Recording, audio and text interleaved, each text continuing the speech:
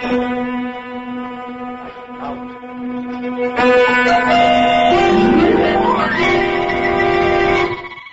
clicked. It clicks. It clicked. What clicked? The Eversharp Schick Injector Razor, made by Eversharp, manufacturers of Eversharp Schick Injector Razors and Blades, and famous Eversharp Precision Writing Instruments. Hideous things come out of the darkness to prowl the tortured earth. Evil hands stretch forth to seize. Evil eyes are watching. Unholy voices whisper and quarrel in the fearful silence. Death stalks. Loathsome, horrible death. Dare you put out your lights and listen to Boris Karloff in a story of horror in the deepening darkness? Dare you listen to... Lights out! I'm glad you brought up the question of ethics, Ed. Sometimes I think science is too ethical. Stands in the way of research. I don't know, David. Take your work, for example. It's wonderful, but you have to be very cautious. I think working with monkeys is about as far as you should go right now. Oh, but Ed, David is past that stage. Why not show Ed the one you worked on today, darling? If you'd like to see it, Ed, it's right in the lab. Yes, I would. I saw it last night after you injected the poison. I'll get it, David. Thank you, dear. It's in the second cage. Ruth's a wonderful girl, David. Must be a big help to you in your work. Don't know what I'd do without her. But if she ever gets too interested in pure science, I'm going to lock her out of the lab and just make her go back to being a wife. How do you find time for a wife? Now, look here. All you practicing surgeons think the research man is a machine. Not me, Ed. Ruth means more to me than all the discoveries I might make. Her happiness is all I live and work for. Well, I can't say that I blame you. She's a very charming person. Here he is. Same one you saw last night, Ed. Stone dead.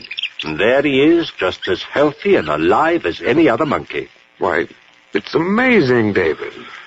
Naturally, I've followed all the experiments along this line, but you seem to have progressed much farther. David can't go any farther with animals. He's ready for the next step. And he can do it. Well, I'm all for research, David. But you have a moral obligation in this sort of thing. How do you know it'll work with human beings? Oh, you're a surgeon yourself, Ed. You know that human beings are animals just like all the subjects I've used. I know it'll work. Well, knowing it won't get you far with society. You'll have to submit proof. I know that, and I've tried every way I can think of to get a human being to demonstrate on. He's tried insane asylums, penitentiaries, everywhere. No one will listen to me. Well, in a way, you can't blame him. Even to me, with my training, the idea seems, well, blasphemous. My dear Ed, you can't stop scientific progress because of a so-called moral concept. Besides, what could be less blasphemous than to triumph over death? I'm sorry, but I can't see it that way. I wouldn't want to try it on me. When I'm dead, I want to stay dead. Oh, that's foolish, Ed. Well, if I die first, I want David to use me for a subject. Ruth. Don't look so startled, Ed. She's always been my strongest supporter, but I'm not going to use her as a subject. I like her too well as a wife. Still, it gives me the shivers to hear you talk that way, Ruth. Well, why? I've seen David's work grow to where the technique is perfect. Before long, his experiments will be recognized by the whole medical world. And if I can help him achieve that goal, I'm willing to do anything. Living or dead. I mean it.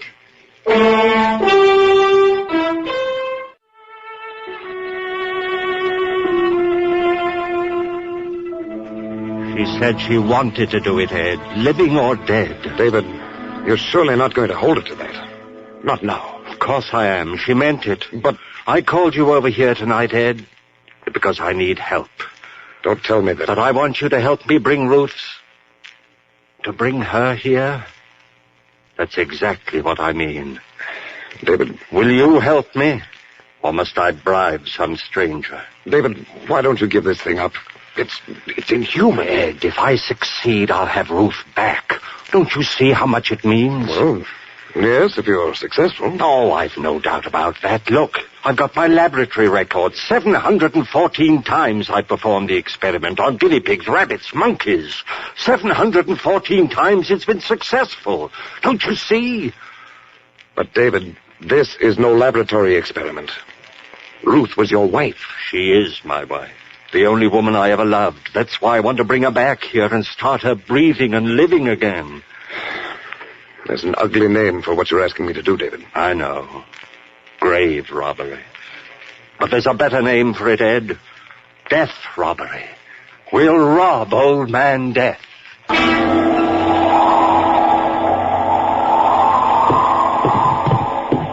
Kick the door shut. On the operating table. I must say you're completely equipped. It's surgery just as well as a lab. Everything we need is here. There. Well, it's done. Not yet. You mean you want me to stay? Ed, listen. Ever since Ruth, well, I guess I've leaned on you for everything. I won't ask you to stay, but I do need you. Just a little longer. All right, David. I'll stay. Ruth will be the first to thank you when we succeed. David, I'll always doubt this until I see Ruth living, breathing, smiling again. It won't be long, just a matter of 15 or 20 minutes. If nothing happens. What will you do if your operation doesn't work? Then you'll have just one more job to do as my friend. And that? Will be to bury both of us. Oh, now look, David. If Ruth isn't alive again within a few minutes, I'll have lost her forever. And I'll have proved that my whole life's work is useless. I'll have reason enough to use any of a dozen tricks that any good surgeon knows. End the whole business. Oh, but don't look so horrified, Ed. We won't fail. Let's begin. I should remind you once more, David, that you're usurping powers that belong to God Almighty. I like to think that Providence has wisely held back the knowledge of things like this until we knew how to use them, and I know how. Hand me that large beaker. All right. I'm not going to back out on you, David. What shall I do? Do. You'll work as you haven't worked in surgery before. Thank heavens I've got your skill on my side. Now then, first strap the spigometer on her arm. I just happened to think of something. Keep moving. This is all a matter of timing. Yeah, but, David... Here are your instruments. And I want the incision right here where I'm shaving the hair. Make a small incision just at the fontanelle while I prepare the solution. David, have you considered... Please, work fast. But, Dave, what? She was embalmed, you know. Of course I know that. I've something to replace the blood and counteract the fluid.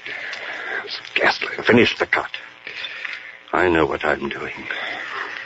Well, that's all for the incision, but after all... Work nice. Now cut away the dura mater. Entirely? Leave the brain exposed? Yes, I'll fix that. I've done it 700-odd times. This is no guinea pig or monkey. Well, I hardly need reminding. Sorry. What's that? A compound I've synthesized myself. What is it? I call it digamma-paradamine. Oh, I know that isn't chemically correct, but it's as close as I can get to it. I knew that something like it must exist.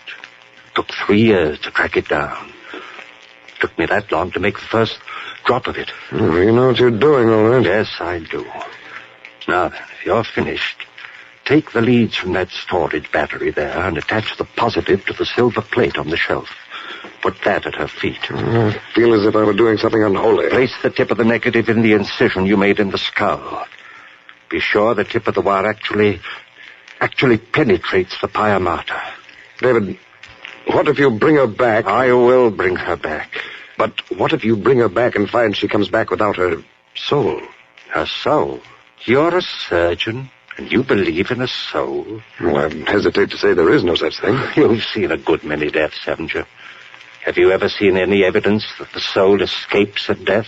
Perhaps I couldn't recognize the evidence. Let's put it this way, then. If there is any soul, it either leaves the body or stays with it at death. Now, no reputable surgeon or physician has ever been able to report the slightest evidence of the soul's having left the body. So, the soul, if there is a soul, must stay with the body, a part of it. I'm ready now, if you've finished. Everything's set. Good. Close that switch then at the battery. Watch the meter and keep the current between plus and minus 5 of 150. There's a rheostat on the edge of the table. All right? All right. Now, I'm going to inject 10 cc's of adrenaline in the brachial artery. Adrenaline? Adrenaline and something else. There. She's beautiful, Ed. Yes. She was. She is. You'll see her in a few minutes, just as she was. I wonder what you'll have to tell us. Nothing. Death is only a transcendental sleep. Do you really believe that, Dick? Oh, well, what's the difference? How's the current? Now, let's see. Let's jump to 180. Good. Bring it back to 150. That's the result of the injection. On a dead body? Let's say suspended animation. There are still a few things in surgery you don't know, aren't there? I never dreamed of a reaction like that. I'll show you more. Help me swing this lamp over here. But let the ammeter go. It'll hold steady for a minute now. But it might jump again. No, it won't. I've been all through this before. The reactions are exactly the same as the others. And this lamp? X-rays? No, it's a modification of the cathode ray. And just another of my developments. I call these theta rays. Why do you call them that? Well, most rays are named for the first few letters in the Greek alphabet. Alpha, beta, gamma, and so on. Well, that explains theta. Didn't you say theta? Yes. But theta was called the letter of death by the ancient Greeks. Oh, that's right. It was the first letter in the word thanatos. Death. I see. A theta without death. Maybe I was too sentimental. Maybe. At least human for once. Let's not argue. Here goes the ray. Now, quickly, the solution. Inject it? No, pump it. I built this pump especially for it. There's the pump switch, Ed. Here? Yeah. Turn it on and watch the ammeter. Okay. It's jumping. How far? 155. Let it go. 160. 170. Hold it there. It'll stay there now. Listen carefully. Yes. As soon as I turn off the pump, I want spigmo readings. But there won't be any blood pressure. Wait and see. Give me a reading each time I ask for it and take them carefully. Are you ready? This is fantastic. I'm ready. Okay. Reading. Systolic 0. Diastolic 0. That's all right. It'll take a few seconds. Now. 40. My God. Diastolic. Hurry. 0. Aortic valve is still open. I'll turn off the ray. Reading. 48. Over 42. David, not yet. Now the stopwatch. 7 seconds after I say go, I want the systolic. Now you have it? Right. Ready. Now, go.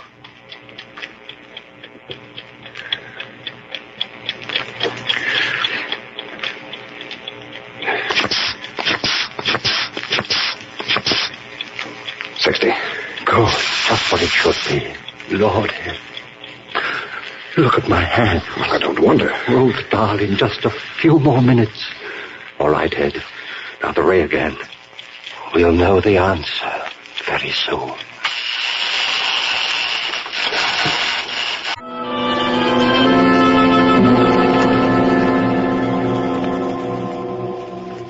How long do you use the ray this time, David? Not long. Give me a reading. 70. Diastolic. 68. Now. David, 118. 76. Close. Now.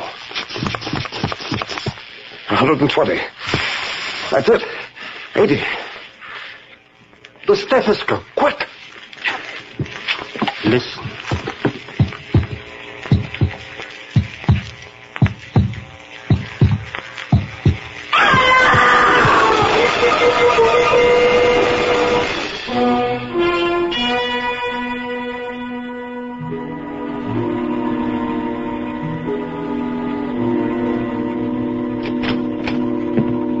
Still asleep? Yes, almost a coma. She's all right otherwise? As far as I can tell, the respiration's normal, pulse just a tiny bit fast, and the reflex is slow, but apparently all right. David, I I feel I must apologize to you. Apologize? Why? Well, for doubting you, I suppose. You'll learn to believe me. I'm very calm in the face of all this. Do you realize that you've performed a miracle? Miracle? I brought my wife back to me, as I promised her. It's an unholy thing, but we've conquered death. Is that unholy? we have conquered death. May God forgive us. She'll only wake now. How long has she been asleep? Let me see. 11 hours. Hasn't spoken at all? Not since that first scream, when she fell asleep. Have you given her anything? Just a few drops of brandy. Have you tried to wake her? No, but I think I'll try now. Oh, wait a minute before you do. Why? Well, I hate to keep harping on this business about a soul, David. I realize this is no place for a philosophic discussion, but I can't help wondering why Ruth screamed when she first came back to life. I think there's a logical explanation. After all, it must have been a physical shock. Well, that's true. It must also be true that there was a great mental shock involved. I think that's why she screamed, and I'm wondering whether there's been a permanent effect on her mind. Or, as I prefer to think of it, her soul. Oh, you're simply borrowing trouble, Ed. I've never seen any sign of permanent damage in my other experiments. Don't forget that Ruth was a human being. Well, there's only one way to find out. I'm going to wake her. You're not afraid? Afraid? Of what? Ruth. Ruth. Wake up, darling. Oh, God. Ruth, dear, it's David speaking. Wake up, dearest. Ruth. Ruth. There, darling. No wonder it scared a poor girl. Ruth, it's David, dear. I kept my promise and you're alive again. Oh, you're all right, honey. It's David. You're... Ruth. David, what's the matter? God is her mind. No, David. Her soul.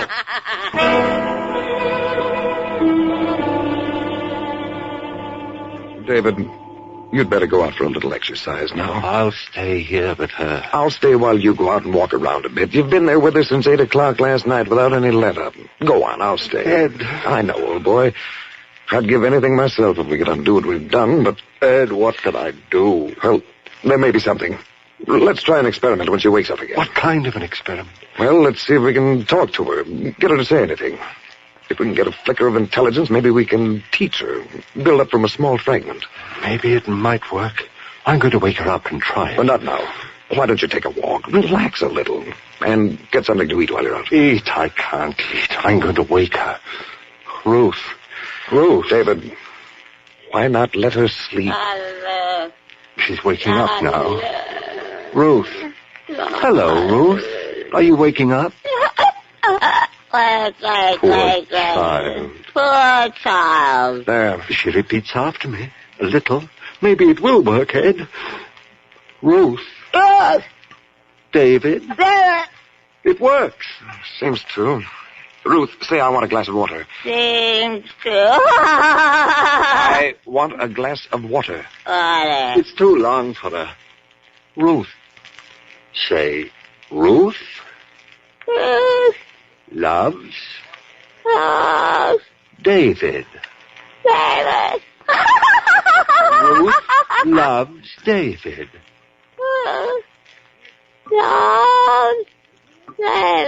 Ruth loves David.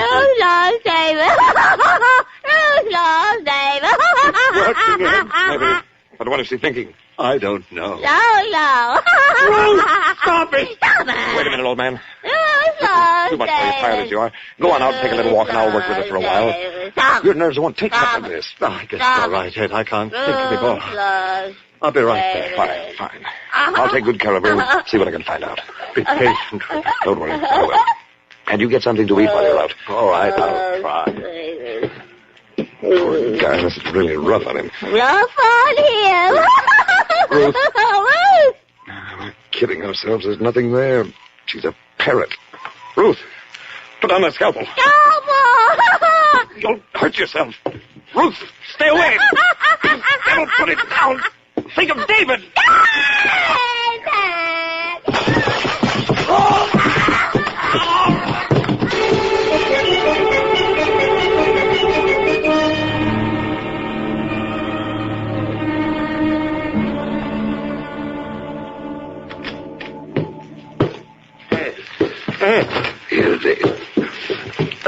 For God's sake, what happened? Ruth. Scalpel. I'll get something and fix you right up. Wait. No use. Now, look. Doctor. Artery. No hope. Ed. All right, Doctor. Your diagnosis is correct. A minute or two left. Ruth hiding. Watch out. No soul. She'll kill you, too. What have I done, Ed? Everything I've done is wrong. Oh, wonderful technique, Doctor. Congratulations. Ed. Ruth.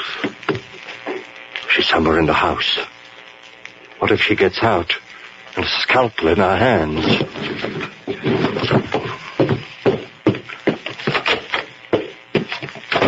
There's been enough damage. Ruth! Ruth! Basement. I'd better take a gun.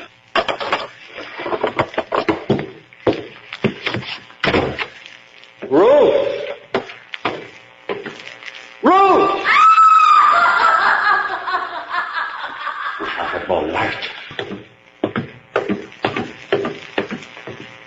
Ruth!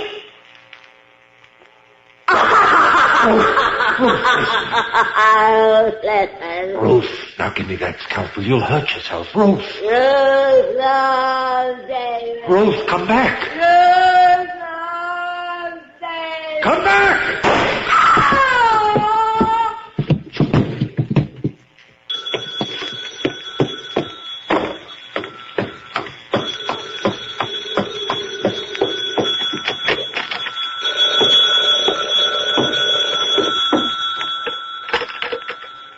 Hello? Yes? Oh. Hello, Doctor. Well, I've been busy in the lab. No, there's nothing new. Just an experiment. No. Like so many experiments, it just didn't work out.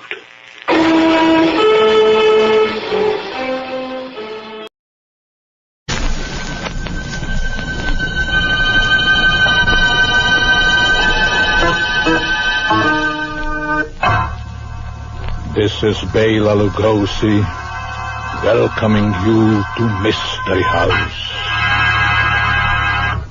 Mystery House, starring Bela Lugosi.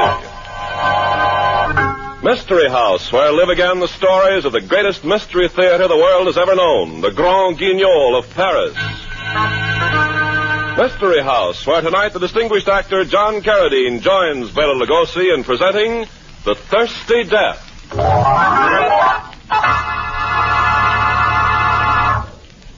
Good evening, folks. This is Ken Carpenter. If I sound a little nervous, it's not really my fault. I'm usually a pretty steady guy, calm as anyone, but, well, this is asking too much. Bela Lugosi alone is enough to scare you. John Carradine isn't exactly soothing to your nerves, but put them together in a story set in darkest Africa with mad dogs howling in the background and, well, find out for yourself.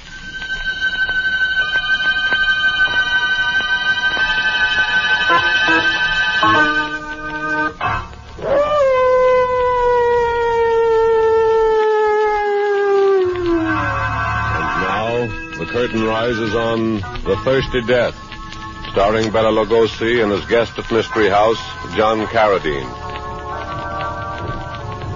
Do you hear those native drums? You know what they're saying? Eve Plazant does. That is why her heart is pounding to the mounting cadence of those ceaseless drums. That's why she's hurrying faster, hurrying through the North African forest in the oppressive heat of this humid afternoon. And that is why Mollard, her native houseboy, follows unwillingly, his eyes rolling fearfully in their wide sockets. Mollard, faster. Walk faster. Missus, please, better we go by. Don't talk such nonsense. But, Missus, thirsty death walks. All around us is thirsty death. You hear, Missus? Do you hear? Stop gibbering like a frightened child. Nenny, we've gone too far to turn back now. We're almost halfway to the village. No, better we go back. Better we... go back. Marlon, don't leave me here alone. Marlon!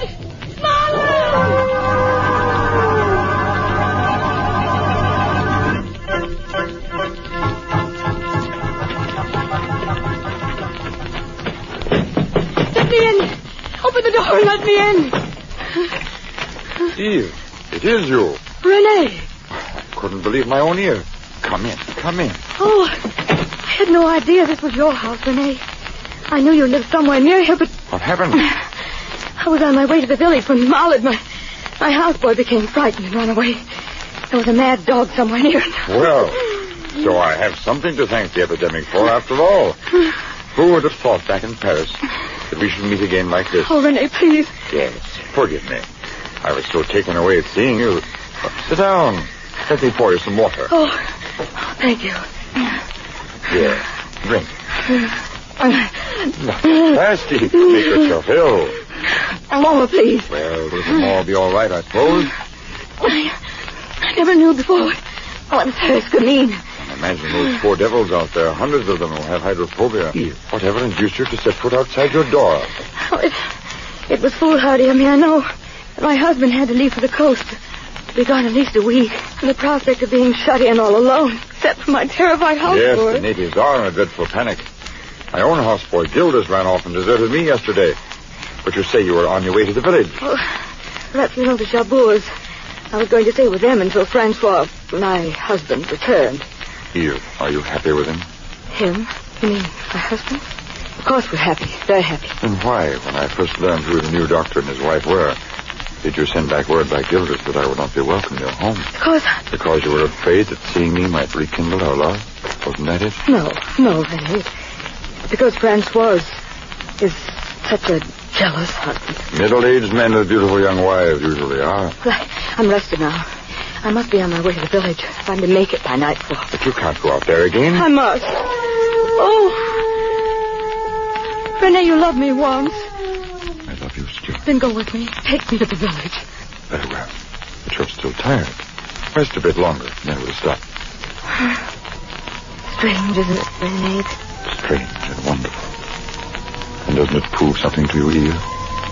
When you sent me away back there in Paris, because your parents wished you to marry this Dr. Plassant, I chose the farthest, most inaccessible, most uncivilized spot I could think of. Yet here I am, too.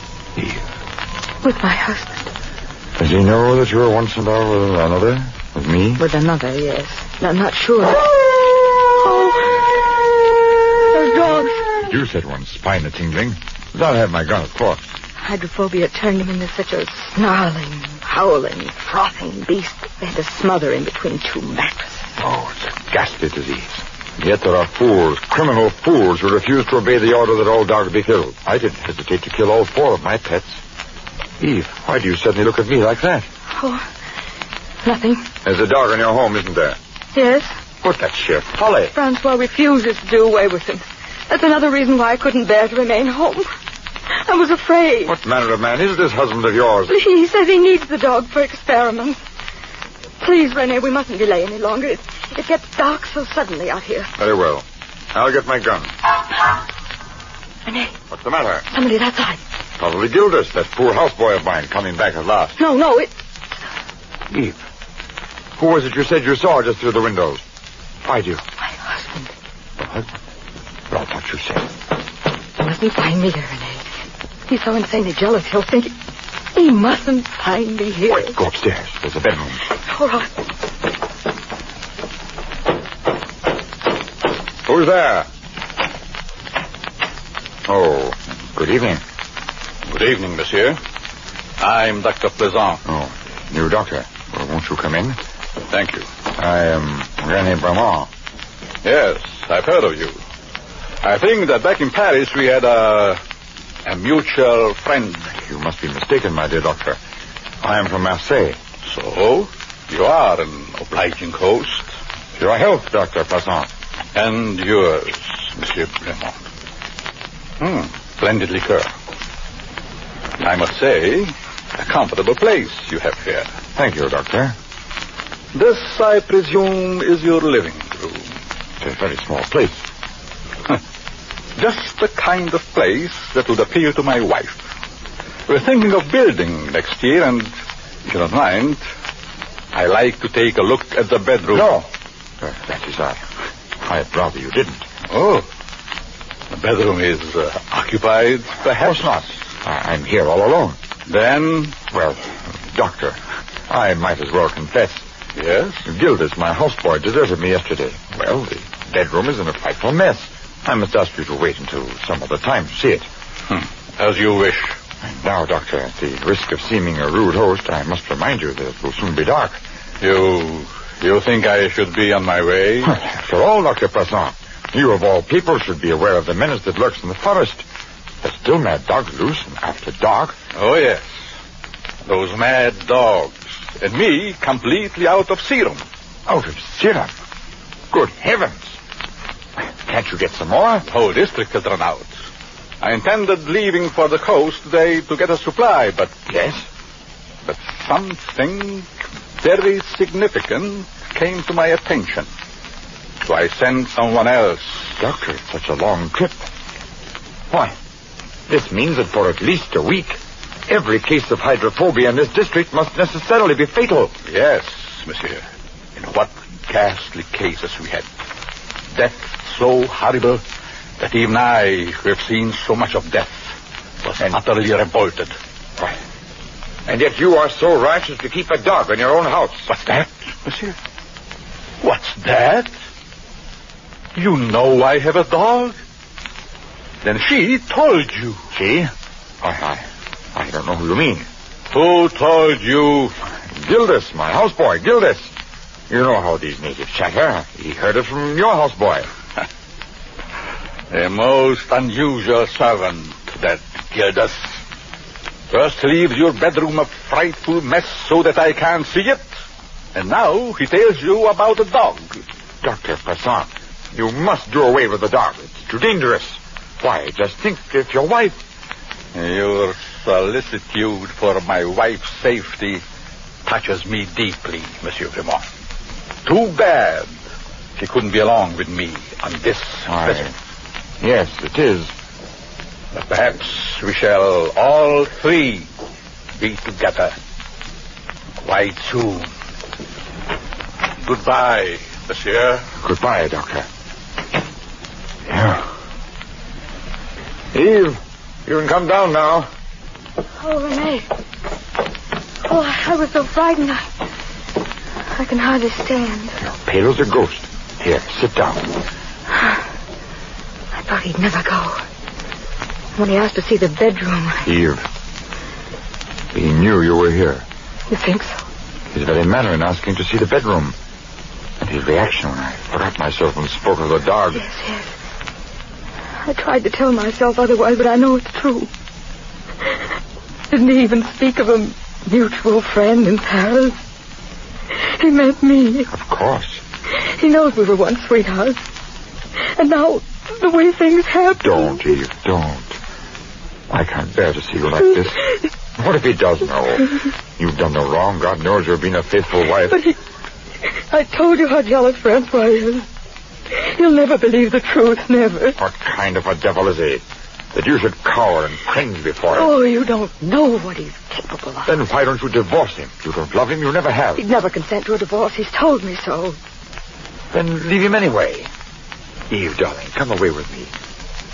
Come away to the other end of the earth. I'll make you happy, I swear I will. Everything they once hoped and dreamed together. Oh, Renee, don't, please. You're only making me feel worse. As long as I'm his wife, I couldn't. Yes. I suppose I knew that. Look, night is closed in already. We've got... Eve, what's the matter? If I hadn't caught you then, you'd have fallen. Oh, it's just nerves. I'll be all right. We've got to start for the village at once, Renee. But you're in no condition to ever make it here. Do you realize how far it is? Yes, but Those mad dogs prowling in the blackness of the forest? I can't stay here. Why not? You can have the bedroom upstairs. I'll sleep down here on the couch. Do you think he'd ever believe that? Listen, I have an idea. Why didn't I think of it before? Some friends of mine, an elderly couple, have a place down by the river. I'll take you there at dawn. They'll say you were here. You were there all the time. You really think they will? Positive, and Eve. We were probably wrong about your husband knowing you were here. We just imagined things. Everything's going to turn out all right.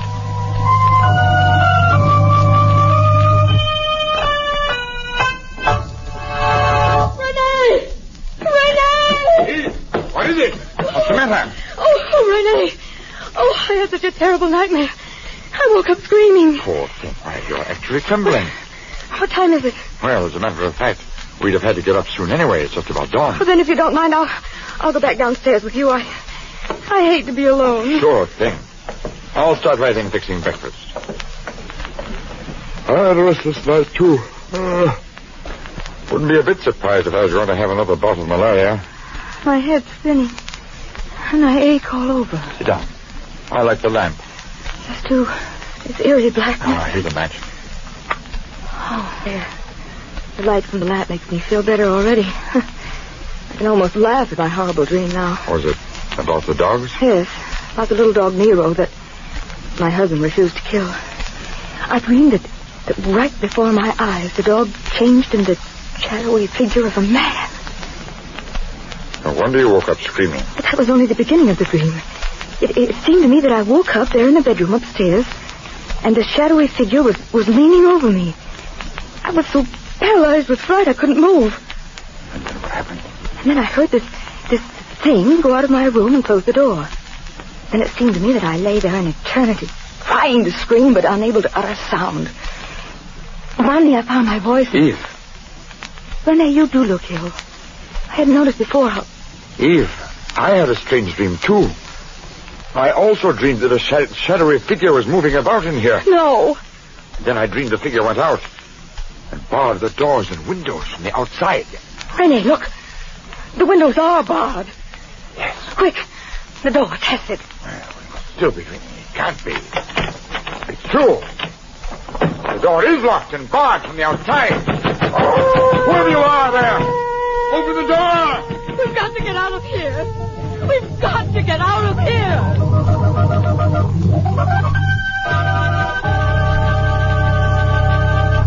Well, I hope you're not frightened yet, because this isn't anything. Wait till you hear Bela Lugosi and John Carradine in the second act of The Thirsty Death. And wait till you hear those howling dogs.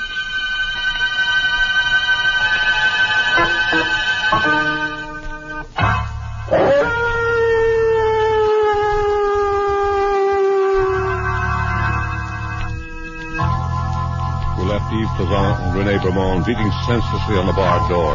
The barred door which keeps them prisoners there in Monsieur Bremont's lodge, remote in the North African forest.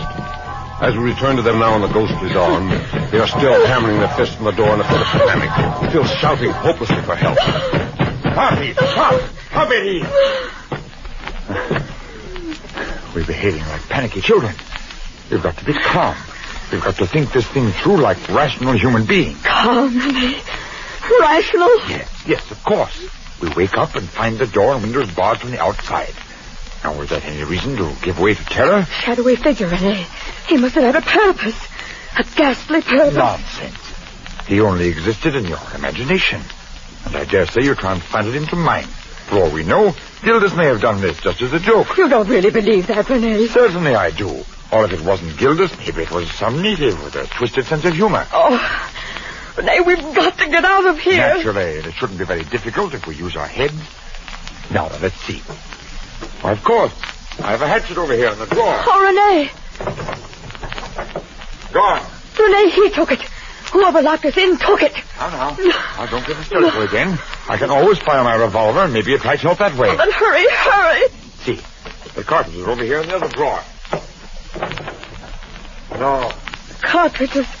They're gone, too. Yes. They're gone, too. Renee, the door.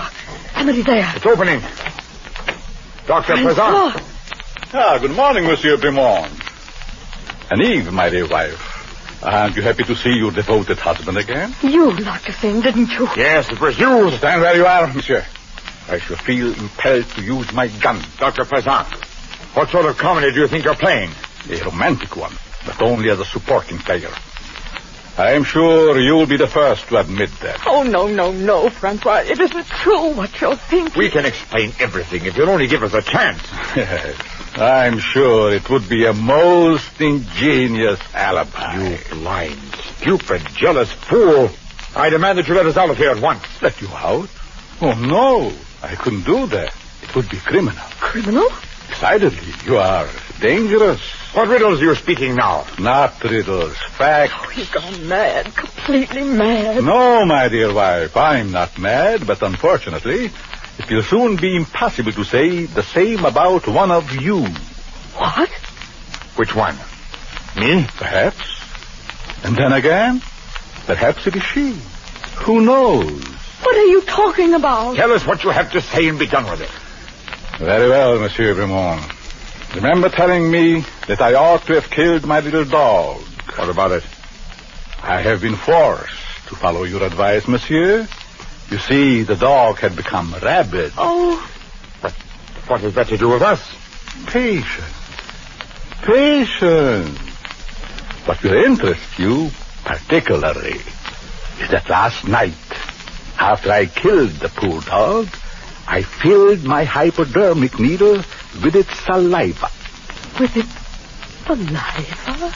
Yes, its saliva, brimming with hydrophobia. And then I came back here. Came back all the way to the forest. I came back with my hypodermic needle. And it was really you. You that I saw leaning over my bed. And then you injected the needle into me. You monster! You infected us both. No, not both. Just one of you. Don't you remember my saying? Oh, which one? Which one did you infect? Was it me? Or me, in the name of heaven, man. Very soon you'll find out. For very soon, the one who is infected will begin to feel symptoms. Look, they're quite unmistakable, I assure you. First, just a general feeling of sickness, steadily growing worse. And I'm the one. I woke up feeling ill. And what about me? I thought it was malaria. Next will come that awful crucifying thirst. And then the final stage. The transformation into a snarling, frothing, howling beast that will bite and tear and stand back, Beaumont, or I shoot. Dr. Prezant, by all that is holy, I swear that we are innocent. Oh, yes, Francois, yes. Have you no mercy? I have only advice. There in the drawer, where you failed to find the hatchet, I left a knife. A knife?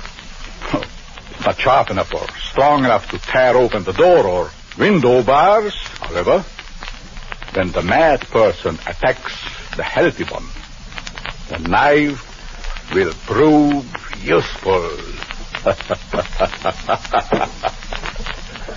Goodbye.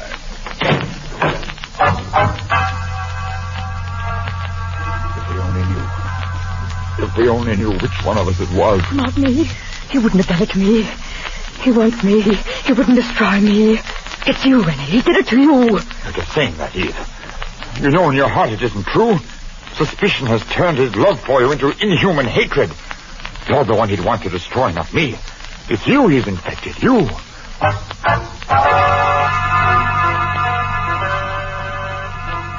First, just a general feeling of sickness, steadily growing worse. General feeling of sickness, steadily growing worse. What he said. What's that you're saying, Eve? Renee, there's no longer any doubt about it. It was me that he infected. No. It was me. Just as he said, the symptoms are unmistakable. Why should I lie to myself or you any longer? I'm the victim. You're sure, Renee? You're positive? Would to God that I weren't. General feeling of sickness.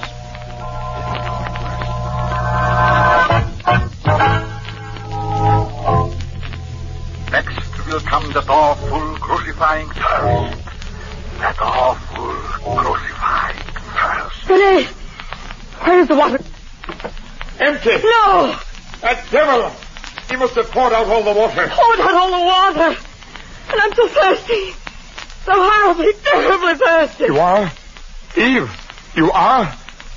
Then you must be the one. Water! Water, get me water. Got to have water. Then, final stage. The transformation of the snarling, frothing, growling beast that will... Why do you stand there looking at me, Renee? Water! I've got to have water. There's nothing I can do, Eve. Nothing. You've got to do something.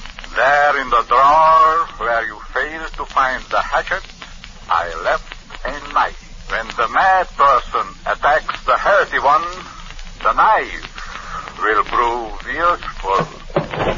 Renee! What are you doing in that drawer? Why, Put down that knife, Renee. Put it away. Put it away. Do you hear?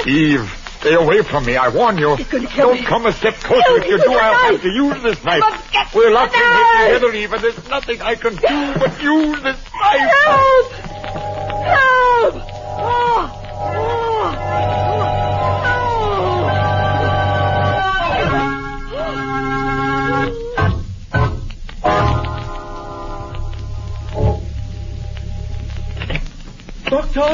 Doctor, see, I come back. Yes, my lad. You come back. Mrs., where is she? I think she is. The home was Monsieur Bremont, where you took her. Monsieur Bremont? No, Doctor. Molly not take Mrs. anywhere. Molly get scared of dogs. Run away and leave Mrs. all alone in forest. Come back now to say very sorry. Don't lie to me. You took her to Monsieur Bremont yesterday. Just as you had probably taken her many times before. No. Tell me, my lad, No. how much did she pay you for keeping her secret? Secret? What secret you talk about? Don't taunt me about it. You lied, devil. Oh, It won't do any good. I found her with Monsieur Bremont. who is Monsieur Bremont? Molly not know. If you say that once more, I'll flood you. Huh? The game is up. I caught her with her lover and... Molly not know what you talk. Yesterday, Mrs. said go without the village. On way, dog come. Molly run. Leave Mrs. behind. Now, come back to say very sorry. A very clever story, Oh, Molly. yeah. And who knows? Yeah. I might have been fool enough to believe it, if not for this. Oh, you get letter. Yes, a letter. Last night, while visiting Monsieur Vermont's lodge, I found it in a drawer hidden under a box of cartridges. It's in her own handwriting. Doctor, what letter say? I couldn't bear to read what my wife wrote to her lover. I haven't read it. But I will now. I'll read it now. Mrs. very good to Molly.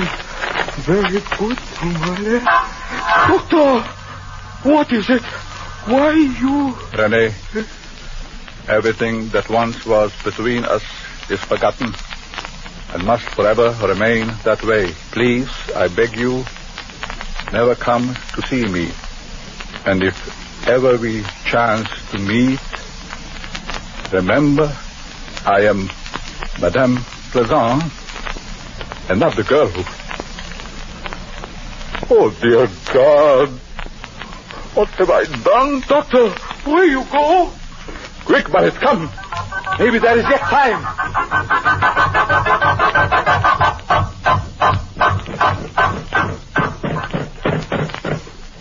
Let me out, for God's sake. Let me out of here. Yes. Quick, Barret. Help me get the door open. Mrs.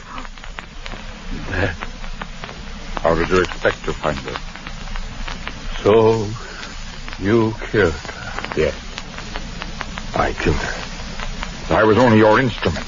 You gave her that monstrous disease. Eve. Look at her now. Your wife. Your beautiful young wife. You and your hypodermic needle. You made her into a frothing, howling, biting... Listen to me. It's true that the blood is on my soul. She was not a victim of hydrophobia. All that about that hypodermic needle, I made it up. Neither you nor my wife was touched.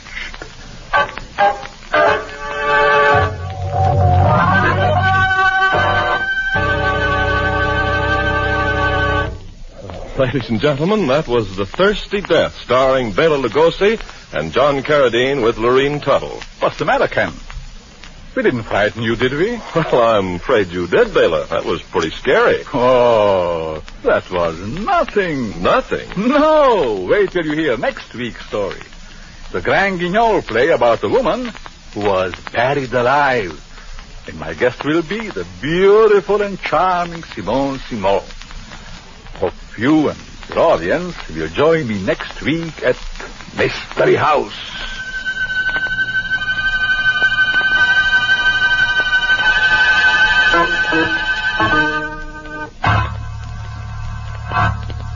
Bela Lugosi is currently being starred in a series of Mystery House pictures at Universal Studios. Tired of the everyday routine? Ever dream of a life of romantic adventure? Want to get away from it all? We offer you Escape.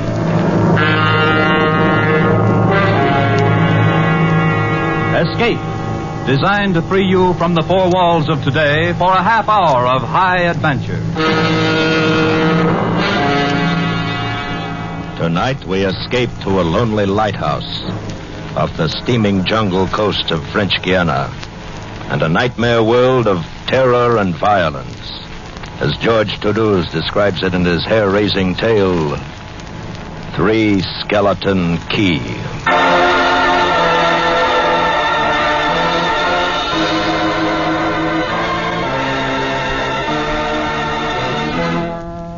Picture this place. A gray tapering cylinder, welded by iron rods and concrete to the key itself. A bare black rock, 150 feet long, maybe 40 wide. That's at low tide. At high tide, just the light, rising 110 feet straight up out of the ocean. And all about it, the churning water. Gray-green, scum-dappled, warm as soup, and swarming with gigantic bat-like devilfish, great violet schools of Portuguese man-o-war, and, yes, sharks. The big ones, the 15-footers. And as if this wasn't enough, there was a hot, dank, rotten-smelling wind that came at us day and night off the jungle swamps of the mainland. A wind that smelled like death. Set in the base of the light was a watertight bronze door. And in you went, and up. Yes, up, and round, past the tanks of oil and the coils of rope, cases of wicks, racks of lanterns, sacks of spuds, and cartons and cans, and up, round and round. Over the light storeroom was the food storeroom. And over the food storeroom was the bunk room where the three of us slept. And over the bunk room was the living and cooking room. And over the living and cooking room was the light.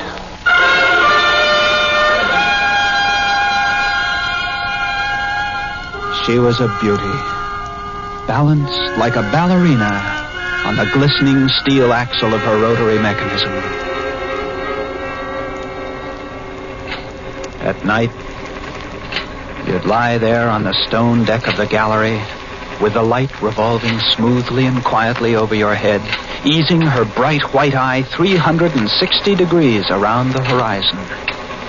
You'd lie there watching to see that the feeders kept working, that everything ran right. And it wouldn't be bad. The other two fellows snoring in their sacks 2 levels down. You'd smoke your pipe to kill the stink of the wind, and it wouldn't be bad.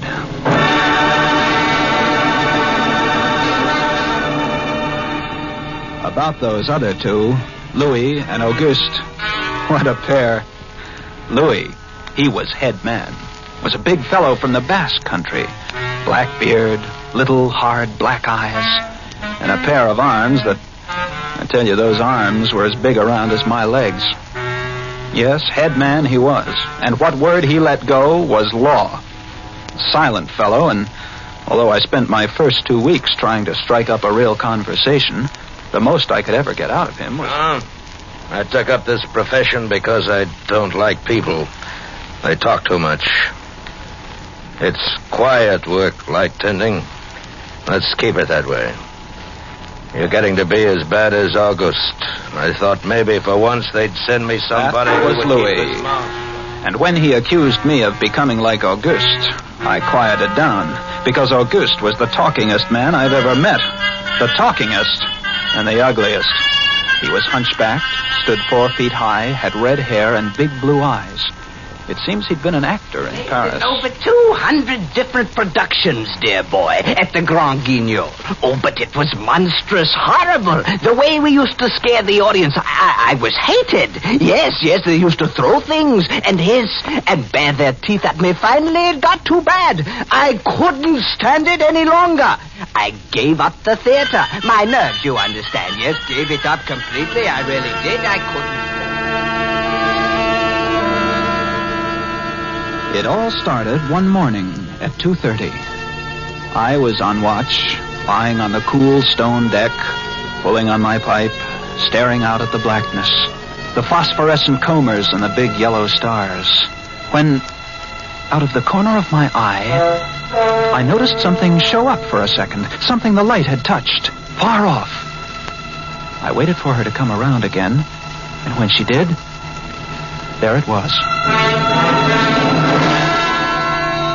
A three-master, a big one, about a half-mile off, and coming down out of the north-northwest, coming straight for us.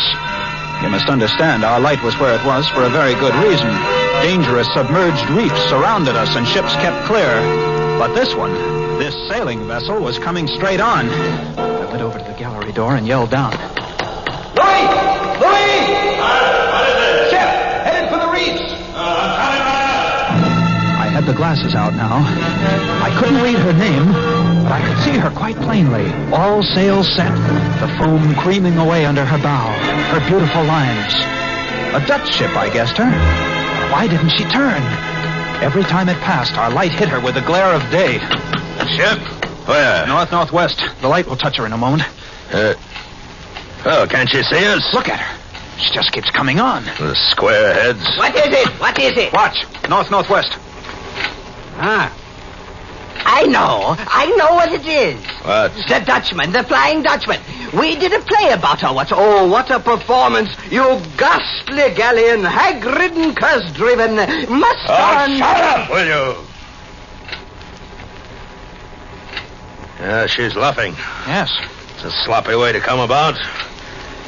She's derelict, that's it. Derelict? Abandoned. Crew left her for some reason or another. But instead of sinking, she's gone on, running before every wind. She'll not run long. Not with these reefs to break her up. A beautiful ship. Now, why would men leave a beautiful ship like that? She didn't ram us, although we all expected it. But as we waited for the crash, she luffed again, caught some odd gust, and went about. We watched her the rest of those black hours, heeling and rocking, pushed and pulled by every stray wind, every freak current. Watched her until the dawn came, till the sea turned from black to pearly gray. And on she came again, heading for us. We all had our glasses trained on her now. August, you can kill the lights. Right, Chief. She doesn't look so good by daylight. Think she'll ground this time? I say, do you think she'll ground this time? This is impossible. Absolutely impossible. What? Here, take my glasses. They're better than yours. All right. What is it, you're... I had to focus. And then my breath froze in my throat. The decks were swarming with a dark brown carpet, that looked like a gigantic fungus, but undulating. And on the masts and yards, the guys and all, were hundreds, no thousands, no I don't know. An inestimable number of tremendous rats.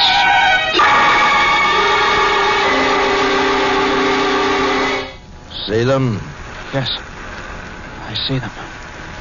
Now we know why she's derelict. Yes, now we know. What are you two doing? Here, give me a look. Yes, give him the glasses. Take a good look, chatterbox. Give you something to talk about. She's still heading for us. Yes. If she's going to turn, she'd better turn soon. Suppose she doesn't. You mean suppose she piles up on the quay? It's low tide. Yes, it is. Well, where's all the conversation, August? Huh? Here, you want the glasses again? You want another look? No. She's still coming on. Go away. Turn, will you? Turn, I say! I pray you turn.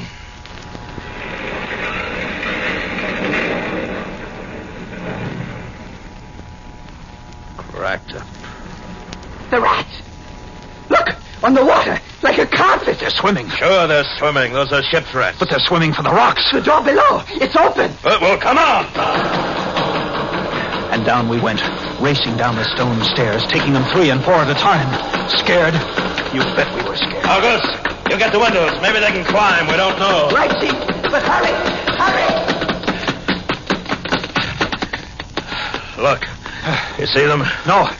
Oh, yes, I do. Up at the other end of the rock. Look at them. Millions. They smell us. Here they come. Oh, close the door. I can't. It's stuck. Here, let me. Move, you. Made it. Holy, that was close. One got in. Look, there. Well, get him. Watch it. Catch him. What a brute. He was as big as a tomcat, bigger. And his eyes were wild and red, his teeth long and sharp and yellow. He went for us, starving, ravenous. And we fought him, fought that one rat all over the room. It was, oh, believe me, I don't exaggerate. It was like fighting a panther. I got it. We'd better get aloft. As we ran up the winding staircase, we passed the tiny windows of the various levels, and at every one was a thick, wriggling, screaming curtain of brown fur. I was ahead of Louis, and I dreaded each successive level. Suppose they had found a way in. Look at them. Oh, will you look at them? It's a nightmare. Will you look at them? The air of the gallery was thick and fetid with the stink of them. The light was dim, brown, filtered through the crawling mass that swarmed over the glass, all about us. We couldn't see the sky. Nothing but them. Their red eyes, their claws, their wriggling, hairy snouts, and their teeth. The rats. They screamed and howled and threw themselves against the glass. They were starving. And we 3, we stood very quietly. Oh, very, very quietly. In the center of the glass room. Under our beautiful light. And we waited. What can we do? What can we do, Chief? Take it easy. Take it easy. I can't. I just can't. It won't do any good to stand here and shake. That's right. Go away. Go away, do you hear me? Go away this instant. They won't go away. Not until... Please, you, Chief. Not until... What? Not until they've been fed.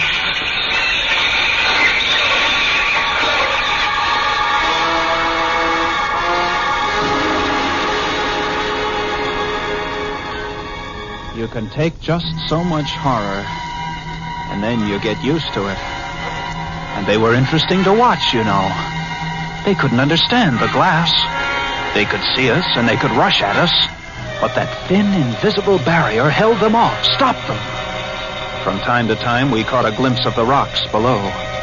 More rats down there, swarming brown velvet in the bright tropical sunlight. And Then the tide began to rise.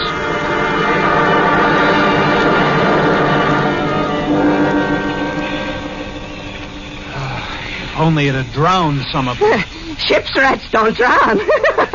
No, sir. You can't drown one of them.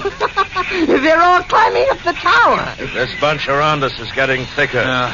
Say, what's the time? 6:15. You've got first watch, Sean. Right. Wake me at 10. I will. Come along, August. It was getting dark. One side of the room was lit a soft, filtered red. Sunset through the rats. Oh, very pretty. I set the wicks, checked my fuel, and then lit the lamp. It caught them, lit them in their gigantic wriggling web of pale, hairless bellies, twitching red tails, bright eyes. And then I started the rotary motor. The light drove them mad. As she swung slowly and smoothly about, she blinded them in the fierce stabbing bar of light, moving continually about, ever turning, never touching, ever moving around and around. And they, twitching and shuddering, eyes flaming when they were struck by the light, the bright light moving. And behind, on the dark side of the room, so close, I dared not turn my back.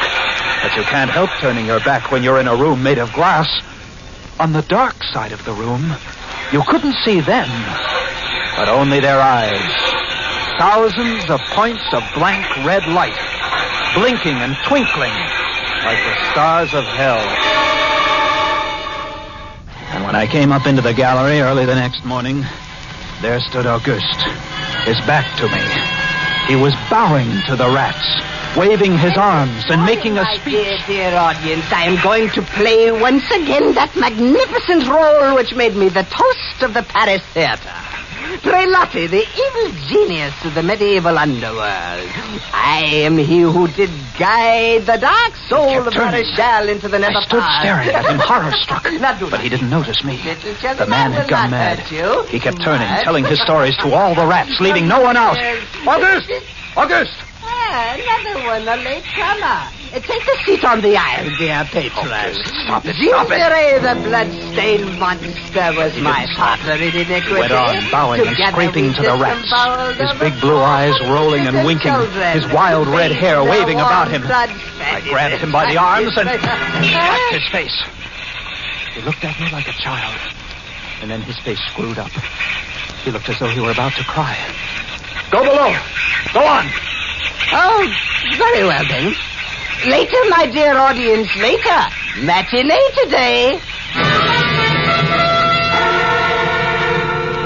Sure, he was crazy. But I guess we all were. A few hours later, he came back up and caught Louis and me teasing the rats. Yes, sounds horrible. It was fun. We would get right up against the glass and make faces at them. It drove them crazy. They would scratch away, trying to get at our eyes. Louis was even cuter about it. He'd pull a piece of bread out of his pocket and press it against the glass. The rats would scramble into a solid ball, biting each other, clustering like grapes. From time to time, a whole knot of them would slip and fall the 110 feet to the surf below. Look at the sharks. They're eating them. Those sharks are our friends. Here, I'll get another bunch together. Here, my beauties. That's it. Pile up. Kill each other, huh? There they go. Auguste joined in, too. Very ingenious, Auguste. He learned that if he spread-eagled himself against the glass, they'd bunch and bundle against his figure. Then he'd leap back. Look! My portrait in rats!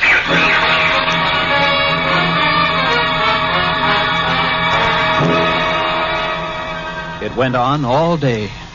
And then I was lying in bed. It was about midnight. I was very tired, and I was just beginning to fall off to sleep when I became conscious of a new sound. I couldn't figure it at first. I got up, lit the lamp, and went to the window.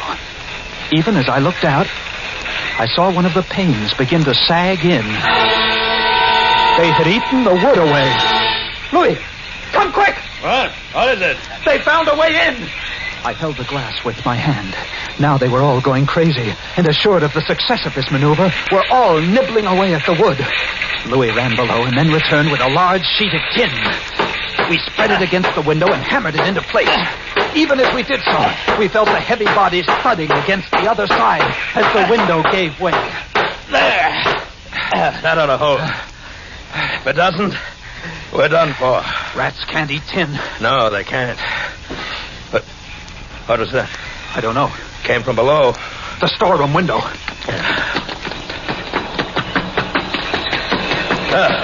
They're in. They're swarming up the stairs. Drop the trap. Right. Yeah. What? Two of them got in. Let's go after them. We didn't have to go after them. They came at us. I leaped to one side and grabbed a marlin spike, swung, and smashed one in midair. No! I whirled to see Louis with the other. It had ripped his hand open and the blood was pouring out. He held his hand aloft and kicked at the snarling rat. I stepped and swung and got him. Oh, my hands! He got my hand. That's both of them, Louis. I'll get you something to tie that up. Blood! Look at it, my blood, I'm bleeding. Don't worry about it, Louis. Here. I'll wind this kerchief around it. It'll be okay. Blood. There. That's not bad. Just the flesh. And then I became conscious of a new sound. They were gnawing their way through the wooden trapdoor. I watched the wood, fascinated. And even as I did, it began to give way. And a bristling, whiskery nose showed through. Louis! We've got to go up!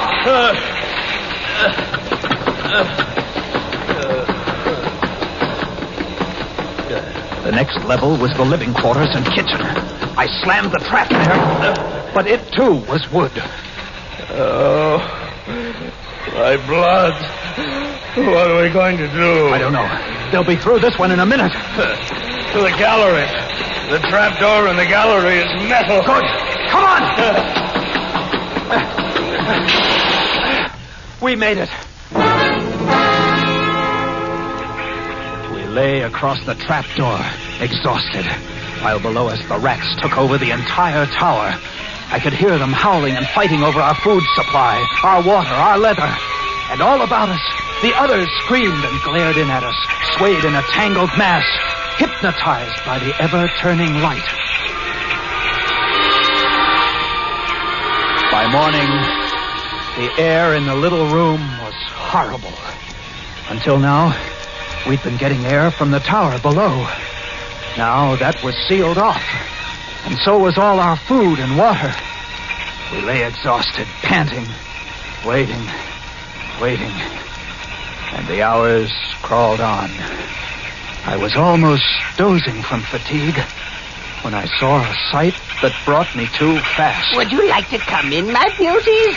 Would you? I hold the powers of life and death, and I can let you in, you know. Auguste was standing by the glass, and in one hand he held a big wrench. He was tapping the glass gently, not quite hard enough to break it. I eased myself to my feet, and slowly, very slowly, tiptoed toward him. All I have to do is tap just a little harder and... I found a coil of wire in the toolkit, and I trussed him up, fastened him to a stanchion in the center of the room. Louis was of no help. He lay on his side, looking at his bloody hand, weak and sick as a baby. So there I was, a lunatic and a coward for company. And all about, watching our little drama, the rats.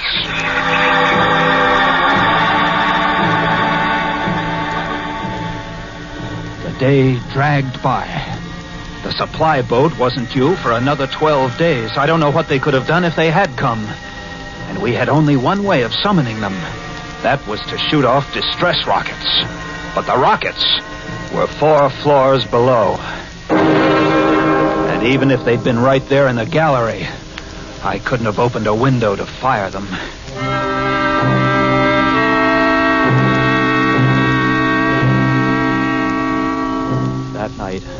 I tended the light, but its flame was devouring our oxygen.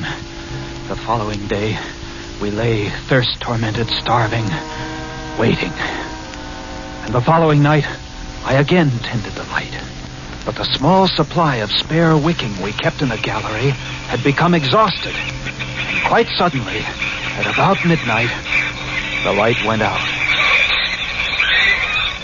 There was nothing I could do. Wicks were stored 3 levels below. Nothing I could do. Nothing. From time to time, I'd strike a match to see the clock. And when I did, it lit up the million red eyes about us. All about. Watching. Waiting. Below, it had grown quiet. They'd cleaned us out, and now they, too, were waiting. All waiting. And then, the rats, quite suddenly, were silent. And then I heard it.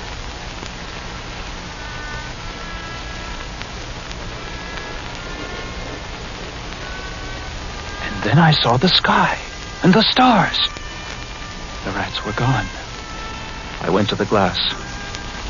Out there on the water, a small freighter, a banana boat, showing a few lights, came softly and innocently towards us. Our light was out. They didn't know. I wanted to open the windows, to call out to them, to warn them somehow. But I was afraid. What if the rats were hiding from me, tricking me? So I waited.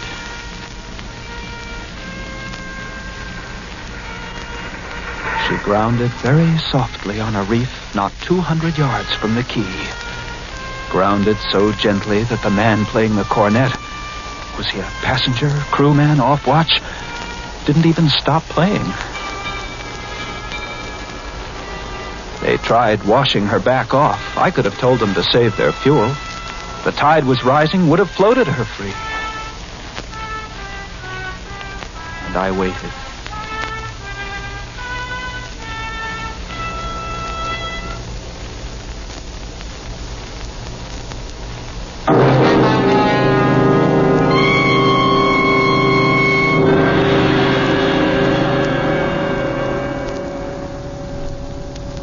That's all. That's the story. The sun came up, and there wasn't a rat on the whole quay. Every last one of that terrible army had left us, gone back to sea on their new ship. Auguste, insane asylum. He never recovered. And Louis, they took him into Cayenne, where he died of blood poisoning from his bite. Yes, that's the whole of it. And if you'll excuse me now, I must go set my traps. No, mouse traps. No rats in this lighthouse. I should say not. Life in the lights isn't bad. But sometimes, when I see a strange vessel approaching, I get a little nervous. Sure. Somewhere on the seas, there's a little banana boat without a crew. That is, without a human crew.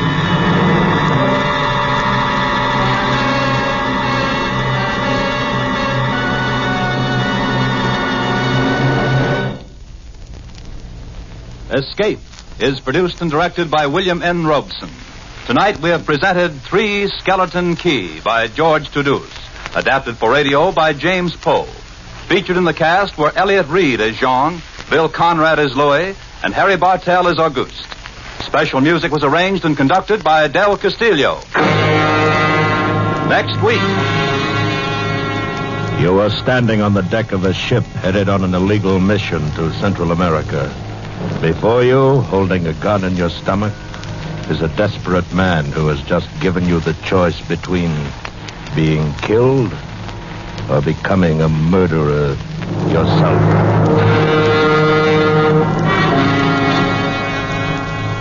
Next week, we escape with John and Gwen Bagney's exciting tale of a murderous trio of gun runners in Central America, Maracas. Goodbye, then, until the same time next week, when once again we offer you Escape.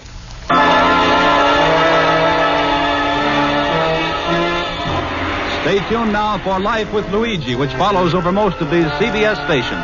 This is CBS, the Columbia Broadcasting System. Tired of the everyday routine? Ever dream of a life of romantic adventure? Want to get away from it all? We offer you Escape. Escape, designed to free you from the four walls of today for a half hour of high adventure. Escape, brought to you by the Richfield Oil Corporation of New York and the independent marketers of Richfield gasolines, motor oils, and other petroleum products. Look for the Richfield Eagle on the cream and blue pumps.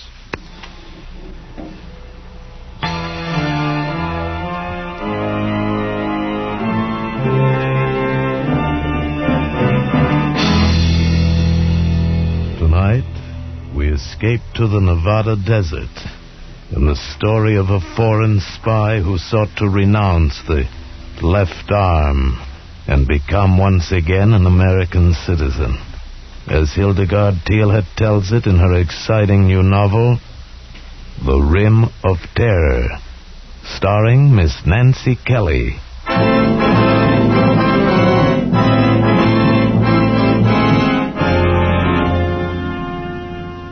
I don't know why I gave him a lift. Even now, with the terror gone like a half-remembered nightmare, I can't be sure why I stopped the big Bentley convertible on that lonely road in Nevada and gave him a lift. Maybe because he looked so bedraggled standing there hatless in the rain by the side of the road. Maybe because he smiled grimly, almost with a sneer that was a challenge. I don't know. Anyway, I slammed on the brakes and he walked slowly up to the car. Torkel, my big Chinook, stiffened on the seat beside me. Quiet, Torkel. So you've decided I don't look like too much of a risk? Not at all. Please get in. You look very wet. As a matter of fact, I am very wet. Backseat, Torkel. Torkel, is it? How are you, Torkel? He's quite a dog. I bet he could easily kill a man. Oh, he's really quite well behaved, and he wouldn't attack without orders. You have made yourself quite clear.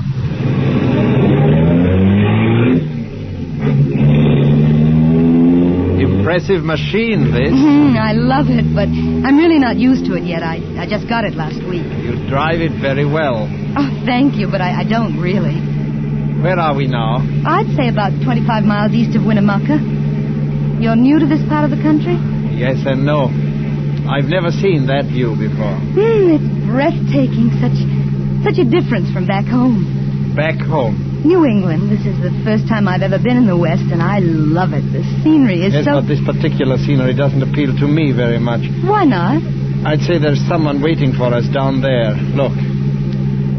I looked. And far below on the valley floor was a fork in the road and an abandoned building. Near it was a black speck that looked like a wagon and two smaller black specks that moved. Men, no doubt, though from here they looked like ants. I'd suggest slowing down. Not much, though. I expect they're watching us through field glasses. Who? Let me out here. What? This cut hides us from them. Stop the car. I'm sorry our ride together must end so soon. Don't be afraid. Have your dog sit in the front seat and keep him there until you're safe in Winnemucca. I don't understand. You know what a roadblock is? A roadblock? Are the police after you? Not the police of this country. Just tell them you have not seen me and they'll pass you on all right. Goodbye. Thank you.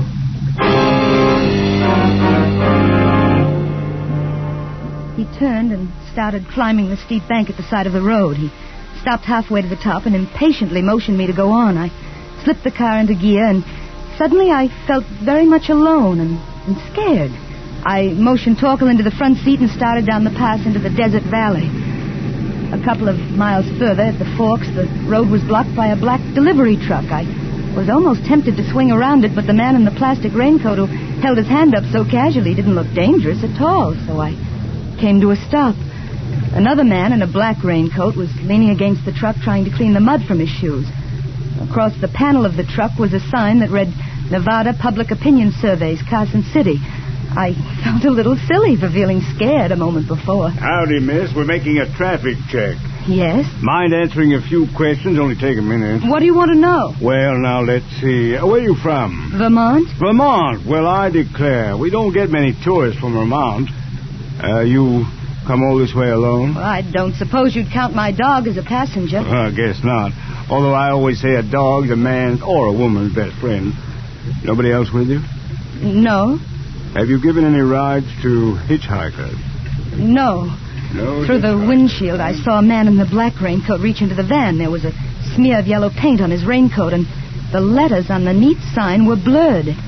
It had been freshly painted, and the paint had rubbed off when he leaned against the sign a moment ago. Even if you've given somebody just a short ride, we have to put it down. It's for the statistical average. I'm sorry, but I've lost too much time already. I can't answer any more of your questions.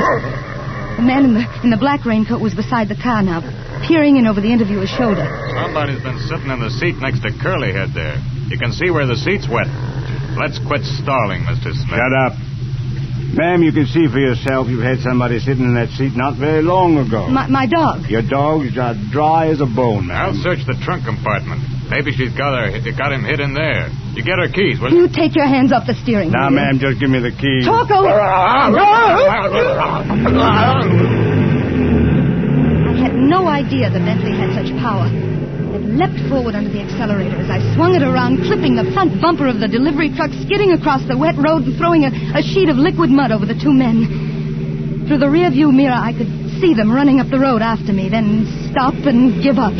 I shifted into fourth and headed back up the mountain at 80 miles an hour. And then, as I rounded a curve, there he was again, my passenger, laboriously clambering down the bank at the side of the road. He waved to me when he heard the car. And again, I don't know why I stopped. Maybe it was the painful way he was limping. Maybe because his figure looked so tiny and alone in all that vastness. Maybe it was because I remembered the cruel blue eyes of the red-haired interviewer glowering balefully behind his thick glasses. Anyway, again, I stopped. Backseat, Torkel. Get in. I'm driving back to the main highway. I can take you into town that way. I would not have hailed you, only I twisted my ankle up there. Oh, I'm sorry. I was watching from the hill. What happened down there? Lose your nerve? I'm afraid I did. After they saw the damp mark your suit had made and the man reached for the ignition keys, I guess I lost my nerve. Where was the third man? There wasn't one. He must have been hiding. Was one of them red-headed with glasses? Yes. The other one called him Mr. Smith. What's this all about? Who are they? Who are you? I suppose I do owe you some kind of an explanation. My driver's license and army discharge say I am Peter Whittlesey of Elko, Nevada. But they're very excellent forgeries. Forgeries? Oh, yes. You see, I am, or rather, was a spy. What? Yes, I landed in San Francisco 3 days ago in the crew of a little Greek freighter. Mr. Smith met me. His assignment was to get me from my ship to my new job. Where? Los Alamos, New Mexico? Naturally. I ducked him last night. Why are you stopping? Get out. How far can I walk on this foot? Please, just get out. When you picked me up, I was on my way to the police to give myself up. It's my only way to get away from them. You must believe me. It sounds like a bad movie. Now get out. What about that bullet hole? What bullet hole? In the windshield. Oh, I didn't see it before.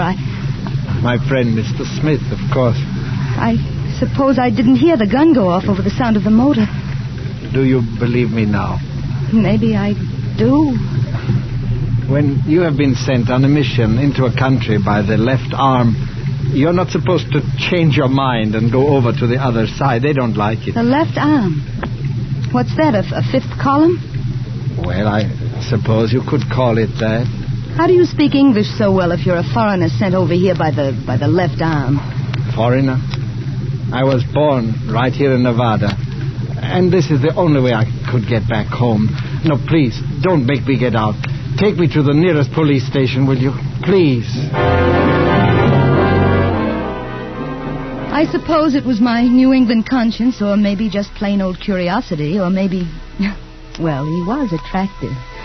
And on the twisting downgrade into Winnemucca, I learned his story, how he'd been born in Nevada of Central European immigrant parents, how he'd been taken back to their homeland when he was 11, how he'd fought the Germans with the partisans, and after the war had been educated as an undercover agent by the left arm, how he'd passed every test and resisted every temptation his teachers offered in his one desire to return home to America.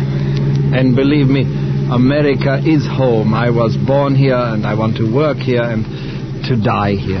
Do you think the police will believe you? I don't know. Do you? I want to, but it's a pretty wild yarn. It's true. Every word of it. I know it is. I feel it is. Thank you. And now, tell me a little bit about you, a poor little rich girl. Well, don't let this beautiful car fool you. It's the only extravagance I've ever indulged in my life. Well, I must say, when you decide to be extravagant, you don't do it by halves.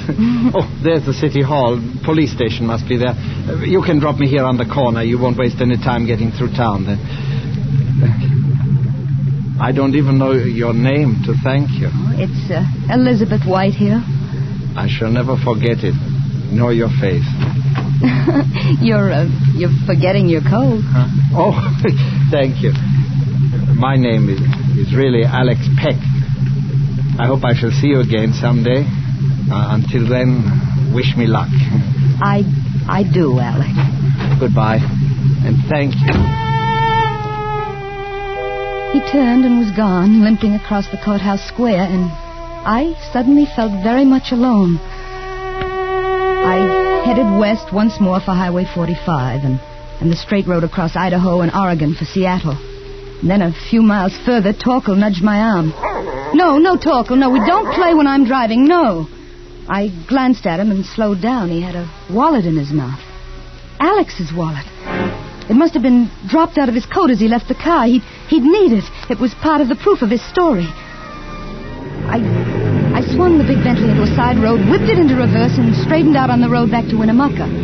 I let the car out. 80, 90, 100, 105 on one straight stretch, and then down to a cautious 55 as I entered the town limits until I pulled up before the police station in the basement of the courthouse.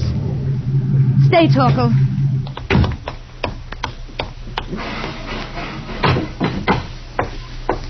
Ma'am? Are you the officer in charge here? I'm Sergeant Helding. I'm looking for Mr. Alexander Peck. I drove him here not more than a half hour ago. Mr. Peck left his papers in my car. I thought he might want them, so I brought them back. Well, he's, gone, ma'am. Gone? Yep. Ma'am, you don't know how lucky you were.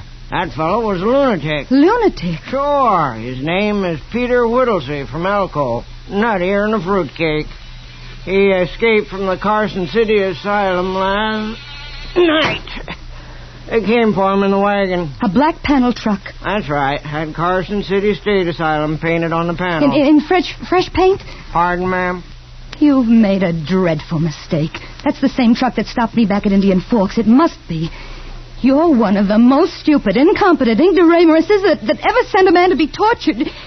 Yes, and perhaps murdered. Now, ma'am, them's mighty hard words. And I mean every one of them. Now, ma'am, let's not have any sass out of you. You're too nice a gal to go around picking up strangers. Just run along now, ma'am. We're pretty busy here. But don't you understand? Understand you're wasting our time. Good day, ma'am. No. Just a minute. What? That's your car over there, that yellow Thunderbolt. Yes? You have any idea how fast you were going when you passed the airport? Why, Well, I'll tell you. I was doing 90 on my motorcycle and you walked right away from me. I got a good mind to throw the book at you.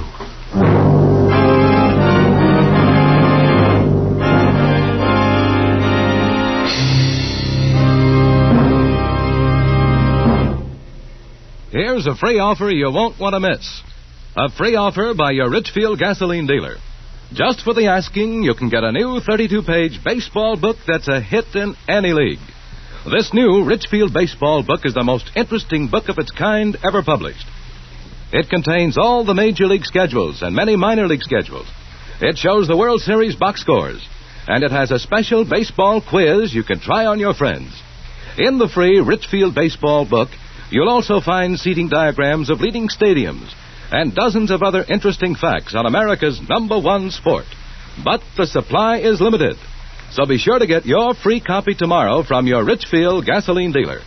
Stop where you see the Richfield Eagle on the cream and blue pumps. Ask for your free copy of the new Richfield baseball book tomorrow.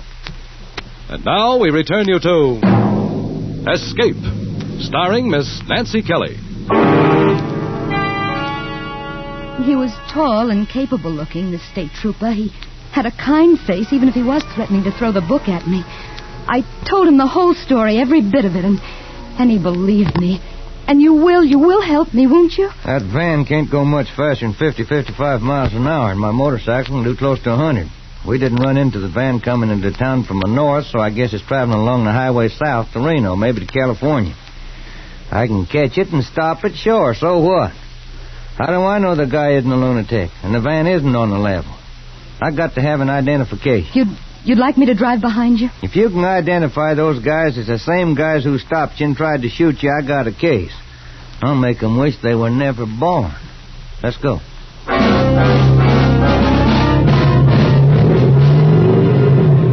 Once outside the city limits, the motorcycle leapt forward. I held the Bentley at 60 until it was a half mile ahead of me, and then I accelerated to keep the distance constant. The tachometer crept up 4,500, 5,000, 6,000 revolutions per minute. The cars we passed were silent blurs, respectfully pulling to one side at the peremptory scream of the motorcycle siren. Then down the shimmering surface of the road, miles ahead of us, appeared a lurching black speck. It was the van. The trooper waved his arm for me to slow down and swung alongside the truck. It was like watching a jerky movie from a great distance. And suddenly, the motorcycle swerved away, and the trooper was firing his gun. The van lurched into the ditch. The motorcycle slithered across the road, threw the officer onto the pavement. The man in the black raincoat stepped down from the van and walked toward the fallen trooper, stopped and fired his gun. And then the trooper raised his arm and fired. The man in the black coat fell forward and caught his balance and then slumped to the ground like a puppet with a broken string. I slipped into gear and drove up to the truck. The man in the black raincoat was lying on his back, staring sightlessly at the sky, a little red hole in his forehead. The trooper was sprawled out on the shoulder of the road, a trickle of blood from his chest soaking into the sand. Another man was slumped against the wheel of the van. They were all dead. And neither of the two men from the truck was Mr. Smith. Neither had pinkish red hair. Mr. Smith wasn't there. Mr. Smith still lived to avenge and pursue. But somebody else in this silent scene of death was alive. Somebody inside the truck, scratching at the bolted door. I unlocked the black doors of the van. And there he was. There, strapped in a straitjacket, was Alex. It was not until I'd untied him and had him safely out of the truck that I became faint. It is all over. This part, at least. There's no reason to shiver and shake. I can't stop. Well, it's shock. Now, let us pick up the pieces. How did you get here? I found your wallet. Go on. Make yourself talk. You dropped it in my car. I thought you'd need it at the police station. Are you well enough to drive that machine of yours? I think so. Where? Well, that depends on what happened to Mr. Smith. Where is he? I thought he was in the truck. No. Have you seen him? And since he stopped the car this morning at Indian Forks? Where do you think he is? I have not the slightest idea, but he's looking for us, you may be sure. We've got to get away from here. All right, I'm ready. Come on. No, wait a minute. What happened to you? He pointed to my jacket. It was splotched with a deep red stain. Blood. No, I don't think so. The cans of paint in the back of the truck. When you untied me, you must have spilled one. Take it off. Why? Do you want people to ask questions? Here, get in. Start the motor. Give me that jacket. What are you going to do? Ditch it. Oh, there's a car coming. Let's go. Good. It's in a dip a couple of miles back. They did not see us. My mother knit that jacket for me. Good. Then you know where you can have it replaced. Where are you headed? We'll drive straight through to Seattle. Seattle's too far. No, now listen. My friend in Seattle, Charles Matthews, he'll know what to do. He has connections, even in Washington. He may not be too willing to help me. Under the circumstances, I could hardly blame him. Charles is bigger than that. I wonder. 2 hours later, we were 120 miles nearer Seattle and filling the gas tank at a lonely motor court set in a clump of scraggly pines. Sure is a thirsty bus. Took 22 gallons. Yes, it was nearly empty. That'll be $5.28. Will you cash a traveler's check? Oh, sure. All right, just a minute. Alec. What? My traveler's checks, they were pinned inside my jacket. The jacket you threw away. We'll have to go back. Do you have any idea what that piece of road will be like now? Half the population of Winnemucca driving out to see where the gun battle occurred? But, Alec, that's all the money I have in the world. You can stop payment on them. You can get your money back. But now, right now, I've only got $1.75. Let me see what I have in my pocket. 2 silver dollars, a lot of chicken feed. Yes, we can make it with $50 to spare. Here you are, madam. Thank you. Come again. But how are we going to get to Seattle on 50 cents? The moment I have not got the slightest idea. Well, this tank full of gasoline won't take us half the way. You could phone your boyfriend, collect, and tell him we are strapped and ask him to wire you some money. I couldn't ask Charles for money. Why not? You wouldn't understand. If you don't want to ask him for money, don't. I'll figure something out. Yeah, like robbing a bank. Maybe. Oh, with your training, that shouldn't be too difficult. Perhaps. I'm sorry. That was unkind of me. Why do you suppose we're bickering like this? I haven't the slightest idea. Haven't you? No. Neither have I.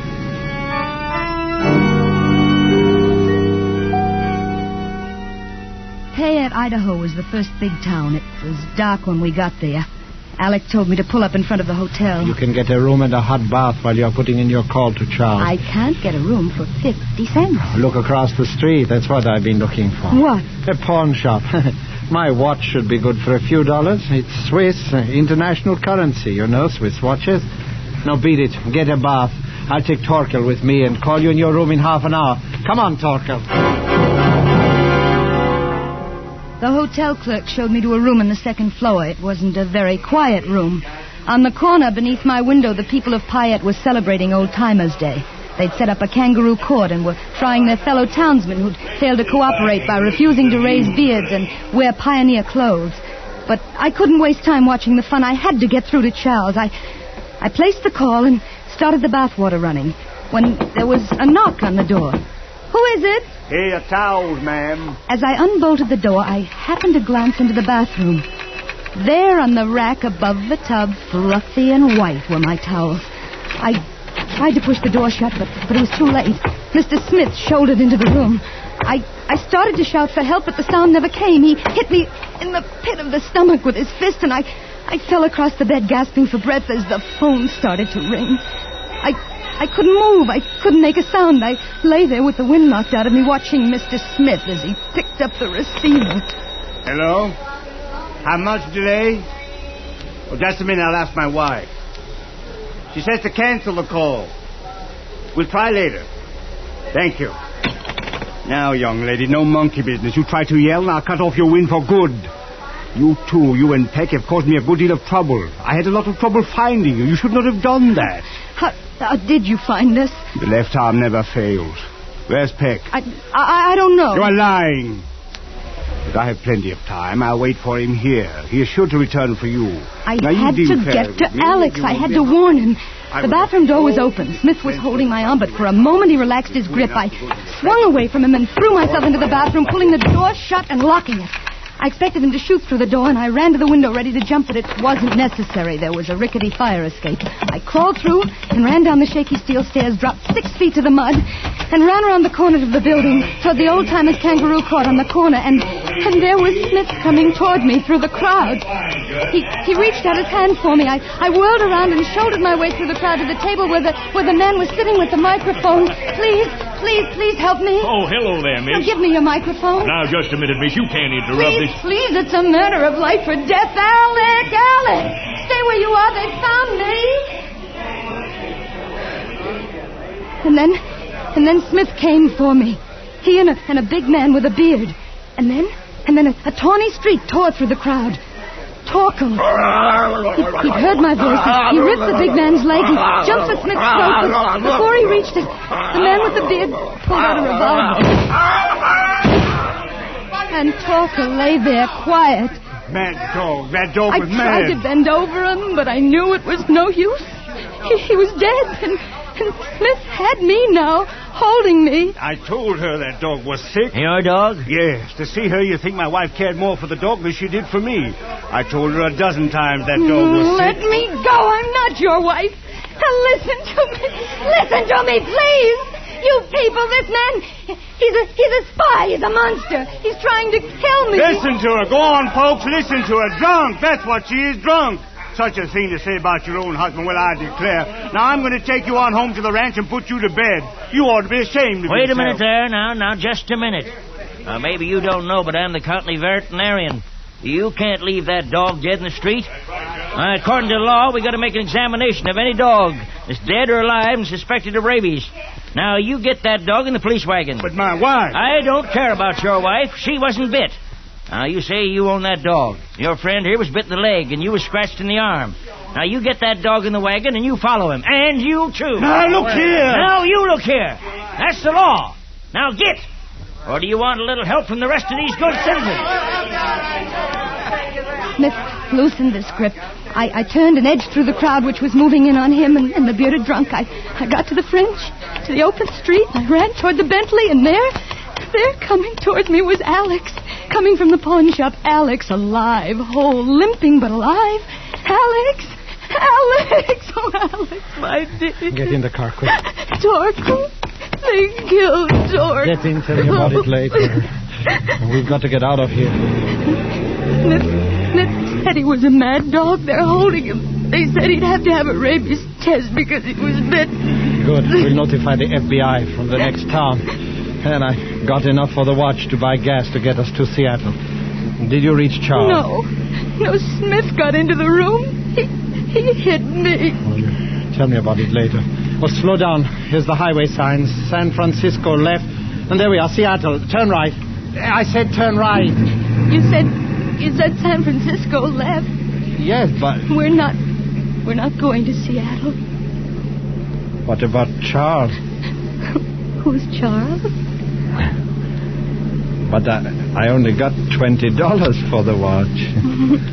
I think I can get a little more for the car in San Francisco. Hey. Go to sleep, darling. You must be worn out. I don't know why I gave him a lift that day, but I'm awfully glad I did.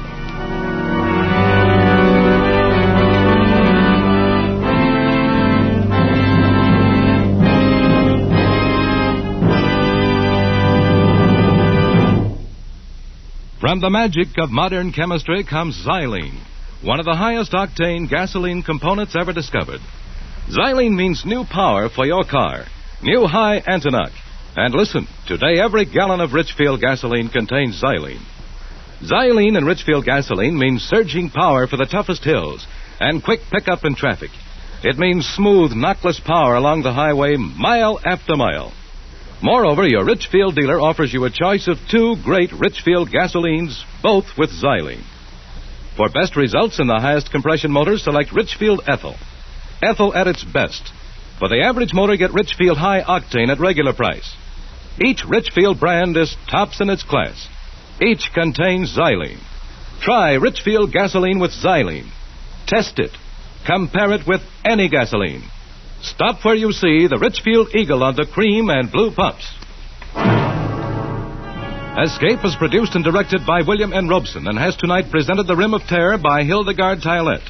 Adapted for radio by Mr. Robeson and starring Miss Nancy Kelly with Hans Conried as Alex. Special music arranged and played by Ivan Ditmars. Next week. You're being haunted through the war-torn ruins of Berlin by a phony music hall mind reader who has stumbled on a secret that can send you to the gallows and from whom there is no escape. The Richfield Oil Corporation of New York invites you to be with us again same time next week when once again we offer you Escape. This is CBS, the Columbia Broadcasting System.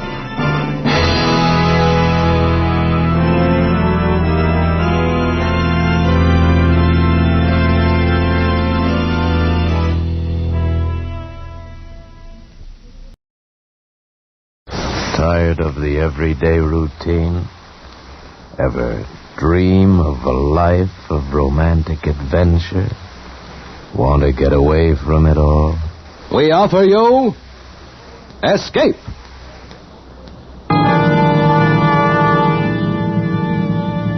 Escape, designed to free you from the four walls of today for a half hour of high adventure. Escape, brought to you by your Richfield gasoline dealer and the Richfield Oil Corporation of New York. Marketers of Richfield gasolines with Xylene, Rich Lube, all-weather motor oil, and other famous petroleum products. Look for the Richfield Eagle on the cream and blue pumps.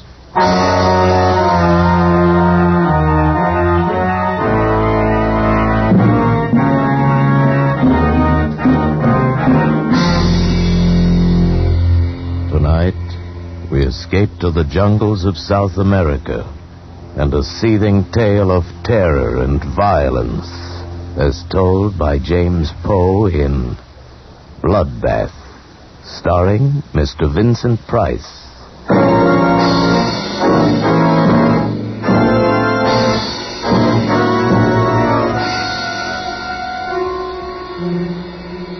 By portaging the rapids and walking the mules in the shallower stretches, we'd managed to get our supplies and equipment more than 1,700 miles up the river.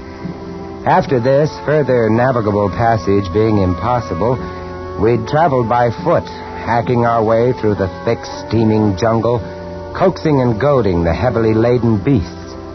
We'd left the jungle and begun the climb. 11 days later, high in the Andes, we found our objective. We set to work, hard work. And then, on a hazy afternoon in late May, we found it. I shall never forget the scene. Below us, the mountains swung down to the jungle which stretched eastward, far as the eye could see. The peaks above us had cut off the setting sun, and the light had a curious violet quality. The dank, chill wind, whispering and gusting, set the sparse timber scrubs to trembling and shuddering, and the mules, disdainful of their 5 strange masters, foraged the cacti and dwarf pine. The instruments were set up and the specimens were at hand, and now, crouched and tense, we leaned forward. How about it, Hess? Wait. The tube's got to warm up. Come on, come on. Wait, will you? I've waited 5 years for this moment. 500, you mean? 5 million. Come on, Hessie. How about it, Hess? Okay, give him the sample, O'Brien. Yeah, here. Come on, baby. Shut up, will you? Here goes. Switch on.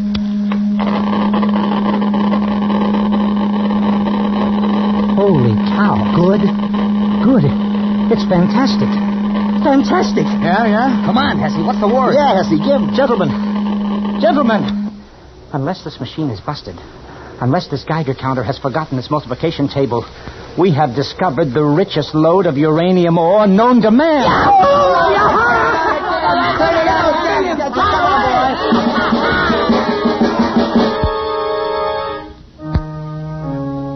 I won't go into the details of how we'd come to locate the ore, because that's a story in itself. Suffice it to say that late in the afternoon of that hazy May day, the 5 of us, gamblers all, came to the end of our rainbow, found our pot of gold. The vein runs all the way up the side of the mountain. Must be worth $1 million. $1 million? $1 billion? $1 trillion. Do you boys realize what we've got here? Sure we do. We've got the world at our feet. Why, the man who gets the strike registered in his name can be a king. Every country in the world is going to come running up to him with trunks full of money and power. You tell him, Hessie. Power? Yeah, we'll make the United States the most powerful nation on earth. Why the United States? Oh, you wouldn't sell to anybody else, would you? I'm a businessman, Harris. You're a fool. No, I'm a businessman. $1 trillion. Oh, gents, we've got the world at our feet, split 5 ways.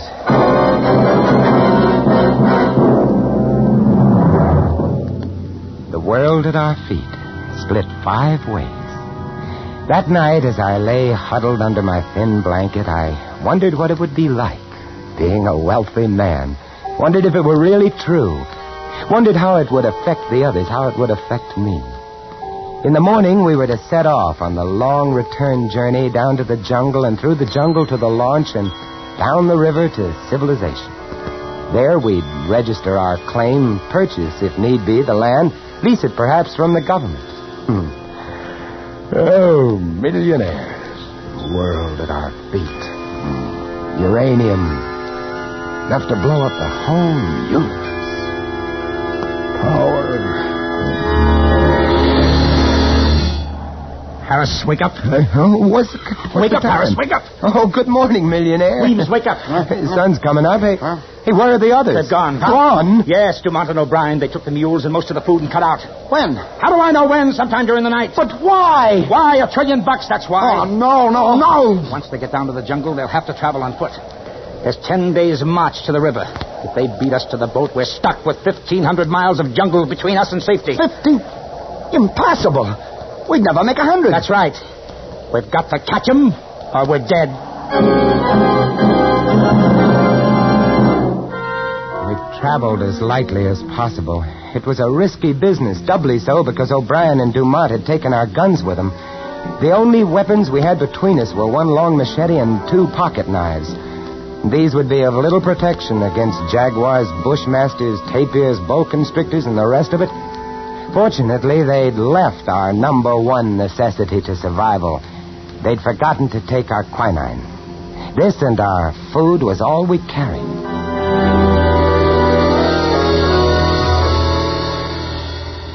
The long descent to the jungle was slow going on foot. It was here that we nearly gave up hope. We moved as fast as we could, but we were no match for men who were riding. But we reached the jungle. Then things took a better turn. Here the thick vines and heavy undergrowth was, we knew, almost an impossible hazard for a riding man.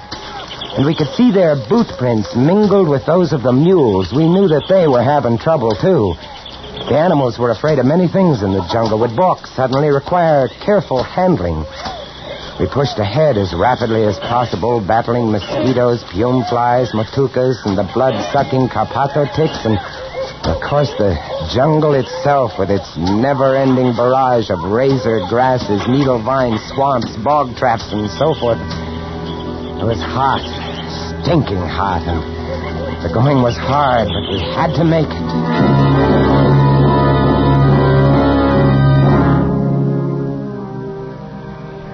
Couldn't travel at night. They'd taken our flashlights. We'd bundle up as best we could, protecting ourselves not from the cold. It was hot and muggy even at dawn, but from the mosquitoes. And as we progressed towards the river area, from the bats. Vampire bats. Ever seen them?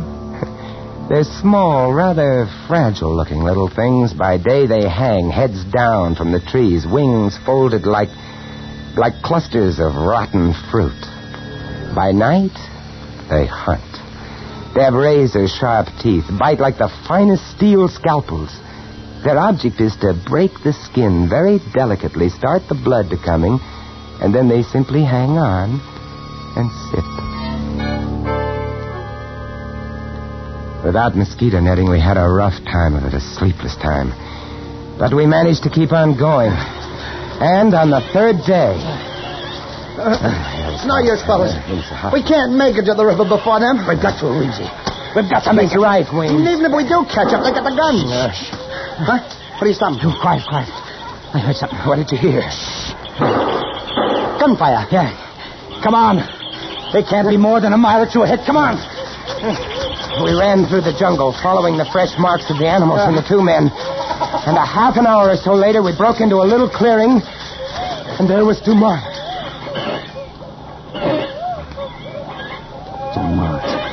He's dead. Shot in the back.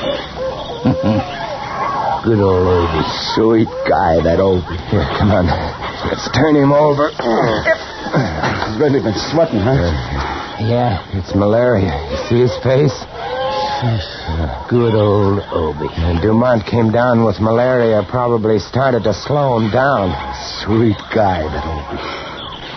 Come on, let's go. Hey, they should have remembered the quinine. I got no sympathy for Juma. You know what'd be nice? What? If that Obi should get malaria now. Yeah. He'd be helpless. He'd ask me for quinine. And I'd throw him a stone. On we went. Now there were no boot marks with the mule tracks. Apparently O'Brien was riding one of the animals. From time to time we'd see a flurry of tracks turned up as though he had to dismount to tug one of the beasts back onto the trail. We followed the tracks for another 2 days, and then on the 6th day, we found one of the mules. How you feeling, boy? Huh? Where's your saddle? He really looks beat. Look at those marks on his flanks. Vampire bats. Yeah. That leaves O'Brien on foot. Yeah. Hey, you hear that? Hey, it's the launch. We're to the river. He's starting the motor. Come on. It wasn't very far, just a few hundred yards, and the path was strewn with O'Brien's discarded supplies. Quite suddenly, we came out of the jungle and onto a narrow white sandbar. The river. And there, not 30 feet away from us, just drifting off into the deep, dark, fast-moving waters, was O'Brien and the launch. O'Brien! I beat you up! Look at him. He's like a skeleton. Obi! Wait for us, Obi! The launch lurched dizzily as it floated downstream. O'Brien was feeble, sweating, possessed. He had the fever, had it bad. Come on, let's go after him. You can't. This is piranha water. Cannibal fish, they'll eat you. Yeah. Hey, Obi! Hey, you know me, Obi! Your old pal Hesse! Hey, what do you say, Obi, huh? Huh? He staggered dizzily about the cockpit, trying to start the engine. He was laughing, and he was so weak that he could barely spin the flywheel to the kicker. Obi! He slipped! Good Lord, he's in the water. The fish, the piranhas. They got it. I ain't gonna look at this. One moment we saw him swimming weakly, his large, fever-ridden eyes turned imploringly toward us, and the next moment he was gone, leaving only a large red churning patch on the water. The piranhas are small, rarely more than 12 or 14 inches long, small fish with large, powerful jaws, teeth like broken glass, and an insatiable, maniacal appetite for flesh. The launch, caught by the deep, fast-moving waters, rocked softly this way and that and moved on downstream. Away. Away around a bend and out of sight.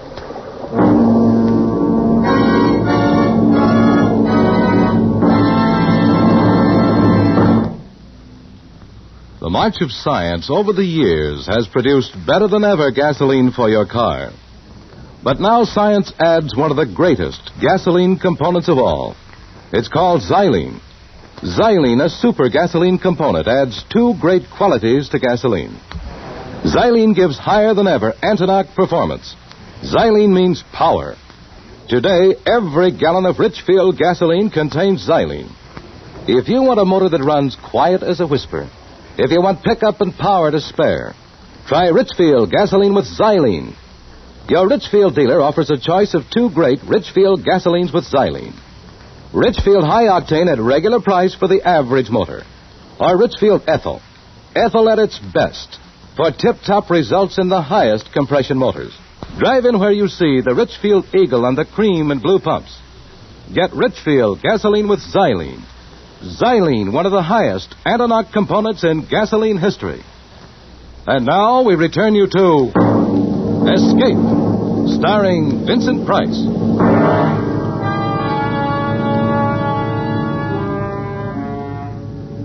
We picked over the supplies O'Brien had left on the shore.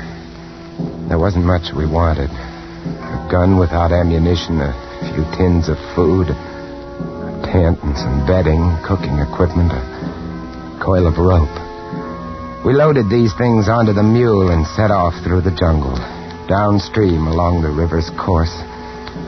1,500 miles to civilization.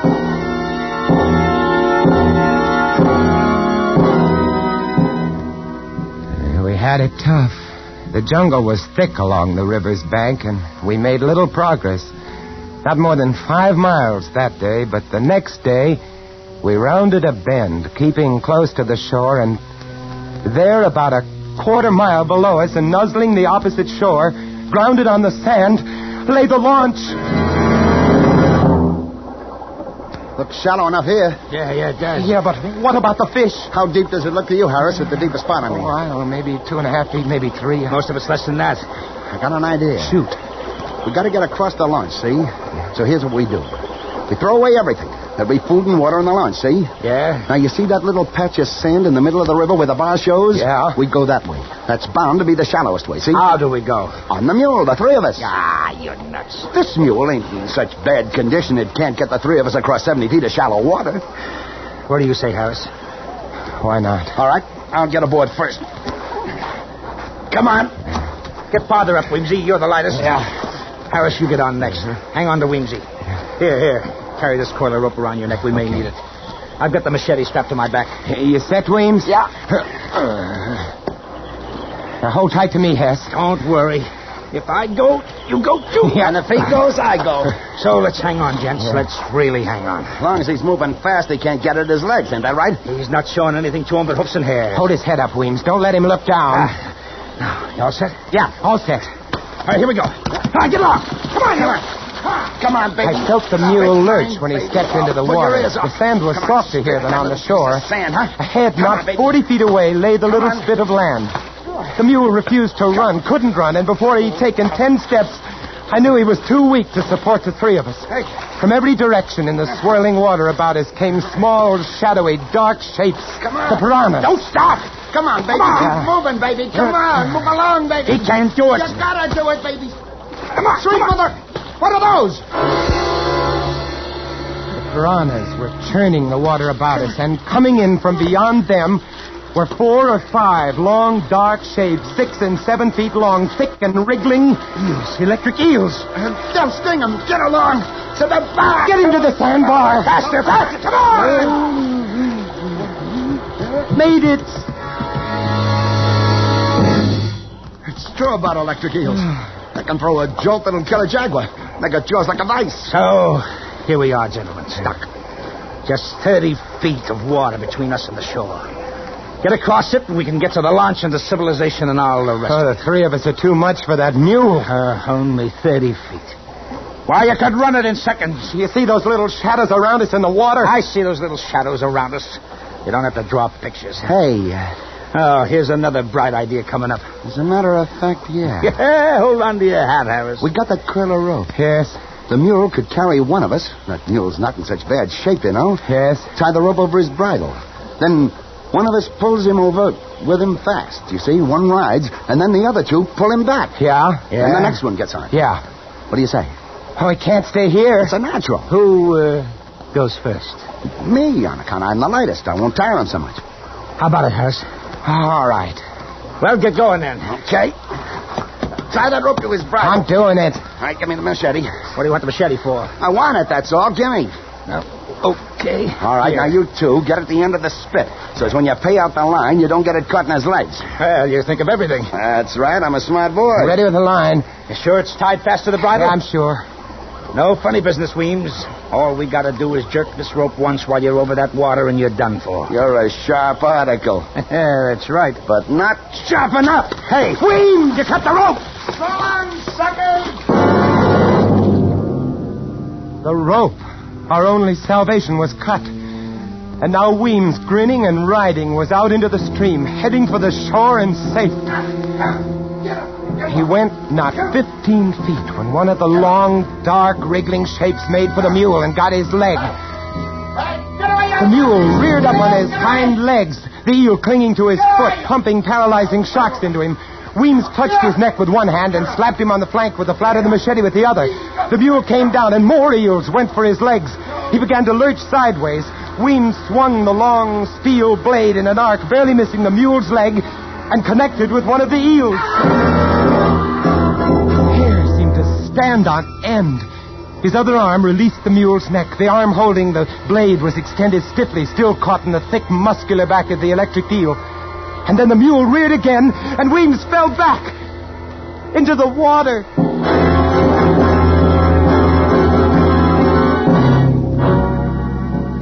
The mule, freed of Weems, made the shore and vanished into the jungle. We turned away. No man could watch what was happening to Weems and retain his sanity.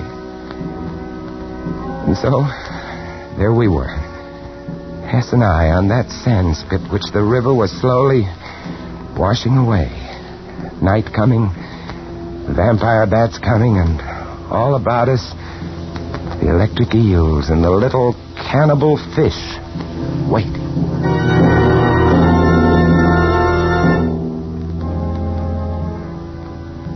There was no moon. There were evil stars, red and yellow. There was a black sky, and against it blacker shapes, the vampire bats. We waved our arms and kept them off, but again and again during that long and terrible night, they brushed against us, squealing and squeaking, trying to get us. Dark, evil, thirsting bats.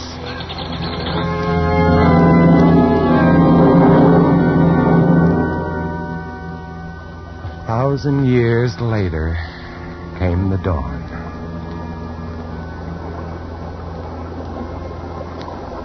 That water's taken a lot of sand away. This thing isn't much bigger than a card table. Look at them. Look at those fish. You'd think they had enough to eat yesterday. Listen, Harris. No matter what happens now, at least you and I have played it square, right? Yeah, that's right, Hess. Shake my hand, Harris. All right. Because I think I got an idea on how we can get out of here. What? Yeah. Look up there.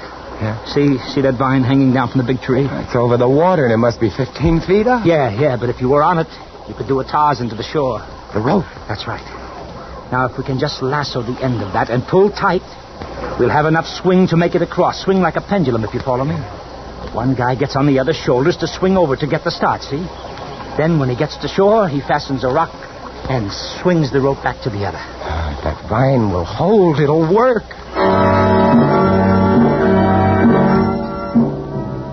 It took us 2 hours before we managed to lasso the end of that vine.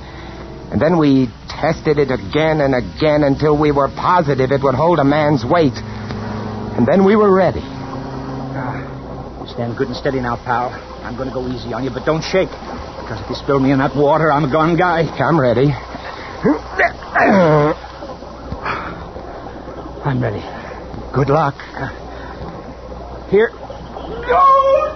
I felt his feet leave my shoulders, and then he was off, skimming the water with his feet drawn up, and then, miraculously, he was on the shore. Good boy! Good boy! Yeah. Like a breeze, huh? Yeah, like a breeze. Hey, any rocks around there? Sorry. He smiled at me and shrugged, and then looked down the stream at the launch. I knew that smile, that $1 trillion smile. It said, "So long, sucker." Don't do it, Hess. Send me the rope. You're too nice a guy, Harris. You and I would never get along. You can have it all, Hess. Every scrap of it. Only for the love of mercy, send me the rope. No, you'd want some. You wouldn't approve of what I mean to do with it. Hess! He stood there laughing at me and shaking his head slowly. But above him, just over his head, was another vine, thick and mottled, and it was moving. Look out, Hess! Hess! He didn't understand or didn't hear me. Just stood there smiling and shaking his head. The boa constrictor dropped heavily and accurately, a thrashing tangle of scaly musk.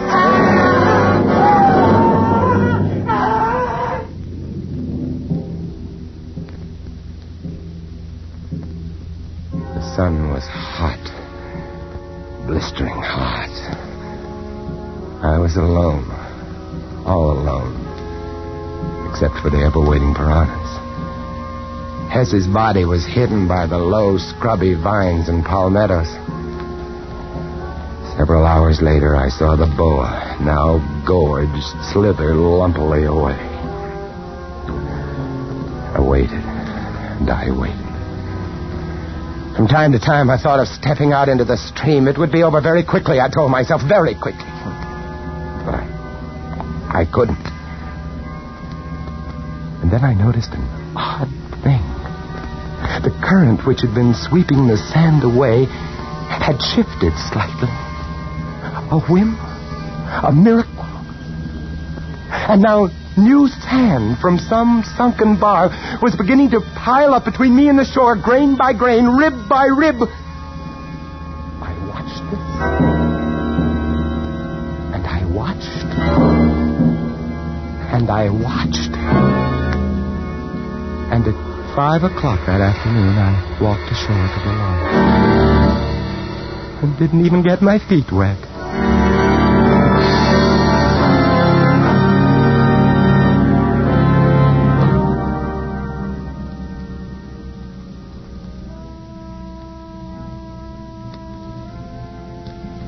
It's nice where I live.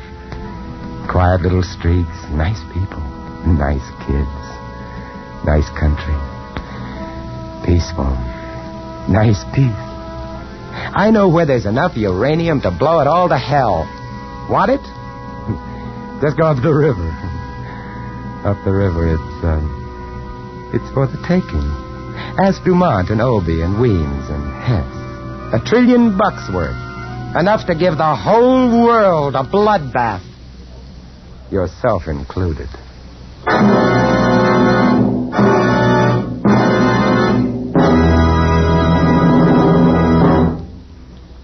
Warm summer weather makes you think of baseball games, picnics, and holiday driving. But be sure your car's ready when you are. Get Richfield All-Point Safety Service, the service that puts your car in top shape for warm weather driving. With Richfield All-Point Safety Service, you get a careful all-point lubrication job that protects the chassis, transmission, and differential.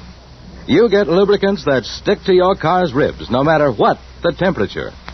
You get the protection of Rich Lube, all-weather motor oil, the Pennsylvania premium-grade oil that cleans as it lubricates. You also get a safety check of batteries, spark plugs, tires, and radiator, and expert service if your car has automatic transmission. The Richfield gasoline dealer is specially trained to protect your car against wear and breakdown. So get Richfield All-Point Safety Service tomorrow. Look for the Richfield Eagle on the cream and blue pumps. Escape is produced and directed by William N. Robeson. And tonight starred Mr. Vincent Price. Bloodbath was written by James Poe. Others in the cast were Wally Mayer, Ted DeCorsia, Paul Frees, and Tony Barrett. Special music arranged and played by Ivan Ditmars. Next week.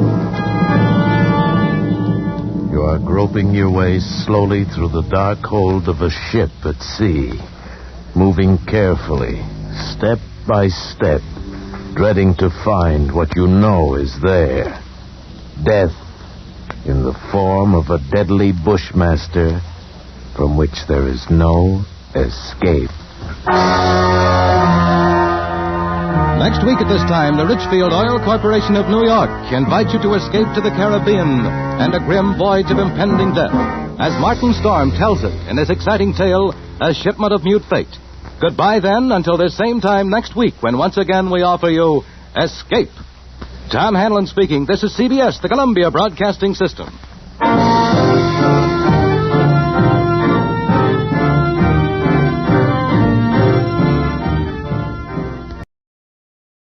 Tired of the everyday grind? Ever dream of a life of romantic adventure? Want to get away from it all? We offer you Escape. Designed to free you from the four walls of today for a half hour of high adventure.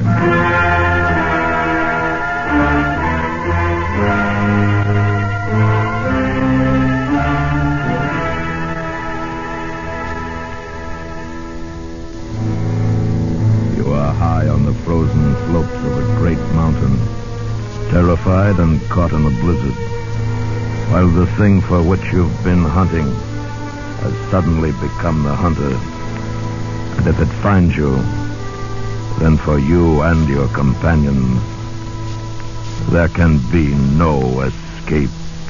So listen now as Escape brings you Anthony Ellis's exciting story, The Abominable Snowman.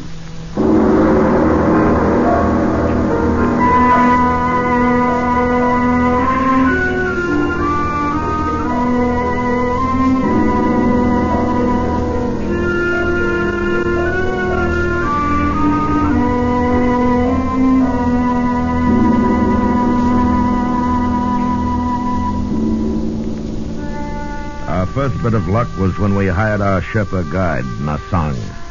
That was in Darjeeling. When I told Nasang what we were after, he hesitated for a moment. And then he said, The Sabs have not come to climb Shomolungma? Oh, no, we're a little late for that. It's already been done. The other two Sahibs and myself are here for the reason I told you. Metokangmi? That's right. The Sahibs always hire me to climb the mountain with them. But never this. Are you afraid of them? I have seen one. You've seen one? Yes, many of us have seen them. Wait a minute. Alan. Yeah. What's that? I'm interviewing a Sherpa in here. He says he's seen one of the things. Hey, where's Frank? Went out to get some tobacco. Yeah. All right, come on in. I think this is our man. All right. Nasang, this is Mr. Ferris. Sad? Hello, Nasang. Nasang was telling me about what he'd seen. Go ahead, Nasang. It has a face that is evil. And when it saw me, it uttered a strange cry and bounded away. Sometimes leaping, sometimes running with great strides. It was dusk, and after a moment I lost sight of it in the snow. Where were you? With the French expedition.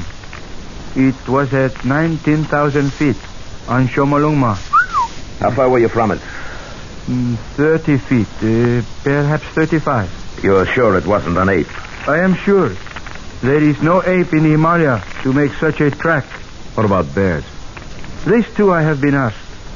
But does a bear walk always upon its hind legs?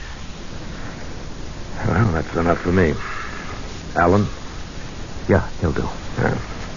But if you want the job, Nasang, you're hired. You are going to try to capture a Yeti? Yes. It will be a difficult thing, but I will serve with you.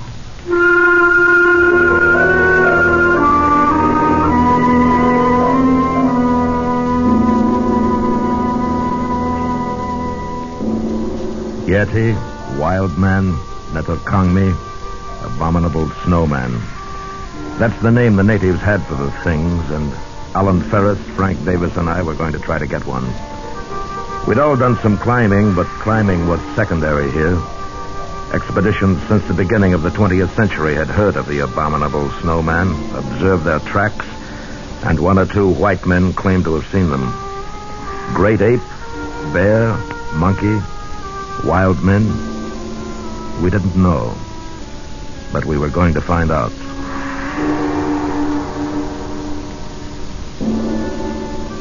Four weeks later, we were in the Rongbuk Valley for our interview at the monastery with the Lama. The journey from our base had been uneventful, the weather was good, and our spirits were high. From the Lama's window, we could see the great peak of Everest in the distance. Why, gentlemen, do you desire to capture Metokangmi? Because, sir, we believe it will be an invaluable aid in our prehistoric research. That is, if these things are in any way human. And for this reason, then, you have formed the expedition? Yes. You are all familiar with climbing? Yes, we are. You would need to be. The Yeti move at high places, dangerous places, so my people tell me. Also, the monsoons are arriving in a short time. I understand that. Then do we have your permission to investigate in the valley and beyond? You have my permission. Oh, thank you. Appreciate it. There is one point, however. I must request that no wild animal or being in this valley be shot. Our religion does not allow it. We'll respect your wishes, sir. Now, may I ask you one more thing? Of course, my son. Do you believe in the existence of Metokangmi? I myself have never seen them, but I know that they live here, above the valley, on the goddess mother of the world. It is also true that at least 5, and possibly more, inhabit the upper Rongbuk and its glacier. Thank you. Do you have porters? Our guide Nasang is hiring them now. Yeah. I trust that he meets with good fortune.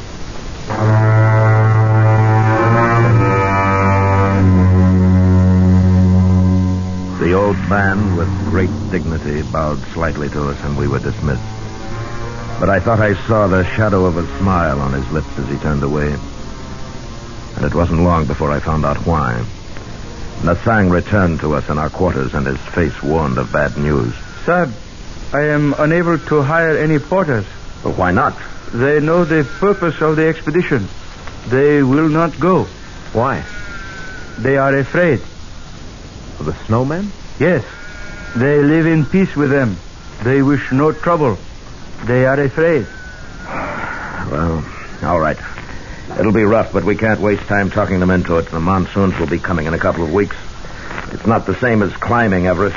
We'll travel light, just the four of us, set up a base and start hunting. All right with you, fellows? Sure. Yeah, sure. Nasang?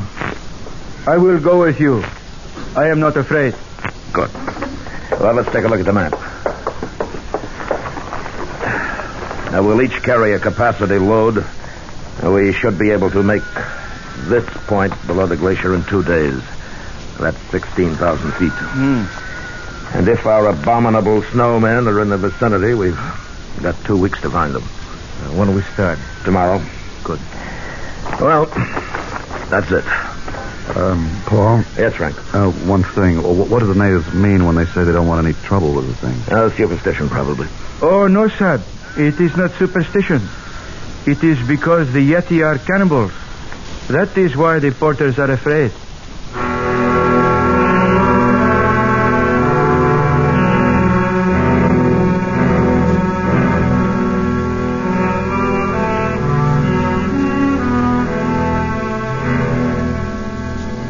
The weather turned ugly the day we left the village. A cold Tibetan wind blew down from the west, and with our heavy packs, it took us much longer than we'd thought to arrive at the point just below the Rongbuk Glacier. We set up our camp and made ourselves as comfortable as we could. The next morning wasn't so bad. There was a heavy overcast, a promise of snow, and the peak of Everest looming over us was shrouded in clouds. The four of us sat in the tent looking at our charts and drinking hot tea. I figure it'd be easiest if we started at the East Glacier. It's only about 3 miles from here, and with the weather as stinking as it is, we won't run too much of a risk. What do you think, Paul? Well, that sounds all right. What do you say we split up? You and Nasang, Alan and me. We'll work up on either side of the ridge, here. And if we spot any tracks, fire 2 shots. Yeah, good enough. Now, the big thing, though, no matter what, don't shoot at the thing if you do see it. Okay? Okay. All right. If we lose touch with each other, we'll meet back here at 5. All right, let's get going.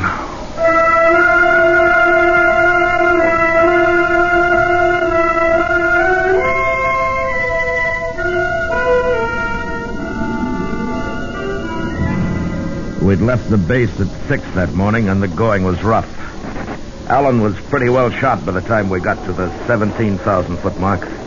He was having a tough time breathing, and the wind had come up again. And with it, a fine, powdery snow that blinded, choked us.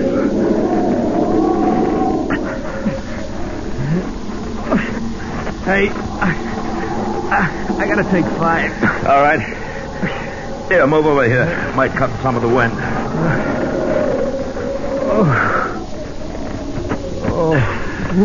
That's better. Oh, we might as well start back for the base. We couldn't see anything in this anyhow. You know, right now, I don't care whether we do or not. This is good weather. Wait until the monsoon starts. No, not me. Oh, I'm cold. I've never been so cold in all my life.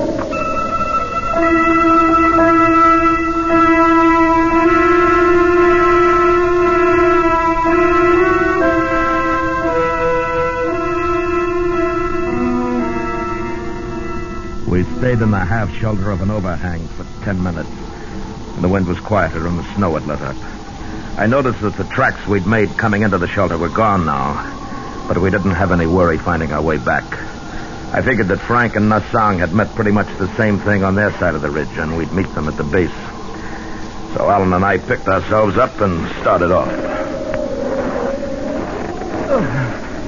Boy, I thought I was in pretty good shape, but up here, boy, I'm nothing. Oh, Paul, I'm tired again. We'll just take it easy going down. You haven't got frostbite, have you? No, not yet, but... What? The left there. Yeah. They're not our tracks, are they? Not unless you took your boots off on the way up. Must have just passed by. It must have seen us. Yeah. Come on. We were looking at a set of tracks newly made in the fresh snow. And they'd passed so close to our shoulder that the thing must have known we were there. They weren't the tracks of a bear or an ape, but more like a splay-footed naked foot. The tracks of the abominable snowman.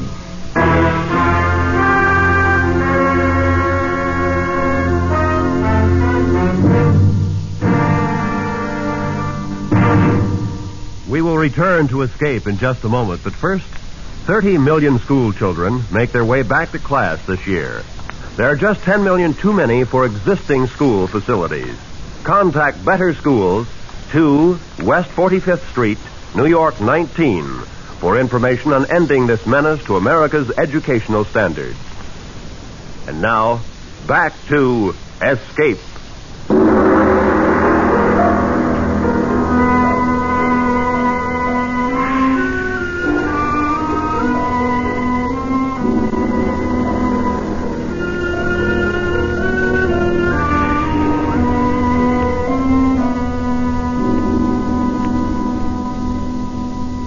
We began to follow the tracks, and for a while, perhaps 150 yards, it was easy. And then the thing made a leftward traverse down a deep slope. We could see the prints clearly, angling with a sidestep, as sure-footed as a mountain goat, except that it was walking on 2 legs. This way, Paul. Take it easy, Al. Getting safer. Boy, that thing sure can climb. Hold up. Al, I think hold it! And he dropped out of sight over the lip of the crevasse. We weren't roped together. I got as close as I dared to the edge. The loose snow crumbled away from my outstretched body. And I looked down into the blue-black darkness below, falling away into nothingness. He was gone. Finished. All I could think of was the noise he'd made when he went over. Surprised, angry, then silence. The crevasse might have been 500 feet. Or 5,000. Snow started to fall again. Big flakes this time and wet. I stood up. And across the gap 20 feet away, I saw the tracks of the thing, continuing on and away until they became lost in the blank whiteness of the glacier. It had jumped and landed still upright on the opposite side. I went back to the base. And an hour later, Frank and Nassang returned. I told them. And we were quiet for a long time. Then... Paul, are we going out again tomorrow? Why not? I just wanted to. We should go back. It is an omen. I tell you, he was going too fast. He didn't have a chance to see the crevasse. That's not an omen, it's bad sense. Metokangmi cannot be caught. We'll catch him. But there are only 3 of us. If we had a few more men... I tell you, the thing was so close that if we'd looked up at the right time, we'd have seen it. You think I'm going to give up now? Next time we'll get it. There was no chance to get Alan out. No. You think if we went back... Listen, you think I don't want to? He's gone. I tried, but he's gone. Okay. Wish that wind had let up. Maybe by morning. We'll try again tomorrow.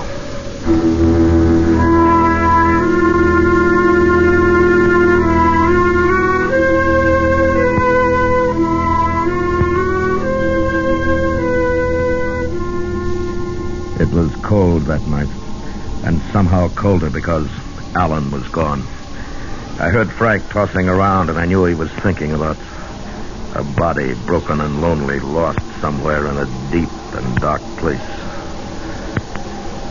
In the morning, the 3 of us packed our gear, camera, food. It was a light pack.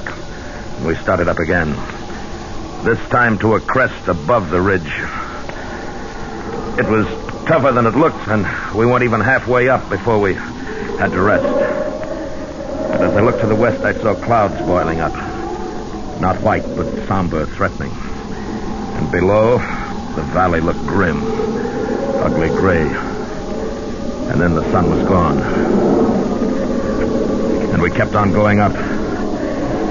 And then I had a strange feeling. It was nothing I could see, nothing I could hear, only a sensation of being watched, followed. Wait a minute.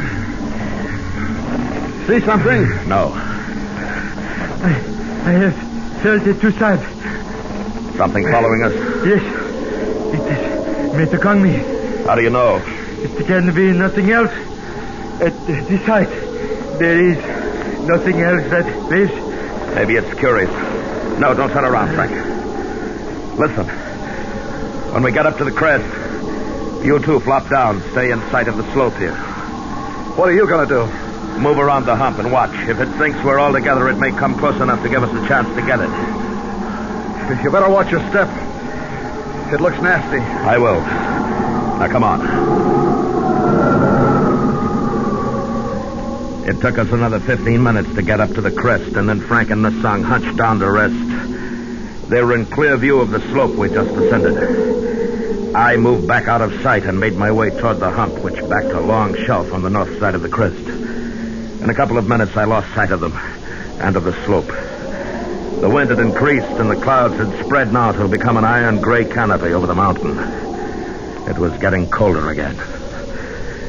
I don't think it took over 5 minutes to reach my lookout point. And when I did, I had a perfect view of the ground we'd covered. There was nothing there. The men were out of sight. And I waited. A minute. 2. There was nothing. Until...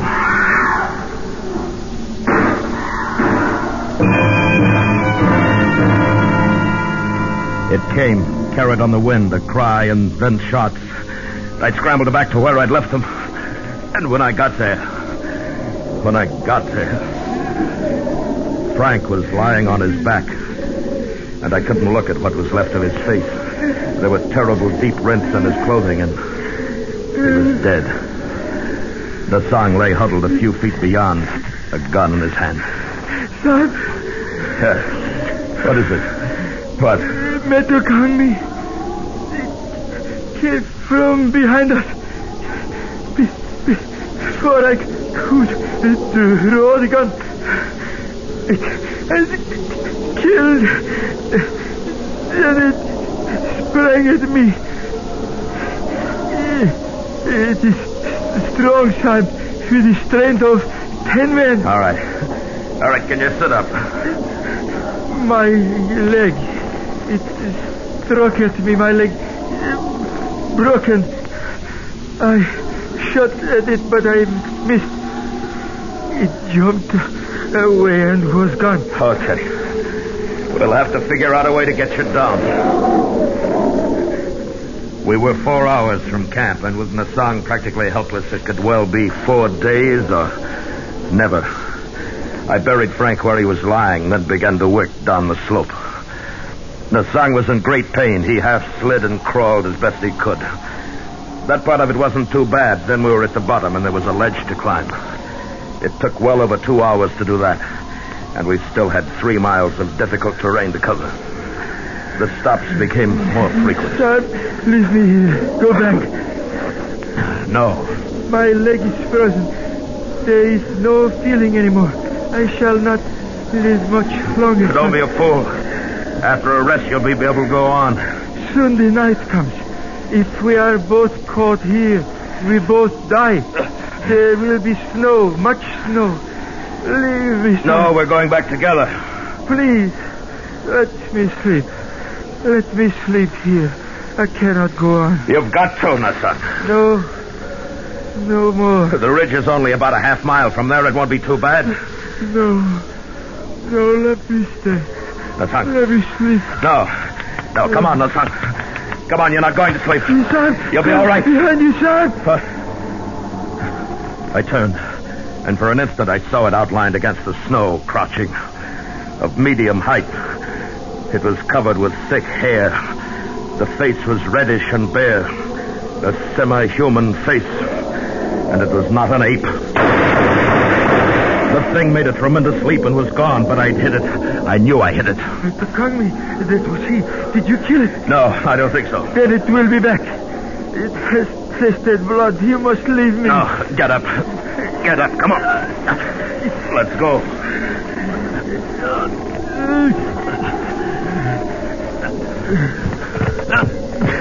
The sun. I am very sorry, sir. Will you ask the Lama to make a prayer for me? Sure I will, Masang, but... Give my pay to my wife in Darjeeling. I'm sorry, Sahib. I die. Masang?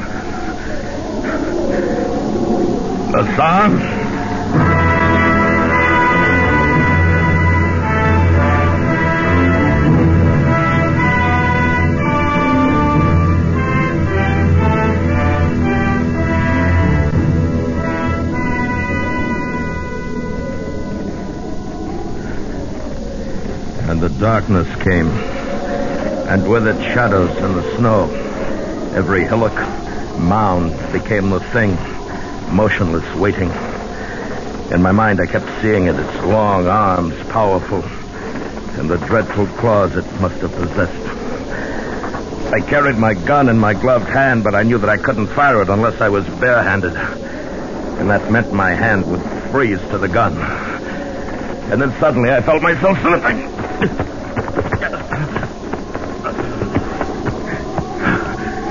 It was a short incline, but when I reached the bottom, the gun was gone. I'd lost it. I've got to find it. I've got to find it. And I saw a glint of metal in the snow 10 feet away. And at the same time, above me at the top of the bank, the thing. It stood swaying a little, looking down at me. I moved slowly, inched my way toward the gun. And as I drew closer, I kept my eyes looking up. But it didn't move, only stared down at me. And I thought I saw its little eyes glittering. And I thought, if the gun's frozen now, if it's frozen, it doesn't fire. And I was nearer to it, near enough to take off my glove. But that moment in which I'd have to bend to pick it up, that's when it would leap down at me, tear my throat out, tear, and... I had the gun, and I pulled the trigger.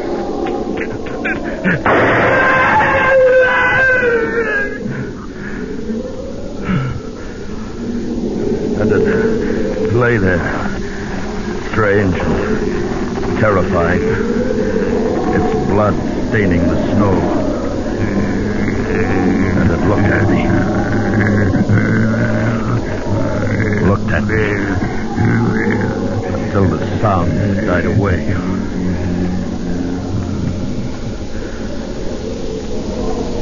It was dead. But the eyes kept on staring.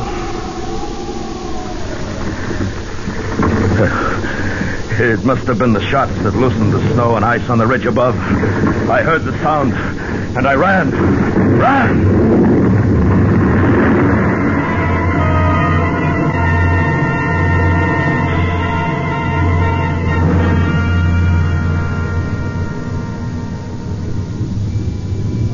It passed me and swept on down toward the valley, the thunder of it dying in the distance.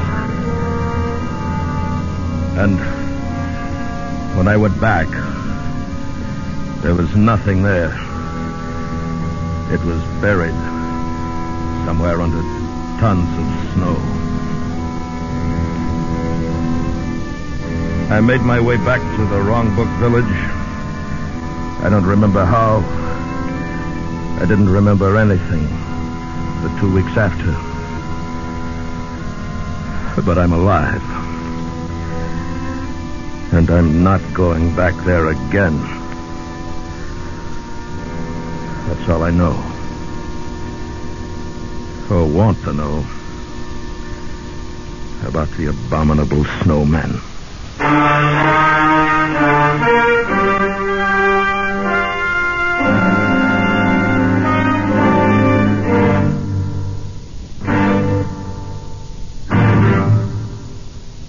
Escape has brought you The Abominable Snowman, written and directed by Anthony Ellis, starring William Conrad as Lane.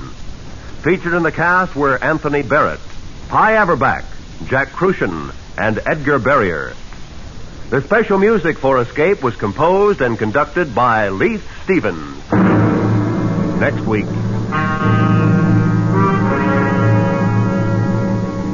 You are a passenger aboard a submarine making its last peaceful voyage across the sea. While unknown to you, the captain has a plan, which, if it succeeds, will mean for you and the entire crew a fate from which there can be no escape. So listen next week, when Escape will bring you Marion Mosner and Francis Rosenwald's exciting story, The Log.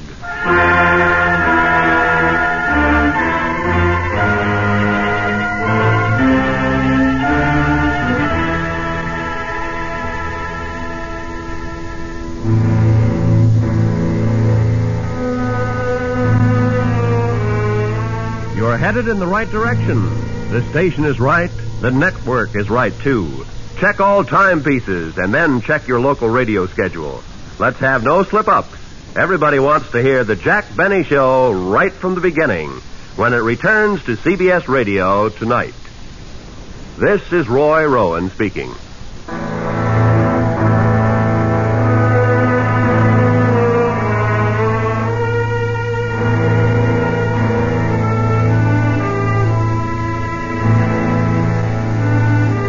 This is the CBS Radio Network.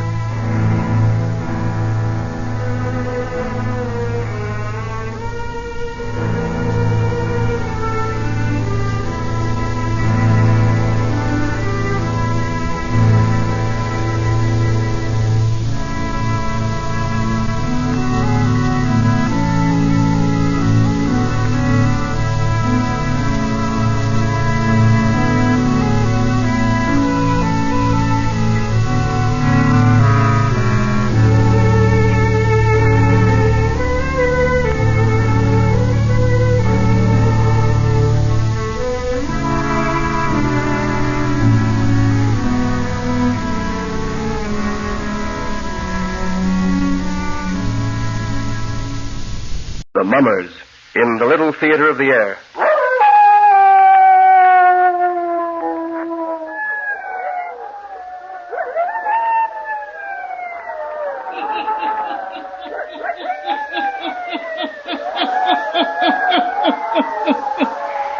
Ghost stories. Weird stories. And murders, too.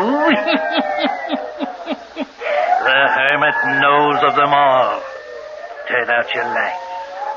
Turn them out. Have you heard the story? Buried alive, eh?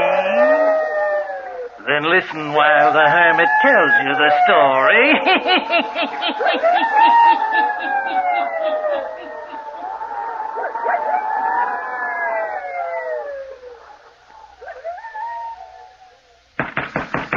Let me out of this room. Help! Can't you hear me calling? Where are you? Let me out of this room, I say. Do you want to drive me mad? Why have you locked me in here? Bruce, where are you? Come here and let me out of this room. Lenore. Lenore. Oh, I've got to find her and you won't let me out of this room. Help! Oh, it's no use. No use. I can't get out. No use. Locked in. Windows are locked. I can't get them open. No use. If I could get them open, it's too far to jump. Why am I locked in? Lenore. Lenore. I hear you calling me, Lenore.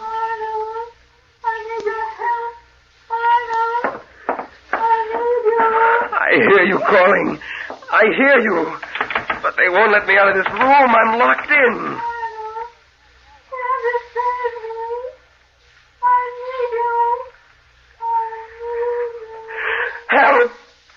Someone let me out of this room. Let me out. Lenore is calling me. She needs me. Bruce, where are you? Let me out of here. I've got to help Lenore. Let me out of here. I'll break the door down. Let me out. Someone come and let me out. I've got to help Lenore. Help. Someone help me. Help. No. I'll close this door so that his calling won't disturb us. There, that's better. Is that your brother we hear calling? Yes, Miss Dawson. Oh. You don't need to be frightened. If he sounds insane, it's because of the great calamity, the great shock that he's just had. I understand, Mr. Judson. I hope that you do, Miss Dawson. For upon your understanding of the case will his recovery largely rest. Yes, sir. You've brought your credentials with you? Yes, sir. May I see them? They're right here in my purse. Just a minute, I'll find them. Yes, here, Mr. Judson. Mm-hmm. Yes, this is right. Miss Marion Dawson, registered nurse. And a letter of recommendation from Dr. Simmons. Yes, sir. Yes, I think you'll do very nicely. You look very capable and professional. Thank you, sir. Did Dr. Simmons explain anything about the case to you? Well, not very much, Mr. Judson. He only said that your brother was suffering from shock and that That's all right. I'll explain the case to you. Yes, sir. Before I take you up to his room... Oh, I'm sorry. I haven't been very thoughtful. Won't you remove your hat and coat? Thank you. Here, let me help you. Now, well, you look even more professional. There's something about a white uniform that does give a person prestige. I came dressed to go on duty immediately. Dr. Simmons said that you'd want me to. You did quite right. Now, sit down, won't you? Thank you. Now, Miss Dawson, it's my only blood relation living that you heard calling for help from upstairs. My brother, whose life I value more than mine. Yes, sir. Last night, we buried his wife. Oh. He'd only been married to her a month. How tragic. Well, death is not always tragedy, but this death happened to be. For Lenore was not only young, but beautiful. My brother and I were traveling when we met her 6 weeks ago. Oh? A young girl, without family, but a charming girl nevertheless. Arnold fell desperately in love with her. In 2 weeks they were married. We returned to our country estate here. A week later, she was taken ill. Last night we buried her. It's awful, isn't it? Well, no wonder your poor brother's mind is deranged. You have not heard all the tragedy yet. She suffered from a strange malady. Because of it, my brother was not allowed to see her from the hour she was taken ill. I see. I could not have my brother's life endangered. Naturally not. We allowed no one to see her. Dr. Simmons attended her. When she died, we buried her without ceremony and immediately. I didn't allow even the servants to come in contact with some strange disease which might sweep us all to death. But you? Yes, I cared for her. The hours of my life may be counted right now, as well as those of Dr. Simmons. But that doesn't matter. It's my brother Arnold with whom I'm concerned. That's why I've called you in to care for him. Yes, sir. And this is the point that you must understand. My brother Arnold doesn't realize that Lenore is dead and buried. That's not unusual, sir. Many people are like that about death. They won't accept it or believe it. I've had to lock him in his room, bolt down the windows, to keep him from rushing out to find her. Perhaps if he'd seen her dead, sir, You forget, she died of some strange malady. That was impossible. Yes, of course. The worst part of it is that he keeps thinking he hears her calling to him. Claims that he hears her voice. Oh. That's why he wants to get out of his room and go to her. That's why you'll have to watch over him, carefully. Don't allow him out of your sight. Humor him, but guard him carefully. Remember, my brother's life and sanity may depend upon the good care you give him. I'll do my best, Mr. Judson. I'm sure you will. You realize that I love my brother. You'll be well paid for your services on this assignment, Miss Dawson. All I ask is that you carry out my orders explicitly. Don't let him out of his room or out of your sight. Now I'll take you up to him. If you'll just come along this way.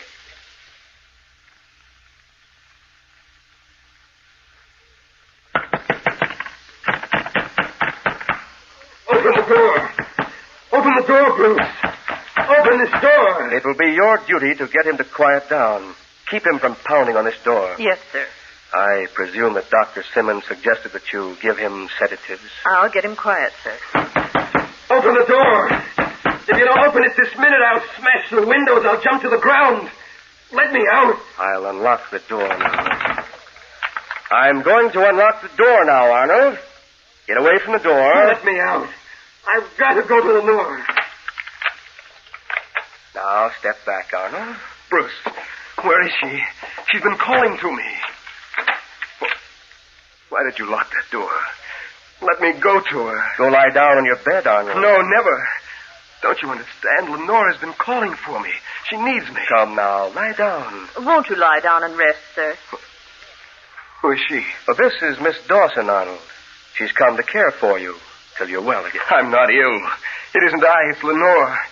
And you won't let me go to her. Bruce, why are you doing this? Unlock the door and let me go to her. There, now, it's all right. Everything's all right. Miss Dawson will care for you. You'll get a good rest. And when you wake up, you'll feel a lot better. Your brother's right. I'll leave you now. It's 8 o'clock. I'll have your dinner served in here immediately. If you need me for anything, I'll be down in the library till near 11 o'clock.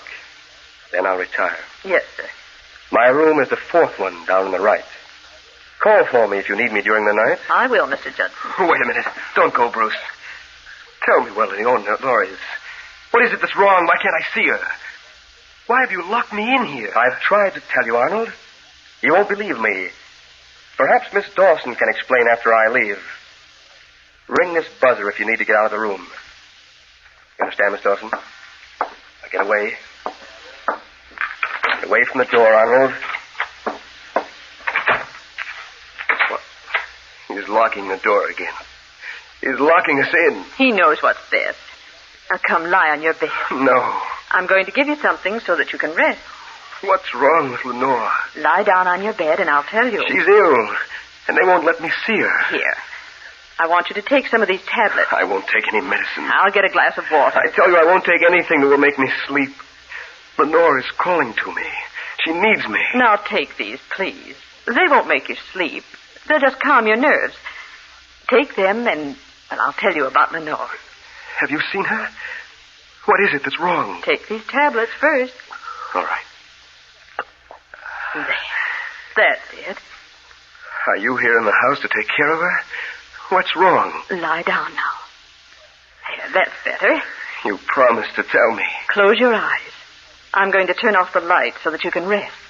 Answer me. Don't you understand? Your wife was very ill. She suffered from a disease that was contagious. Your brother couldn't let you see her.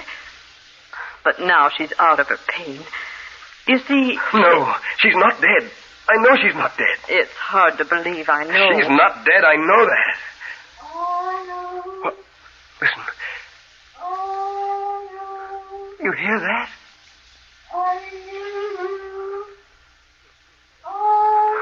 You hear that? No, sir. I hear nothing. You must hear it. It's Lenore. She's calling to me. All day she's called to me. All last night, all the hours of the night she's called to me. I need you. She's calling now. Can't you hear her? She's still in this house. She's not dead. She's in this house and she's calling to me. Calling to me.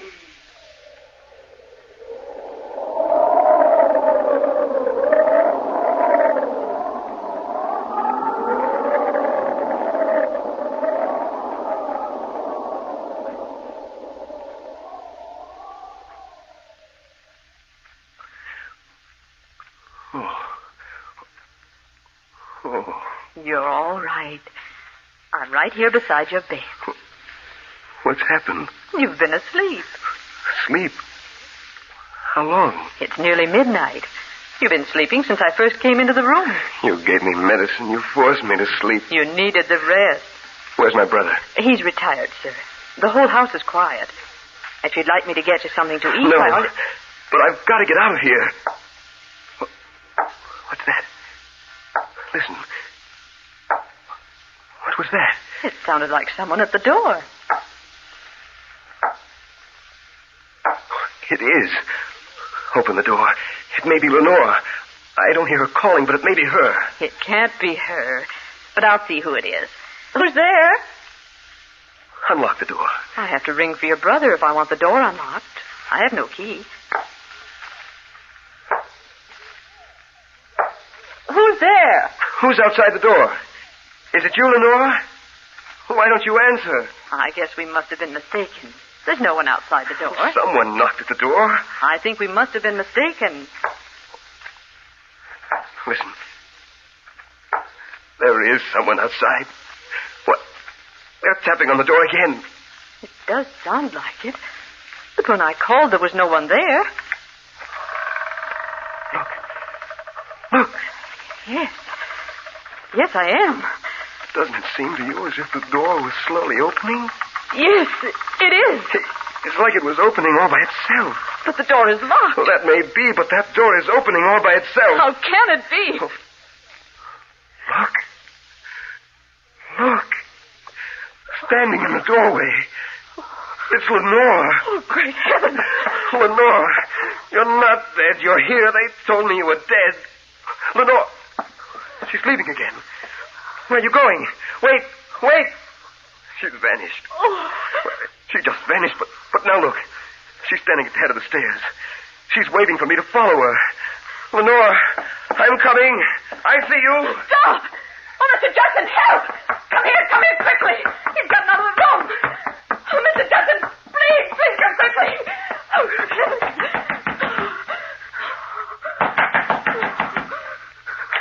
what is it, Miss Dawson? Well, what is it? Oh, Mr. Judson, he's gone down the stairs. What? Are you sure, sir, that Lenore is dead? Of course I'm sure. What are you talking about? I don't know, sir. But a woman dressed all in white just stood in the doorway of your brother's room. She moved down the hall, and now he's gone to follow her. He said it was Lenore. Hurry, stop him. Don't let him get away. It can't be Lenore. She's dead. Dead. Hurry, we've got to get Arnold back to his room.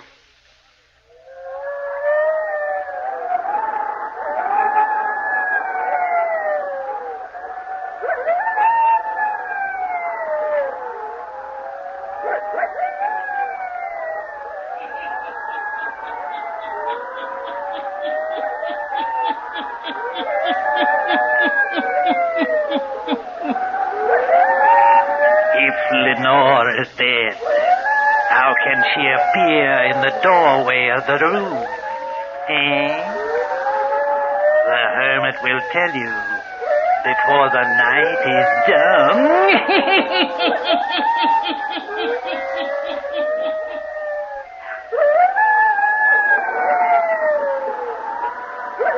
Now, the hermit again.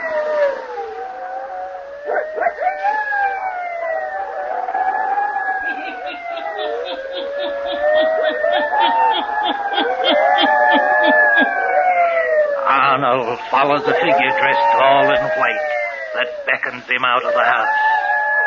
Nurse Dawson and Mr. Judson follow after him.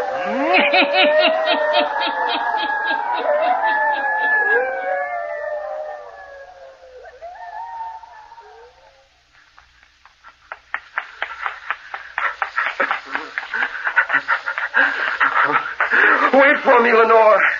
Where are you going? Wait for me. Wait for me. Lenore, I'm coming. I'm coming, Lenore. Wait for me. Come on. Hurry. Come on. There he is. Up ahead of us. I see him. Yes, I see him too. Arnold! Stop. Wait a minute. Wait for us. He's running faster. Why did you ever let him get out of the room? I couldn't help it. The door opened. I don't know how. She was standing there. Have you gone out of your mind? How could a door open by itself? And who could be standing in the doorway? He said it was Lenore. Nonsense. Arnold! Wait for us. Wait! I don't see him now. Where's he gone? He turned down that side road, sir. Just now. He's liable to get out on the highway and be killed. We've got to stop him. This way. He went this way. I see him now. Arnold, stop where you are. We're coming. Lenore. You must come back to the house, Arnold. She disappeared. You didn't see anyone, Arnold? Yes, I did. I saw Lenore. As for the nurse, she knows.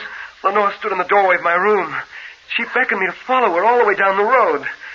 Now she's vanished here in the park somewhere. Don't you realize, Arnold, that Lenore is dead? She couldn't have stood in your doorway. She couldn't have beckoned you out of the house. She's dead. She wouldn't speak to me. She just waved for me to follow her. And now she's gone. We must get my brother back to the house, Miss Dawson. Yes, sir. Now, come, Arnold. We're going home now. We'll take you home now, Arnold.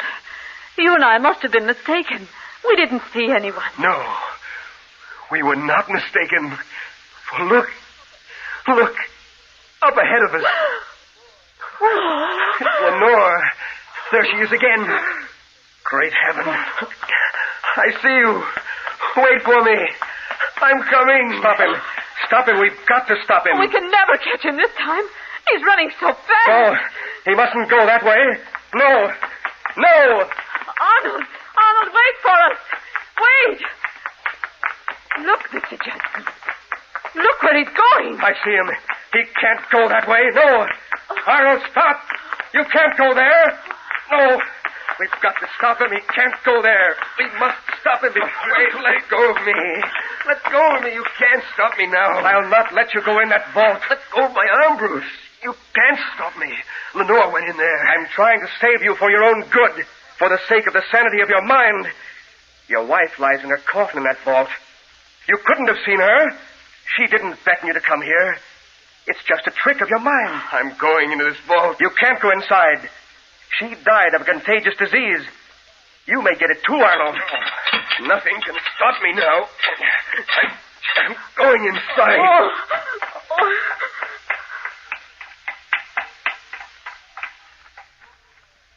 Lenore. Where are you, Lenore? Come back out there. You'll only find her lying in there dead. We'd better follow him, sir. He's likely to faint when he sees her. Arnold, come out here. Lord. Lord. Lenore. You see, she is dead. What did I tell you? Now come away. Oh, look. She's on the floor of the vault. Oh. Come away from here. I found her here on the floor of the vault. She's dead. She's dead now. But she wasn't dead when you brought her here. No. My brother knows that. You know that, Bruce Judson. What do you mean? You know what I mean. You buried her alive. Oh! Now you're insane. Insane, am I? You know I found you out. Because you find her body on the floor, you think I buried her alive? Why, the coffin tipped over, that's all. You buried her alive. She got out of the coffin, but she couldn't get out of the vault. Only her spirit could do that. I heard her voice before she really died down in here, calling me.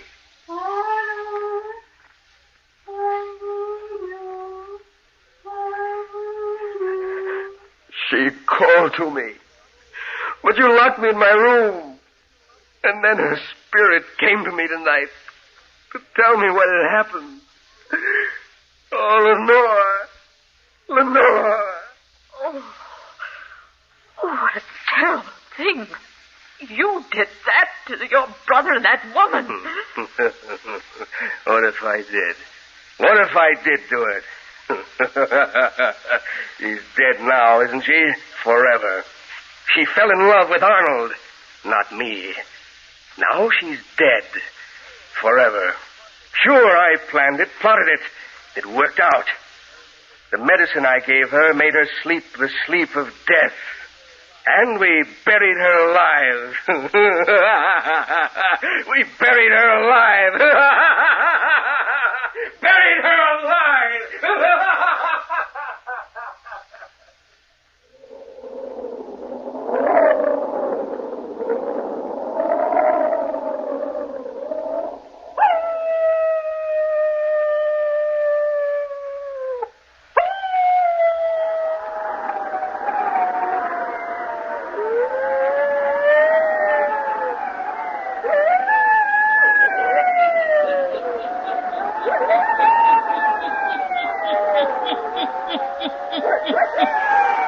the brother who had planned such a heinous crime will live in a world of mad darkness from now on. The compensation for his crime. Turn on your lights. Turn them on.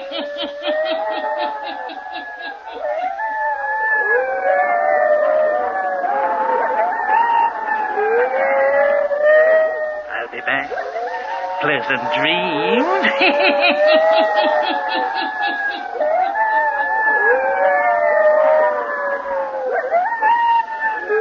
All characters, places, and occurrences mentioned in the Hermit's Cave are fictitious, and similarity to persons, places, or occurrences is purely accidental.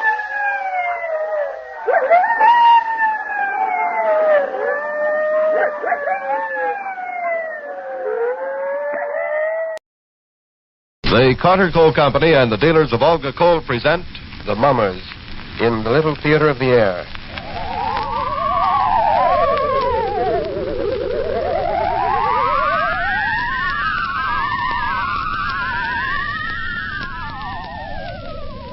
Good evening, ladies and gentlemen.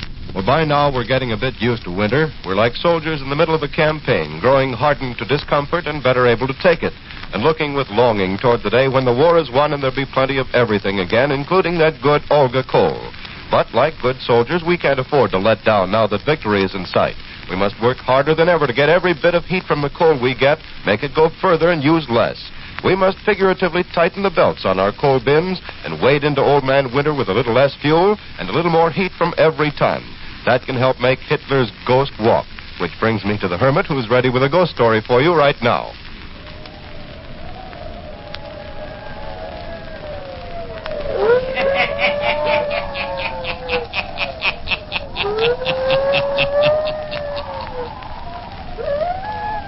Ghost stories. Weird stories. And murders, too. The Hermit knows of them all. Turn out your lights. Turn them out. Have you heard the story of Hanson's ghost? Then listen while the Hermit tells you the story.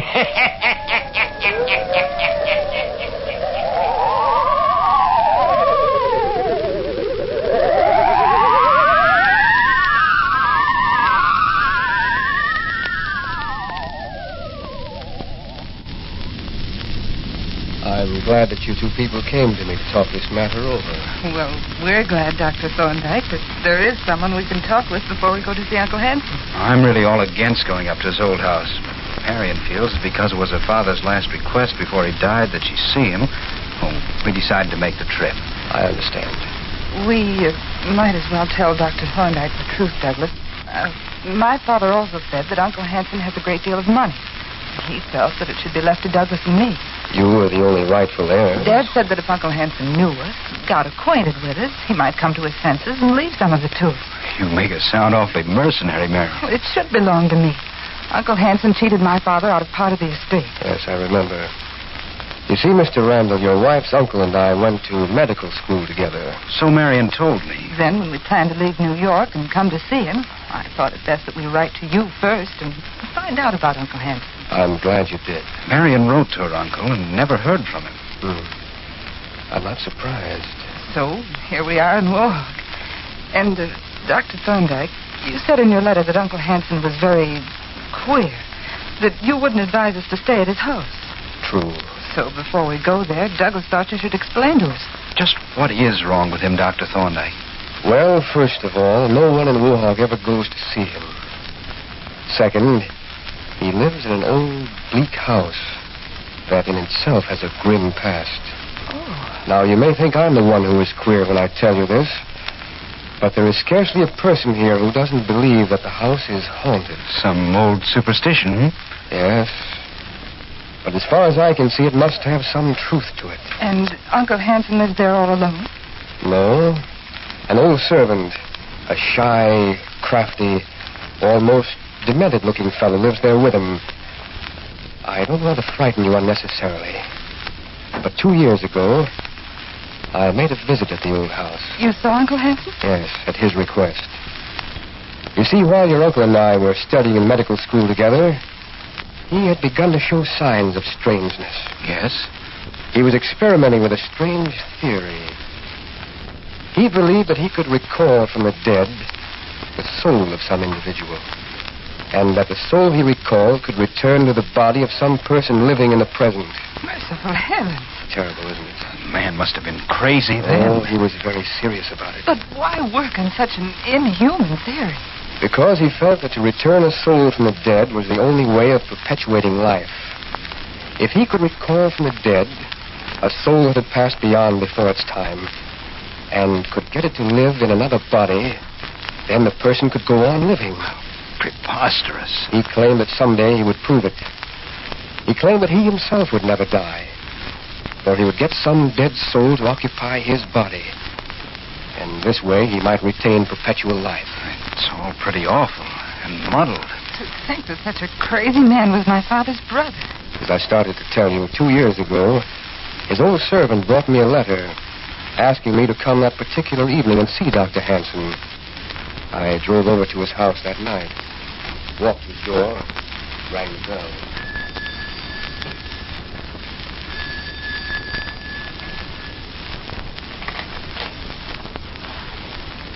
Yes? It's Dr. Thorndyke. I see. Come in.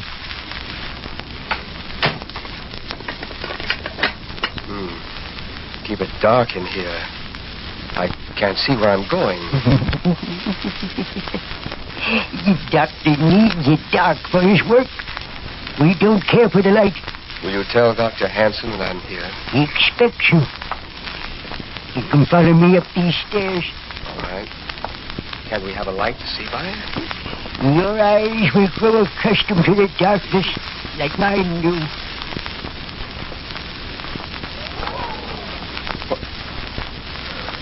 What was that sound? Did you hear it? I only heard it, but I felt as if some icy hand had reached out and touched my face, almost clawed at me.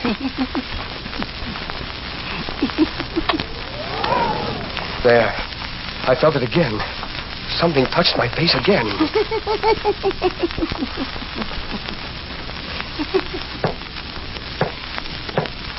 Come in. Hello, Philip. So you came, Thorndyke? Yes. I sent for you to prove my theory to you, Dr. Thorndyke. Yes, Philip? And don't look at me as if you thought I was demented. I'm not crazy. I never thought you were demented. Only obsessed. Dr. Thorndyke was visited by one of the wandering spirits on the way upstairs. Really? Something cold brushed against my face, if that's what you mean. The spirits that roam this house were trying to be kind to you. Trying to get into your body. Trying to give you new life. You're lucky. So, you're still working on that old theory, are you? Working? I have it practically complete. Now listen, Philip, if this is what you called me over tonight for, I can't stay and listen. I have calls to make. You always scoffed at me, didn't you? Never believed I could do it. Why would you want to do it, Philip?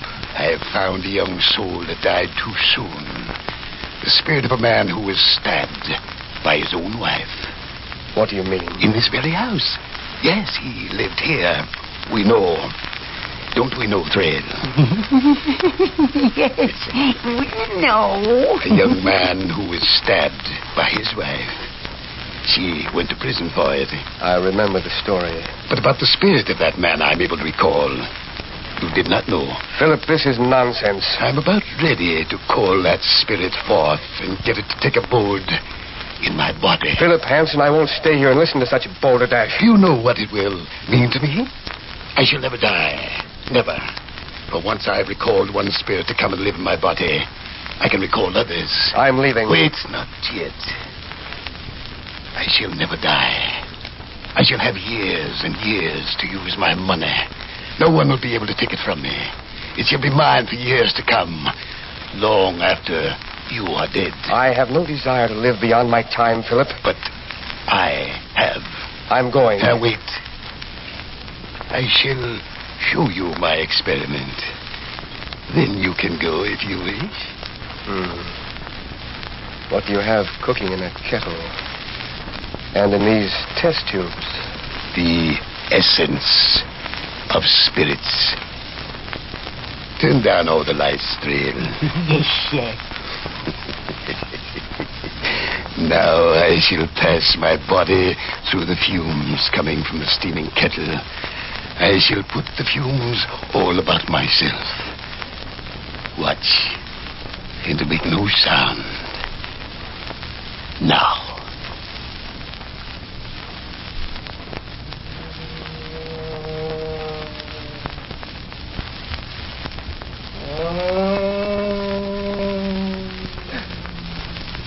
There is something moving there in the darkness.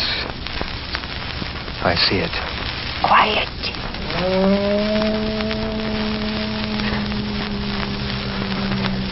Where's the door? Let me out of here. I shan't stay another minute. Let me out of here.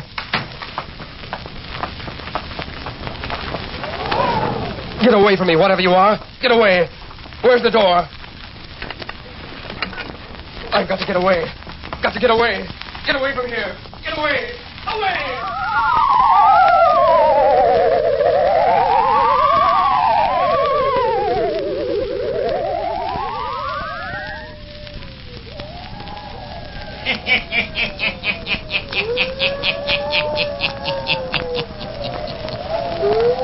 Thorndyke flees from the house, frightened by the strange, weird things he has seen. Is it true that Dr. Hanson is able to make a dead spirit return? Or is it something he and his demented servant has conjured up to frighten people away? The hermit will tell you before the night is done. Well, when it comes to frightening people, I'm not very good, but I'm a whiz at encouraging them, and that's what I hope I've done for you. I hope I've encouraged you to be better soldiers on the home front with these little lectures on how to save Olga coal and to cooperate with your friend, the Olga coal dealer. Suppose we look at the situation this way. We'd all like to do more to help win the war, so suppose we imagine we're all soldiers and the Olga coal dealer is the supply sergeant. Well, he's in it along with the rest of us, and he can't give out any more coal than he gets. All he wants to do is equip your coal bin to the best of his ability, and that's what he's doing.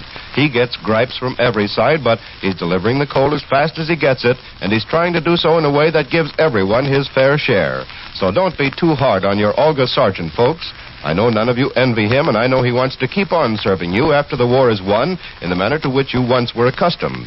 So as you sit with your sweaters on and look at that thinly lined coal bin, think of the day when it will all be over.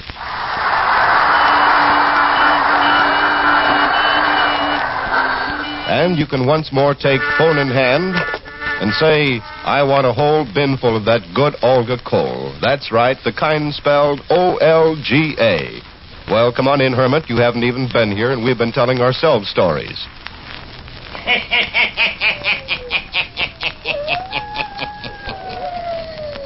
And now to Marion and Randall. Dr. Thorndyke of the town of Wohog goes on telling the story of Marion's strange Uncle Hanson. Yeah, listen.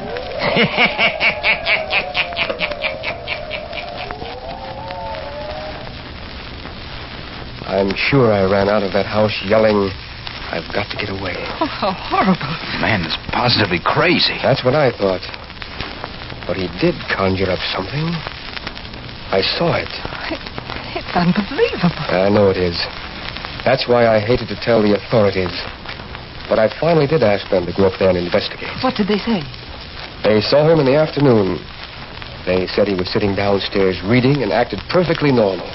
What do you think? So they reported that he was perfectly harmless. Merely a wealthy, eccentric old man who makes a study of dead spirits. Why didn't you ever write my father of your visit? You can see how impossible it sounds? Yes, of course. The more I thought about it, the more like a bad dream it seemed to be. I began to feel as if I was the crazy one. Dr. Thorndyke, have you seen my uncle since? No, not since. Do you think he would harm us, Doctor? No, I think his mind is weak, but I think he's harmless. If we went to see him in the daytime, there'd be no danger, would there? I don't think so. But I thought you ought to know my story first. Marion, you don't want to go up to the house after hearing Dr. Thorndyke's story. If Dr. Thorndyke thinks he's harmless, then to pay him a visit wouldn't be dangerous. It's up to you, Marion. I think we'll go. Tomorrow. And thank you, Dr. Thorndyke, for telling us your story. Perhaps it's all over now. It may be it was only shadows. Natural shadows and natural sounds that I heard and saw in that old house. Yet it was such a weird experience. I shall never forget it.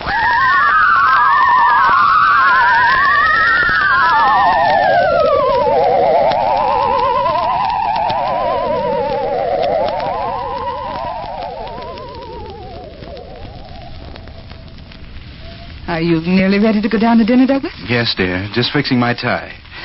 You know, the more I think about it, the more it seems as if it's Dr. Thorndyke who's demanded it. I know it. We've been visiting here 3 days at Uncle Hanson's, and I haven't seen him do one strange thing. Only this creaky old house gives me the jitters in the night. Oh, it's like all old houses. I could have sworn someone opened our door in the night and crept in. It's the story Thorndyke told. We're too much on our guard.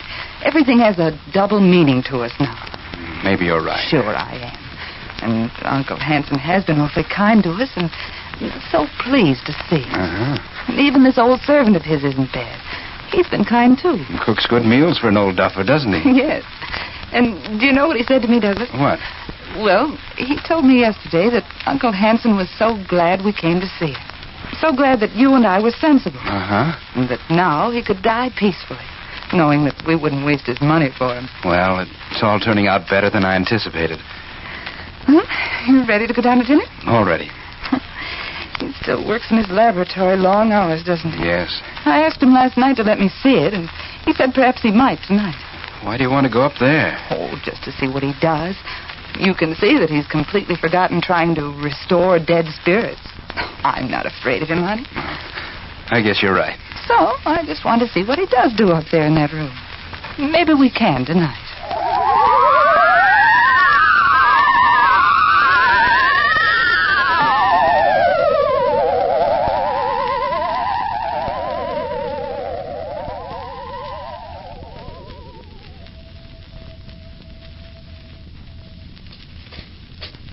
Listen.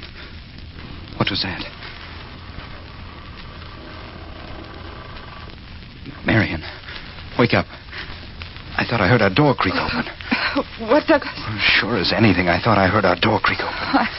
I was asleep. I didn't hear anything. If there were only electric lights in this house.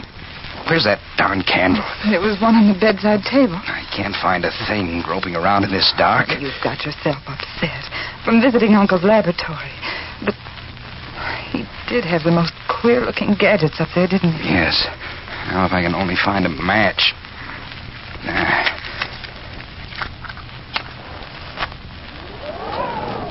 Darn it.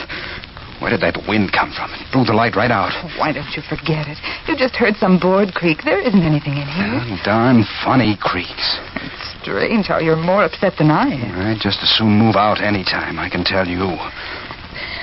I'm not frightened anymore. Good night, dear.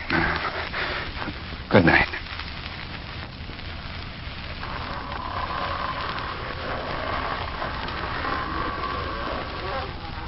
Now, what was that sound?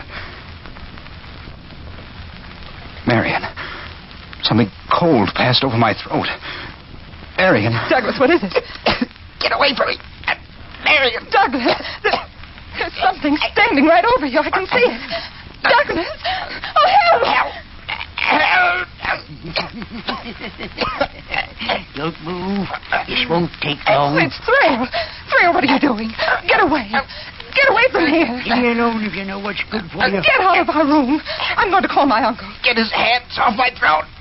Get them off my throat. Help! Uncle Hanson, help! Help! Let go. Let go of me. Hey, stop. We won't need the dead spirit of Mr. Randall. The other one has come back. The other one has come back? Yes, come. All of you to my laboratory.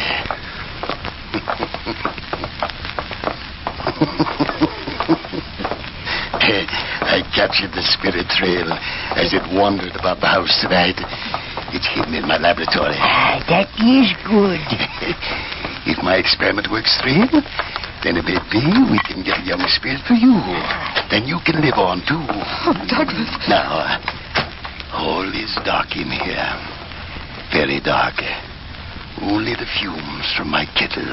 That is all. If anyone speaks and frightens the spirit away, we'll make away with him. Oh, Douglas, they're both crazy. Quiet, both of you. So you thought you could get my money, did you? You thought I was going to die. No, I shall live many, many years. Here's the kettle, Doctor. Yes. And now the dagger that we found in this house. The dagger that was used to kill the dead spirit lurking in this room. Bring it to me. I'll stir the kettle with it.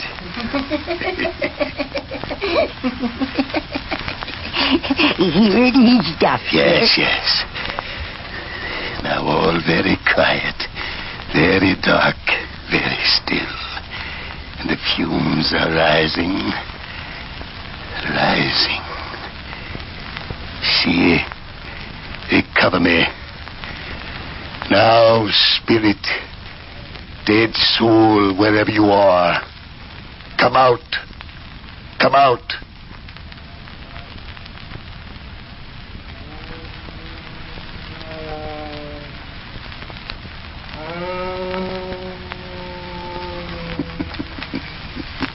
Spirit is here. Can you hear his voice? It's getting lighter. Can you see? Look. Over there. A shadow is taking form. Look. There is some light. It is approaching me. Look. It is coming near me. Yes, I'm coming closer. Closer. I see him. Look. It's going right up to Uncle Hanson. You wanted to call me back. Well, I am here. And I shall enter your body. Just as you wish. Dr. Hanson, I'm disappearing. Merciful heavens. What's happening? Look, see. Before you stands another man. He's done it. He's no longer Dr. Hanson. The spirit has entered his body. I'm back again. See this dagger in my hand. I'm back again. So you thought my wife killed me long ago, did you? Well, she didn't. I killed myself. Look. I tried to kill her just as I'm going to kill you, Thrail. No. Yes, just as I'm going to kill you now. Have mercy. Hey, Dr. Hanson, come back. Take the spirit out of your body. He's going to kill me. Help! Help! You wanted to bring me back, didn't you? Save me! Save me! Help! Mary, Help! don't move. Stand right where we are. I'll see if I can save him. Help! Help! Rail. Here, this way. Here. Now, stand back with me, out of the way. Look. I couldn't kill my wife long years ago, and I can't kill you. But I can kill myself again. Yes. What is he doing? You brought me back into your body, Dr. Hanson, only so that I might kill myself again. Now the dagger's through my heart.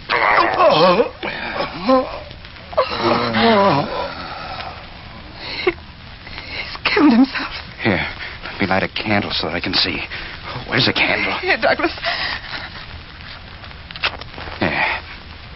Oh, it's Uncle Hanson. Look, he's on the floor, dead. The dagger through his heart. Yes. The spirit returned and did the same act that it did when it was living. We didn't count on that. But, Douglas, it's only Uncle Hanson here.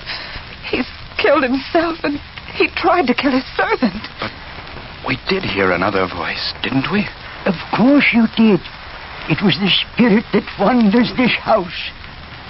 And that Dr. Hansen tried to get into his own body. Oh, it's so terrible. But it didn't work. It didn't work like he thought. The spirit came back and did the same deed all over.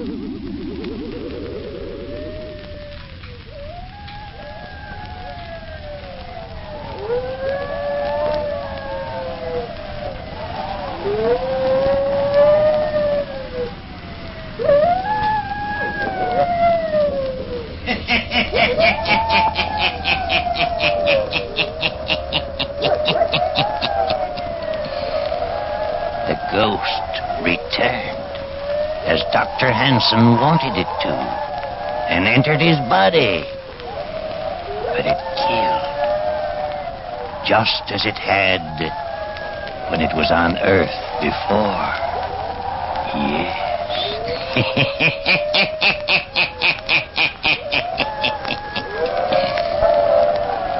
Turn on your lights. Turn them on.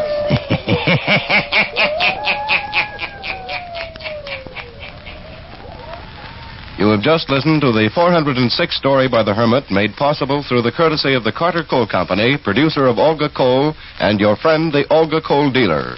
That word friend is full of meaning for you these days. The dictionary defines it as one who entertains for another such sentiments of esteem, respect, and affection that he seeks his society and welfare. Now, isn't that just about a perfect definition of the man who looks after your coal needs? I don't really have to tell you that you can trust your Olga dealer to look out for your interests. You know he appreciates your patronage and wants to keep you on his side. Sure, I know, nowadays he can't always give you as much coal as you'd like, as promptly as you'd like it. He can't always even give you the kind of coal you'd like or the size you'd prefer. But you can count on him to do his best.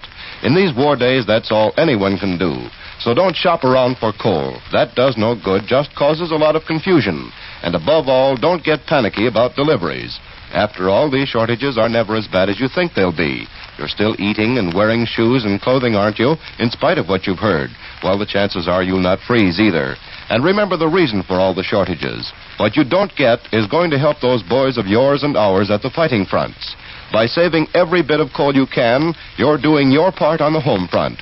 And remember, when you do order coal, ask for Olga Coal, spelled O-L-G-A, by name. Olga Coal is a good buy because of its smokeless, dustless, economical qualities, so keep on asking for it. And keep on buying war stamps and bonds till it hurts the enemy so badly he'll throw up his hands and surrender. Buying war stamps and bonds is one way that everyone can help win the war, regardless of age, health, means, or occupation. Every penny you citizens of the United States and Canada put into war stamps and bonds weighs the balance that much further in our favor against the Japs and Nazis. Buy war stamps and bonds, and don't stop until the enemy gives up.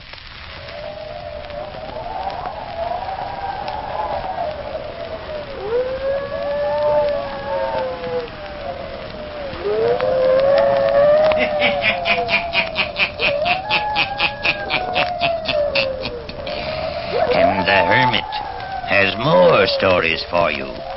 Listen in again next week for my hounds howling.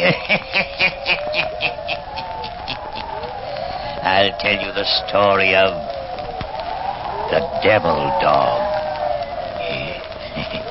I'll be back. Pleasant dreams.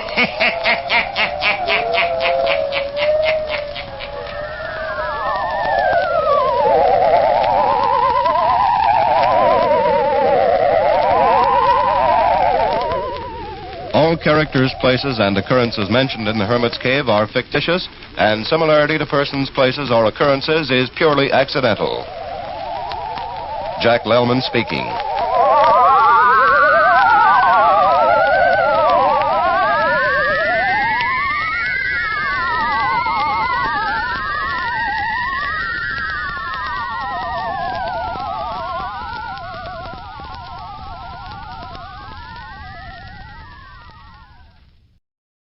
The Mummers in the Little Theater of the Air.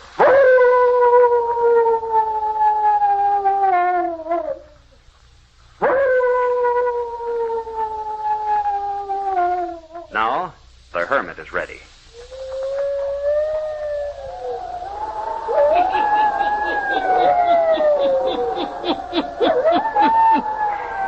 Ghost stories. Weird stories. And murders, too. The Hermit knows of them all. Turn out your lights. Turn them out. Have you heard the story, Spirit Vengeance? Eh? Then listen while the Hermit tells you the story.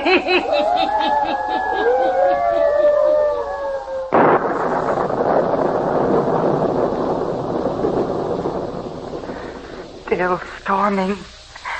Will it never let up? The matter of a small electrical storm should not trouble you, Rosa. Oh, I've had enough of such talk, Rummel. You see, I talk civilly, you misconstrue my words, Oh, stop it.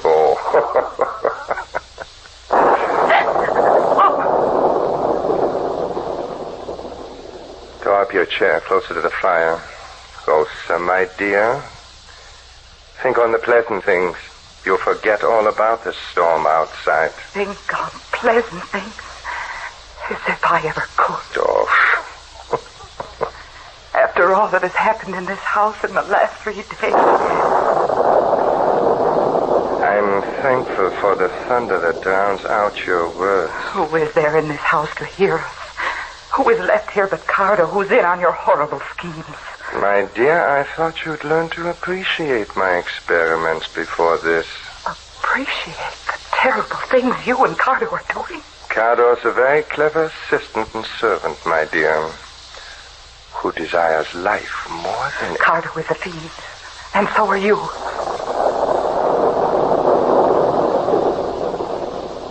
Oh, it must be 10 o'clock.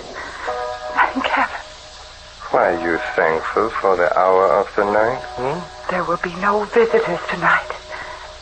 No one will be stopping at this house of murder tonight. Are you sure no one will visit us, Then there is someone coming? No man knows what the next hour may bring.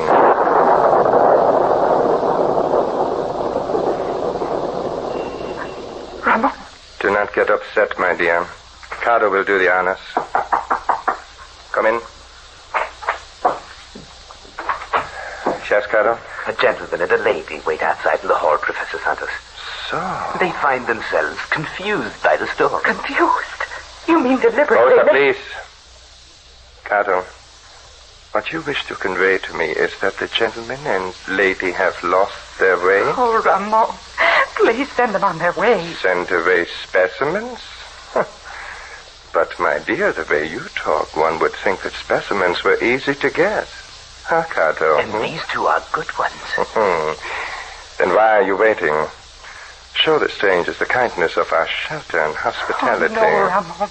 Oh, Cardo. Show the strangers into the library, Carto. Yes, Professor Santos. The professor desires that you enter the library. This way, please. This is certainly nice of you. Come, Bella. Step inside, please. Good evening, sir. My wife and I... Now make no apologies.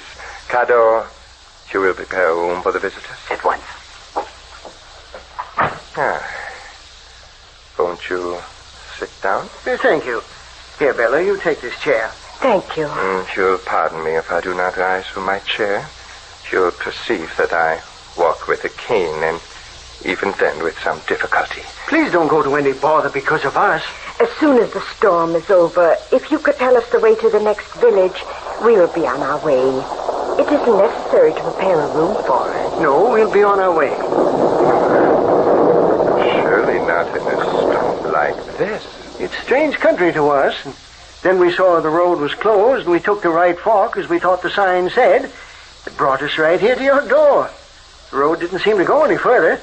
Now, if you'll just direct us, But I wouldn't hear of you stepping out again. But, Bellerin, I hate to be a bother. Not at all, not at all. Now, are you getting dry, Mr. Yes, thank you. My name is Richard Kenton. My wife, Bella. Delighted. Mrs. Kenton, yes, delighted. Kenton? That was the name, my dear Kenton. May I present my wife, Rosa? I am Professor Roman Santos. How do you do? How do you do, Mrs. Santos? How do you do? Now that introductions are over, may I say that you're welcome here? Thank you. Yes, indeed. One hardly expects to find a lovely estate like this, hidden away from everything. A refuge for tourists who've lost their way. Have you come a long ways? Indeed we have. Nearly 500 miles from home. Oh, really? We're really quite upset, too.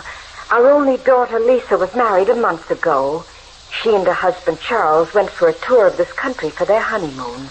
They persuaded Richard and I to meet them at Minwell. That's the next village. Yes. Minwell is the next village. But we haven't heard from them. I don't understand. Well, what my wife was trying to say is that we plan to meet Lisa and Charles at Minwell. This morning we wired them to let us know if they're waiting in Minwell. We received no answer to our wire. Well, maybe we didn't wait at our hotel long enough to receive an answer. Well, we hope that's what it is. No doubt that is what happened. I shouldn't worry. You'll have a good night's rest here, and I wouldn't worry about tomorrow. Now, don't worry at all. I was anxious to get to Minwell tonight. You know how mothers are. Ever since we left home, I've had a strange presentiment that something was going to happen to Lisa and Charles. Oh, now, Mother, I'm sure Professor Santos? Professor Santos wouldn't mind if we use his phone to call the hotel in Minwell. Certainly not. Thank you. Now, if you'll just show me where... However, that will be impossible tonight. But The storm has broken down our outside wires, and I'm afraid my servant Carter will not be able to locate the trouble before morning. Oh, but it will soon be morning. You'll soon be in Minwell. And you'll soon find that your daughter and your new son are waiting for you quite unharmed. Of course, Mother. You're unduly alarmed. I can't help being anxious. You know how it is if you have children. I am pleased to say we have no children. Oh?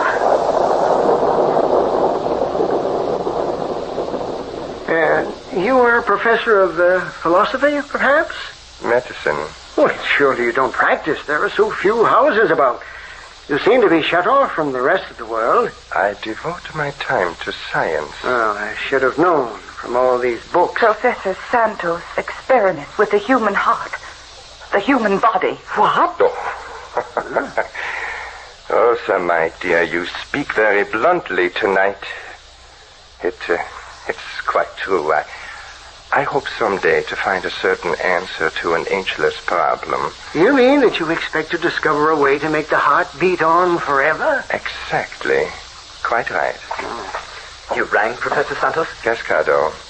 Will you show Mr. and Mrs. Canton to their rooms? I'm sure they're very weary. Oh, we're a lot of bother. No, not at all. Cardo will serve you tea, hot milk, anything you desire. But I would suggest you don't eat too heavily, as you might not sleep too well. However, just make your wishes known. Oh, don't get up from your chair, Professor. I will show my guest to the door. Look out the window. The storm is gone. There's a moon pushing its way through the clouds. Richard, we could drive on tonight. Ach, nonsense. In the morning I can show you the beauty of my estate. And now, good night. Good night, sir. And may your dreams be pleasant ones. Good night. Cardo, take good care of our guest. Take very good care of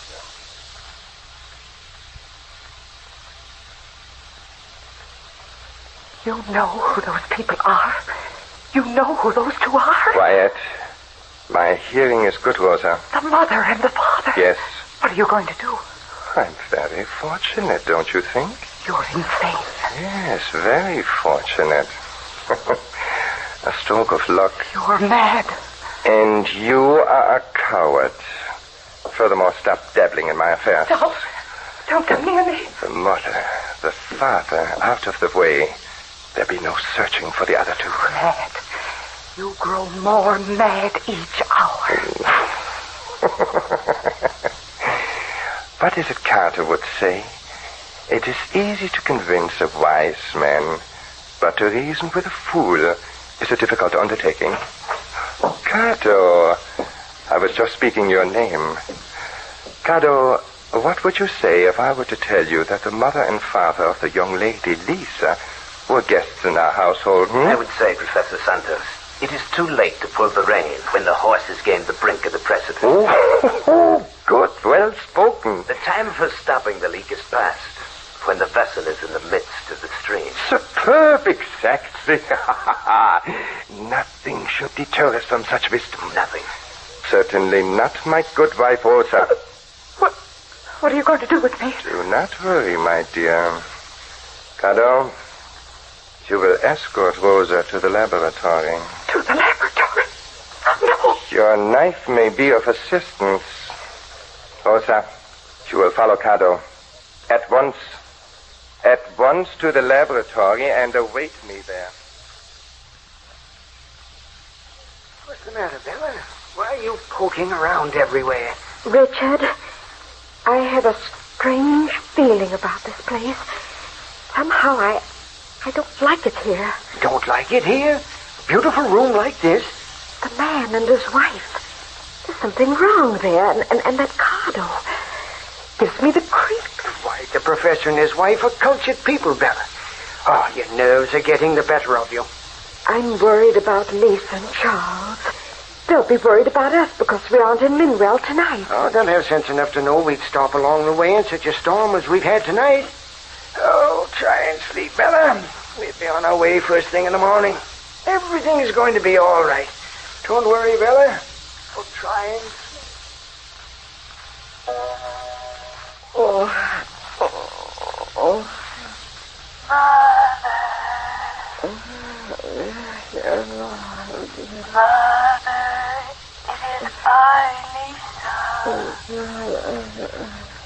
Mother, it is I, Lisa, calling to you.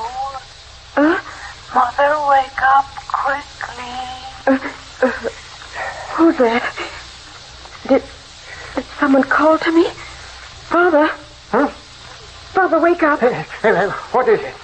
Did you call to me? No, I didn't call unless I talked in my sleep. Oh, someone called me. Father, it was Lisa. It was Lisa calling to me. Oh, fella, you've been dreaming. Now go back to sleep. It'll soon be morning.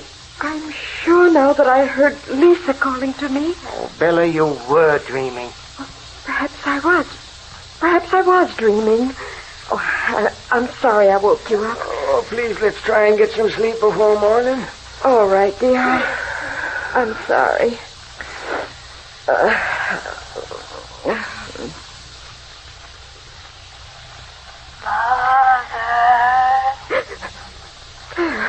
Again. Mother, don't go back to sleep. No. Get out of that bed quickly. Awaken Father. Lisa. Get out of the bed quickly. Father. Huh? Get up quick. Oh, what is it now? Father, hurry. What in the world? Do as I say, quick. No, don't turn on the light. Get out of bed. Oh, well, all right. Here. Hide behind this curtain. Here. Mother, what is this all about? So loud. Why on earth are we standing behind this curtain in the middle of the night? I can't tell you. I don't know myself yet. Shh. Mother, I can... Be still. Listen. Do you hear that?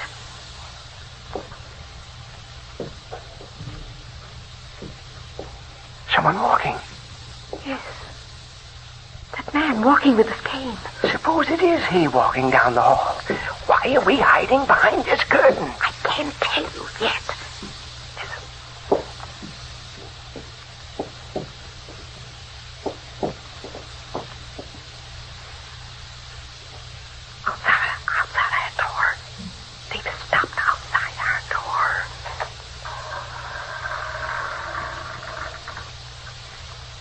Shade the light and hold it higher, Cato. They are sleeping.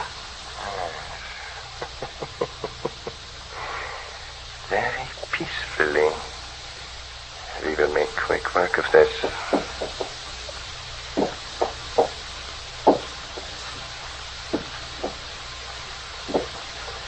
Now over to the other side of the bed, Cato. The woman will be my patient.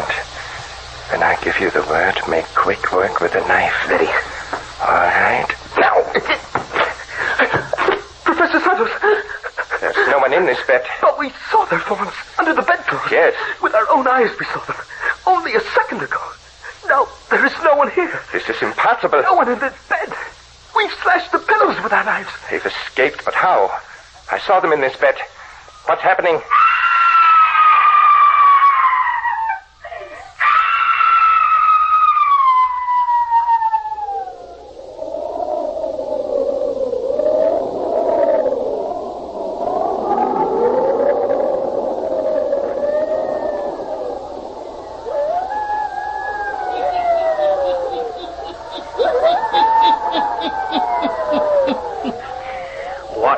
Mystery in this house of Professor Santos, eh?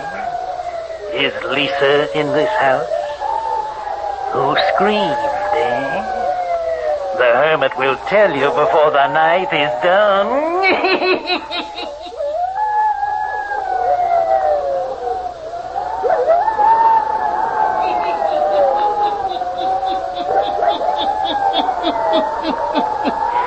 It is a few seconds later. Ramon Santos and Cardo are standing over the bed where they thought their two victims were sleeping. Richard and Bella Canton are hiding behind the heavy window drape in the same room as we hear. Whoa, sir. Cardo, quickly to the laboratory. Hurry, I'll follow.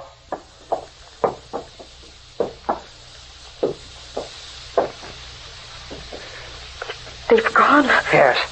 Mother, we're in the house of a madman. Get your robe quickly. Don't stop to dress. We've got to get out of here. They came to this room to kill us. Yes. How did you know that they were coming? Lisa called to me. That scream, it was Lisa. She's in this house. Oh, but she couldn't be. We've got to follow those two. Find her. But how could Lisa be here? Somehow she crept to this room. She warned me to get out of bed, and then she vanished. Hurry. Something terrible has happened to her. Which way shall we go? Didn't you hear him say they were going to the laboratory? Well, everything's quiet now. Look, here's a stairway. It must lead to the laboratory. Oh, Lisa and Charles. What have they done to them? Up the stairs. Hurry. I don't hear anything in the house now. What have they done to Lisa? Why, I see a light. Yes. No need to be quiet now. We've got to have this out.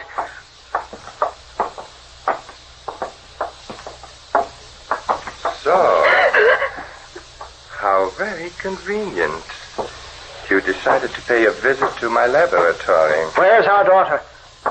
Perhaps this is the best way after all. I said, where's our daughter? Your daughter?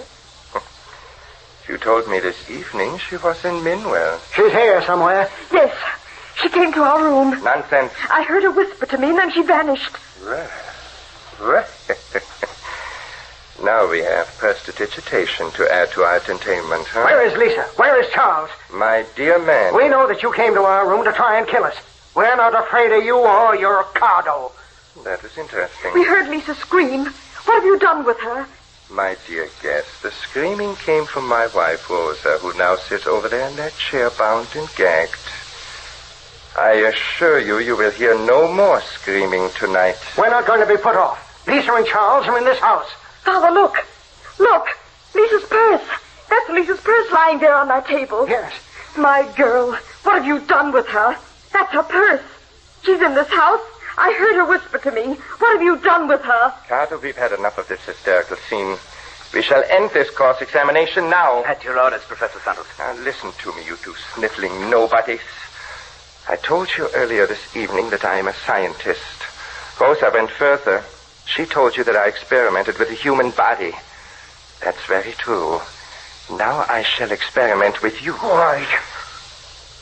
It would have been easier had you allowed us to creep into your room and end your lives painlessly, quickly.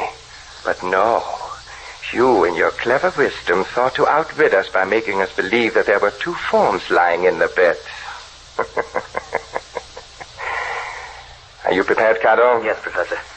But now, you walk right into our laboratory. Very convenient.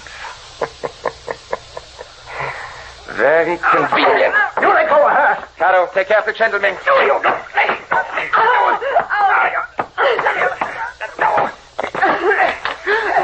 Professor Santos, look at the door. Lisa! Charles, it cannot be.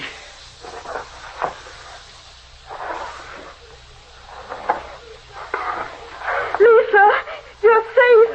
Lisa, speak to me. But they cannot be walking. Lisa, why do you walk so strangely, staring right at Professor Santos? Get them away. They're not human. But they cannot be here walking. Cado, help me. She's coming for me. I cannot help it. The man-thing has me in his grip. No. No, get away from me. Cado, help. I can do nothing, Professor. She has my knife away from me. She's killed Professor Santos, thrust the knife through his heart. No, she's coming for me.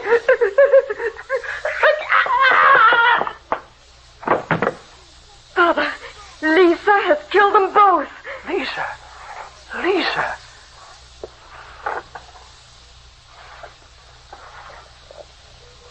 No, they're leaving. Lisa, Charles, don't leave us. Mother, we're seeing something not of this world. Father, don't let them leave us. What? The professor's wife. Release her. Yes. Lisa, Charles. Father, we must follow Lisa and Charles. No. Don't you understand? Don't you understand? What do you mean? Those two, they're not really alive. Your daughter Lisa and the boy. Not alive? They're dead. They've been dead for 2 days. My husband, he used them for experiments. Human experiments. What are you saying? They were dead. I saw them die. Santos forced me to witness. They came back tonight to save you. Lisa! Their spirits? Yes. Their spirits, walking about as though they were alive, came back and saved you from a similar fate. How horrible. I saw them earlier tonight, walking on the stairs. I screamed with the horror of it.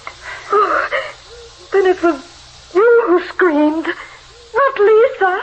Yes, it was I, screaming at the horror of 2 dead souls taking shape, coming back for revenge.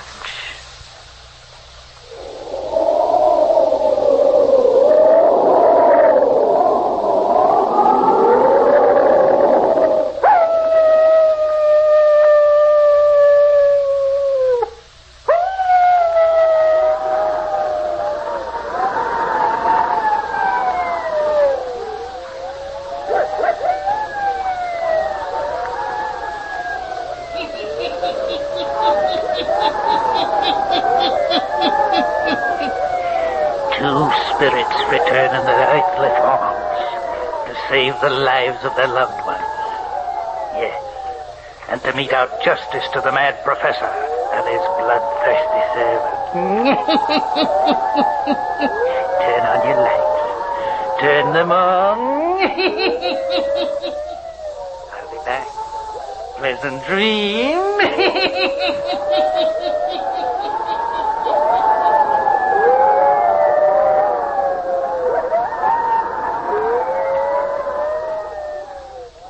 All characters, places, and occurrences mentioned in the Hermit's Cave are fictitious, and similarity to persons, places, or occurrences is purely accidental.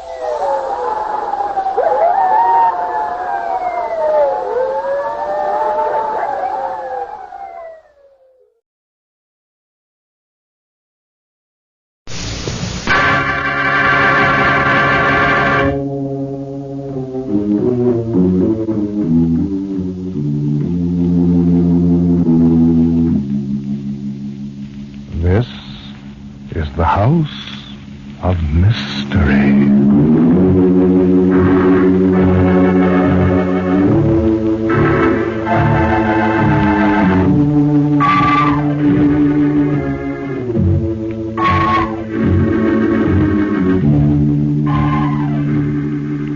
Good evening. This is Roger Elliott, otherwise known as the Mystery Man, welcoming you to another storytelling session here at the House of Mystery.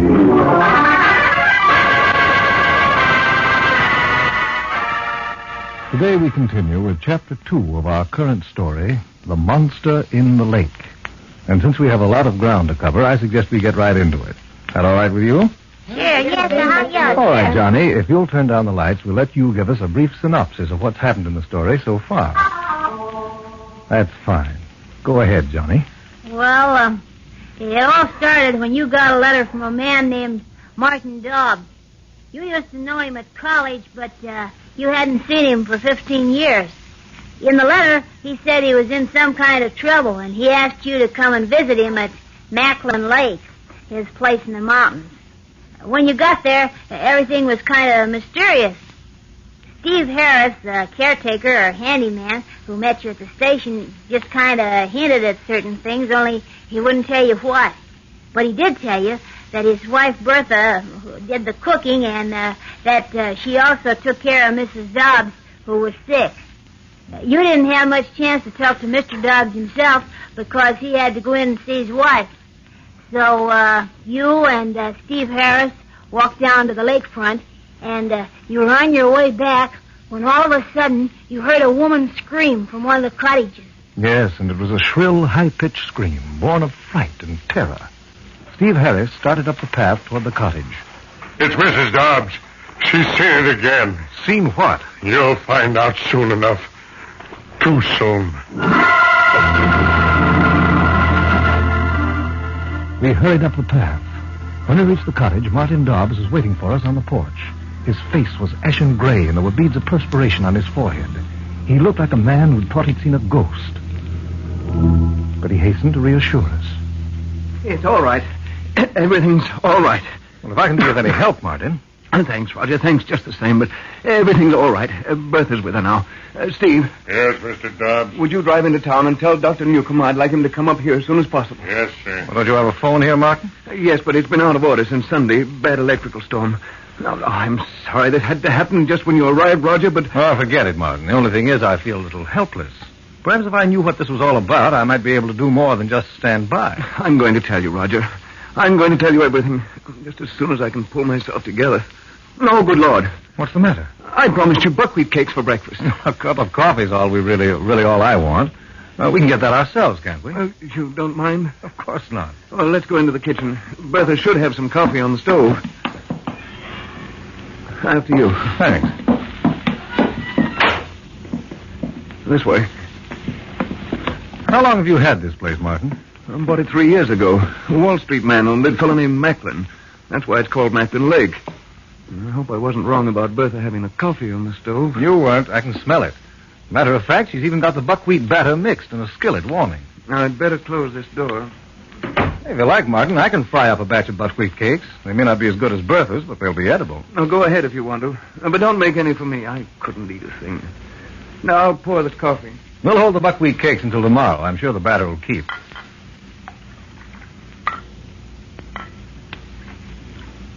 Do you take sugar and cream? No, just sugar. It's on the shelf right above you. Mm-hmm. Now, Martin, suppose you tell me what this is all about. Well, frankly, I don't know where to begin. Well, suppose we sit down and you begin wherever you want to. Tell me as much or as little as you think you'd like to tell me. Here, take this chair. Yeah. Well, it isn't that I want to keep anything back, but now that you're up here, there doesn't seem very much that I can tell you. Well, it's quite evident, Martin, that something unusual is going on. I'd have to be blind not to see it. And it's just as evident it has something to do with the lake. Who told you that? No one actually told me. Neither was I told that it has some connection with Mrs. Dobbs' illness. But that's true, isn't it? Yes. Well, here's the story. It may sound ridiculous to you, but you might as well know it. As I told you, I bought the Macklin Lake property 3 years ago. I bought it particularly for Evelyn, Mrs. Dobbs, because the doctors said that the mountain air would do her a lot of good. And they were right. She gained weight, slept well, and the hacking cough she developed disappeared almost immediately. Each spring, she looked forward to opening the cottages and getting back up here again. Well, this year, we came up a month earlier because she hadn't had a very good winter. You won't believe it, but 48 hours after we arrived, she was herself again. Why shouldn't I believe it? You have a wonderful spot here. Yeah, it used to be wonderful. It isn't anymore. The trouble started about a month ago.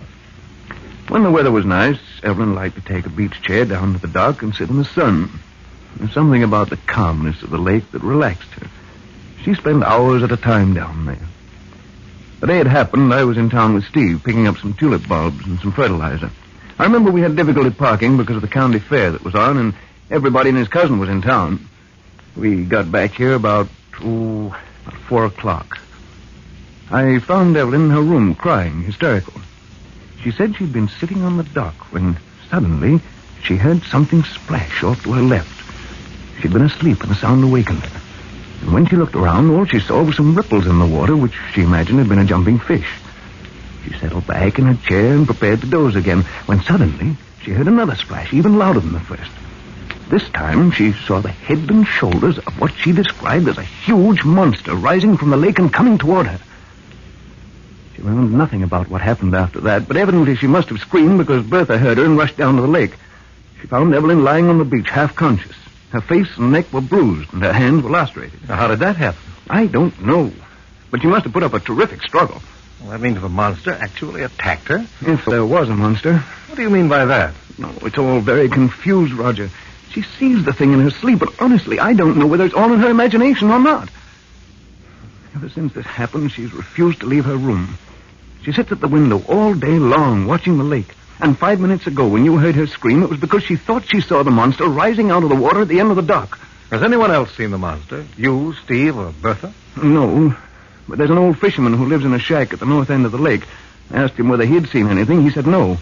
But at night, he heard strange noises, like someone groaning. Is there anyone else who has access to the lake? A few people from town fish it every now and then, but I didn't want to ask too many questions and get this thing noised around because I wasn't sure. You weren't sure of what? Frankly, I wasn't sure there was anything in Evelyn's story. Anything real, I mean. You see, Roger, there's a history of insanity in her family.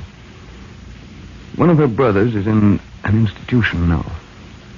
And she had an aunt who lost her mind. Too many people believe that insanity runs in families. Good doctors will tell you it isn't so. A dozen good doctors have told me, but now I don't know. You mean you think your wife's out of her mind? She's having hallucinations? It isn't that I want to think it, but I understand. Tell me, Martin, has anything like this ever happened before? Has your wife ever imagined she was seeing things? No, never. That's what frightens me. Is she seeing things, or is this monster real? That's why I wanted you to come up. I thought you could do more than any doctor to convince her that it's all her imagination. But you're not sure that it is? No, I'm not sure of anything anymore. Oh, that must be Stephen, the doctor. I don't know why I keep calling him. He's been up here a dozen times and hasn't done any good. Dr. Newcomb's here, Mr. Dobbs. I'll be right out, Steve. You'll excuse me, Roger? Of course. You mind if Steve and I do a little exploring? Not at all. Steve, you stick with Mr. Elliot, will you? Yes, sir. I don't know how long I'll be, Roger, but go right ahead and do anything you wish. Okay, I will. I think we'll go back to the lakefront, Steve.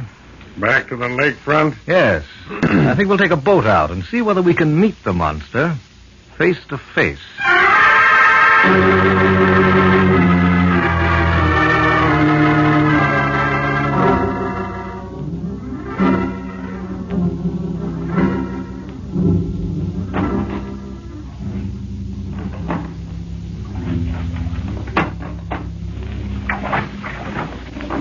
How far out do you want to go, Mr. Elliot? Where are we now? Now, about a quarter of a mile offshore. Is the lake deep at this point? 20, 30 feet. All right, suppose you ship your oars and we'll drift. Well, the wind's south. Just a breeze, but it should carry us to the north end of the lake where that fisherman has his shack. Coincidentally, what's his name? I don't know. Everybody around here calls him Pop.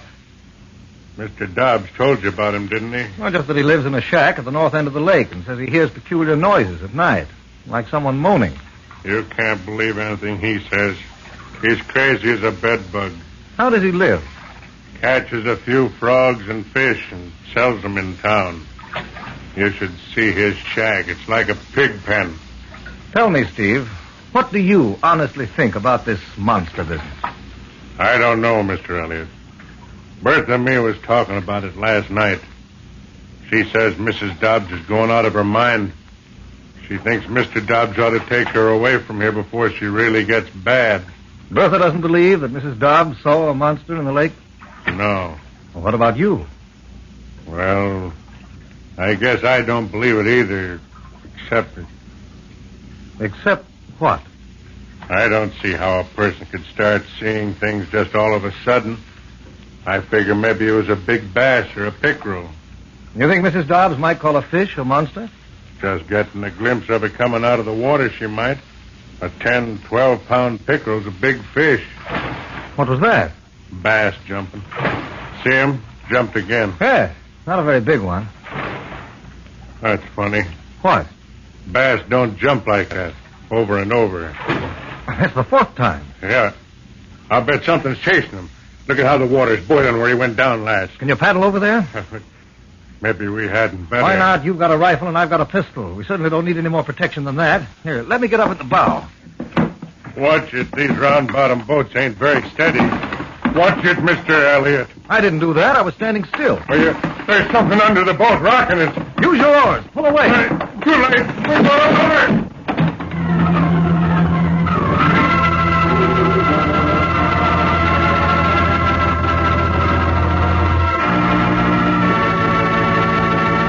All right, Johnny, turn up the light.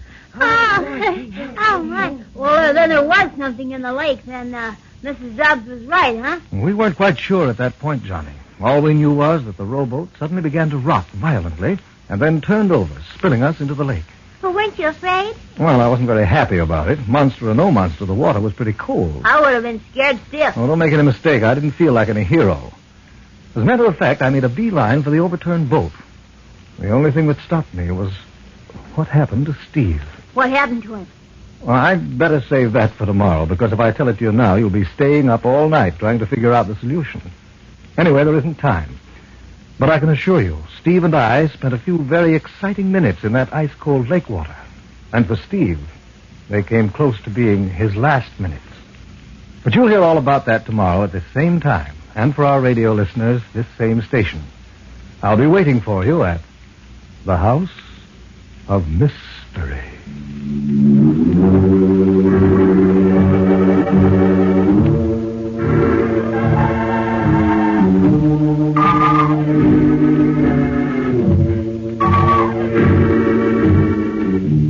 This is Roger Elliott, your mystery man, saying good night.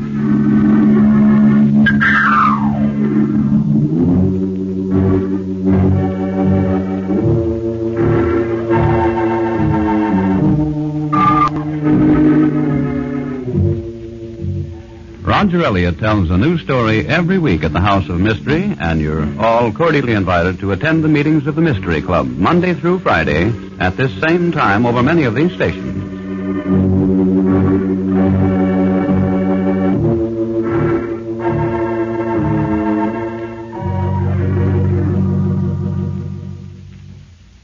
This is the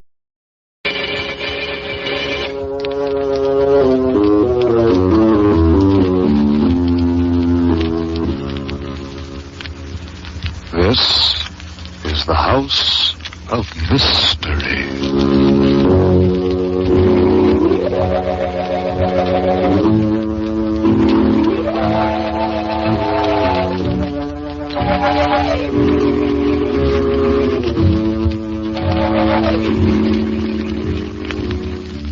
Good evening. This is Roger Elliott, otherwise known as the Mystery Man, welcoming you to another storytelling session here at the House of Mystery.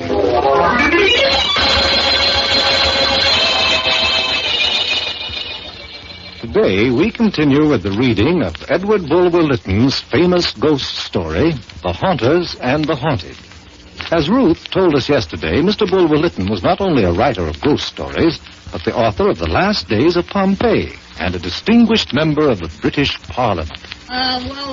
Why did he write The Haunters and the Haunted? Why, Johnny? Uh-huh. Well, I should say for the same reason that I spend a good deal of time investigating rumors of supernatural manifestations to prove, if possible, that ghosts and phantoms exist only in the imagination. Does he prove it in the story? Well, let's find out, shall we? Yeah. Down with the lights, Johnny. That's fine. As you know, this story is about a haunted house in the very heart of the city of London. A house no human being would occupy because of the weird and frightening creatures who were said to inhabit it. However, the man who tells the story decided to investigate the house. He and his secretary, Frank Carter, moved in. The first thing they noticed were mysterious footprints on the damp stones of the yard at the rear of the house. Footprints that formed before their very eyes. Then, inside the house, they saw a mysterious light fashioned in human shape. A light that ran up the stairway to the attic and disappeared. They decided to retire for the night and search the house in the morning. But no sooner was the man who tells the story in bed when a cold wind passed over his face, and an invisible hand reached out and took his watch from the table beside the bed. Well, that's where I stopped yesterday. Now I'll continue from page 271, chapter 3 of The Haunters and the Haunted. I sprang out of bed, seizing my revolver in one hand and my dagger in the other. I was going to make sure that fiendishly invisible hand didn't get them, too. Then I started to search the floor for the watch. It was nowhere to be seen. Suddenly I heard 3 loud, distinct knocks at the head of my bed. Frank heard them, too, and called out from his room. I warned him to be on guard. All my courage was disappearing fast. Now, my bull terrier, sleeping in front of the fireplace, roused himself and sat up on his haunches, his ears twitching. What had he heard? My attention was entirely directed toward him. I saw him get up slowly, his short hair bristling, and stand perfectly rigid. A few seconds later, Frank came into the room. And if I ever saw stark horror in a human face, I saw it then. I wouldn't have recognized him had I met him on the street. He rushed over to me, and when he spoke, his voice was a ghastly whisper. "Run! Run!" he said. "It's after me!" In a moment, he was at the door of the landing. He pulled it open and went bounding down the stairs, unheeding my cries to stop. I heard where I stood the street door open. Then I heard it slam.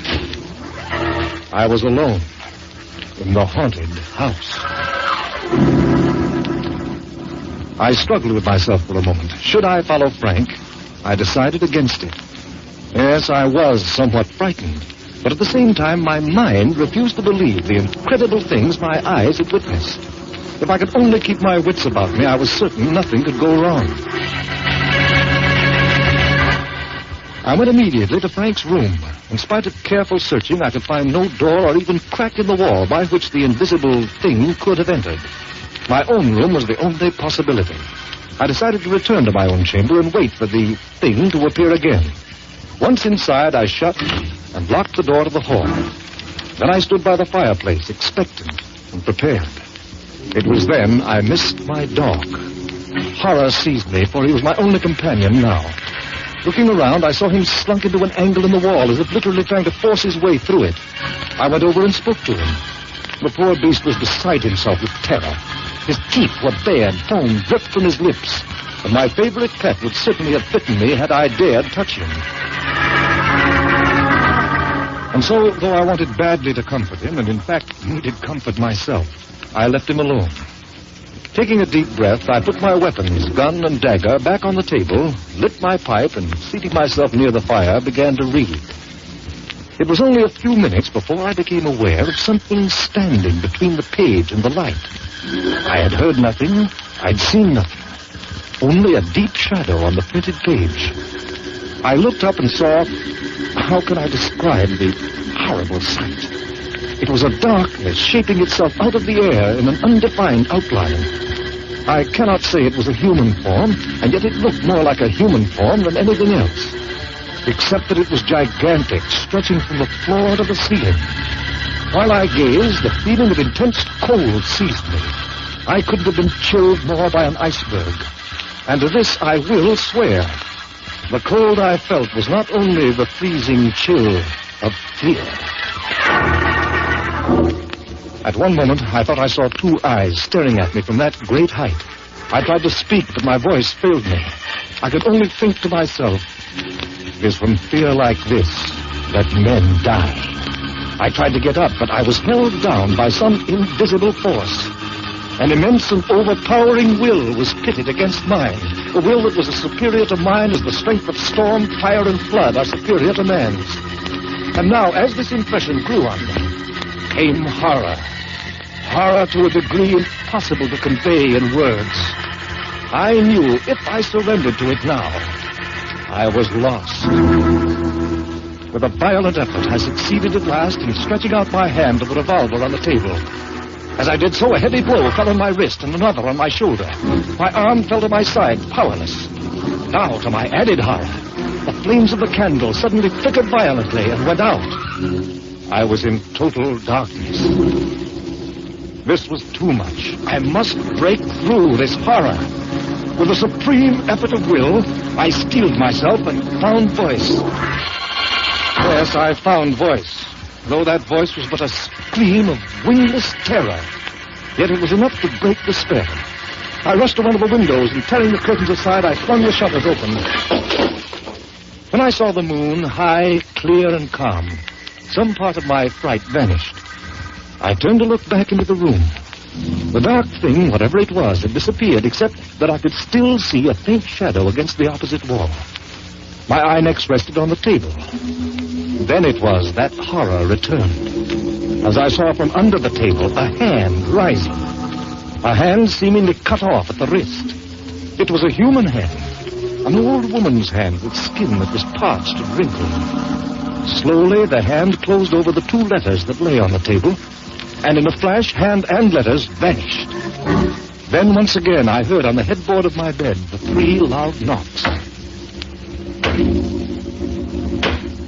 As these sounds ceased, I felt the whole room vibrate, and at the far end, sparks suddenly began to rise from the floor, green, yellow, blue, and red sparks.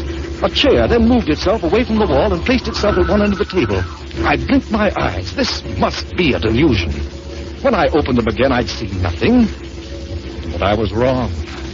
The next time I looked at that chair, I saw, as if growing out of it, a woman's shape, ghastly as the shape of death. The face was that of a young girl, a girl with a strange, mournful beauty. Her throat and shoulders were bare. The rest of her form was enveloped in a gown of cloudy white. The figure began combing its long yellow hair, which fell over its shoulders. Its eyes weren't turned toward me, but toward the door. It seemed listening, watching, waiting. The shadow in the background grew darker. I thought I saw eyes gleaming from the top of it, eyes that were now fixed on the shape of what had once been a girl. My ordeal of horror wasn't yet over. Coming through the locked door, I saw another shape take form, a shape equally distinct as the girl's and equally ghastly. It was the shape of a young man, dressed in a costume of the 1700s. There was something terribly incongruous, grotesque, yes, even frightening in the contrast between the elaborate finery of his dress, with its ruffles and lace and buckles, and the corpse-like look and ghost-like stillness of the creature who wore it. Just as the shape of the young man approached the shape of the girl, the shadow suddenly darted from the wall, and for a moment all three were enveloped in darkness. When the pale light returned, the two phantoms were in the grasp of the shadow which towered above them and kept them separated. And there was a dark stain on the cloudy white garments of the girl, just where her heart might have been. The young man was leaning on his sword. Only a moment was given me to see this horrible sight. Then the shadow descended again, and they were gone. The closet door to the right of the fireplace now opened, and from it came the form of an old woman. In her hand she held letters, the very letters over which I'd seen the hand close, and behind her I heard a footstep. She turned as if to listen. Then she opened the letters and seemed to read. And over her shoulder, I saw a livid face. The face of a man long drowned, with seaweed tangled in his dripping hair. And at her feet, there was a child, a weeping child. Even as I stared with unbelieving eyes at this fantastic tableau, the wrinkles and lines in the old woman's face disappeared, and it became the face of a young girl. Then once more the gigantic shadow darted from the wall and blotted out the whole mad scene. Nothing now was left but the dark shadow, and on that my eyes remained fixed. Suddenly, bubbles of light began to dance once more, shooting from the floor, bubbles of every color and shape imaginable. Sometimes I felt myself touched, but not by them. Invisible hands touched me. Once I felt the clutch of cold, soft fingers at my throat. I was still conscious that if I gave way to fear, I might never emerge from that house alive. I knew that there was a will working against me, a will of intense evil, which could easily crush my own. I determined not to surrender. Marshaling all my strength, I started to concentrate on fighting it out. But it was an unequal struggle. As the dark shadow started moving toward me, and a great burst of colored flame shot its terrifying bolt, I fell senseless to the floor.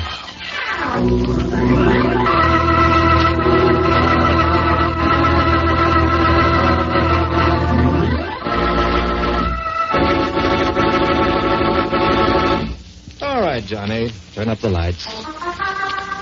Hey,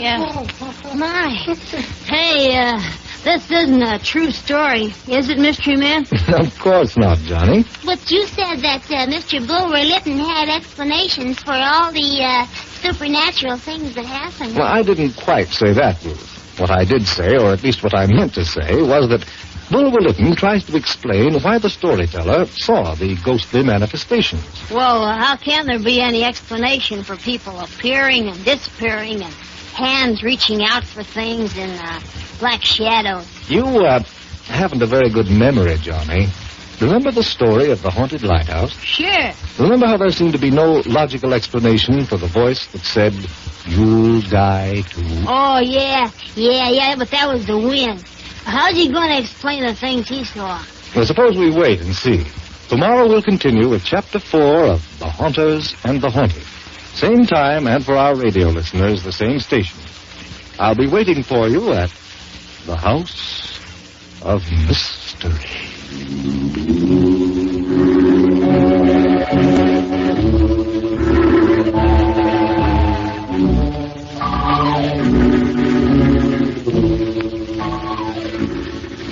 This is Roger Elliott, your mystery man, saying good night.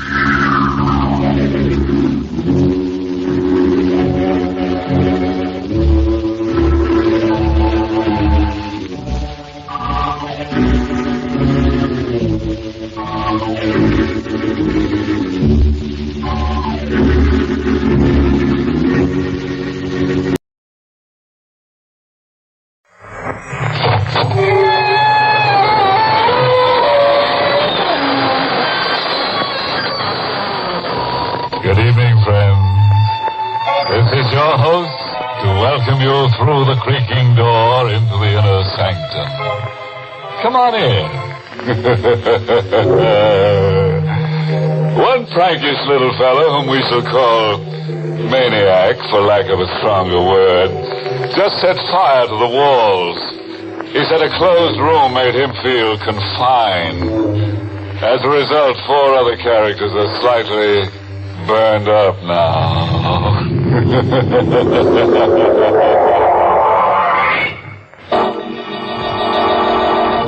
Tonight's Inner Sanctum Mystery, Corpse for Halloween, was written by John Robert and stars Larry Haynes in the role of Jimmy with Barry Kroger as Kavanaugh. And now, let's unhinge our minds a little. After all, what's a little insanity among friends? Tonight's story dramatizes the fanatical hold of memory. The one scene, the one fragment that plays and replays over and over again in your mind. The one terror that's with you when you dine and when you walk and when you sleep.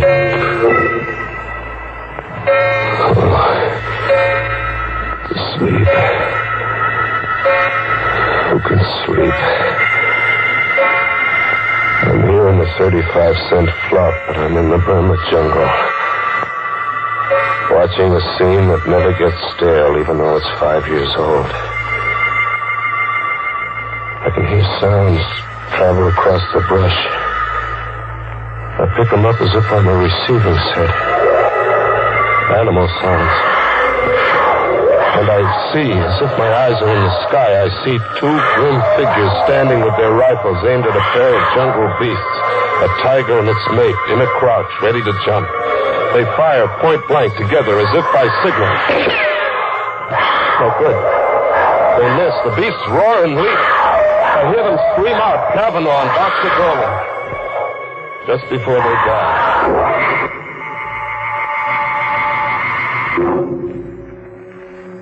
5 years. And you've been everywhere trying to forget. And you almost do forget. But it edges right back into your mind by itself. Like when a guy suddenly sneaks up on you in the night. Do you have a match? What? Do you have a match? Oh, yeah, sure.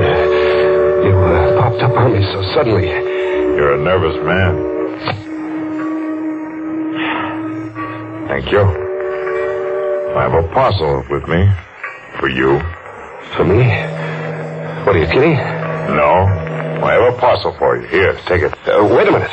Hey, wait! But he's gone. Just the way he came. As if he's a chip off my sanity. As if there'd been nobody. But there is a package left with me. The mind doesn't dream up a package. A cardboard box, heavy kind of. And tissue, lots of tissue around something that had the feel of a head. It is a head. The stuffed head of a jungle tiger. Its mouth fixed in the snarl that sends the blood hammering to my head. Doesn't make sense. No good figuring it out. Toss it into the river, box and all, and get away. Get among people. Yeah, Rocco's. Go to Rocco's. Get the jukebox going and slip into a fog. Coffee, Rocco. Jimmy, I got something for you. For me, Rocco? A package. A guy come in before and leaves a package for you. See? With Jimmy Fox. Your name on it. My name? My name's Jimmy Scott. You know that. Scott, yes, but the man says your name is also Jimmy Fox. He says he knows. He knows? I took the package outside into the night, into an alleyway. Another cardboard box, heavy. And tissue, lots of tissue around something that had the feel of a head. It was a head. But not a tiger's this time. It was a human skull. It shone with a hard white light where the moon touched it. And then it seemed to speak. Do you have a match? What? You're being an idiot. It isn't the skull talking to you, it's me. You? Where are you? I'm behind you. I don't see you. It's because you're afraid to. See me now? Yeah. A black suit and a face grinning at me like a laughing mask. It is a laughing mask. Well, why are you wearing a mask? Why not? Tonight's Halloween. Halloween? Sure, Halloween. Not everybody plays jokes. Oh, gosh, I should have remembered it was Halloween. Can you identify the skull? Identify? Look, what kind of a gag are you trying to... Suppose I give you an hour to identify the skull. It's 8 now. Until 9 o'clock then, Jimmy. Wait! Hey, wait! It was gone again. As if there'd been nobody. Just another big chip off my sanity. I really had to get away from myself now. I hit the back streets, and then somewhere a big neon sign across the tenement pulled me off the sidewalk. It read, Artillery Street Boys Neighborhood Association. Halloween costume ball. Public invited. A girl in a booth, masked like a witch, stopped me at the door. Mask, mister? Mask. Oh, sure. Give me one. Black, green, yellow, or purple? What's your favorite color? Yellow. Here you are. 50 cents. There you are. Oh, Oh, what? just a description left with me. I'd almost forgotten. Are you Jimmy Fox? Suppose I was Jimmy Fox. What about it? This grocery bag was left here for you. A man told me to tell you. You forgot it somewhere. And he said that he'd meet you one place or another later. Here, take it. By the shape of it, I'd say you had a Halloween pumpkin inside. What if I told you there was a human skull inside that grocery bag?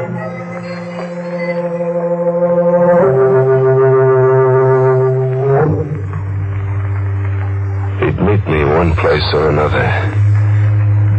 He did. He was under a street lamp, waiting for me to happen along. Hello, Jimmy. Have you dared to call the skull by name yet? Or must I? Look, that gag isn't paying off, mister. All right, go ahead, you call it by name. Dolan. Boxer Dolan, remember him? I never knew the guy. You no doubt got me confused. Have I, Jimmy? You've changed your appearance cleverly, except for one thing disguise could never conceal. One thing? Your guilt. You wear it like a badge of shame. Oh, what am I guilty of? Murder. 2 men left an encampment in the Burma jungle just before dawn. 2 men. Boxer Dolan and Kavanaugh. A 3rd man remained behind. He played sick, pretended to fever. The 3rd man was you, Jimmy. Must I tell you the rest? Tell me the rest. Dolan and Kavanaugh carried rifles in the event of a jungle encounter. There was a jungle encounter, a tiger and its mate. An emergency, but an easy one to resolve for 2 expert hunters. Just 1 shot apiece, and there'd be 2 more dead tigers. Just 1 shot apiece. They had their 1 shot apiece. But the tigers didn't drop dead in their tracks. Instead, Boxer Dolan and Kavanaugh dropped. Ask me what happened, Jimmy. What happened? During the night, someone had emptied their rifle loads and substituted blank bullets. You did that, Jimmy. You engineered the murder of 2 men. You murdered your 2 partners in crime. Just 1 day's push from the Hindu temple you'd all teamed up to loot. They got within 24 hours of treasure, and then you murdered them. 1 more day to the temple, so why split 3 ways, huh? You know about the temple. But I never pushed on to that temple. No loot, no nothing. How about that? You lost your nerve. You just hadn't counted on losing your nerve. What are you, a detective? No. I'm your 2nd victim. I'm Kavanaugh. Kavanaugh? But Kavanaugh was killed. Unfortunately for you, he wasn't. I'll show you what I had to survive. Feel my sleeve. Feel it. It's empty. Torn out of the socket. Now, the face behind this laughing gargoyle I wear. See the left profile. It isn't pretty, is it? The eye's gone, too. I spent 5 years finding you, Jimmy. I've waited a long time to let you see my face. You came after me to kill me? After you've had the same 24 hours you arranged that Dolan and I would have. What do you mean, the same 24 hours? Unarmed, in the jungle, and helpless. I'm gonna hunt you for 24 hours. In this jungle, the jungle of the city, with every beast of prey I can buy. I'm gonna hunt you, Jimmy. And in the end, when I've wrung every suffering from you, I'm going to kill you. What do you mean? Every beast of prey you can buy. The denizens of the city jungle, the riffraff, the murderers, the men and women who buy and sell murder. I can afford them, Jimmy. See this, Ruby? Is it real? And I have dozens, Jimmy, dozens. I didn't lose my nerve. It's 10 o'clock. You can go now. Go and see if you can escape me and my pack. You're going through with this? Get along, Jimmy. Hurry. The beasts will be coming at you from the sewers and the cellars, ambushing you from the shadows, into the dawn and through the day for 24 hours, until 10 tomorrow night. Or you win. You live. Hurry, Jimmy. See how painful death can be.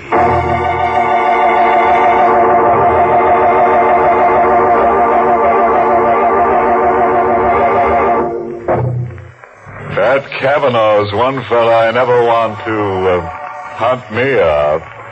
No, sir. That guy slays for creeps. 24 hours. Kavanaugh's got 24 hours to kill, and Jimmy has just enough time to die. Yes, you know, Jimmy might win out over Kavanaugh, now that he's got an extra skull to go with the one he's stuck with.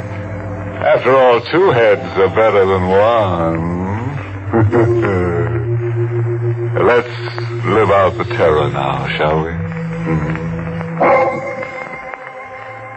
An animal game of murder for 24 hours. I was to be hunted down in a jungle where human beasts came at you from the sewers and cellars, where killers in the hire of a homicidal lunatic lay in ambush. Well, I had to win. I had to save myself. I had to.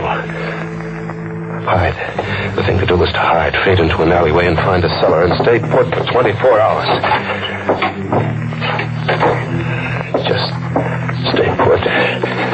With the sickening reek of garbage cans until 10 tomorrow night. Was I alone? Movement. There was a whispering movement somewhere in the cellar. A faint rattle of ash cans, as if the wind was rattling them. Wind in an airtight cellar. Hello? Anybody there? No answer. I've been imagining. But then something winged at me, goring into my shoulder, sharp and deadly like a knife.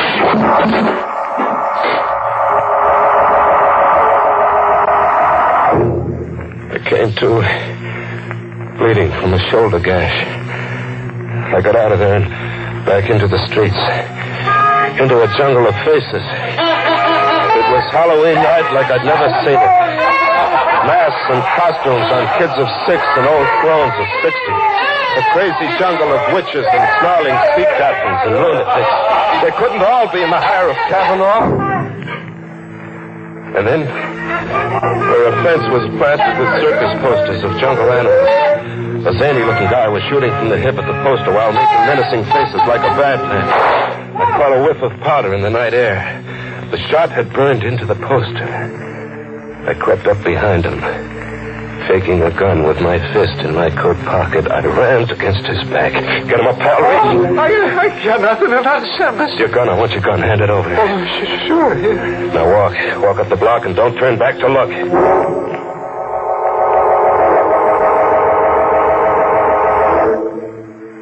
I had a gun now, and the tables were turned. I was the hunter now. I drifted to the docks and took up a position with my back to the river. Thinking of suicide, Jimmy? Not anymore, Kavanaugh. You sound as if your morale had suddenly improved. My morale's going great, Kavanaugh. Your animal hunt's about to boomerang, blow right up in your face like this. Who's hunting who, Kavanaugh? Who's hunting who? Kavanaugh kept standing up. 3 bullets, point blank, enough to blow his head off, but Kavanaugh kept standing up unharmed. How does it feel to hunt game with blank cartridges like Boxer Dolan and I did once? Blank cartridges? But that crazy-looking guy, I saw him burn a hole in the circus poster. Only 1 bullet. The first one was real. Simple? Yeah, simple. I get it. Dead-Eye Dick was another one of your beasts. Who's hunting who, Jimmy? Who's hunting who? Kavanaugh, wait. Kavanaugh, kill me. Get it over with and kill me now, will you? Kavanaugh, you gotta kill me. I had to get out of there. The subway. Get the subway. Fade into the subway. Get on a train and ride to the end of the line. Ride out of the jungle. An empty station. No one in it. No someone. 2 people. A dapper little guy buried behind a newspaper. And an old lady in ragged clothes carrying a pet half hidden under a coat. A pet that looked like a cat. She came up to me, close, like to ask me something. This side goes to Lefferts Avenue Station? Lefferts, I don't know. I'm a stranger here. Oh, hush, Genevieve. Oh, Genevieve is hungry. That's not a cat. No, son. A cub. A tiger cub. A tiger cub? Would you like to stroke Genevieve? No. Don't run away, son. Genevieve won't hurt. I ran away with the old crone after me, hobbling in her skirts, and the little dapper guy behind the newspaper circling at me from the opposite direction, cornering me. I jumped to the tracks, my only out, and I ran. I ran deep into the bowels of the subway, deep, very deep, with the little dapper guy after me, as if he meant business. And then the train. It had a Halloween look to it. It ran down on me, an iron face with banjo eyes. I ran against the wall and flattened out. The train flashed past, and the dapper little guy screamed.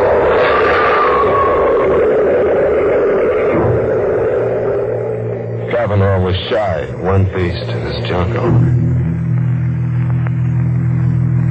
The little guy had been hit glancingly and hurled against the subway wall, pulverized. I got to him quickly and frisked him. I had a gun now. A gun with bullets that killed. I ran a half mile underground to another station, and then back on the streets. Back in the animal game. It was 3 a.m. A neon sign read Tillery Street Boys Neighborhood Association. Halloween costume party. People were straggling out. The fun was over. Paul? What? You remember me? No. I'm the witch who gave you a free mask and a grocery bag that you forgot somewhere. And you're Jimmy Fox. Jimmy Scott. I used to be Jimmy Fox. Sister, are you all right? Am I all right? I mean, are you just what you look? A sweet kid with brown eyes and a heart. Are you drunk? No, beat. I'm dead beat. I've got to hole up somewhere, get some shut-eye. I've got to or I'll die. You're sick? Yeah, I'm sick. If I could just sleep around the clock until 10 tomorrow night. If an angel came along and said, come home with me, I'll put you up. Come home with me, Jimmy. I'll put you up.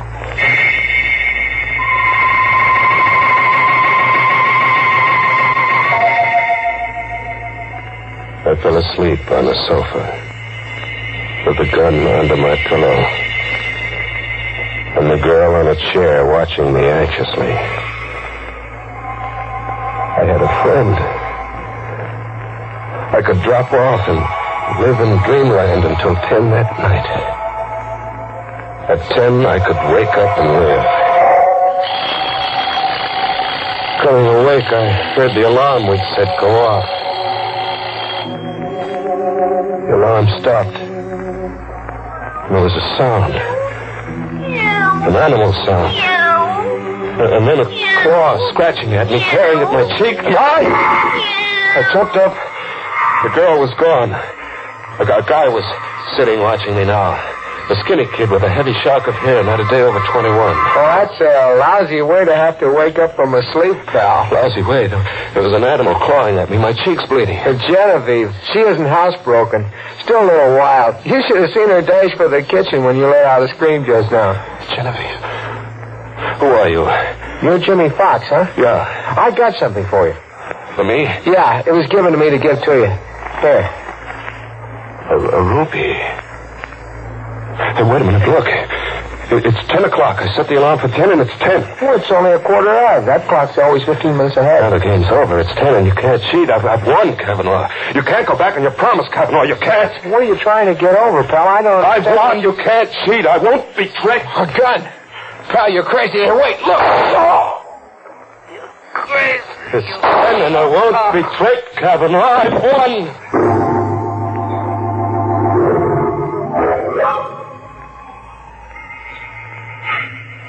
I'm still on the sofa. My arms are rigid, and my legs rigid. Like something exploded inside me and paralyzed my nerves.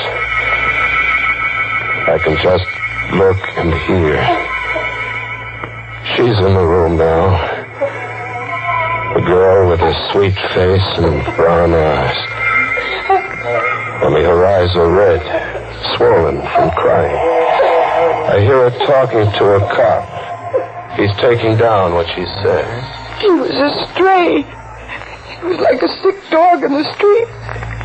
So I picked him up and brought him home. Yes, why did he kill your brother, Buddy? I don't know. I was taking a shower, and I heard him scream like a crazy man. I heard him talk all mixed up. But I was taking a shower, and I couldn't get here in time. There must be something you can tell me, miss. Oh, officer, everything is all mixed up.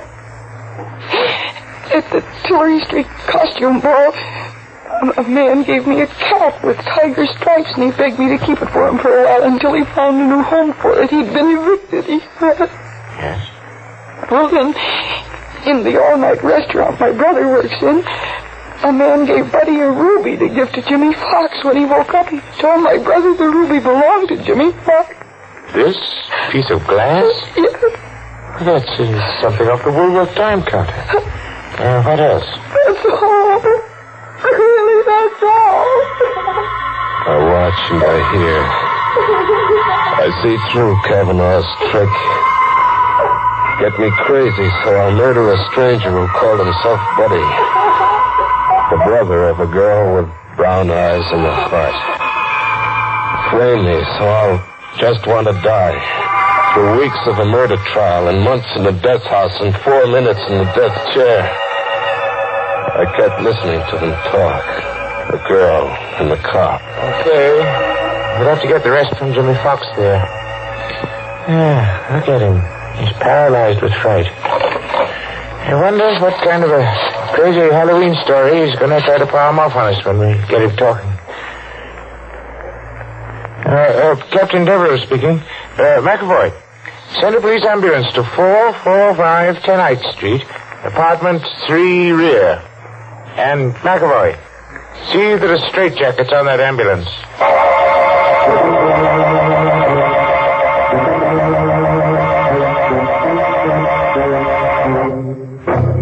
Well, quite a chase. It got so poor Jim didn't know whether he was coming or going. Nuts. What got his goat most was the way he kept seeing animals everywhere. Very confusing to a guy on the lam. Yeah, it got so he couldn't tell who's zoo. Moral? Oh, sure. I read this Halloween notice on a tree somewhere. Never hunt out of reason.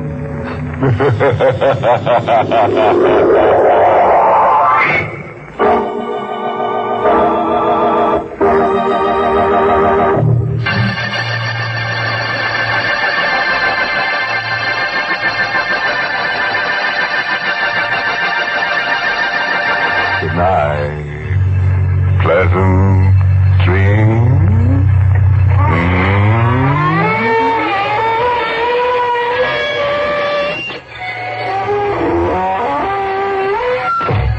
Inner Sanctum was heard in the United States over CBS, the Columbia Broadcasting System, and has been rebroadcast for servicemen and women overseas. This is the United States Armed Forces Radio Service, the voice of information and education.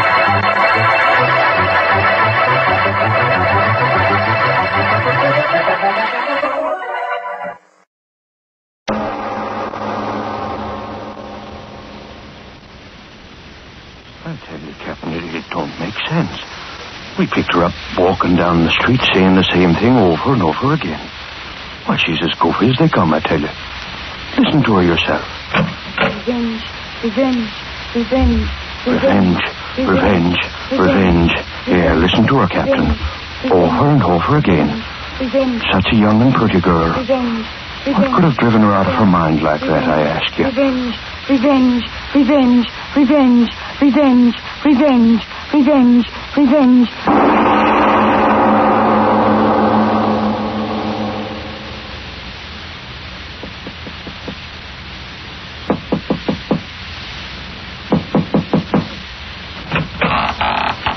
Yes?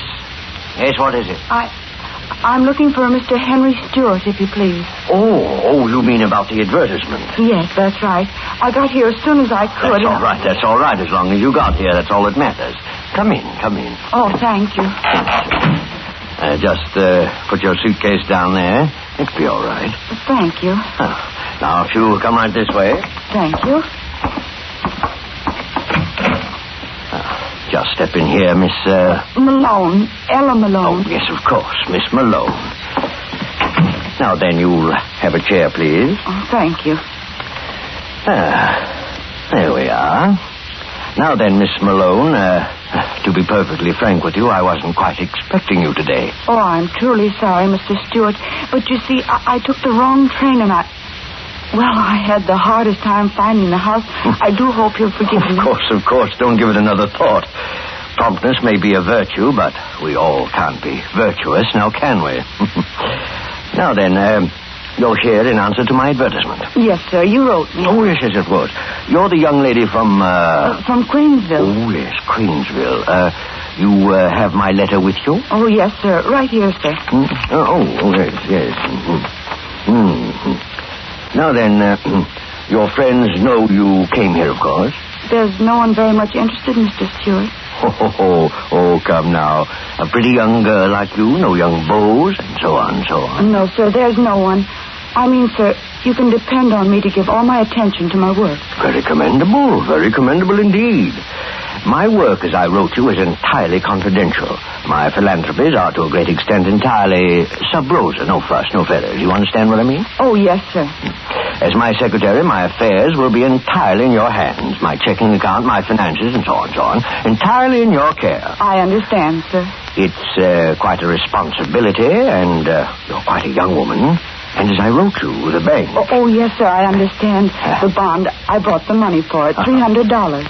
I've got it right here, sir. Oh, fine. That's very businesslike, yes, indeed. I'll give you a receipt, and there we'll be. Mr. Stewart. Yes? Oh, my pen. Oh, yes, here we are. My money. Will I get it back from the bank any time I leave your employ... I mean, when you want me to? Yes, of course.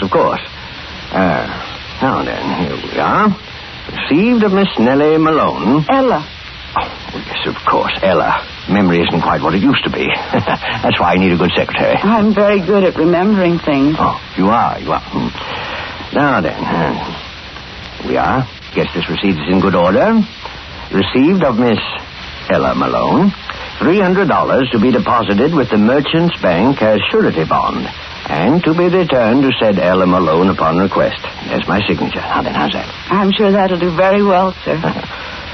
Now, you have got my receipt, but I... I beg your pardon. Not at all. Of course, I have it right here. I am sorry. Oh, well, I understand the excitement of your trip. Here it is, Mr. Stewart. You see, I had it already in an envelope.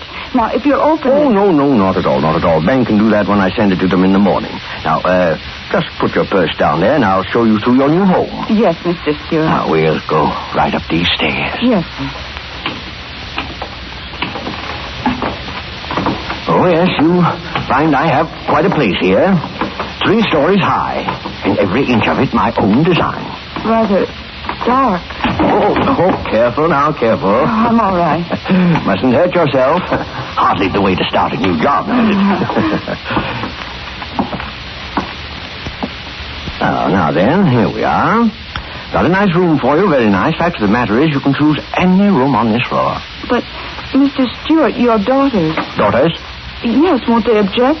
You said anything. Oh, yes, my daughters. I did write to you about them, didn't I? Yes, you did. Well, never mind about them. They're upstairs studying. Now, right here. I suggest that you take this room, at least for tonight. Whatever you say, Mr. Stewart. Get the light on here. There we are. Nice, isn't it? I've never had such a large room. If you've got one a little smaller... On the contrary, my dear Miss Malone, you'll find this one small enough. Perhaps a little too small.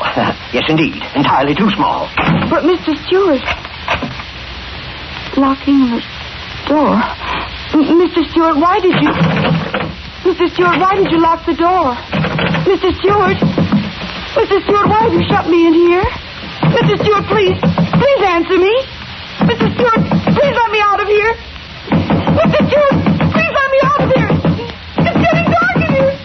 Please! Mr. Stewart, let me out!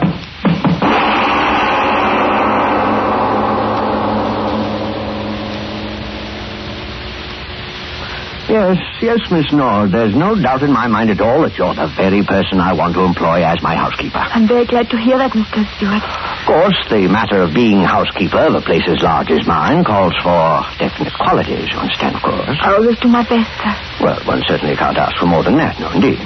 Your wife, maybe she'd like to talk to me? My wife? Oh, yes, of course. I wrote you about my wife, didn't I? Yes, sir. Well, my wife is out shopping. As soon as she returns, you will meet her. I'm sure she'll find your recommendations as satisfactory as I did. Makes me very happy. I've always wanted to work in a fine house. Now, about money. Oh, any salary you want to pay me, Mr. Stewart, it's all right. I just want a chance to show you how good I can do your work. Very commendable, yes, indeed, very commendable. But we must agree on a salary. I'm the sort of man who has respect for money and expects a similar respect in others. Oh, yes, and speaking of money, you'll be wanting to open a new bank account, I suppose. Bank account? Yes, it's my principle that everyone employed by me should have a savings account. Builds character. I'll open an account for you in the morning. You can transfer any other bank account you have back in your hometown up to my bank. Convenience, you know. Oh, no, sir, I haven't got that. I haven't any money in the bank back home. I took it all out. Oh. Wasn't much anyway. I got what's left of Father's insurance money after my mother died. Oh, yes. Well, now then, supposing you leave all your things here and we'll go look over the house, That'll be very nice. Here, right through this door. I'd be glad to be working in such a big house. Right this way. Oh, yes, quite an establishment here. Designed it all myself. I work hard, Mr. Stewart. Oh, yes, I'm certain you will. Now then, right down these stairs. I'll show you everything downstairs first. You have a washing machine? Huh? Oh, yes. Everything modern, everything convenient. High, wide basement. There you are. Now, watch yourself. It's just a little dark down here this time of day. Oh, it is a big basement, all right. Could hang up plenty of washing down here. Oh, yes, indeed. Now, if you'll just come this way. You building something down here? Building? Oh, yes, indeed. Always building, always changing, always remodeling. Change. My hobby, always changing things. Hard to keep clean. Now, don't you worry about that. Everything will be cleaned up in short order. The bags of sand and concrete mixer, everything will be out of the way. Won't bother you at all. No, not at all. Now, right this way. You're making more room? Oh, yes, indeed. With nice, clean concrete floors. Here, look at this one. Kind of dark. Oh, come on, get closer. All my own work. You see, the floor is still wet. I like concrete, don't you? Yes, it is clean. Yes, covers everything. You know how deep that concrete is? 3 feet deep. Yes, ma'am, 3 feet deep. And I just poured it an hour before you honored me with your presence. 3 feet. That'll make a mighty thick slab of stone, won't it, Miss Nord? Thick enough to cover you. Yes, indeed. A fist to the point of the jaw, still a most effective soporific. Well, you're quite a light woman, my dear Miss Nord. Up you go, and in you go. Face down. What an unusual bed you lie in, Miss Nord. Sinking down and down and down. And the concrete will harden, and I guess I will have to get myself a new housekeeper.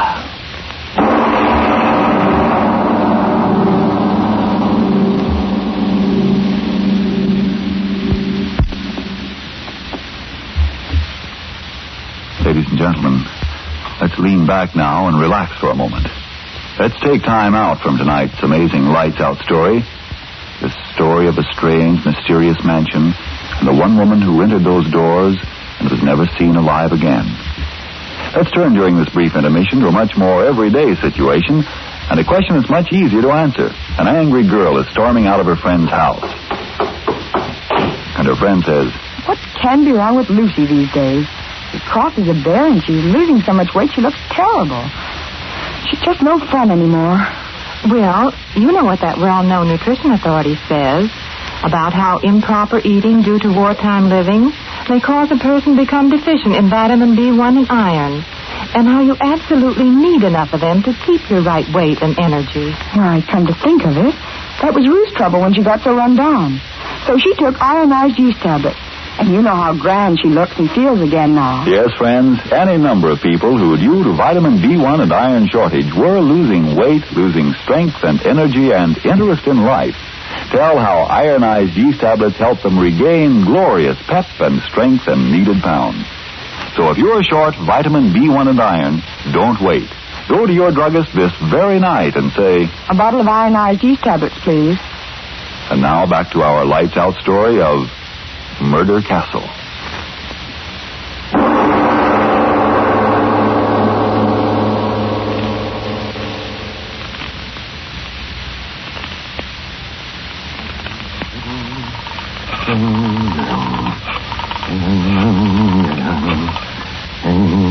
Hello? Hello? Hello, is this the employment agency? This is Mr. Stewart. Mr. Henry Stewart. I'm interested in employing a nurse for my child. Someone preferably unattached who can live here with my wife and myself. No, just send me their names, addresses, and references and so on. I'll send you a check for the services. My address is 424 East 7th. Yes, that's right, just their names and addresses. Yes, I'll send you a check. Goodbye. Oh, yes, I'll be there.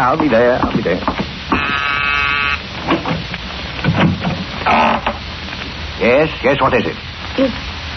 Is Mr. Stewart in? Oh, yes, indeed. Won't you come in? I'm Mr. Stewart. Thank you. You're answering in regard to, Secretarial position. You wrote me a letter. Oh, yes, indeed. Won't you step in here, please? Thank you. Now, you sit there, I'll sit here. We'll get better acquainted. Put your suitcase down there in the place. So. Now then, I'm afraid I didn't quite get your name. Ray. Betty Ray. You wrote me. Oh, yes, of course. I remember you distinctly. Now then, you have my letter to you just to sort of refresh my memory on the circumstances, don't you know? Oh, well, I'm sorry. I didn't bring it with me. Oh, well, then suppose you tell me a little more about yourself and all that's happened. Mother and father see you off the train, I suppose? Oh, no, sir. It's the way I wrote you, Mr. Stewart. I'm quite alone. Oh, yes. Well, but first there's the matter of the surety bond. I wrote to you about that, didn't I? Yes. Yes, you did. Ah, yes, I felt quite certain of that. Mr. Stewart, I was wondering... Yes? Have you had many secretaries? Why do you ask that? I want to know. Why do you ask that question? And what happens to them after you hire them? Tell me, what happens to them? Young woman, just who are you? My name is Betty Malone. Malone? Betty Malone. My sister Ella came here a month ago about a job, and I want to know where she is. Do you hear me? I want to know where she is. I don't think I quite know what you're talking about. Why do you lie to me? Why do you lie to me? She was here. She was. Oh, then what makes you so sure? A letter you wrote her. The first one. I waited a whole month, and then I came here. And as soon as I saw you, I thought something was wrong. And now I know there is. My sister Ella, where is she? You've got to tell me. What if I tell you again that I don't know what you're talking about? I'll go to the police. They'll make you tell the truth. I know she came here. I know she did. Why do you laugh? Why? Because you're being a very foolish young lady. Very foolish indeed. There's no need to get excited. Of course your sister's here, and very happy, too. She's here? Yes, and very happy, too. So then take me to her. Please take me to her. All right. No need to get excited. Of course I'll take you to her. I intended to all along. I was just having a little joke with you. Is she all right? Is she all right? Of course. Now then, come right along with me. Come right along with me. Right along with me. Yes, she's right up here. Been with me for over a month. Why didn't she write? Why didn't she tell me? Now then, right down this hall, and you can ask her that for yourself. This isn't a trick, is it? My dear young lady, you have easily the most suspicious mind of anyone I've ever met. Why, I'm quite a helpless old man, and you always have recourse, as you put it, to the police. Here we are, right in this room. Now, go right in. All right. Wait, it's locked. Well, knock on the door, and she'll open it for you. Ella? Ella, it's Betty. Let me in, darling. It's Betty. What do you know? Must be sleeping. Ella, please. It's Betty, your sister Betty. Well, now, she certainly is a tight sleeper. But she can't be sleeping. Open the door. Please open the door. All right. No reason to get excited. Quickly, open the door, quickly. Now, don't excite yourself needlessly. There you are. Go ahead. You open the door. Ella, it's Betty. Ella, what? Oh!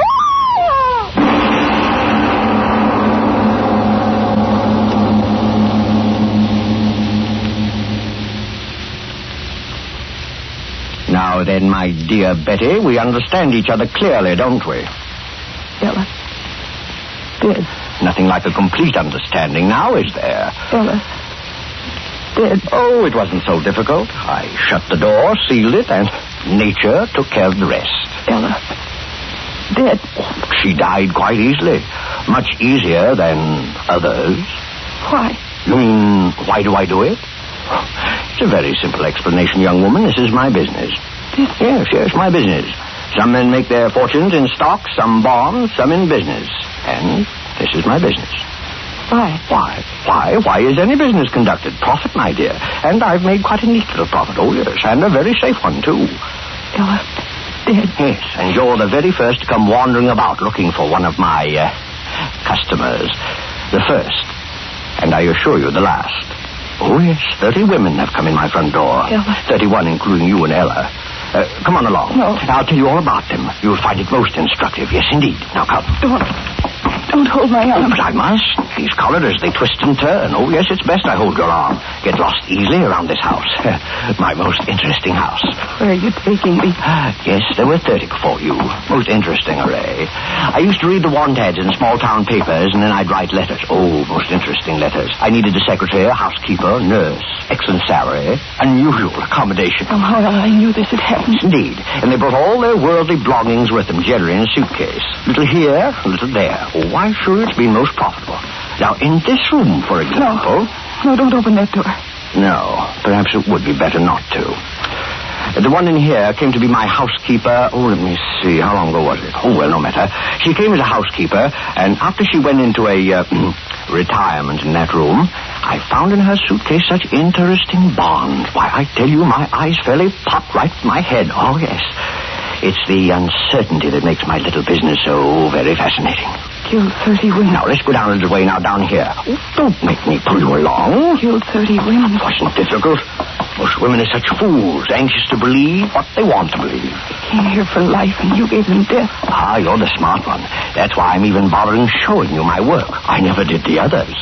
And showing you around won't do harm.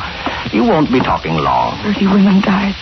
Now, in this room... Oh, let me open it and show you. No, don't make me look. No, please don't. No. Oh, you see? There's no reason for excitement, just an empty room. That's what she thought when she went in here. Then I pressed this button, so. And the floor flopped open as she stood on it, and down she went. Down, down, down. Guess into what? A pit of lime. Dead. Oh, yes, I tried out so many different ways of killing them. You wonder why they'll never find me out? Well, I'll tell you why. Because I'm much too smart for all of them. Oh, not perfect crimes. No, nothing infantile, but just cleverness in choosing the women I do my business with, and an equal cleverness in doing away with them. Oh, yes, indeed. Now then, what was I telling you? Oh, yes. Why, they'll never get me. Ella, seeing you, it's done things in my head. No corpus delicti. And if there is one, no evidence of violence. Ah, there, that's the secret. Were you very frightened, sister? Hell of quicklime, there was no corpus delicti. After that, I can tell you. Not when you bury them in a slab of concrete. Ah, yes. That's the secret. If I could only have been with you, little sister. And now this room, let me show it to you. I think this will be your room, my dear. I'm very frightened. You see the door? Airtight. Airtight, yes, indeed. I'll open it. The room. Amazing sight, isn't it? No doors, no windows. I could have helped you, Ella. Now, I'll shut you up inside the room, then I'll close the door and press this button here like this. You hear that, little one? You hear that? Pumping, pumping, pumping. And guess what is pumping? Ella, my head. Air. You hear me? Pumping the air out of the room. Yes, that's clever, isn't it? You breathe, and soon there'll be nothing there to breathe, and then you'll die. And if the police do find your body, no mark of violence, nothing but asphyxiation. A most mysterious death, they'll say. In time, they'll decide it's all quite natural. Embolism, heart attack. Oh, they'll think up a fancy name to clear their files. Yes, indeed, they always do. It isn't right for him to live, is it, Ella? Now, first, off with the pump. Now, my dear, I think you'd better step inside. Quickly now, so I can close the door and go about my other work. Quickly, I tell you. No, wait. Wait for what? I want to give you something. What can you give me that doesn't belong to me already? This. Gun. Get in there. Get in that room. Gun. You had a gun in your purse all the time? I promise. I brought it for the man who... Ella. Get in that room. No. What are you going to... Get in there or I'll press the trigger. Get in there, I'll kill you. No, don't. Get in. Don't. I'm an old harmless man. I was only fooling. I wouldn't hurt you for the world. Revenge. It's right to revenge, isn't it, Ella? He said to press this button, Ella. The pump. It's running, Ella. Listen to it. It's killing him the way he killed you. It's right to revenge, isn't it, little sister? Right to revenge. Right to revenge. Right to revenge. Right to revenge. Right to revenge. Right to revenge. Right to revenge.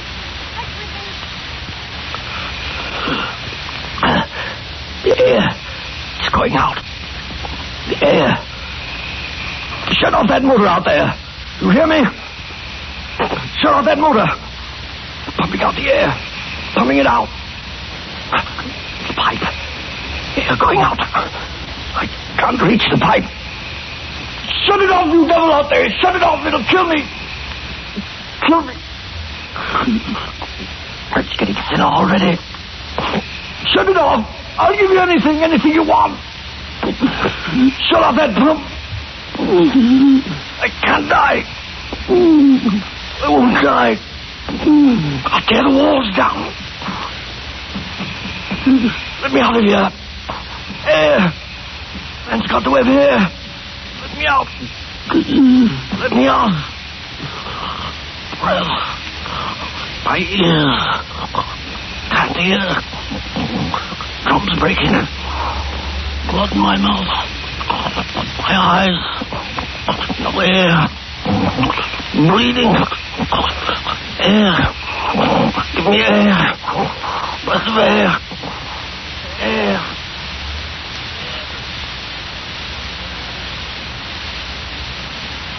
Revenge. Revenge. Revenge. Revenge. Revenge. Revenge. Yes, listen to her, Captain. Revenge. Over and over again. Revenge. Such a young and pretty girl. Revenge. Revenge. What could have driven her out of her mind crazy like that? Revenge. Revenge. What, I ask you? Revenge. Revenge.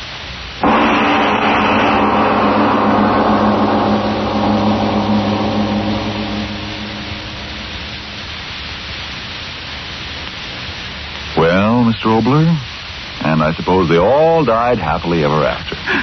You put things so sweetly, Mr. Martin. The dark corners of the human mind are the deepest dark, I believe, of anything in the universe. Speaking of darkness, how would you like to turn back the pages of that nebulous stuff known as time to the Sakhalin of Tsarist Russia? You mean right now, Mr. Obler? Oh, yeah. You know the answer to that as well as I do, Frank. It's always after you've had your say for ironized yeast. Remember, friends, if you're deficient in vitamin B1 and iron, if that's why you're so under par in weight and strength and energy, then get ironized yeast tablets right away.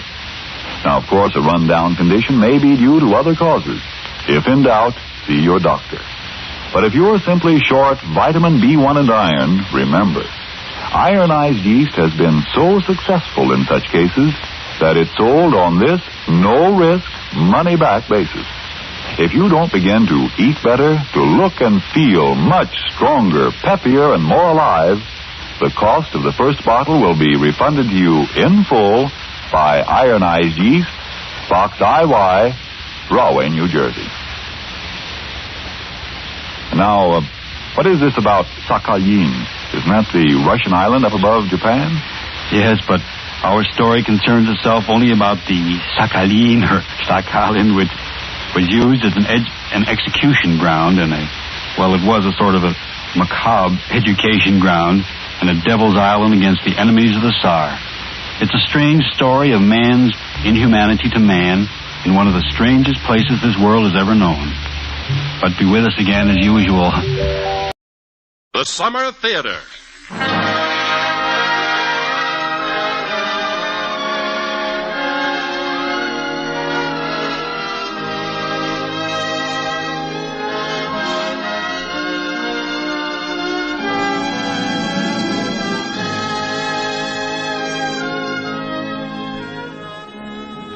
Welcome to the Summer Theater, a dramatic hour of romance, love, and adventure. Tonight we present Daphne du Maurier's startling tale, The Birds, starring Mr. Herbert Marshall.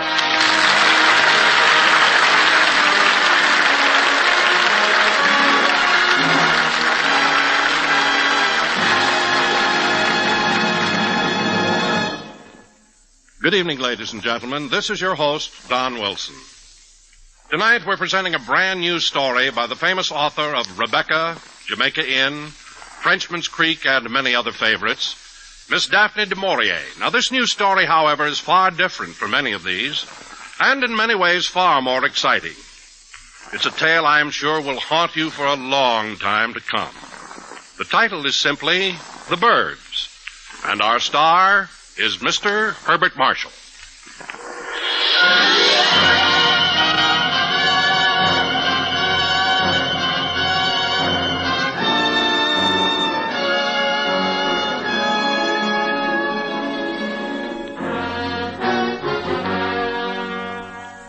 Our scene is London, and the office of a successful publisher of books. With him sits Jenkins, his editor. Before them on the broad, shining surface of the desk is a manuscript, tattered, worn, its bulk held together with a bit of string. Strange way to submit a story. You say there was no address on it? No, the author left no address. But I wish you'd read it, sir. You like it, huh? Do you think it's publishable? I don't know. It's terrifying. I can't seem to get it out of my mind. All right, Jenkins, all right. I'll read it. Mind you, it better be good. Just read it, sir. Title, The Birds, by John Waite. John Waite. John Waite.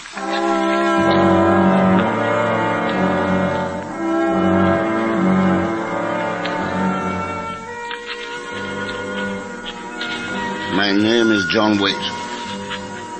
I'm writing this as a minute record of what has happened thus far because I cannot help feeling that in the recounting of these events I may, in some measure, come to an understanding of what has happened. And even perhaps why it has happened.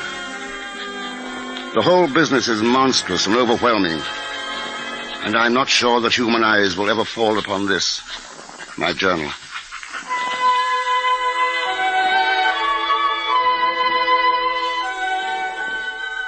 I am a writer of moderately successful fiction, and this small house on the Dover coast is my castle, which I share with my wife, my 16-year-old daughter, my mother-in-law, and one yellow canary. The canary. His name is Chippikins. No, I didn't name him. My mother-in-law did. Chippikins belongs to Mother Dobbs, and bringing him here was an open and shut case of coals to Newcastle. For Dover is alive with birds. And it has been my daily custom, work over, to sit at the cliff's edge and smoke my pipe and watch and listen. The birds, soaring and wheeling in great rushing flocks, flickering in a flat gray sheet just above the grassy slope of the hills, and then bursting all of a bunch, erupting into the sky. Restless, ceaseless, ever moving, slashing as one in a perfect arc up, and then for a split moment, almost invisible as in their turning, the profile, thin as glass, presents itself against the sky. And then as one, in cadence, back again, and with a shrill chorus, gone. Black and white, jackdaw and gull, mingling in strange, restless partnership, seeking some strange liberation, never satisfied, never still.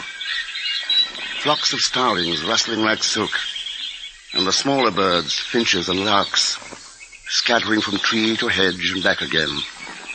Compelled. By what?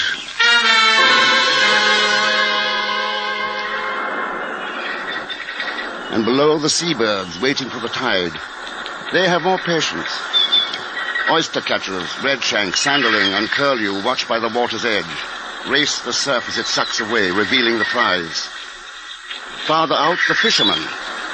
Slim, soaring gannets. Ancient, patient pelicans.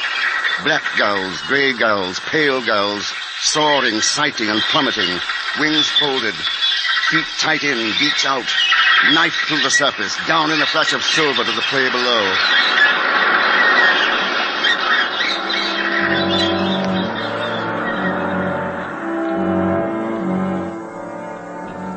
The autumn had been a long one, mellow and soft.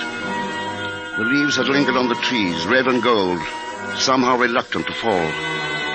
The days grew hazy and benevolent, shortening imperceptibly. And with their passing, the birds seemed more restless, more driven, more agitated. My neighbor, the farmer, drove his tractor. Long, even lines across the western hills, and his figure, silhouetted in the driver's seat, would be lost from time to time in the great cloud of wheeling, crying birds which followed his movements. And I remarked on this. Lots of birds around today. Aye, there are more birds than usual, and daring, too. 1 or 2 gulls came so close to my head this afternoon, I thought they'd knock my cap off. As it was, I could scarcely see what I was doing when they were overhead, and I had the sun in my eyes. I have a notion the weather will change. It'll be a hard winter. That's why the birds are so restless.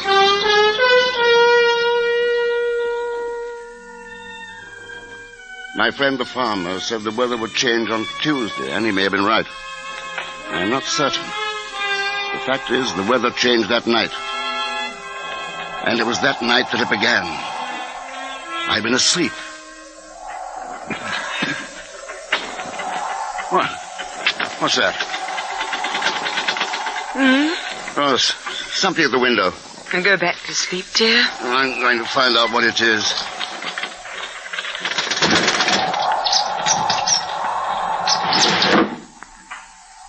It was a bird. What kind, I could not tell. The wind must have driven it to shelter on the sill. I went back to bed and, feeling my knuckles wet, put my mouth to the scratch. The bird had drawn blood. I supposed it was frightened, panicked, seeking shelter. The wind was indeed very cold. The weather had turned.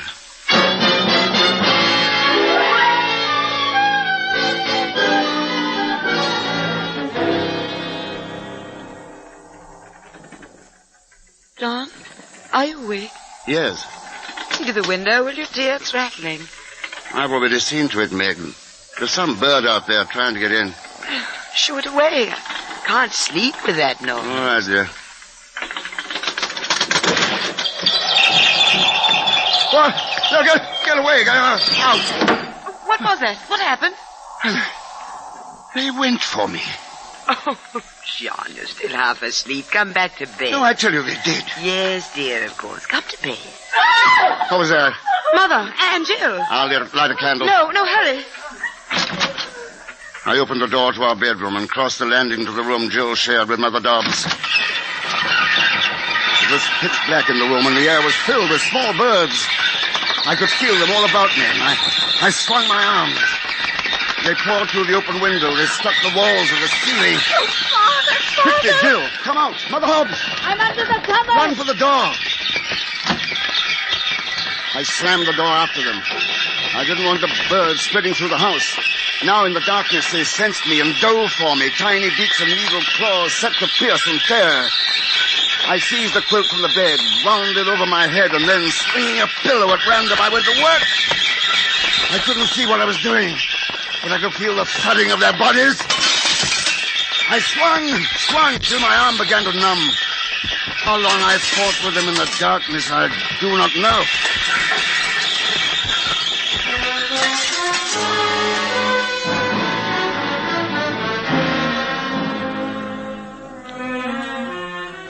At last, the beating of wings subsided and withdrew. And through the density of the quilt, I became aware of light. I waited, listened, but there was no sound. I dropped the quilt and stared about me in the cold gray light. Dawn in the open window had called the living birds. The dead lay on the floor. They were all small birds. Robins, finches, sparrows, blue tits, larks, bramblings. Birds that ordinarily kept to their own flocks. Now dead and still in a shambles of feathers and broken glass.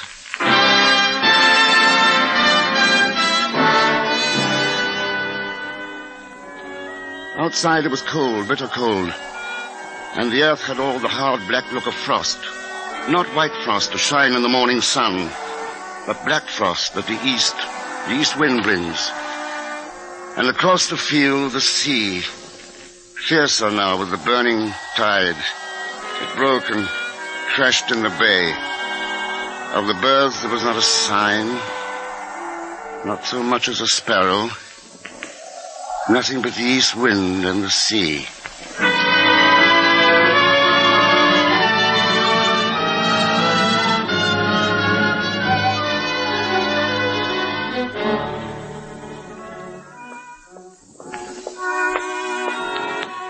Do you want the wireless left on? Please, Mother. Oh, easy, Meg. That stuff stings. I'm supposed to. Don't want these scratches to infect.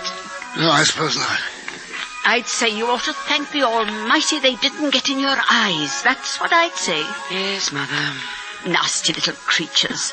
One would hardly believe they belong to the same species as little chippykins here. You're a proper little gentleman, aren't you, Master Chippykins? Not a bit like those horrid little savages, That's odd. What? He won't speak to me. Speak? Speak? Chip, chip, cheep. Did Jill get off to school all right? Yes. I hope I brought the right clothing down. I didn't want her to see the room. Didn't want her frightened. She thought it quite a joke. I imagine she's telling the class all about it right now. I suppose. Come, little Chippykins. Speak. Speak.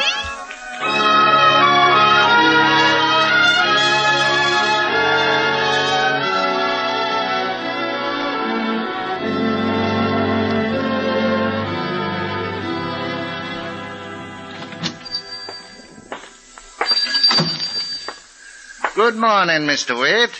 Good morning, Mr. Bell. An ounce of tobacco, please, my usual. Your usual? Yes, sir. And what do you think of the weather? Wireless says it's going on all over. Something to do with the Arctic Circle. Oh, really? Black winter, that's what it is, out of the east. I heard the wind come up in the night. Did you hear any birds? Birds? What birds?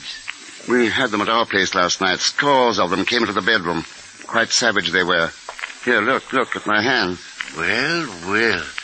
My goodness, I never heard of birds acting savage, not our birds. I assure you, these scratches are real. Oh, maybe they were some of those foreign birds from the Arctic Circle. Tell you what, put out some crumbs for them. That's what I'd do. Put out some crumbs.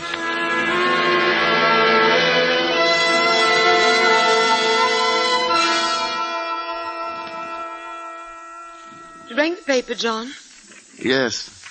No mention of birds. I've been watching the field. So have I. I haven't seen a single one. I know. Strange. Yes. Did you tell anyone? Yes. What'd they say? Put out crumbs. I'll get a sack and clean up the bedroom.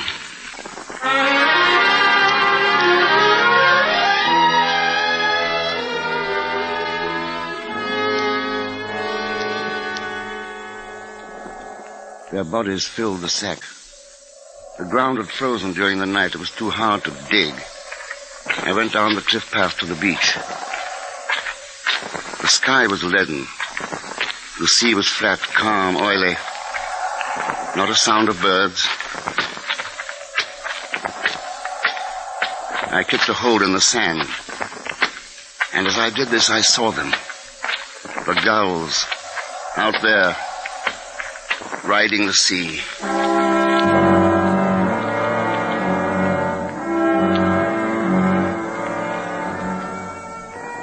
What I had thought at first to be sea scud, wind froth, were gulls. Hundreds, thousands, tens of thousands. They rose and fell in the trough of the sea, silent, like a mighty fleet at anchor. To the eastward and to the west, the gulls were there. They stretched as far as the eye could reach in close formation, packed line on line. Somebody ought to know of this. Something should be said. But what? Could I call the police? Hello, Constable? I want to report some birds. Oh, no, they think me mad. They think me drunk. Take my report with great politeness and thank me. But they were out there, waiting. Waiting. For what?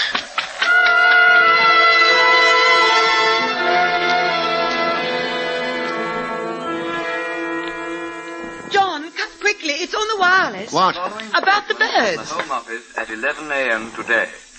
Reports from all over the country are coming in hourly about the vast quantity of birds flocking above towns, villages, and outlying districts, causing obstruction and damage and even attacking individuals. It is thought that the Arctic airstream at present covering the British Isles is causing birds to migrate south in immense numbers, and that intense hunger may drive these birds to attack human beings. Householders are warned to see to their windows, doors, and chimneys, and to take reasonable precautions for the safety of their children. A further statement will be issued later. There, you see? Wait till Mr. Bell hears that. And just now, down on the beach, I saw 1,000,000 gulls riding on the sea, waiting. Waiting? Waiting for what, John? I don't know. Well, the bulletin said the birds are hungry.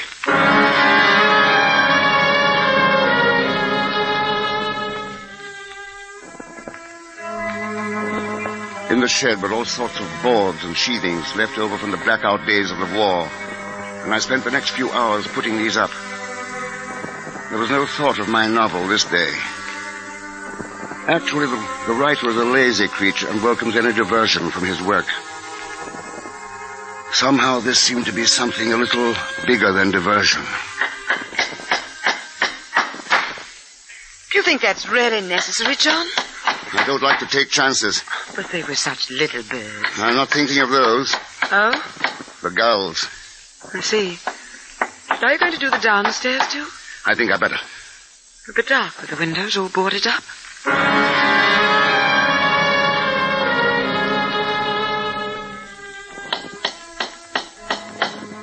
At each window, the process was the same. I nailed the boards to the sills from within the rooms.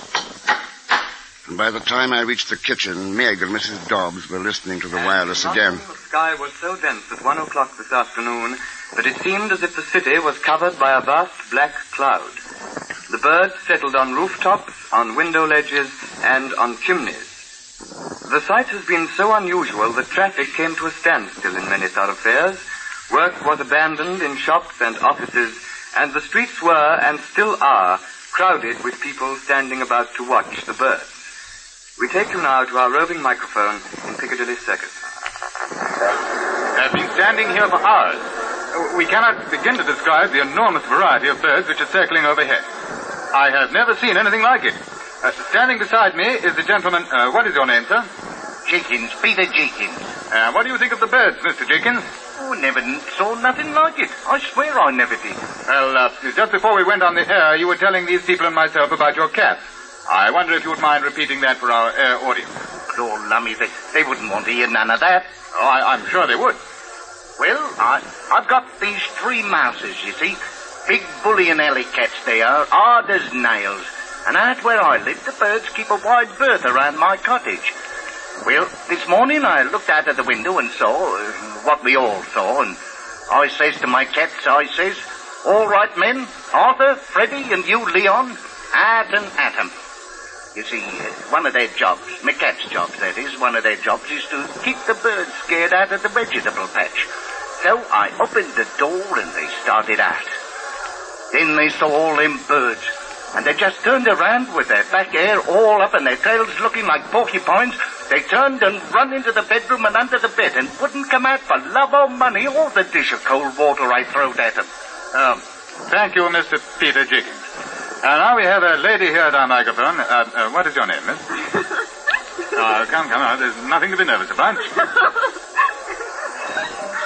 What are you doing? Oh, I thought I'd see if the American stations have heard about it.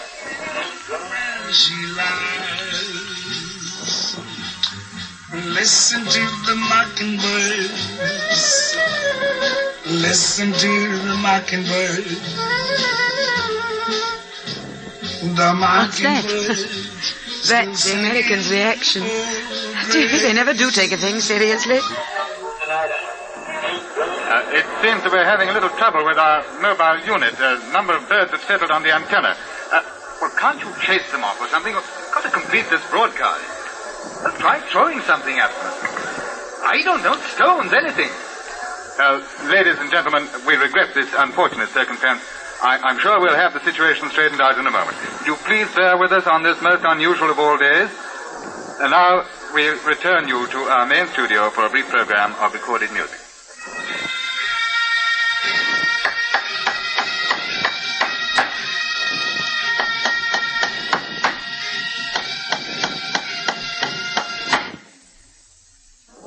There.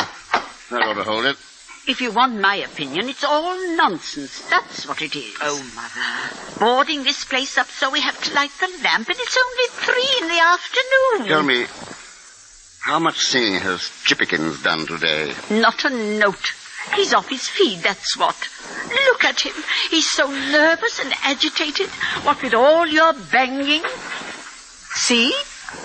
I saw. The bird seemed possessed. He flew from one corner to the other, his shiny black eyes flicking from one of us to another, yellow wings quivering. John, look out there. Where? The ocean. Oh, you mean that cloud, that big black cloud? It's not a cloud, John. It was the gulls. A black mass of them that towered a mile high. They circled thousands upon thousands, lifting their wings against the wind. And they were silent. They made not a sound. They just went on soaring and circling, rising and falling, trying their strength against the cold east wind. John, where are you going? I'm going for Jill. I'll wait for her at the school bus stop. You keep the door closed. I'm frightened. Keep it closed until you hear me call.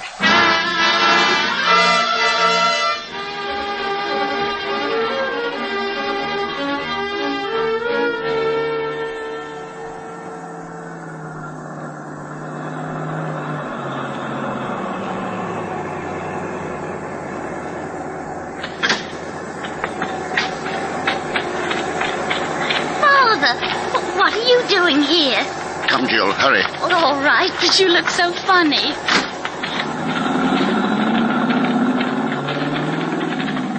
What is it? Please, Jill, do hurry. What's that strange cloud? That's it, tell you what. Let's race the rest of the way. Oh, Father, you know I can beat you. Oh, come on, then. Bet your shilling. Wait a minute. Look at the cloud, Hurry, Father. Jill, in the name of heaven. Why, it's birds. Look, Father, birds. And it's coming this way. Run! They won't hurt us, will they? Faster!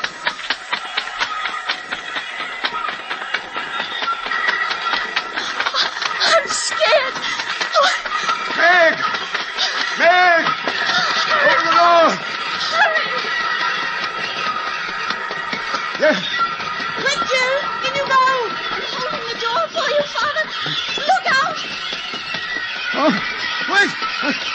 I'm almost there. The birds! Wait! John, there's a damage above you. He's driving.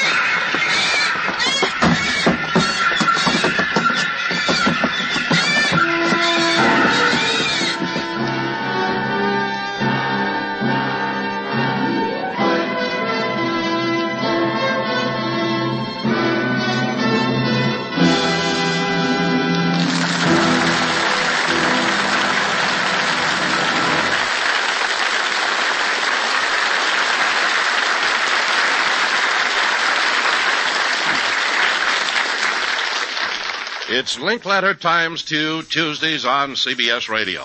That's right. Tuesdays in the daytime, you enjoy lively Arc Linkletter on House Party at its regular time. Then Tuesday nights on most of these same stations, Art is back again on People Are Funny. House Party in the daytime, People Are Funny in the evening. It's Linkletter times 2, Tuesdays on CBS Radio. Tomorrow, your share of fun is waiting for you on both of these laugh-packed shows.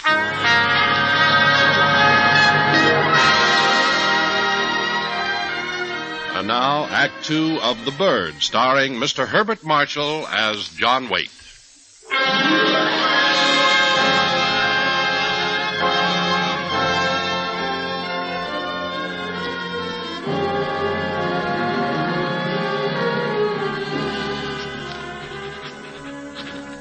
My wounds were, fortunately, not deep.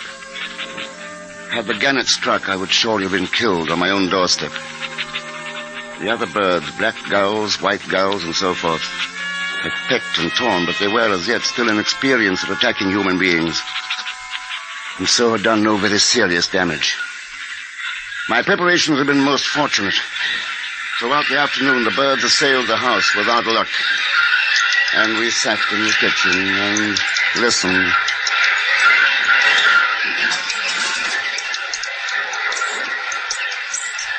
We listened, and we watched Chippikins. The madness which had seized the other birds now was his, too. He glared at us with malevolent hatred in his tiny eyes, thrust his short, pointed beak at us through the golden bars of his cage, threw himself again and again at the little gate, hoping to break it down. Oh, I'm afraid for him. He'll hurt himself. Good. Poor little man, he can't help himself. He must have caught something from all those awful birds outside. Turn on the wireless. Let's have the wireless. I'll do it. Father, What? the school bus. Do you suppose the kids are all right? Oh, yes, I wouldn't worry about it. I hope so.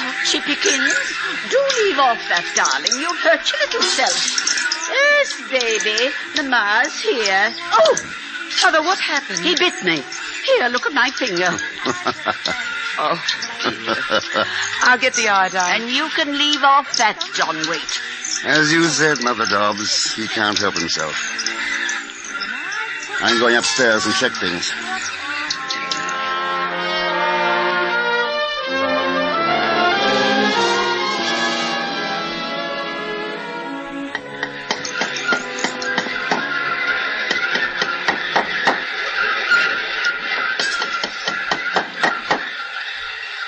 Upstairs, it seemed worse.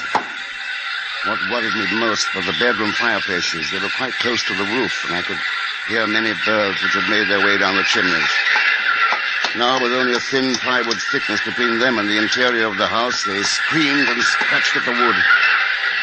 I reinforced wherever I could, particularly on the windows. For wood, I tore the bottoms from the bureau drawers, knocked the panels out of several closet doors, tore down shelves wherever I could find them. And then, deciding it would be too dangerous to hazard a night upstairs in separate rooms, I started carrying down armfuls of bedding to the kitchen.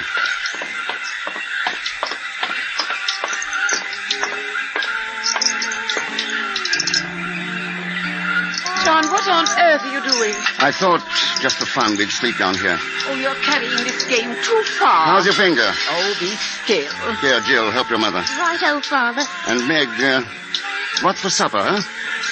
I'm afraid it'll have to be cheese sandwiches. I had intended going to the market this afternoon. Oh? I'll go in the morning. Yes, of course.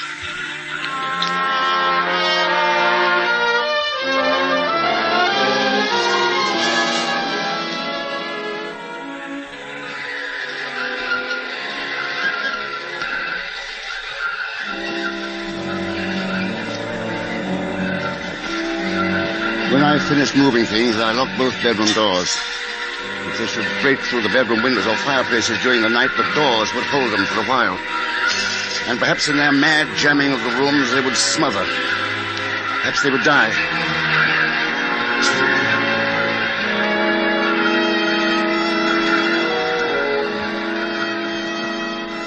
At the landing, I piled as much furniture as I could.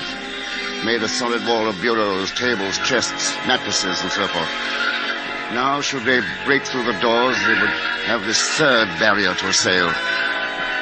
But by that time, it would be over.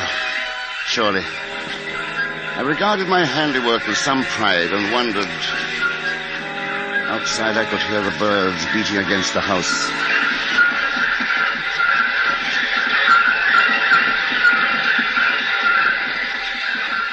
Wings brushing the surface, sliding, scraping, seeking a way of entry. The sound of many bodies pressed together, shuffling on the sills. Now and again a thud, a crash, and some birds dived and fell. Many would kill themselves that way. But not enough. Never enough.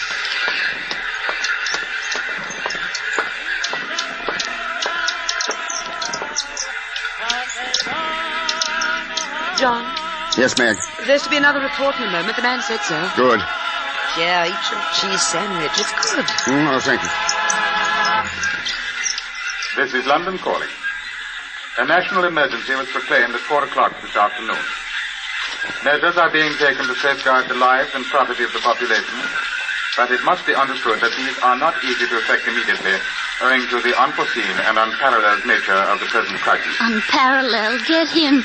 Every householder must take precautions to his own buildings, and where several people live together, as in flats and apartments, they must unite to do the utmost they can to prevent entry. It is absolutely imperative that every individual stay indoors tonight, and that no one at all remain on the streets or roads or anywhere without doors. The birds, in vast numbers, are attacking anyone on sight, and have already begun an assault upon buildings. But these, with due care, should be impenetrable.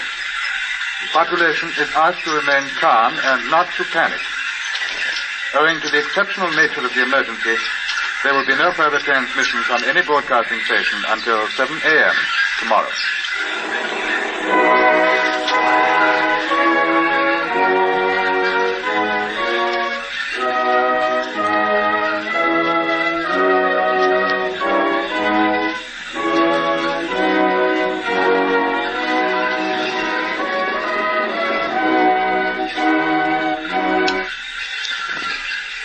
I wish we had a gramophone. Father, could I have a gramophone for my birthday?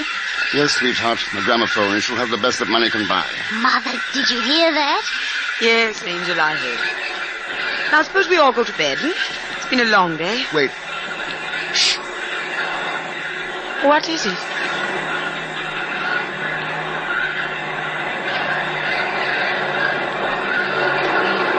It's planes. The RAF. Good old RAF.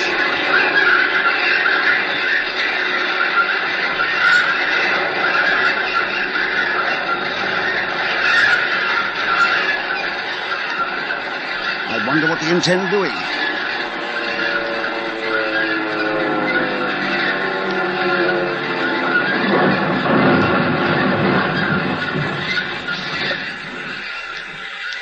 What was that, I wonder? Oh, probably a bomb of some sort.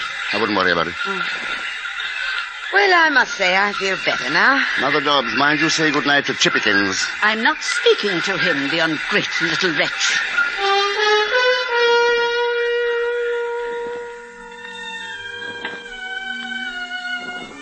That booming, I knew the sound. The sound of an exploding plane. And I remembered tales of flyers who had blundered into flocks of geese and ducks. Bodies that splintered propellers and smashed windshields. And what could pilots do against birds? Suicidal birds.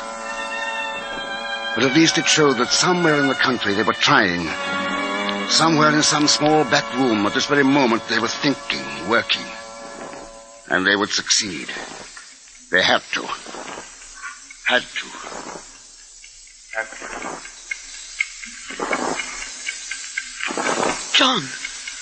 John, wake up. What is it? John, they're gone. Listen. What's the time? 10 o'clock. 10. That means the tide has turned. It's on the ebb. I wonder, Meg, do you suppose it could be that they only attacked with the flood tide? I don't know, dear. What are you going to do? Where's the flashlight? On the mantel. I'm going outside. Huh? What's happening? The birds, they're gone, Mother. Gone, you say? Yes, John's going to have a look about. Oh, don't you do it. And why not? They're all out there waiting. Mother. Waiting all around the door silently for you to open it. John, do you suppose that... Well, there's one way to find out.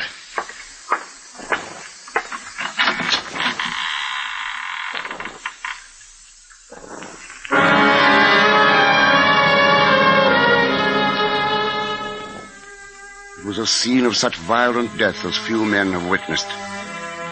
All about me, wherever I threw the torch, lay their bodies, drifted as snow drifts, as sand drifts. Their eyes bright in death, twinkling in unwinking points of fire. It was silent, so silent, yet I had the feeling that out there, somewhere, there was life. There was a shovel near the door, and I put it to use. First, I cleared a path from the door to the side of the house, and there I flashed my torch up. Every pane of glass had been smashed. The jagged edges flashed back my light. Many had birds impaled on them. Beyond, I saw the boards. They looked roughened and strange.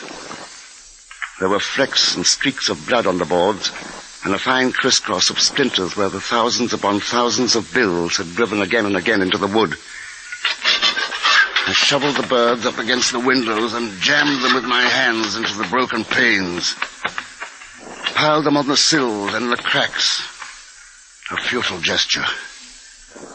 With the flood tide, another wave of assaulters would come and drive through these. But it would take time. And we needed time. John, what are we going to do now? I ought to go over to the farmers. They've got food there and wood. I need more wood. Well, you're not to go. I won't let you go. I'll not be left here alone, John. All right, Meg. I'll wait until morning, until the next ebb tide. Sorry. I understand you. John, what's that? Where? On the hill. See? Fire. It was just next to the spot where I'd spoken to the farmer as he drove his tractor. How long ago? 2 days? 2 months? On the same little hillside. One of the planes, Meg. Come on, let's go back to bed.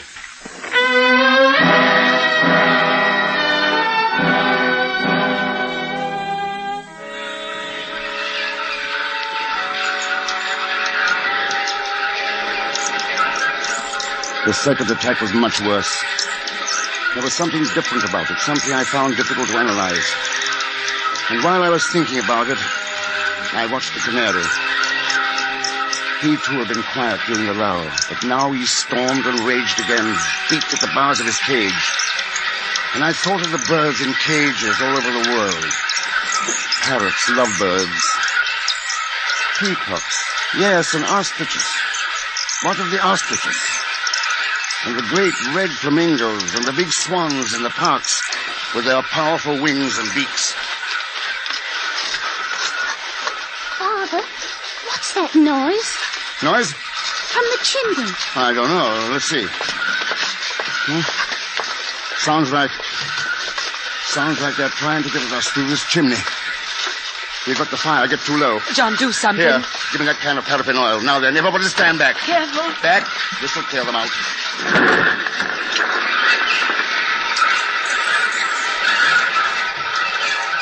Yeah, that's got it. Jill, you keep the fire up. Don't spare the wood. All right, Father. I'll start the primers. We'll have some cocoa. Good idea. Shall I check and see what's happening upstairs? No, Jill. You watch the fire. Keep it blazing. Poor Chippykins. Now what? He's hurt his wing against the bars. Has he really? Silly little man. Mama warned you.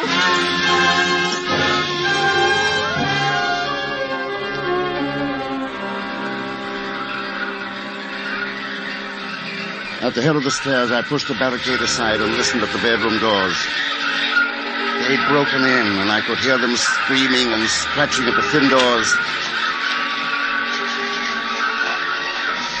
And with the scratching, I became conscious of a new sound.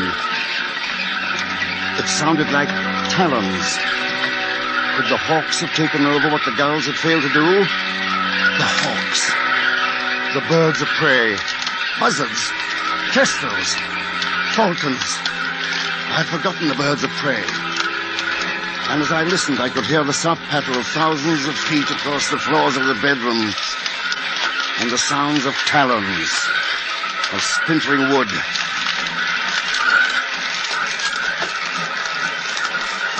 I rebuilt the barricade, descended into the kitchen.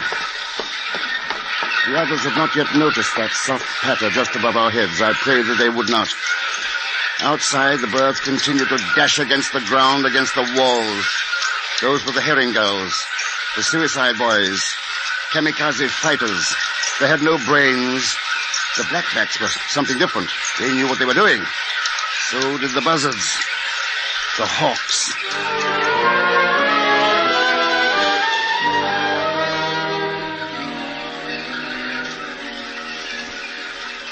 I thought of the things to do in the morning. There were so many things we needed to withstand siege. A car. If I could hire a car between the tides and use it to carry things. Food, oil for the stove, lumber and nails, sheets of metal for the windows, oh, so many things. I wondered and worried and dozed.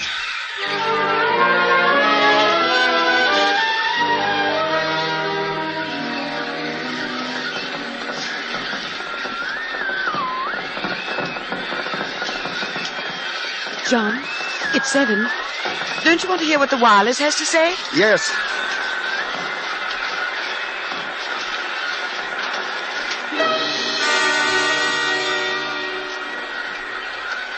It's 20 after. I can't understand it. Don't touch the knob. Leave it on the home station. I thought if I just jiggled it a bit... No, they've made a mistake. They meant they'd go on at 8, not 7. Oh, now that must be it.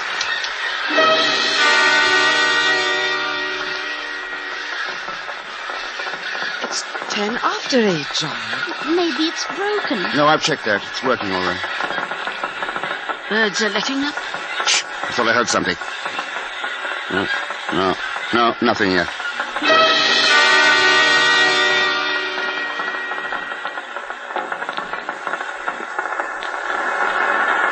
Oh, 9 o'clock's past. There's nothing on the wireless. Nothing. I know. What does it mean, John? Don't you see? Not even the shortwave. Not even the code things. No. Birds are gone.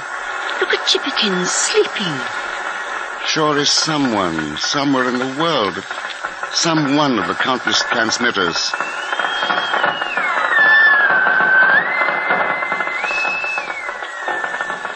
Shall we open the door? Yes, there's a lot to do before the next flood tide.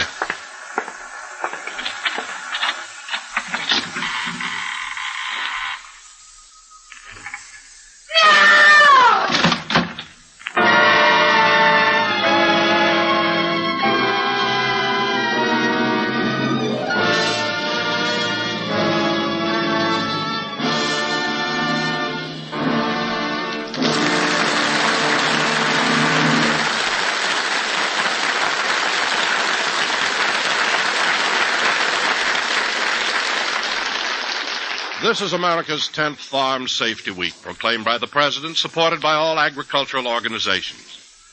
The occasion is far more than academic interest to non-farms, too. Every farm accident that cuts production affects supply and prices. This week, on the farm and off, in all farm-connected industries, check your equipment and habits for safety first. $1 billion a year is lost from farm accidents. Eliminate falls, fires, and equipment failure accidents. Live to farm as you farm to live. We now pause for station identification. This is the CBS Radio Network.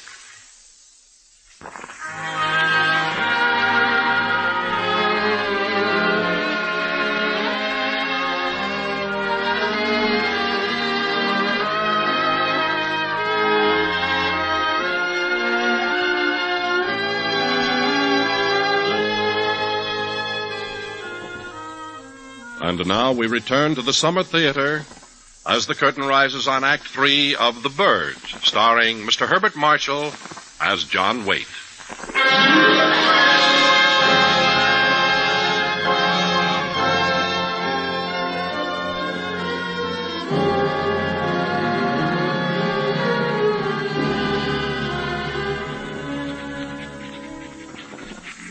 A single brief glimpse through the open door was enough.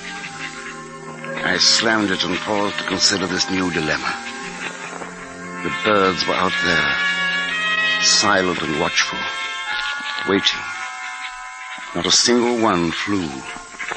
They stood across the yard and in the fields, perched on the fence and on bushes and in the trees, all silent, watchful, and waiting.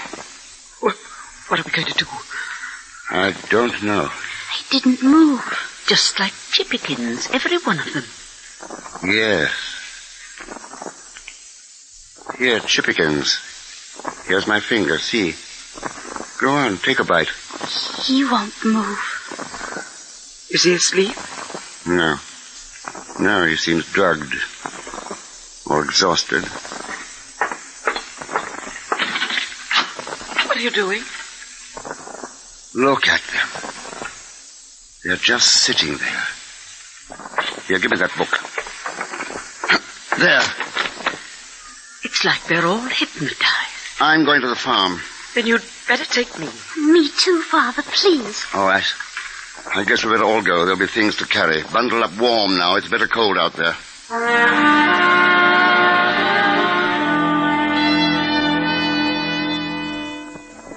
We went by way of the field. I didn't want to risk the road. It was a strange gray day, funereal, and the birds all about us, black and silent and waiting. These were the land birds. Out on the bay, I saw the endless gray carpet of seabirds riding the soft swells of the ebb tide and waiting.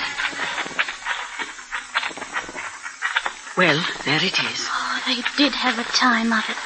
Yes. John, hadn't you better go in alone? Yes. Yes, I think you three had better wait here. I want to go with you. No. I want you to stay and take care of your mother. Look, John, the cows are unharmed. And the sheep. I guess it wasn't them the birds were after. Oh, poor thing, she wants milking. Good idea. There are some buckets over there in the shed, Joe. You and Mother Dobbs milk some of the cows. And I'll come with you, John. Sure you want to? Yes. All right.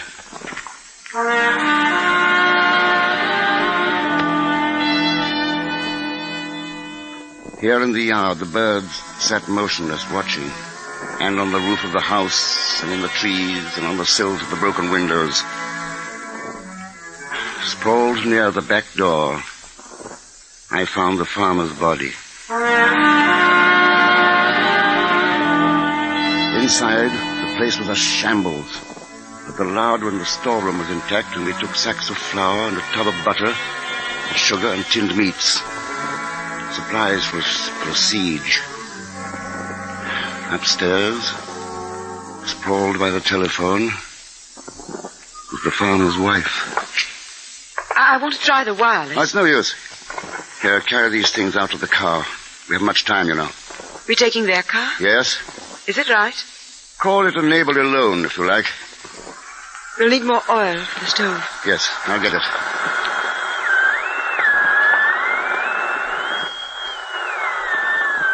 Come on, Meg, we have work to do.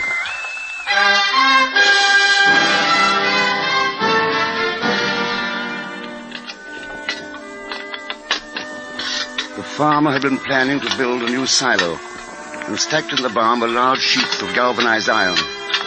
I found snips, too, and a keg of nails. I was racing against time.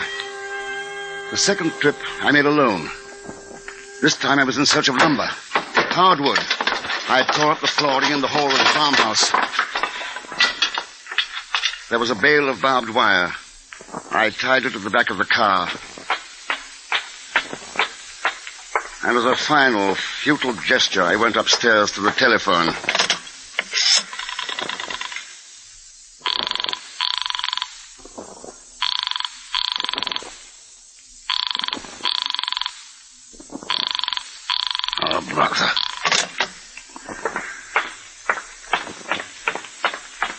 One last look round. It was growing late. And a final gesture. Man lives not by bread alone. I took their gramophone.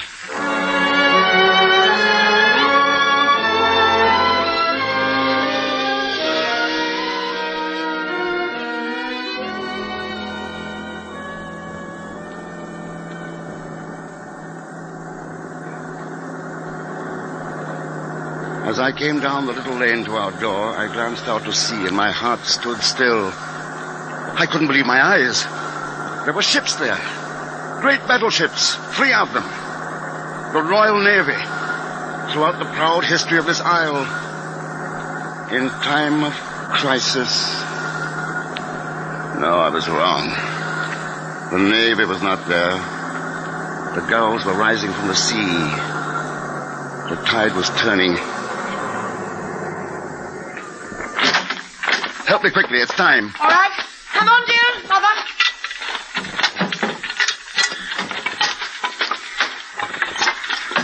Quickly. We'll have to leave the rest. Yes, hurry, in the house. What? That sound upstairs. They're in. Oh. I'm going to build a barricade at the foot of the stairs. Can you do it entirely? I've got to. And at the door. The sound is different there somehow. Don't worry about it. All right, dear. Mr. Chippykins, you're an evil little man. Father, What? these are all Harry Lauder. Really? Every single one. Well, now, dear, he may seem a little old-fashioned to you, but your father and I used to find him quite entertaining. And we were courting. Did you really?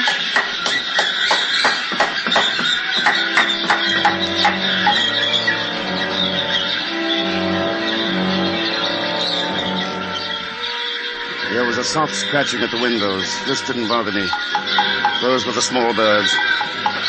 But at the door were the hawks. There I would put up sheets of metal, but that meant nails, and the nails were in the car. Still, I had the snips. Oh, there were so many things to do. Fortifications to erect. A plan of defense to follow.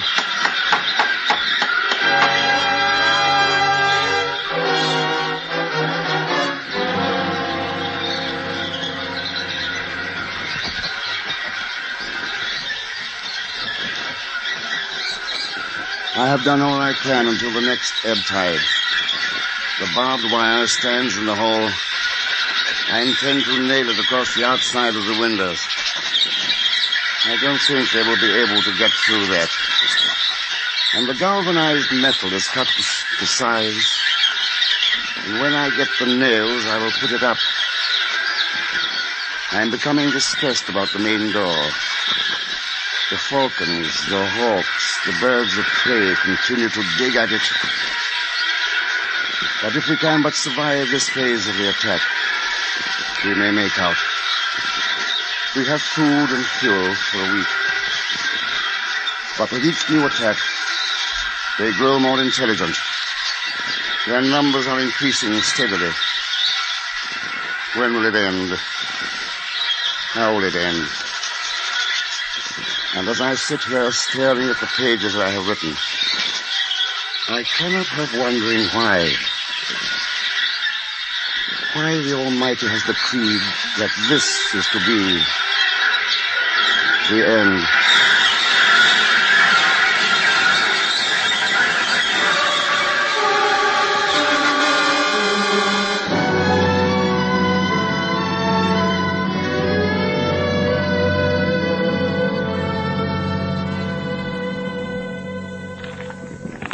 Is this the entire manuscript, Jenkins? Yes, sir. That's all there is. Well, you're our editor. What do you make of it? I'm not quite sure, sir. I wish I could talk with the author about it, but as I told you, the story was submitted with no address. I haven't been able to find a trace of John Waite. Undoubtedly, he's one of those curious, shabby fellows who live in squalor and with great prophetic visions. You know the sort. That's it, sir. What? Prophetic. That's what the story is. Almost a warning. Oh? In what way, Jenkins? Well, sir, I think it has to do with nature and her system of checks and balances. You see, what he's saying is that a man with his ever-recurring wars, his new weapons of destruction, threatens to destroy not only himself, but all forms of life. And nature might find a way to prevent this. By wiping out man, you mean? Getting rid of him? Yes, sir. Nature, or the Almighty, call it what you will, just isn't going to allow all life to come to an end. And so, through the birds, it will quite simply take care of the situation. Yes, Jenkins. Perhaps that's it. Perhaps. Who knows?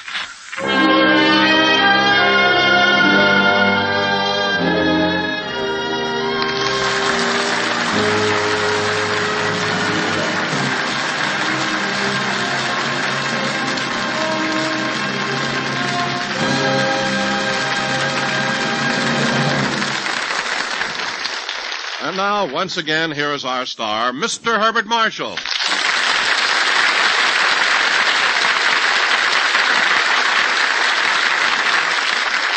You know, Don, it was a pleasure doing a story as odd as the bird, even though I do think you billed me incorrectly. What do you mean, Bart? Well, after all, I was scarcely the star of the piece when you consider the gulls and the gannets. Villains that they were, they ran the whole show. Well, I suppose you're right, Bart, but after all, we couldn't bill a bird. Bill a bird, indeed. You made me say it, Bart, but seriously, you still like birds, don't you? Oh, of course I do. But now I understand something I never did before. What's that? You remember during the war we had airplane spotters, men and women too, who spent hours scanning the skies on watch for the enemy? Oh, yes, of course. Well, tonight I think I've at last discovered what bird watchers are for. Well, I give up. But anyway, thank you, Herbert Marshall, for being with us tonight. It was a great pleasure. Good night, everybody.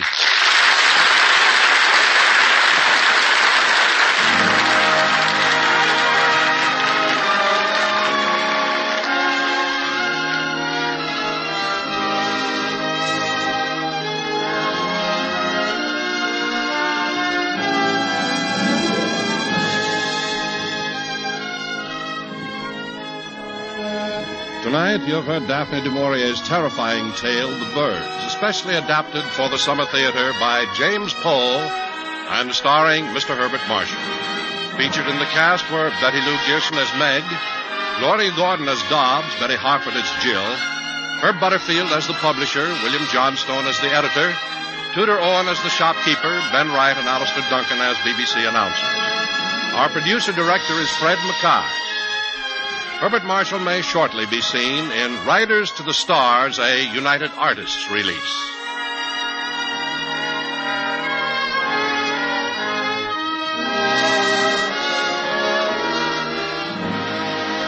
And now, this is your host, Don Wilson, reminding you to be with us again next week at this same time, when the Summer Theater will present One Foot in Heaven by Hartzell Spence, and our star will be Mr. Dana Andrews.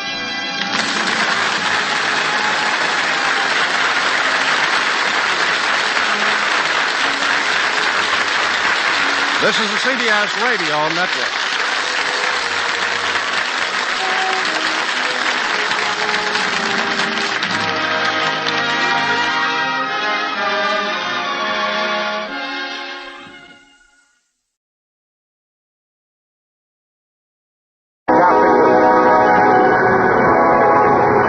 Of a unique new summer series by the Mercury Theater on the Air.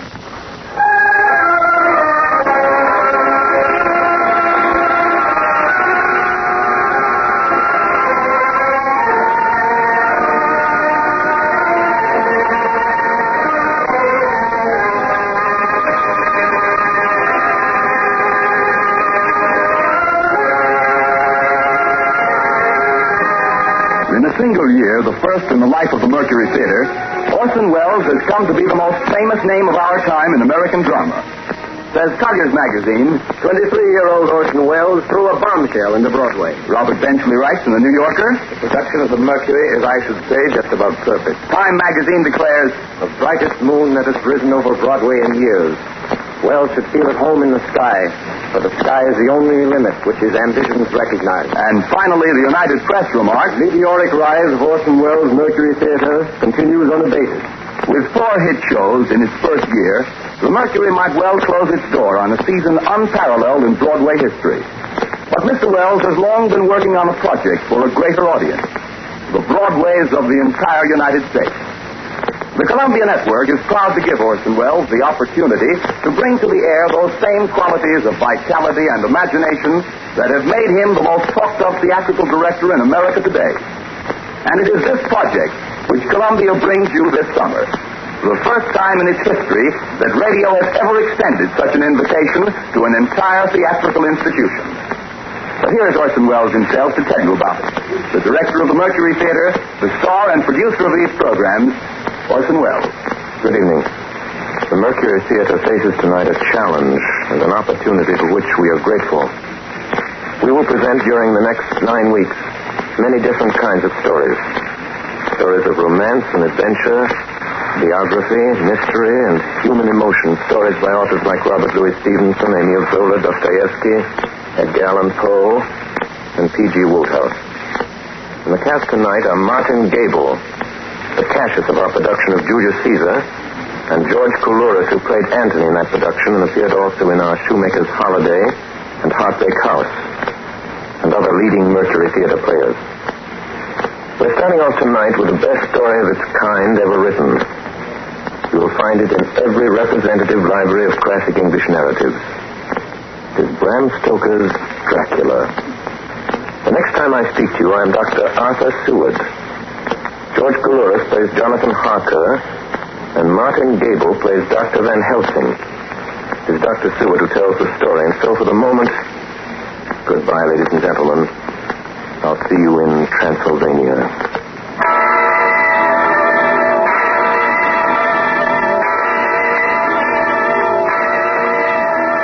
The Mercury Theater on the Air presents Orson Welles as Count Dracula in his own version of Bram Stoker's great novel, Dracula.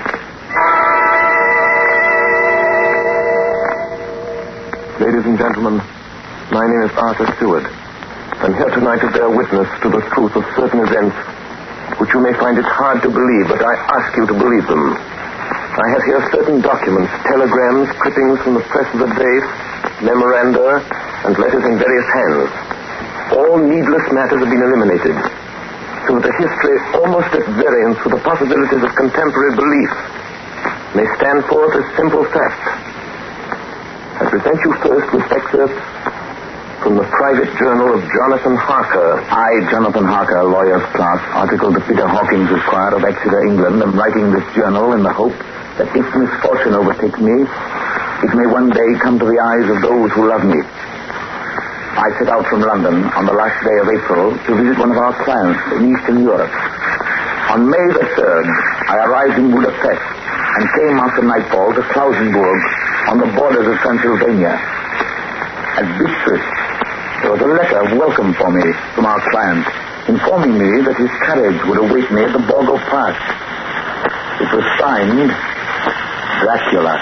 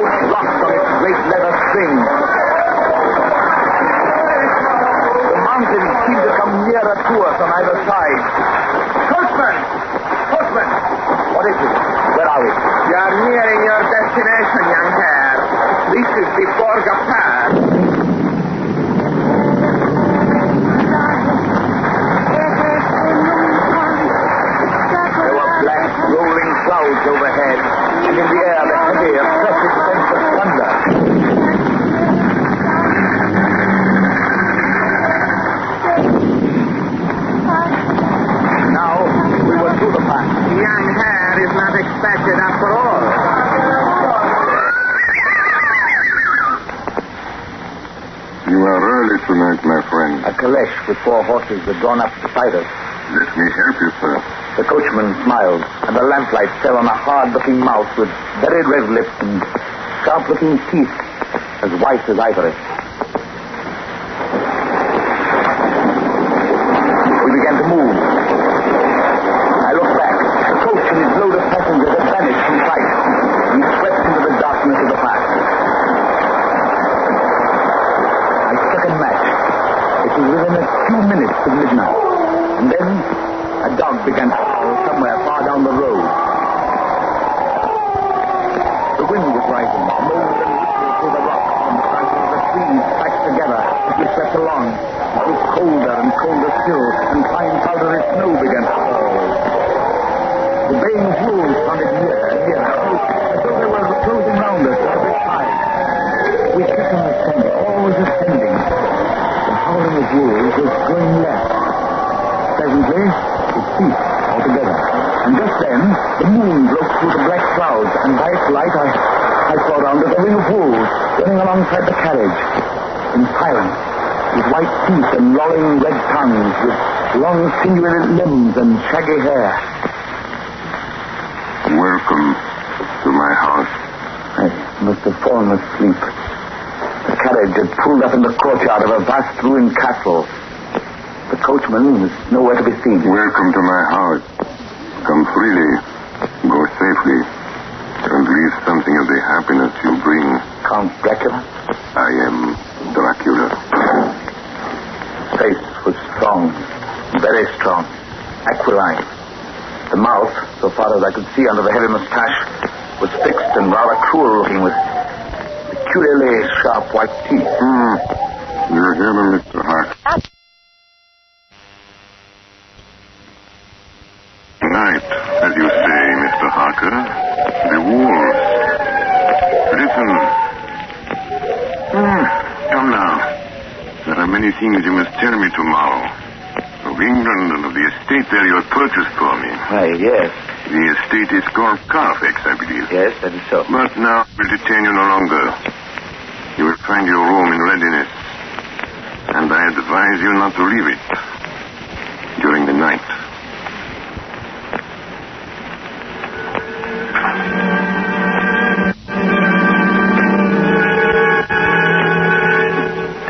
This castle is on the very edge of a terrible precipice. A stone falling from the window would fall 1,000 feet without touching anything. I explored. There are doors everywhere, and all of them locked. The door to the great hall, the door to the courtyard, every door in the castle is closed, bolted against me. The castle of Dracula is a prison, and I am a prisoner.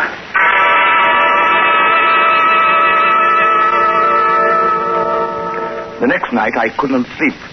So after a few hours, I got up and, lighting my candle, I placed my shaving mirror on the dressing table and was just beginning to shave. You seem restless, Mr. Harker. I had not seen him, although the reflection of the glass covered the whole room behind me.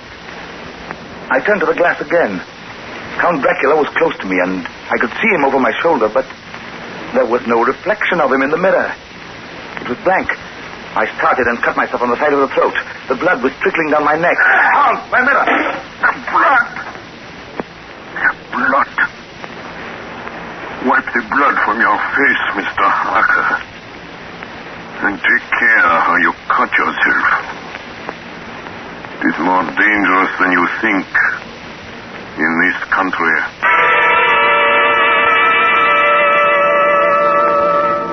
When I awoke, I found most of my things were gone. My passport, my notes, my letter of credit. I could find no trace of them anywhere. And my door is locked from the outside. June 20th. There is work of some kind going on in the castle. Now and then I hear the faraway muffled sound of mattock and spade. And last night, the second of the predated letters which Dracula made me write, the second of that series which is to blot out the very traces of my existence from the earth, went forth.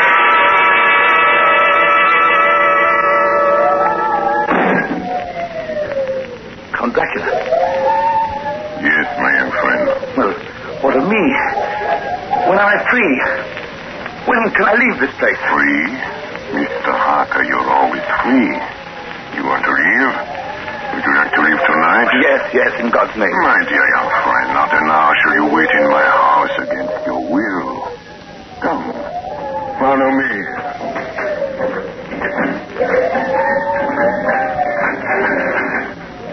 The door seems to be bolted. How strange. The door is locked. Well, in God's name, open it. As you will, Mr. Harker. You English have a proverb which is very close to my heart. Welcome the coming, speed the parting guest. Good night, Mr. Harker.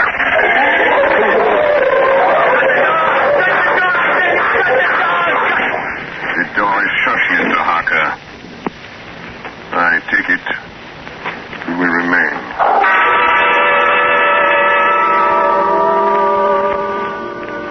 Morning, June the 30th. These may be the last words I ever write in this diary. Oh, God preserve my sanity. I have never seen Count Dracula by day. At sunrise, at the first cockcrow, he is gone. I do not understand these things. I only know that the wolves obey him, and that he is a man with hair on the palm of his hand, with sharp teeth, and no blood in his face. He casts no shadow. He cannot be seen in a glass, and he moves like a bat across the sheer face of the castle walls. He eats no food, and is mortally afraid of the crucifix. As I write this, I hear in the courtyard the rolling of heavy wheels and the cracking of whips. And there is in the passageway below a sound of heavy boxes being set down. Boxes shaped like coffins. And I know what they hold. The boxes are filled with holy earth from the chapel beneath the castle. It is the last box being nailed down. And now I hear the heavy feet tramping again. The door shut. The chains rattle.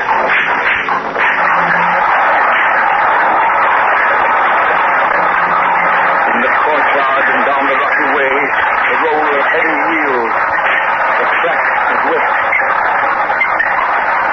Help! Help! Help! The wagons have gone. I'm alone in the castle. I'm alone in the castle. I'm alone in the castle. I'm alone. I'm alone. I'm alone. Ladies and gentlemen, this is Dr. Seward. Mr. Harker's journal terminates at this point. I now present in evidence a clipping dated August 8th of that year from the Yorkshire Telegraph from our correspondent in Whitby. One of the greatest and suddenest storms on record is experienced here today. The weather has been somewhat sultry, but Saturday evening was fine. The band was playing. The piers were crowded with holidaymakers. The wind fell away entirely during the evening, and there was a dead calm. There were but few lights at sea. The only sail noticeable was a foreign schooner under full canvas, which was seemingly going westward. A little after midnight came a strange sound from over the sea, and high overhead the air began to carry a strange, faint, hollow booming. Then, without warning, the tempest broke. And there, with all sails set, was the foreign schooner rushing with terrific speed toward the shore. A searchlight was turned on her. And there, lashed to the helm, was a corpse, with drooping head which swayed horribly to and fro at each motion of the ship.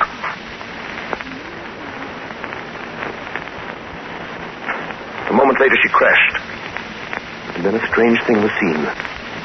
At the very instant she touched, a huge dog sprang up on deck from below and, running forward, jumped from the bow onto the sand and, making straight up the east cliff toward the graveyard, vanished into the night.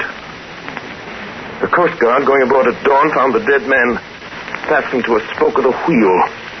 Tightly clutched in one hand was a crucifix. The man must have been dead for quite 2 days. In the pocket of the dead man's coat was found a bottle, carefully corked, containing a roll of paper. This proved to be an addendum to the ship's log. There was found on board only a small amount of cargo, and that of a most unusual nature. Apparently the ship carried nothing but earth. Common earth. Packed away in wooden boxes, shaped much like coffins. This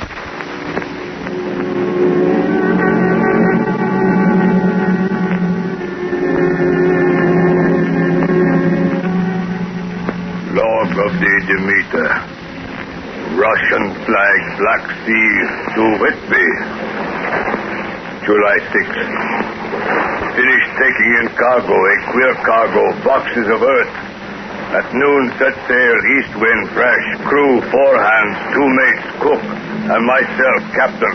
July 11th. Entered Bosporus. At dark, passed through Dardanelles. Mate reported in morning that one of crew, Balyodin, was missing. Took larboard watch 8 bells last night. She was relieved by Chalitza. Never came to his bunk. Something aboard this ship. No. Don't laugh, Captain. In the rain last night. Oh? A tall, thin man go up companionway and along the deck forward and disappeared. When I go to the bow, no one. And the hatchways all closed. July 22nd. Rough weather last 3 days. All hands busy with sails. No time be frightened. Past Gibraltar and out through Strait. All well. July 24th. Last night, another hand was lost. Disappeared. Like Chalitza. Leave off watch midnight. Then we never see him again. Double watch now. I don't take watch alone no more. Double watch. Double watch. July 29th. Had single watch tonight as crew too tired to double. When morning come... Hey, below! Balancing! It's balancing below! Balancing gone! Balancing gone like the others! Like all the others. The mate and I have agreed to go armed henceforth, July 30th. Last night, we are nearing England. Weather fine. All sails set. Captain! Captain! The manager watching the stairs was missing! Boss missing! Now, only self and mate and one hand left to work ship. August 3rd.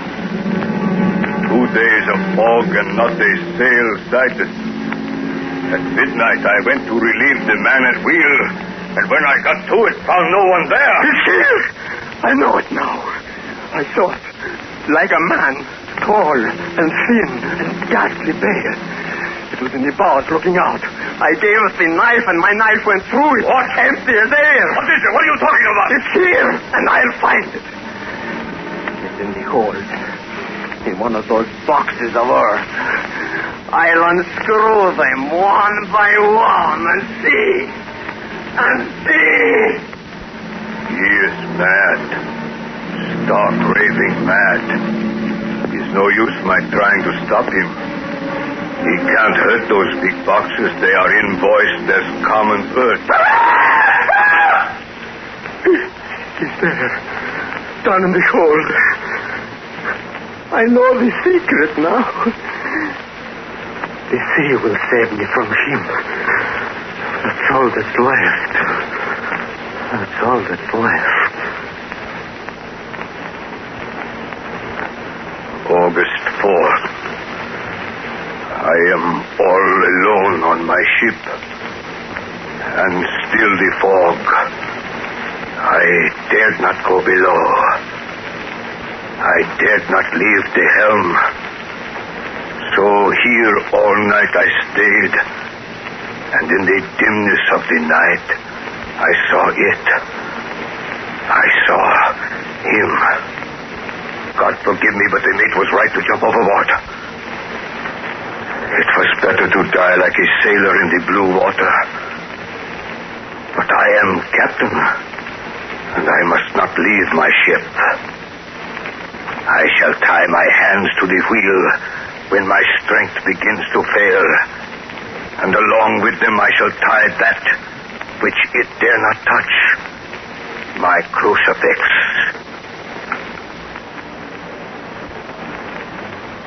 I am growing weaker, and the night is coming on. God and the Blessed Virgin Help a poor, ignorant soul trying to do his duty.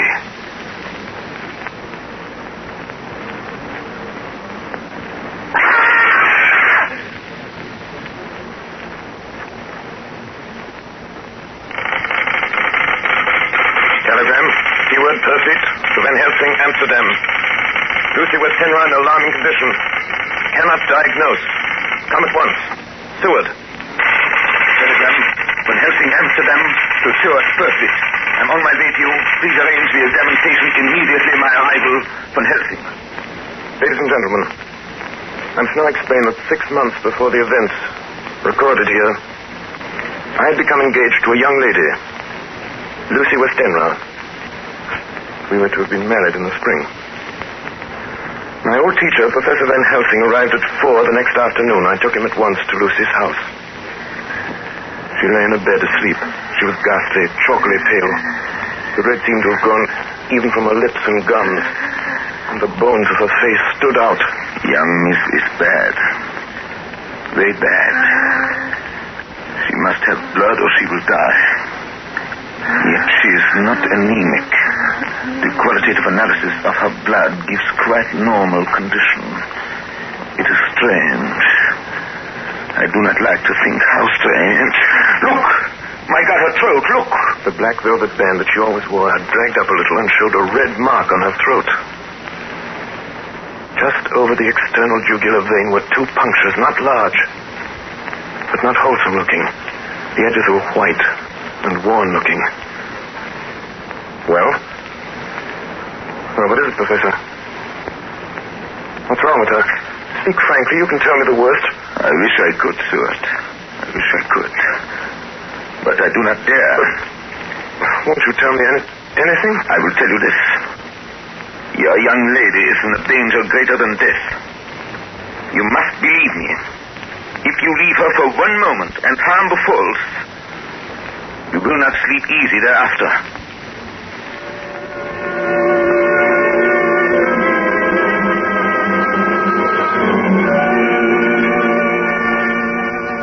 September 8th. I sat up all night with Lucy. Arthur, I'm afraid. Night, dear. You can sleep tonight. I'm here watching you. Nothing can happen. And I promise if any sign of bad dreams, if I see anything, I'll wake you at once. You will? Will you really? Then I'll sleep. I sat all night by her bedside. She did not wake once during the night, although a boughs or a bat or something flapped almost angrily against the window panes. September 11th. Still quoting from my private journals. It was this time that I received a message from Purfleet. Read 10:20 p.m. St. John's Hospital, serious complications, case 891, your immediate presence, London, imperative. I had no choice. Sometime later, a paper was found among Lucy Westenra's belongings. I write this and leave it to be seen so that no one may by any chance get into trouble through me. I went to bed as usual, taking care that the window was closed, as Dr. Van Helsing had directed. About 2 in the morning, I awakened. I went to the door, called out, "Arthur! Arthur!" There was no answer. Something's broken the window. I'm in the room, alone. I dare not go out. The house seems empty. The air is full of specks, floating, circling in the draught from the window. The light burns blue, dim. What am I to do? Something very sweet and very bitter all around me. And I seem sinking into deep water. And there's singing in my ears. You shall be flesh of my flesh, blood of my blood. September 12th. Late. Only resolution and habit me make an entry tonight. We found her sprawled on the floor. There was a draft in the room from the broken window. Her throat was bare, showing the 2 wounds, looking horribly white and mangled. We are too late, my friend. We have failed. God's will be done. She's dying. Yes. She's dying. Stay beside her. It will make much difference, mark me. Whether she dies conscious or in her sleep.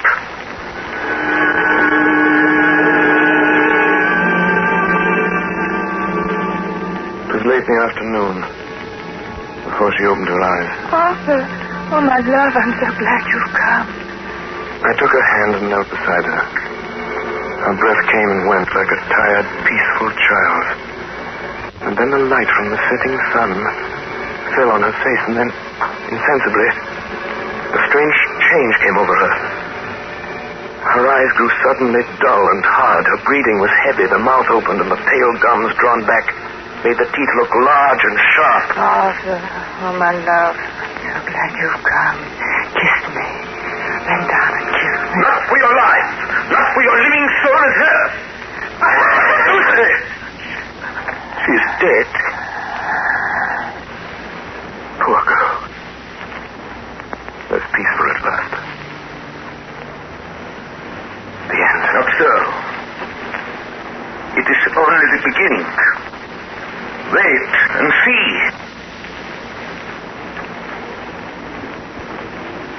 You are listening to the Columbia Network's first presentation in the new summer series of unique dramatic productions featuring Orson Welles and the Mercury Theater on the air. In just a moment, our story of Bram Stoker's Dracula will continue. This is the Columbia Broadcasting System. Oh, let's begin. Westminster Gazette, September 25th. A Hempstead Yesterday. The Kensington Horror, the Stabbing Woman, and the Woman in Black are vividly recalled to mind by a series of events that have taken place recently in the neighborhood of Hempstead.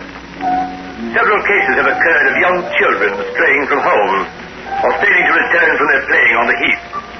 In all these cases, the children have given as their excuse that they have been with a beautiful lady who offered them chocolate.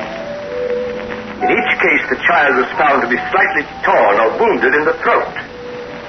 The wound seemed such as might be made by a rat or a small dog.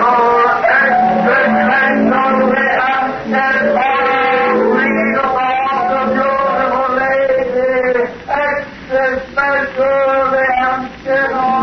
Hempstead Horror. Another child injured by the beautiful lady.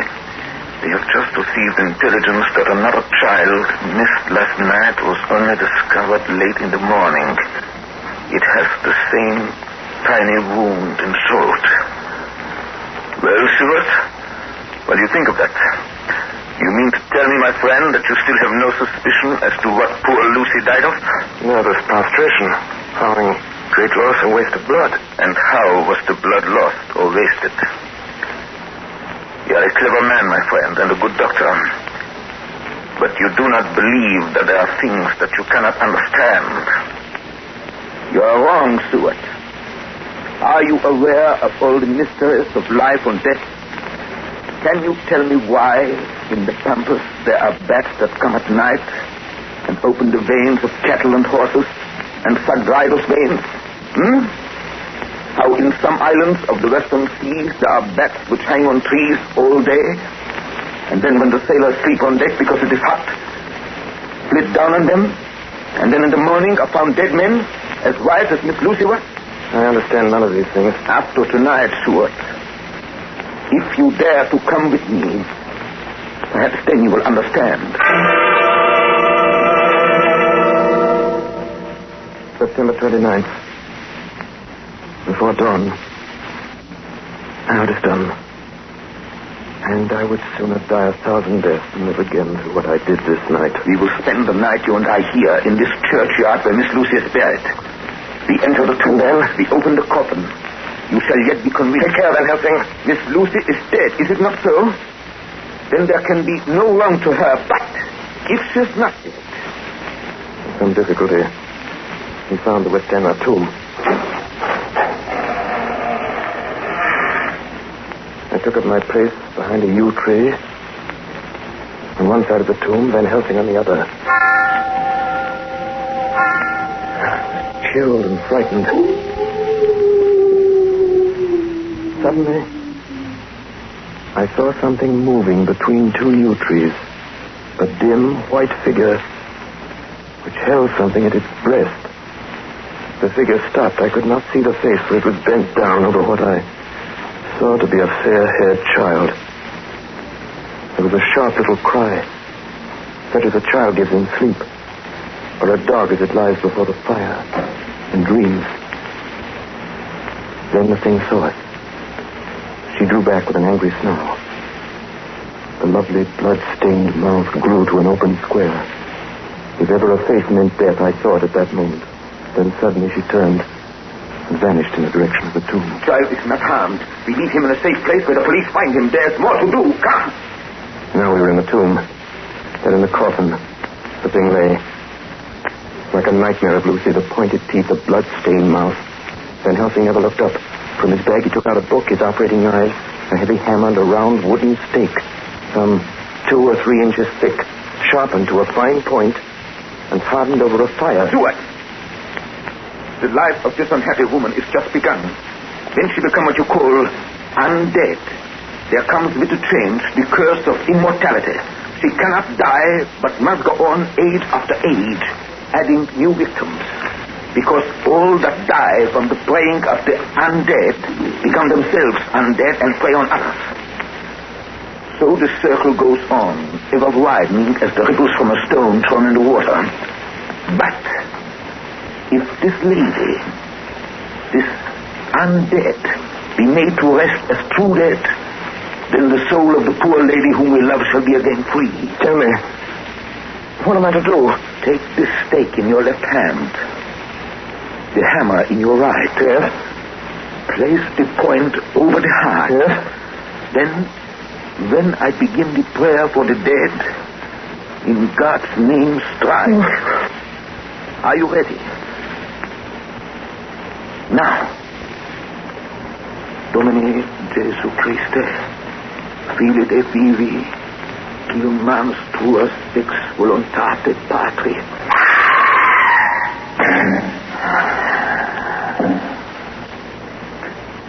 On the morning of July 11th, a man was found on the border of Transylvania. He talked wildly of wolves and boxes of earth and blood, and gave his name as Jonathan Harker. In the hospital at Klausenberg, he improved sufficiently to make possible his removal to England. I'm still quoting from my own personal papers. But then his condition remained so serious that he was committed for observation to a private ward in my hospital at Purfleet. Here he did so well that in 3 weeks he was completely recovered. It was during this time that his wife, Minna Harker, brought to the attention of Dr. Van Helsing and myself the journal that her husband had kept while a prisoner in the castle of a certain Count Dracula in Transylvania. I have before me the record of a meeting that took place in my study in Purfleet, transcribed by Minna Harker. October 1st. Meeting began soon after 8. Jonathan next to me. Dr. Seward opposite to Van Helsing at the head of the table. My friends, there are such things as vampires. Had I known at first what now I know, one so precious life had been spared to many of us who love her. The vampire which is amongst us is of himself so strong that he can direct all the elements. The storm, the fog, the thunder. He can command all the meaner things, the moth and bat, the owl and the fox and the wolf. How then are we to begin our strife to destroy him? How shall we find his place? And having found it, how can we destroy? My friends, it is a terrible task that we undertake. To fail here is not mere life or death. If we fail, we become as him. Foul things of the night, as him. What do you say? I answer for myself. Count me in. I'm with you. The professor laid a small golden crucifix on the table. We took hands, and our solemn pact was made. My friend, we too are not without strength. The vampire flashes on the blood of the living. Without this, he cannot live. He throws no shadow. He makes no reflection in a mirror. He can transform himself to a wolf, to a bat.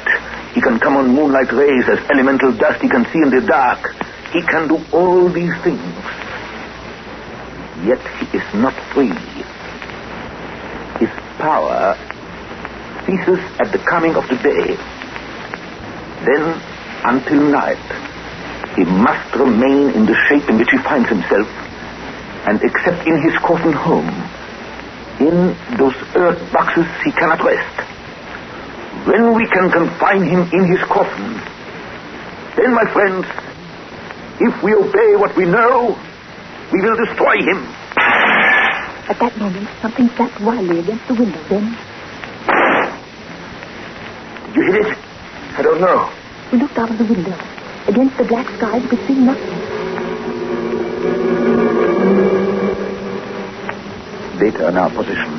From the Count's castle in Transylvania to Whitby came 50 boxes of earth. All of these, to our certain knowledge, were delivered at Carfax. Recently, 12 of these boxes have been removed. First step, ascertain whether all the rest remain in the deserted house next door, or whether any more have been removed. We must trace each of these boxes and sterilize the earth with holy water so that he can no longer seek safety in it. And we must hurry. The events of the next few days are described in Jonathan Harker's journal. October 2nd, 5 a.m. Just returned from the empty house. Left Mina here at home. Well, we've done our work at Carfax. The place was filthy. The air stagnant and foul and alive with rats. We counted the boxes. Only 38 of them. And over each one, the professor went through his same mysterious work. It was dawn when we got back. I found Mina asleep. She looks paler than usual. October 2nd. Soon after they left, I fell asleep. I remember hearing the sudden barking of the dogs. And then there was silence. I got up and looked out of the window. There was a thin streak of white mist moving across the grass along the wall of the house. It dawned on me that the air in the room was heavy and dank and cold. The gaslight came only like a tiny red spark through the fog. I could see through my eyelids. The mist grew thicker and thicker. Then, as I looked, the spark divided and seemed to shine on me through the fog like two red eyes. You shall be flesh of my flesh, blood of my blood, blood of my blood.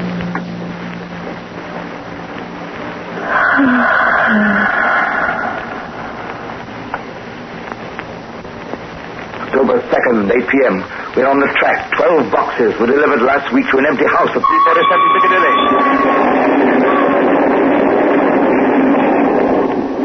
My dear friend, until the sun sets tonight, Dracula must retain whatever form he now has. We have this day to hunt out all his lairs and sterilize them. Then he will have no place where he can move and hide. But we have only until sunset. The house in Piccadilly was empty. At the one at Pursley, the same thickening smell was in the air. On a table, we found a clothes brush, a brush, and a comb, and a basin. The latter containing dirty water, which was reddened as if with blood. The boxes are back here. 8, 9, 10, 11. Only 11. There's the 12th box somewhere. Gentlemen, it is after 6. The sun is setting. We've no time to lose. He will return at any moment. Open the boxes. Quiet. Listen.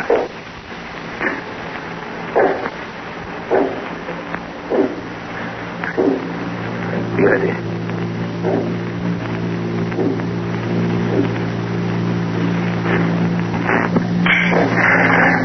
It is he! The window! You waste your bullets.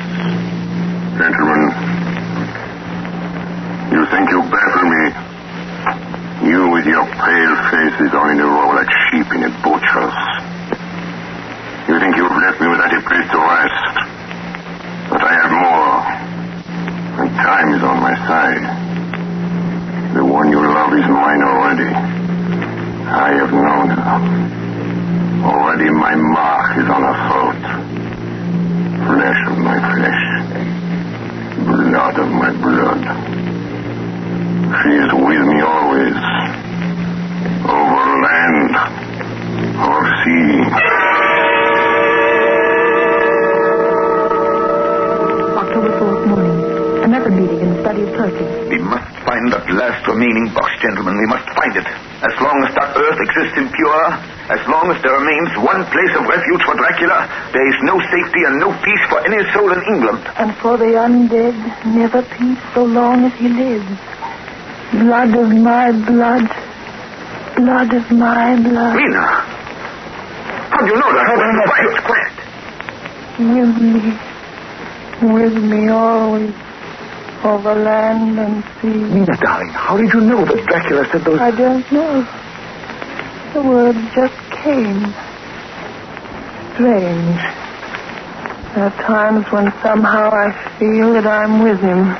At sunset? Yes. Just at sunset. And again at sunrise. Dr. Van Helsing, if I could... If at that time... You. Have you the courage? Courage for what? What do you mean? Dr. Van Helsing here will question me. I will question her, yes. In a state of hypnosis. The one you love is already mine, he said. She is with me always, over land or sea.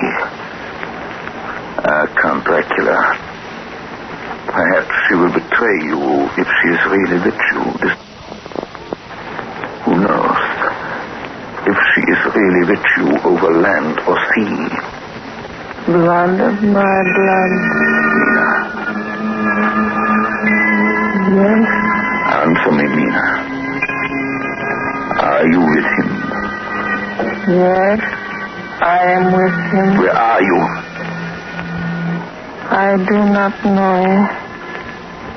It is all dark. But you hear? The lapping of water. I can hear it on the outside. Then you are on a ship. Yes. What else do you hear? There is the creaking of an anchor chain. What are you doing? Still. Oh, so still. It is like death. It's like death. Report from Matson Peabody, shipbrokers. Dated October 5th, according to Lloyd's list, the only sailing ship that left for the Black Sea yesterday was the Tsarina Katrina, bound for Varna. Some hours before she sailed, a man came alongside, all in black, driving a cart with a great box in it. This he lifted down single-handed and carried below. No one remembers having seen him after that, as heavy mist came up over Doolittle Dock until sailing time. The rest of London Harbour remained completely clear. Our plans are made. The average sailing time from London to the Black Sea is 3 weeks. We can travel overland to the same place in 3 days. We shall be there waiting for him when he arrives. October 15th, arrive Varna about 5 o'clock. Mina seems stronger. Every morning before sunrise and just before sunset, she speaks to Van Helsing in a trance. Are you with him, Mina? Tell me, are you with him? I am with him. What can you see? Nothing. All is dark. What can you hear? I can hear the waves lapping against the ship and the water rushing by. The wind is high. I can hear it in the shrouds and the bow throws back the foam. So, the Tsarina Katrina is still at sea, hastening on her way to Varna. The Count cannot cross warning water, so he cannot leave the ship without being observed. What do you hear, Mina? Lapping waves and rushing water. Darkness. Darkness and wind. A whole week of waiting. Daily telegrams from Lloyd. Not yet reported.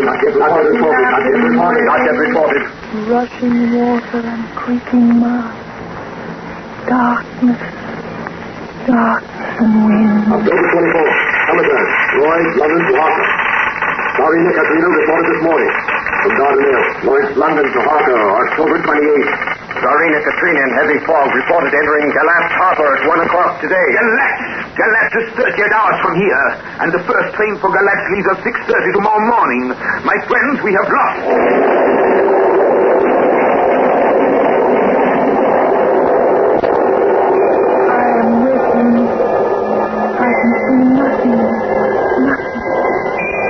I can hear men's voices calling and the roll and creak of the I can feel the air blowing.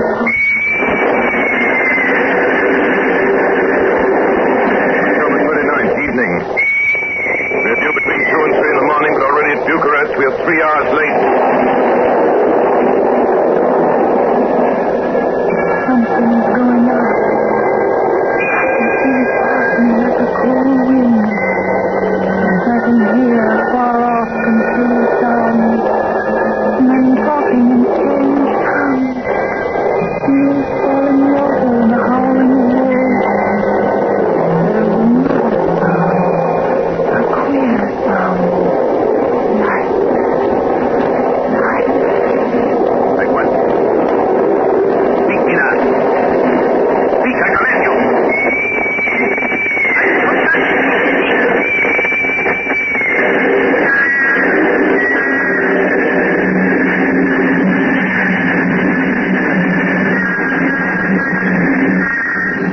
In Galat, saw Captain Sarina Katrina. A man come aboard with an order an hour before sunup to receive a box for a party by the name of Dracula. Got his papers, all right. Emmanuel Hildesheim, his name was. Mr. Hildesheim? Yes. You went out of the box yesterday. I get the Kyloff by order. Kyloff. Mr. Kyloff? Hey, look. This morning they find him dead inside the churchyard of St. Peter. They find him dead with his throat torn open. October 30th evening, there are 2 ways in which Dracula can get back to his own place. By land or by water. We've examined the map and find the most likely river is the Ceres. You and I, Seaward, will charter a steam launch and follow him up the river. Van Helsing and Mina will take the train to Veresti, and from there they will... From there we shall go in the track where Harker went, from Bistritz over to Borgo. If you have not caught him before, we shall be awaiting Dracula there.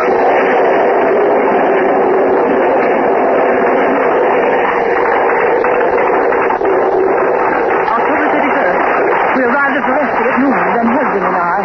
Got a carriage here. We start in an hour. Our enemy is still on the river. October 31st. We can run a good speed up the river at night. There's plenty of water and the banks are wide apart. November 1st, evening. No news all day. We hear that a big boat went up the river before us, going at more than usual speed.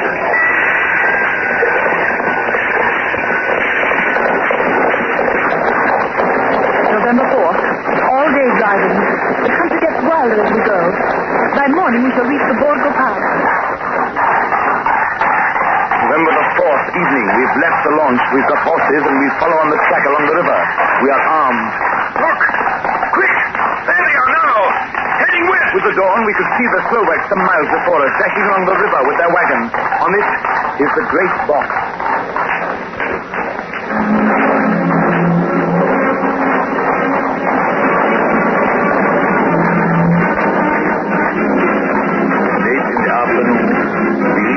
Pass. Van Helsing, look! We could see a long way all around us. Far off, beyond the white waste of snow, was the river like a black ribbon curling. Between us and the river, not afar off, came a group of men, mounted Slovaks hurrying along. In the midst of them was a wagon which swept from side to side. On the wagon was a great box. Look! We see 2 horses following fast coming from the south. Towards the pass. The Slovaks with their heavy wagons are losing their ground. Now the horses are not more than a mile behind. Now the wagon is quite close to us. We can see the great box swaying gracefully. Now they are almost upon us.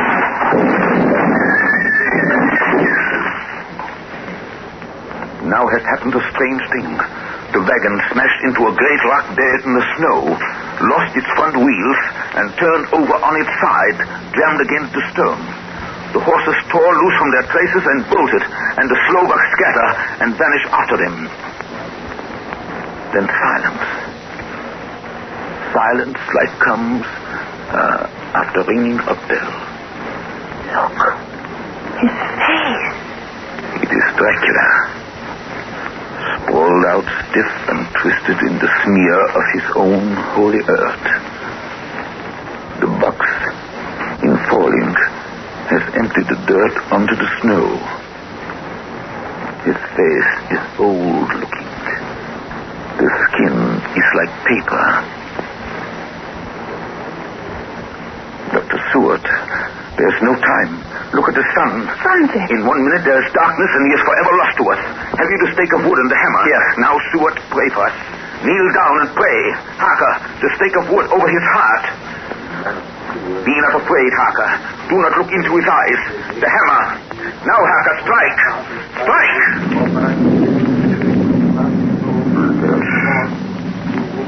Flesh of my flesh. Guilt of my guilt. Death of my death. Speak and be manifest in the instant of your master's peril. Elements of darkness, rain, evil wind, mist, and mold, and tempest. The others couldn't. But somehow I can hear him. Speaking. Behind his eyes. Claw, wing, tooth, scale, tissue of flesh, death of my death, dead and undead. The hand of the living is over your master. Console ye, my children. This instant is no longer than the space between two heartbeats. But the night is not here, and I am lonely. Come to your master, my children. Beguile him now in the instant of his peril. Beguile him with the sound of your names. Claw, wing, tooth, scale, tissue of flesh. Strike! Strike! There is one very dear to me who has not answered. My love, Mina. There is less than a minute between me and the night. You must speak for me. You must speak with my heart. Get him to me! Jonathan, get him to me! Just take the wood in the hammer! I shall never forget that moment. The look on poor Mina's face as she stood there, the angry scar standing out on her throat, her eyes like living coals in the last red of the sunset. She had torn the stake and the hammer out of my hands with the strength of an animal. Do you know what you've done, woman? You know what you've done to us? You've released him. The evil is free. The sun! As we looked down at Dracula, the eyes saw the sinking sun, and the hate in them turned to triumph. Flesh of my flesh. Come to me, my love. Come into the night and the darkness. You have served me well, my love. My bride, my...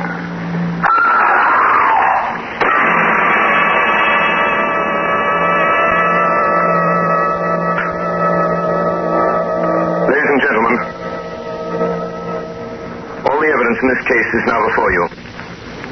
I've added nothing, and to the best of my knowledge, I've omitted nothing that might help to throw light on the extraordinary events of the year 1891, which culminated on that terrible evening in the Borgo Pass. There remains only this one last report. When Mina Harker seized the stake and hammer from her husband, I believe she was under some form of hypnosis. She herself remembers nothing. But whatever influence was at work on her, she must, at the last moment, have rejected it.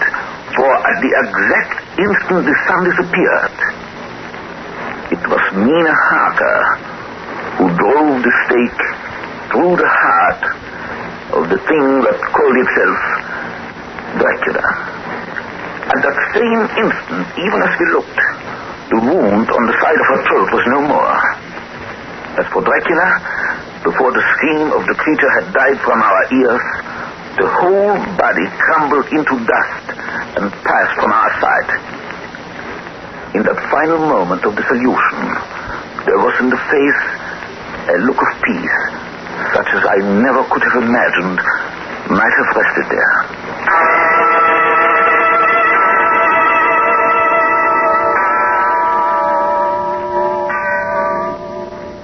Tonight's production of Dracula by Orson Welles and the Mercury Theater was the first of 9 CBS broadcasts in which this brilliant group will bring to life a series of great narratives, all presented in the immediacy of the first-person singular. In presenting them each Monday evening at this time during the summer season, the Columbia Network is bringing a complete theatrical producing company to the air for the first time. In the cast tonight, Dr. Van Helsing was played by Martin Gable, Jonathan Harker by George Coulouris, Dr. Seward by Orson Welles, the Russian captain by Ray Collins, the mate by Carl Swenson, Mina Harker by Agnes Moorehead, Lucy Westenra by Elizabeth Farrow, and Count Dracula by Orson Welles. Bernard Herrmann composed the original music and conducted. Dan Seymour speaking. Davidson Taylor supervised the production for the Columbia Network. And now here is the director to tell you about next week's Mercury Theater production, Mr. Orson Welles. Ladies and gentlemen, what are your favorite stories? If there's one you're particularly fond of and would like to hear on the air, will you please write me about it? Next week, the Mercury Theater is going to tell you Robert Louis Stevenson's exciting yarn about pirates and the sea, Treasure Island. Until then, just in case Count Dracula has left you a little apprehensive, one word of comfort. When you go to bed tonight, don't worry. Put out the lights and go to sleep. It's all right. You can rest peacefully. That's just a sound effect. There. Over there in the shadow, see? It's nothing. Nothing at all. Nothing at all. I think it's nothing. But always remember, ladies and gentlemen, there are werewolves. There are vampires. Such things do exist.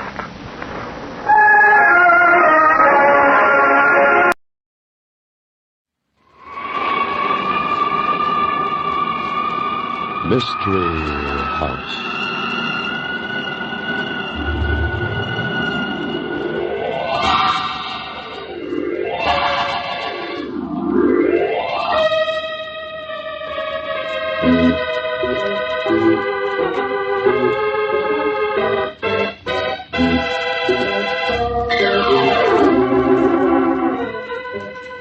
Mystery House, that strange publishing firm owned by Dan and Barbara Glenn, where each new novel is acted out by the Mystery House staff before it is accepted for publication. Mystery House.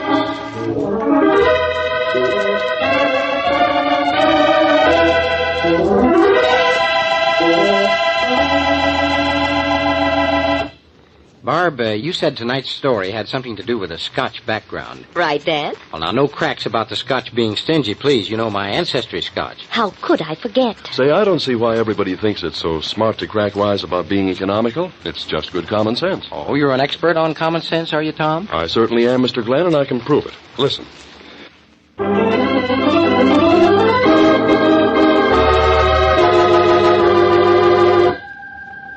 Okay, places, everybody. Set the scene, will you, Tom? Daggers in the dark.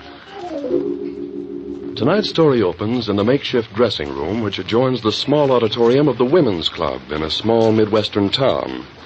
The room's only occupant, alive, is Jean Gordon. Jean, is that you? Jean. Jeannie, what the... Great Scott. Father murdered with his own dirt. Jean, snap out of it. His own dagger, right through the heart. Oh, Pete, who could have killed him? I don't know, sweetheart, but I wish I did. Because that's the question the police will be asking us.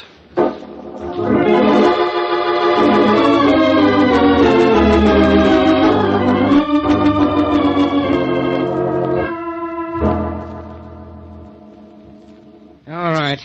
I'm Joe Briggs, sheriff here. I take it you're Gordon's daughter. That's right, Sheriff. Jean discovered the body. Who are you? Vale. Pete Vale, booking agent. Yeah? Where's the body? Let's have a look at it. Hasn't been touched, Sheriff. There, under the window where Jean found it. Ah. What's this get-up? Did he always wear this? Kilts? Sure, he was a Scotch entertainer. That's why he's here in town. Didn't you see the show? You mean he wore skirts on the stage? Oh, please, Sheriff. My father's dead. It was a Scotch act, Sheriff, father and daughter. Scotch songs and dances, both of them dressed in tartans. Both of them, huh? What about the young lady? She ain't wearing them. Well, I changed into street clothes Before your father was murdered, huh? What about this knife sticking in him? Ever see that before? Now, that's what the Scotch call a dirk, a dagger. It's part of the costume, part of the act. You mean these people are knife throwers? No, the Scotch Highlanders wear a knife in their stockings, just below the knee at the top of the stocking. That dirk was Gordon's, the one he wore in the act. And all either one of you knows is that he was found laying here on the floor with that knife in his heart. Is that it? No, Sheriff, that isn't all. Now, Jeannie... Be quiet, Pete. This is something the sheriff should know. Well, all right, come on out with it. What is it? Well, Father and I... Well, we've been quarreling. Jeannie, for the love of Mike... No, Pete, they'll find out sooner or later. I'd rather tell it my own way. Jeannie, you're just making it tough now, on you yourself. lay off, mister. What's your story, young woman? Well, Father was old-fashioned. He used to be a big-time entertainer with his Scotch stories and songs. But he didn't realize that times had changed. Get to the point. What she means is I was fighting with her old man. What? No, Sheriff. I wanted to break away from Dad. I did it once and was doing all right on my own. Doing modern stuff, jive. But he got so angry about his own daughter singing jazz songs that he came out of retirement and had Pete set up this tour of tank tops. Huh? Look, Sheriff, it doesn't mean anything. Old man Gordon was big time, sure, 20 years ago. Command performance for Kings and all that stuff. Made a lot of dough. But when Jean here got set to be a star in her own right, he got mad. Especially when she started jazzing Scotch songs. Well, what's that got to do with this? Nothing. You see, the only reason Pete is here... I'm their manager. That's why I'm here. Oh, don't try to kid me, Vale. I know managers don't come along on one-night stands. Especially managers of people performing before small-town women's clubs. That's right, Sheriff. Pete and I want to get married. That's why. Jeannie, now you have done it. Pete wanted to have it out with Father, once and for all, but I asked him to let me do the talking. I knew Father didn't want me to marry Pete. I knew Pete would just make him angry, so... So? So I talked to Dad, and it was just as I'd expected. He wouldn't give his consent. I told him we were going to get married anyway. Tonight. So your old man tried to stop you, and you stuck the knife in him. In self-defense, No. huh? Look, I was just outside when she screamed. I ran in and caught her. Oh, so that's your story, huh? The only thing she didn't tell you is that I saw her father right after the show. You saw him? I thought you was waiting outside. Well, I wasn't. Well, you'd better tell me where you was, or I'll have to dig it out of you. I don't have to talk unless I want to. Oh, Pete, please. Sheriff, he's only trying to protect me. He thinks the evidence looks bad for me. Well, right now, it don't look so good for either one of you. Are you sure nobody in the audience knew your father was killed? Well, I don't know. I didn't hear anything before it happened. Wasn't anybody working backstage? Sheriff, these women's clubs, all they've got is a committee to run the show, and everybody on the committee is so busy congratulating themselves after it's over, nobody worries about the performers. Well, it strikes me, young lady, that neither one of you have been paying much attention. That makes it tough when you're trying to get away with murder. Come along.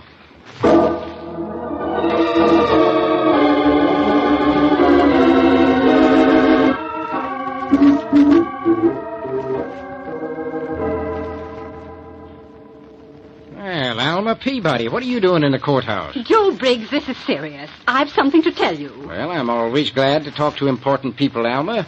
And I got about as much work to do as I ever had here. I know. That's why I'm here. Well, all right. Get it over with. It's a cinch I won't be able to do anything until you do spill it. Joe, I know something about that murder. What do you know? You're president of the women's club that sponsored this Scotchman's appearance. Is that what you know? No, Joe. I knew Angus Gordon a long time ago. I knew him well. You mean you were a bobby soxer when he was a big star like Harry... Well, anyway, Alma, this is serious business. Joe, it's hard to say this, but you may find it out yourself, and then it'll look... Well, I was married to Angus Gordon.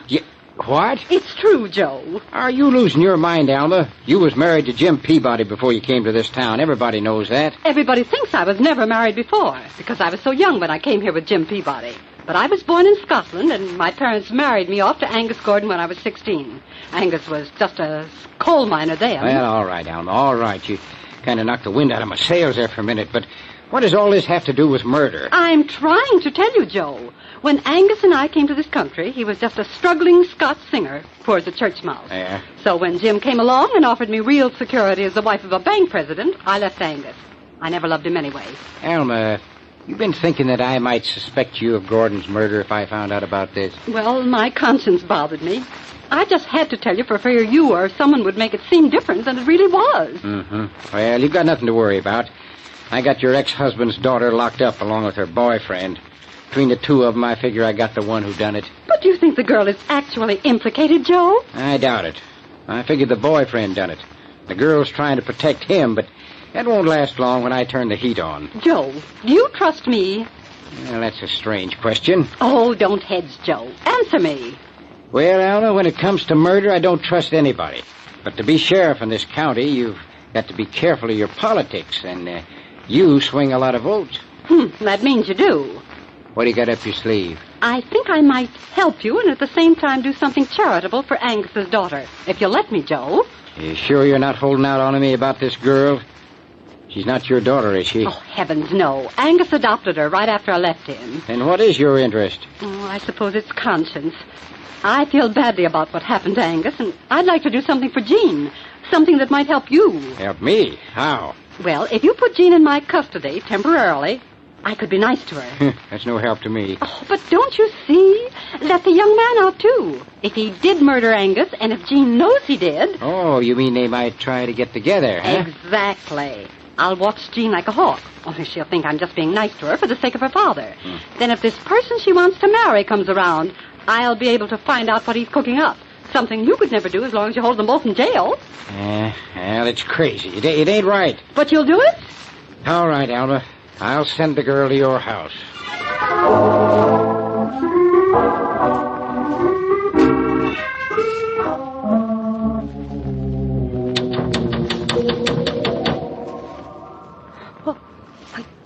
Pete.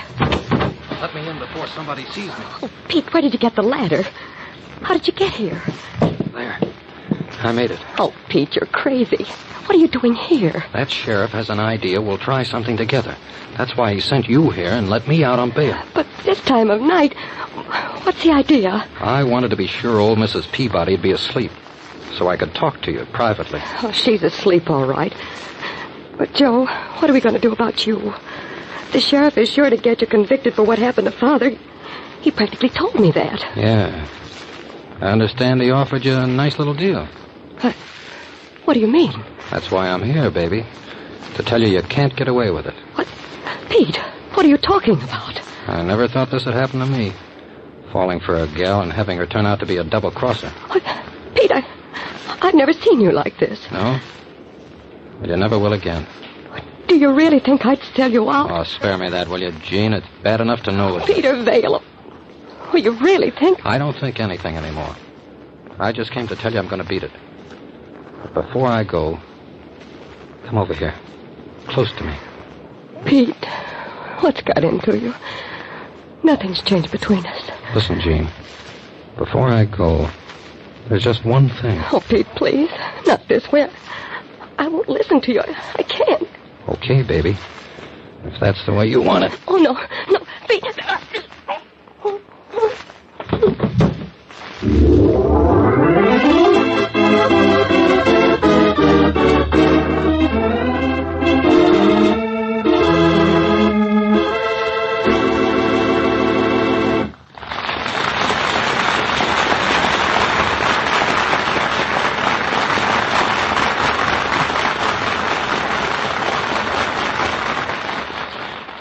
Angus Gordon, the Scotch entertainer, was murdered. And now Angus' daughter, Jean, was she murdered too? Well, it looks very much as if Sheriff Joe Briggs has plenty of problems to solve in the second act of Dagger in the Dark. But now, while the scenes are being shifted, listen to this.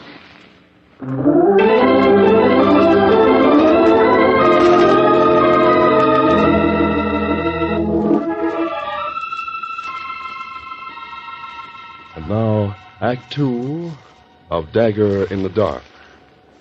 Sheriff Joe Briggs has arrived at the home of Mrs. Alma Peabody to find Jean Gordon bleeding profusely and still unconscious.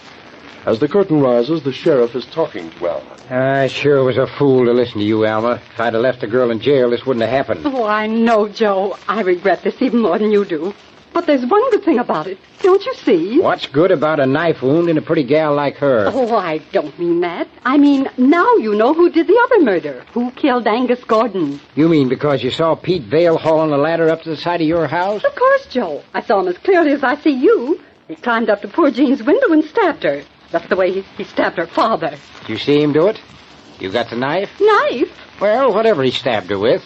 You got the weapon? Of course not. Well, then we don't know as much as you think we know.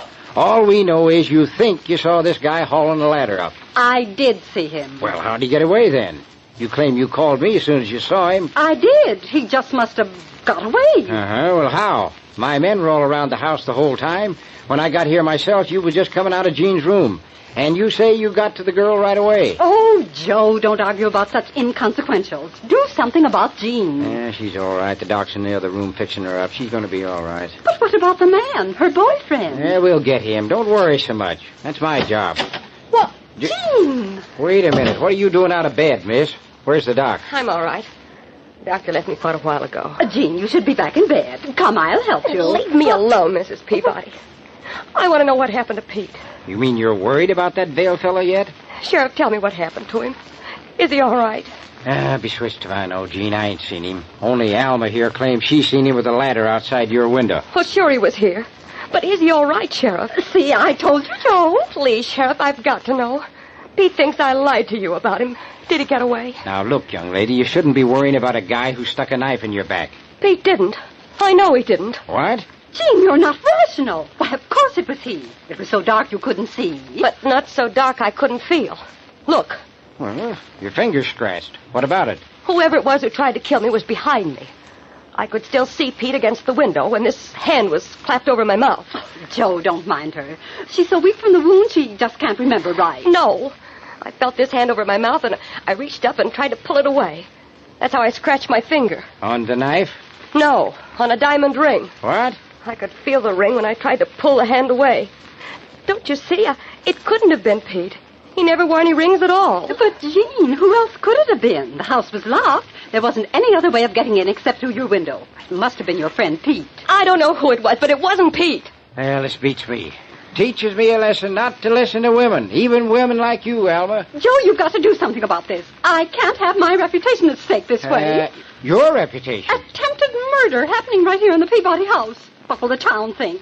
Joe, you've got to clear this up right away. That's a fine attitude. Yeah, now, wait a minute, you two. Just what you might expect of a Tanktown big shot. Why, Jean, after all I've done for you. All you've done was you who got my father to come to your old woman's club show. Me? I heard the other women talking about it. I know you didn't write the letter, but it was your idea. And now all you're worried about is what people will think about you. Even though Father is dead and somebody tried to kill me. Jean, you ungrateful little... No, that's no way to fix anything. Well, now, neither one of you has to worry about me anymore.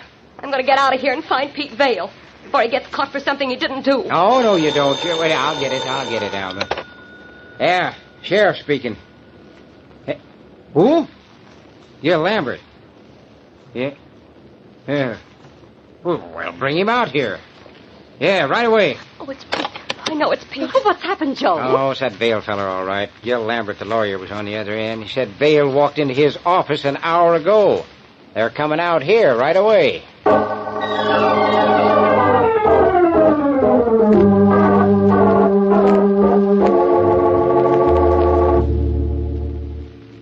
Okay, Gail, come on in. You too, Vale. Hello, Sheriff. Oh, Pete. Jeannie, are you all right? Now, break it up, you two. This thing isn't settled yet. The idea, the audacity of this young man. Now, Mrs. Peabody, don't be too unkind. Joe Briggs, if you're any kind of a sheriff at all, you're going to... What are you fretting about, Alma? There's plenty of men guarding the house. Nothing can happen. Why don't you arrest this young man and be done with it? Well, first I want to hear what Gil has to say. You said it was important, didn't you, Gil? I did. Well, I'm not going to listen to such twiddle twaddle. Now, look here, Alma. It's all right, Joe. Let her go. We don't need her for this. Let me go. I like that. I'll go as I please. And next election, I'll see we have a new sheriff in this community. Go ahead, Pete. Tell the sheriff what you told me. Oh, Pete, please get yourself out of this. I will, sweetheart. Just a minute. Now, come on, Vale. Let's hear it. Not so fast, Sheriff. You almost got me on this when you told me that tall tale about Jean ratting on me. But in a way, I'm glad you did. What do you mean? Let him tell it, Joe. You wanted to find out which of us was guilty, so you told me Jean accused me of murdering her father. Yeah. That's what brought me here to Jean's room. And that's what started me seeing things. But what, Pete? Jean, I knew I hadn't put that knife in your back. But I also knew that if I was found with you, everybody'd be sure that I had. So you ran out on her. So I could see that whoever used that knife had missed the mark. I knew Jean was going to be all right, so I left to find the clue that would tell me who did it. This. That's the knife that killed Angus Gordon. That's right, Joe. I took the liberty of getting it out of your office. Take a good look at it, Sheriff. See anything? Pete, what are you getting at? That's Father's dirk. No, it isn't. Look at the head. Yeah, some kind of scratches. Why, there's writing on it. Engraving so small, I can't quite read it. That's right. Look at it through this enlarging glass. And fare thee weel, my only love, and fare thee weel a while, and I will come again, my love, though it were 10,000 mile. Why, that's Bobby Burns. A nice sentiment, isn't it? What are you getting at, Vale? When I left Jean here, I went back to the dressing room where Angus died. All his personal stuff was still there, so I went through it. And I found a small box full of sentimental things about his marriage. You mean his marriage to Alma Peabody? How did you know? She came to my office and told me. Oh, she did she? Well, that's just fine. What about the box, Pete? Well, it was full of letters and a lot of other stuff, all about Alma. Apparently your father was a sentimental man even before he adopted you. Tell them about the knife, Pete. Right. Now, in this box, there was a sales slip for a handmade dirk with 4 lines of engraving and specifications that had be made smaller than the normal size. I don't get it. There was also a letter to Angus from Alma, in which she thanked him for the dirk he had given her when he went away on his first tour of this country. And she quoted the lines engraved on the dirk. Those lines from Burns. You mean that this knife belongs to Alma? That's right, Joe. But how... You see, Pete came to me because he said he needed a lawyer, and he was sure he could clear himself if I'd agree to help him. After he went through that box of your father's, he was sure the weapon found in your father's body was smaller than the dagger your father used in his act. It proved he was right. The 2 daggers were identical in design, but this one is smaller and has the engraving. You mean that I'm supposed to arrest Alma Peabody because of this? What? Arrest me? Shut up, Alma, shut up. What would she be killing an ex-husband for? Revenge, probably. Or jealousy because he'd done so well. She probably hated him. Well, Alma, looks like I gotta take you into the courthouse. What? Arrest me for murder? Why, Joe Briggs, I'll sue you for defamation of character. I got my duty, Alma, and it kind of points toward you. Come on.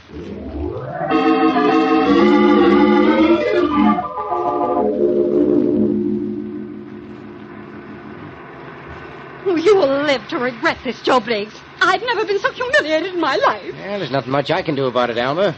Nothing that'd interest you, anyway. Interest me? What do you mean? Why, there ain't really any evidence against you except what I got. What do you mean, Joe Briggs? Oh, that stuff about the daggers.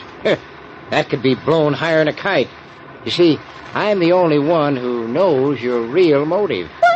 What are you talking about? Peabody's been dead quite a spell, Alma. Money don't last forever. What? The way I figure, you asked this Angus Gordon for some money for the sake of old times. Well, how did you know? And I make it my business to know such things. Sheriff, ain't I?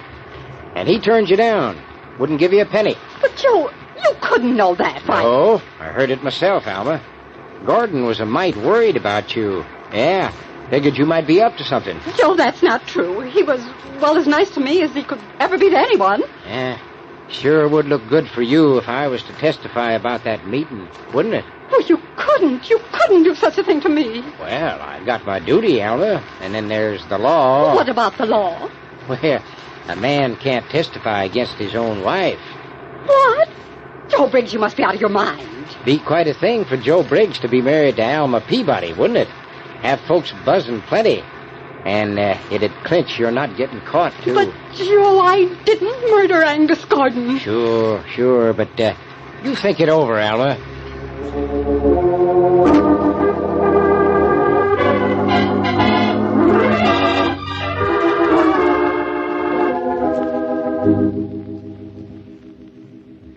We found something very interesting among Alma Peabody's souvenirs, Joe. Well, now you look here, Lambert. You got no right to be snooping through her house. It ain't legal. Legal? If I can convict Dad's murder, I don't care how legal it is. Here's the weapon, Sheriff. She'd put it back on her writing desk. Her letter opener. And it's a little long for its holder, Joe. Apparently, when she killed Angus Gordon, she left her dirk in his body, and then she took this. But his knife was long and didn't quite fit the letter opener case. You see? Yeah, about an inch difference in the length. But she didn't have any motive. I'll bet these two planted it there. I don't think so, Joe. We wired New York and talked to his lawyers. We found out about Angus Gordon's will. Well, what about it? He left his money share and share alike to his adopted daughter and his former wife. You don't say. But he never let Alma know about it, did he? Well, that still don't give her any motive. You don't really think you can get away with it, do you, Briggs? Well, what are you talking about? Me? What? Dad's will said he'd investigated and found his former wife was in need of money. Well? Dad wouldn't have paid for an investigation. He never paid for anything he could get for nothing. He'd have written to the sheriff. What? You mean... Don't worry, Mr. Bridges. We can check that. Dad never threw away a piece of correspondence. But I know how he'd operate. And when you found he was coming here, you saw a chance to capitalize on what you knew. Now, wait a minute. I never had a letter from him in my life. And I didn't know a blamed thing about any will. You'd figured some way to get part of that money, Briggs. What was it? Nothing. Look, if anybody was to benefit, it'd be Gil Lambert. He's been lending Alma money to live on for close to 3 years. Why, she must owe him nearly $10,000. And he's a lawyer. No, you don't. Put down that gun, Gilbert. Sorry I can't oblige you, Sheriff. You were wrong, Miss Gordon. Your father paid for his investigation. I made a deal with Alma Peabody after I'd corresponded with the old man. I'd finance her till she got the money, in return for half of what she got. You killed Dad, and you didn't even know him? Yes, and I'd have killed you, too, with a little luck. I had to hurry to get home before your boyfriend found I wasn't there. I saw him pounding at the front door, and I had to sneak around the back way. I pretended I'd been asleep. How he ever happened to come to see me... Put down that gun, Gil. No, thanks, Sheriff. She still gets her share of the money. And someday I'll get my part of it from her. Because you won't get me. No, I think I'd rather keep it all for myself, Mr. Lambert. What? Well, you... Yeah. Nice work, Alma. You got him. I was never much good with a dirk, but as a girl I rather prided myself on my marksmanship. I knew he was guilty, but I was scared to death. When you went for Mr. Vale, I was, blind with fear. I don't blame you, Mrs. Peabody. But, Pete, how did you happen to pick Lambert? I don't know, Jeannie. Just, a stab in the dark.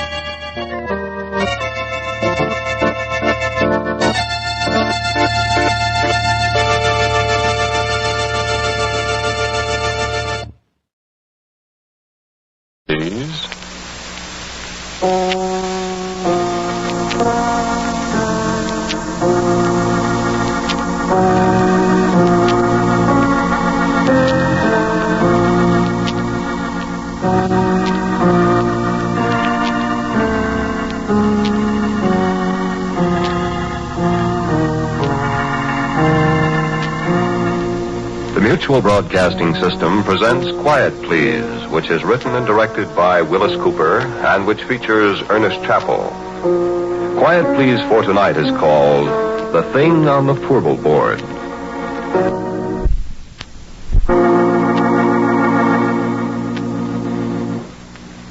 Me, I'm a roughneck. Well, I was a roughneck, 20 years ago. A little too old, too slow now. Besides, I got $1 now. I don't have to be a roughneck, you see. Married, got a nice home. Had to meet my wife. Hey, Mike. Her name's Maxine, but she likes to be called Mike. Mike! I guess she's busy out in the kitchen someplace. Besides, she doesn't hear very well. Shame, too. She's so pretty and everything. Well, you'll meet her. Sit down. I was saying I was a roughneck. Well, no, that doesn't mean exactly what you think it means. A roughneck is an oil field worker, specifically a guy in a drilling crew. Call them roughnecks like you call a section hand on the railroad a gandy dancer, a garage hand a grease monkey. Same time you work around a drilling crew for a while, you're going to be a roughneck in every sense of the word, boy. A derrick floor or a four-bolt board's no place for a guy with a bow tie. Because when you have to fool around with drilling holes that go farther down the ground than it is from the top of Pike's Peak down to sea level, sure they do. The time I was a roughneck, we'd got this one well down to 7,313 feet. That was a record. But last May, Pure Oil brought one in out in the Natrona Valley in Wyoming at 14,309 feet. That, friend, is almost 3 miles. Quite a hole, that, huh? Sure, I don't think there's an oil man in the world that don't wonder one time or another what's down there, besides rock and oil and gas. Oil that's made out of trees that died 20 million years ago. Oil that's made out of dinosaur bones. Oil that's maybe made out of the flesh and blood of men, maybe, that beat each other to death with a stone axe, ate saber-toothed tiger for lunch. Yeah, you get to wondering. You look at the cores that come up from way down there, and sometimes there's little shells, trilobites mostly, that was alive when Manhattan Island, where New York is, was under half a mile of ice. We found something once, me and Billy Grunwald, and something found us. I'll tell you about it. We were down to around 5,400 feet. We'd set casing. We began to get water, so we hadn't stopped drilling and cement off. Well, you see, when water begins to seep in the hole, you pull your drill pipe, then you let down a cementing shoe inside the casing, and you plug up the bottom of the hole, casing and all, with quick-hardening waterproof cement. Then when it's hard, you drill through the cement, go on down, and the cement outside the casing at the bottom keeps the water out. Well, we had the drill pipe all pulled and racked. The cement was setting, see, so we was shut down, waiting for it to harden. We'd been coring just before. Well, you see, a core drill is hollow, and as the bit digs down, it stuffs the drillings up inside it, so when you pull it out, you got a sample of the kind of stuff you're going through. And a geologist can tell a lot from that. So there's nobody around the rig except me that night. The rest of the crew's going into town. I was toasting some pork chops over the forge for my supper. I heard a car pulling up. Look out, it's Billy Grunwald, the geologist, and I give him a hello. Hi, Billy. Come and have a pork chop. Hi, Porky. Where's everybody? They all went to town. I'm the whole crew. I had 3 blowouts between here and Oxnard. Yeah, I wondered where you was. Ted said you'd be in here about 3. Yeah, I would have been, except for my tough luck. Oh, I'm dead. Yeah, hungry? Starved. Yeah, I got 7 pork chops. And bread. And some coffee, kind of. Swell. Hey, I got a bottle in the car. We're going to have a banquet. Hey, where's that core? That's what I came up here to look at. Yeah, back there on the bench. Look at it after supper. Hey. What? Didn't you say you were all alone here? Uh-huh. I thought I heard somebody talking. I don't see anybody. If you keep an eye on that pork chop, you won't have any supper. Yeah, I'm watching it. Here, let me put the coffee on. Like so. When'd you finish cementing? This morning. Last tower only made about 10 feet of hole, so Ted shut down before we get flooded out of house and home. Funny about that water. How? Oughtn't to be any at that level, according to my figuring. Well, there is. Is it salt? Sure, right out of the bottom of the ocean. That's funny. Well, maybe I'll be able to tell something from the core. Yeah, I hope so. The last core I looked at, I'd have sworn we were getting into shale. Ain't seen none yet, from the cuttings. That's funny. Here, your pork chop's done. Yeah, take some bread. Yeah, thanks. Oh, man. Good, huh? Yeah, put on another. I had 2 already before you come. Yeah, much obliged. Yeah, you never can tell what's down there. You get it all mapped and plotted out, all the straighter. And all you know is what comes out of the hole. Yeah, I'd like to go down there sometime if I was little enough. Never get you down a hole. Yeah, you'd fit. You're skinny. I'll stay up here and look at the cores, Bud. Where is that one? Behind you. Over there. Oh. Well, I'll have a look at it. Well, why don't you wait till you finish your supper? I'm just going to look at it. Put on another pork chop for me. Okay. Well, I wish those screech owls would keep... What's the matter? Hey, wait a minute, Porky. Well, what... Listen. What's eating you? You know, I'd have sworn there's somebody up there on that portable board. Ah, you're crazy. There's nobody up there. Getting against those stands of drill pipe. Ah, they're just rack crooked. One of them slipped. Come on back and eat your pork chop. Yeah.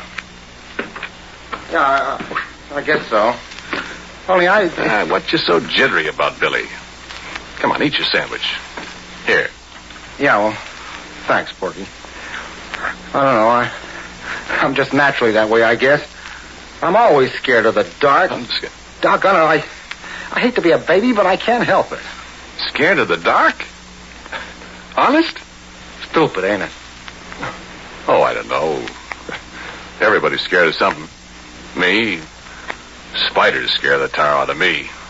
Black widows. Oh. I know how you feel, Billy. There another light over here? Yeah. Here. Ah. Oh. That's better. Hey, listen, Porky. Go out to the car and look in the left-hand door pocket and bring back that bottle, will you? That's what I need. Okay, kid. Okay. So I picked up a flashlight. I turned around and went outside. I found the car. And I got the bottle. And the floor of the derrick was all lit up, and when I saw a beam of light suddenly flash up toward the forbel board, I laughed.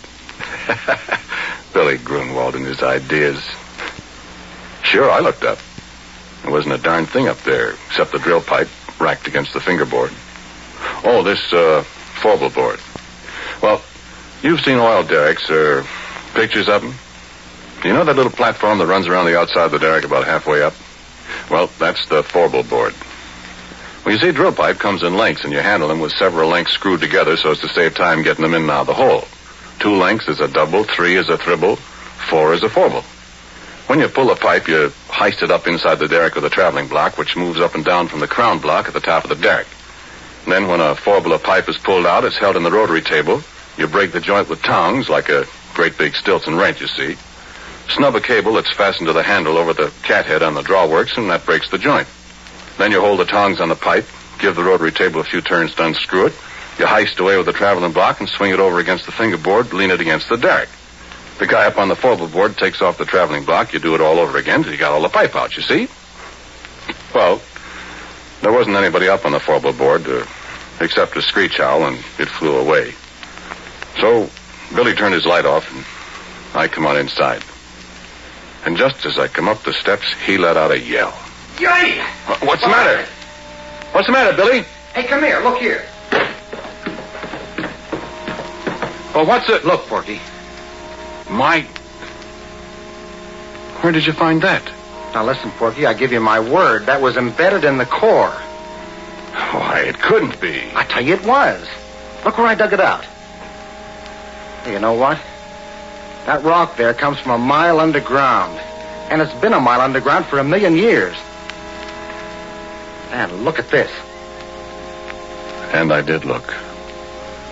And what he was holding was a gold ring.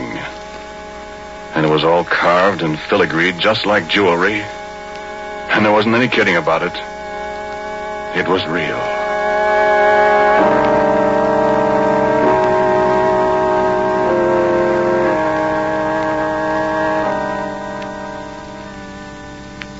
No, wait a minute. Hang on, I ain't done. I poked at the core of rock that looked like a kind of petrified salami or something. And then it was my turn to pretty near jump out of my pants. Because right alongside the place where Billy dug out the ring, there was a mud-covered, but very unmistakable finger. I picked it up, and it was cold, and it was heavy. And it was solid rock. At least it felt like solid rock. And I looked at Billy, and Billy looked at me. He started to rub the mud off this here stone finger. And as he rubbed it, it begun to disappear. No, he could still feel it, he said, but when the mud was gone, neither one of us could see it. And he dropped it to the derrick floor. It went clunk, and we couldn't find it anyplace. So you know what we done? Well, we took that bottle and we took and finished it, Billy and me. We finished it in one slug apiece, and it was a full pint of bathtub gin. It tasted just like so much well water to me.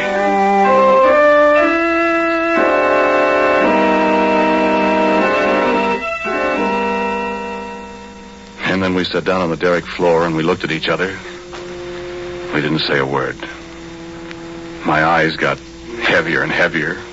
The last thing I remember was I heard some kind of noise that seemed to be coming up from down in the forward 80 feet above us. I shut my eyes a minute. I guess I went to sleep.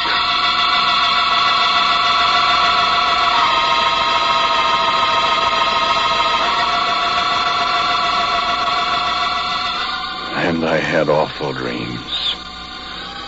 Black widow, spiders crawling all over me with gold rings on their legs. Things I could hear, but I couldn't see, up on the forward. Billy Grunwald climbing up the ladder outside the derrick in the moonlight. Faces looking at me, and I couldn't figure out who they were. Then I was waked up by a horrible scream. A crash alongside me that shook the whole derrick. I opened my eyes to see Billy Grunwald lying on the floor 2 feet away with a broken neck.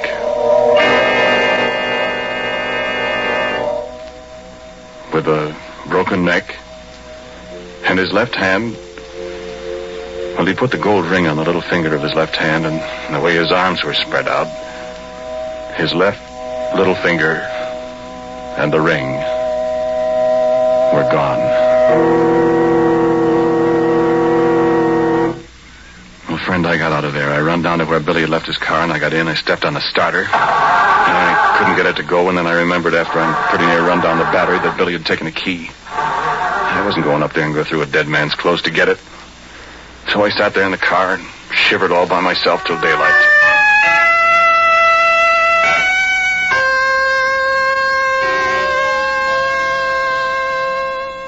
And then Ted and the crew came. Afterwards, a state cop, and everybody in the world was asking me questions. Did you and Billy have a fight, Porky? I told you we didn't, Ted. But you had been drinking. We only had that little pint, Ted. Well, what was he doing up on the forward?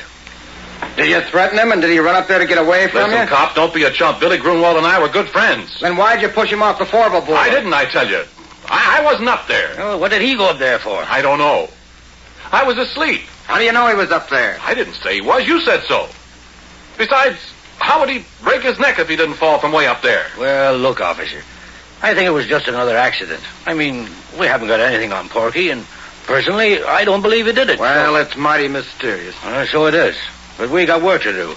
Now, how about it? That cement's hard down there. I want to start drilling again, and I'm short-handed. Will you let Porky stay here till I run in my pipe again, and, well, then you can take him and ask him questions till you're blue in the face. Well, okay. Let's get rolling. You got steam up, Happy? I'm all set. All right. Porky, you go from the forward. What? Not me, Ted. Oh, don't be such a boob. There's nobody up there to shove you overboard. And you can put a safety line around you if you want to. And besides, you're getting paid to do what you're told. I've lost too much time already. Come on, get going.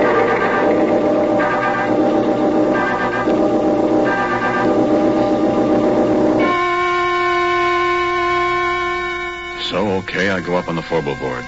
And you can bet I took a good gander around before I did anything else. Now I couldn't see a thing. So I signaled to the driller to let down the traveling block, and he did. Came sailing down from up above. I was just reaching for it to pick up the first forward drill pipe. Gave a big jerk, and the cable broke. It dropped and nearly pulled me off the forward. And it landed right on top of Ted. And if you have any idea what a guy looks like after 2 tons of metal land on him from 80 feet up, yeah, you keep your ideas to yourself.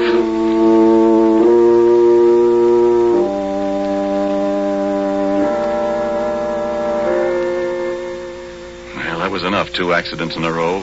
The whole crew quit. They wasn't going to wait for a third. And it was Ted's money that was paying off. There wasn't any more, and as far as I know, the abandoned derrick is still there.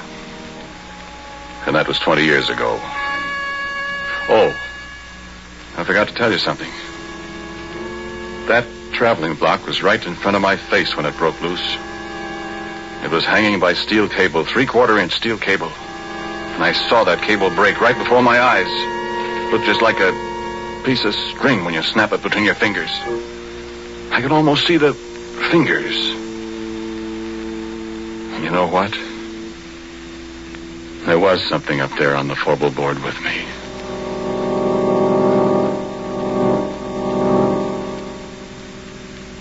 And so a couple of days later I came back. I don't know if there's anything in the world as desolate, as dismal, as dead-looking as an abandoned oil well rig. There it stands like a skeleton off on a deserted side road and the bare yellow hills surrounding it, and it's the deadest thing you ever saw. I sat in my car for a long time looking at it. Everything was just the way we'd left it. I looked in at the floor. The smashed traveling block was there alongside the rotary table. There was a little mutter of steam from the boiler. That was all. Then I heard a tinkle of something as it hit the ground alongside me. I looked around. There wasn't a soul in sight. But at my feet was the gold ring that Billy Grunwald and I had found in the core of rock that came from a mile underground and from 1,000,000 years ago in time.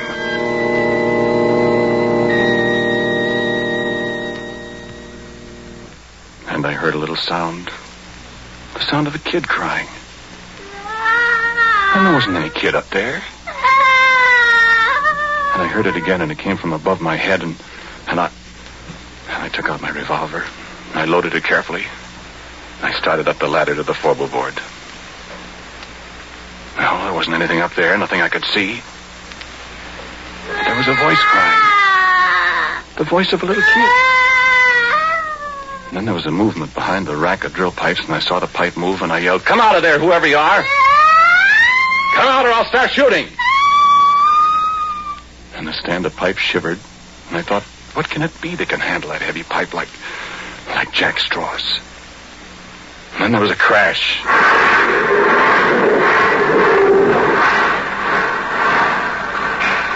The whole stand of pipe fell over, and I just got out of the way in time.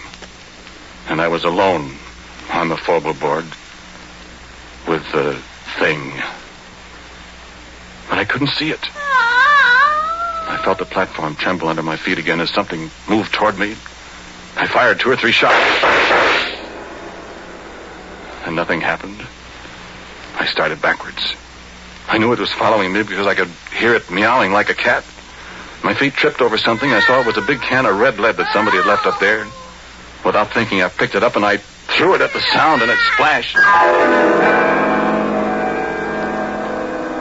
And there it was. And I wish the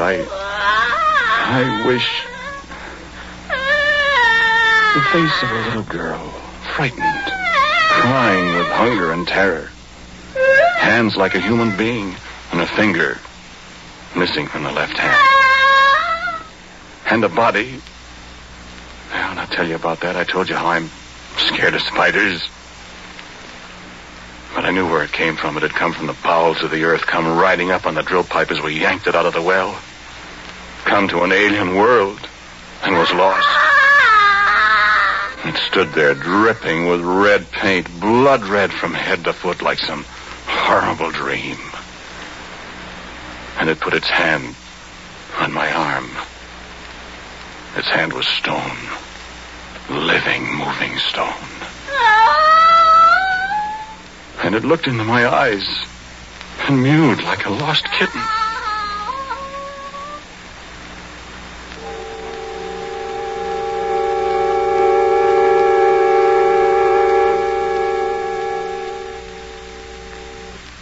"20 years ago, I discovered many things about it, what it used for food, that it was deaf, that it was invisible and couldn't see people when it was invisible, that if you sprayed it with mud or paint, or grease paint, makeup, then it could see people.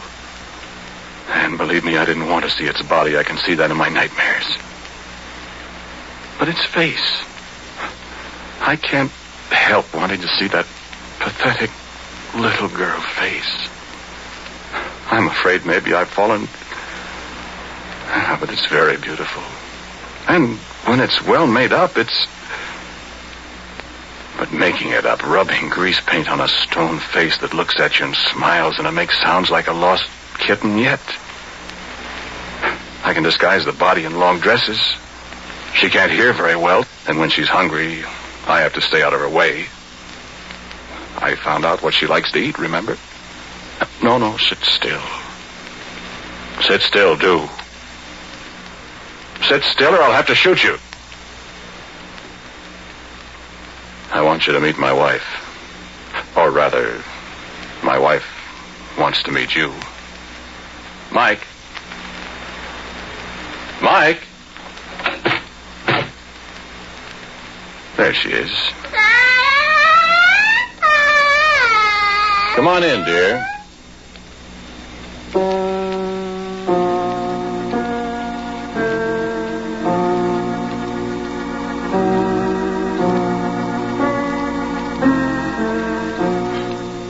The title of tonight's Quiet Please story is The Thing on the Frugal Board. It was written and directed by Willis Cooper and featured Ernest Chappell. And Dan Sutter played Billy Grunwald. Pat O'Malley was Ted. And Cecil Roy was also a member of the cast. As usual, music for Quiet Please is played by Albert Berman. Sound by our good friend Albert April. Now, for a word about next week, here is our writer-director, Willis Cooper. Well, I'm reasonably sure that all the characters in tonight's stories were completely fictional. At least I, for one, hope so. Next week, the story is called Presto Changeo, I'm sure.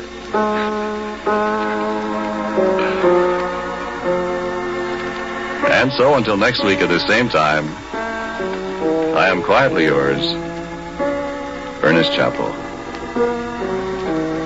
This program was heard in Canada through the facilities of the Canadian Broadcasting Corporation. This is the Mutual Broadcasting System.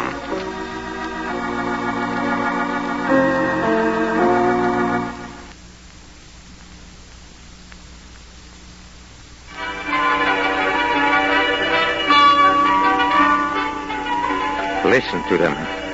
Yes, they still laugh and dance and play the night away, but... Oh, I shouldn't have drunk so much wine. I must hurry now to the villa where she's waiting, yes. Waiting for him, for her Fortunato.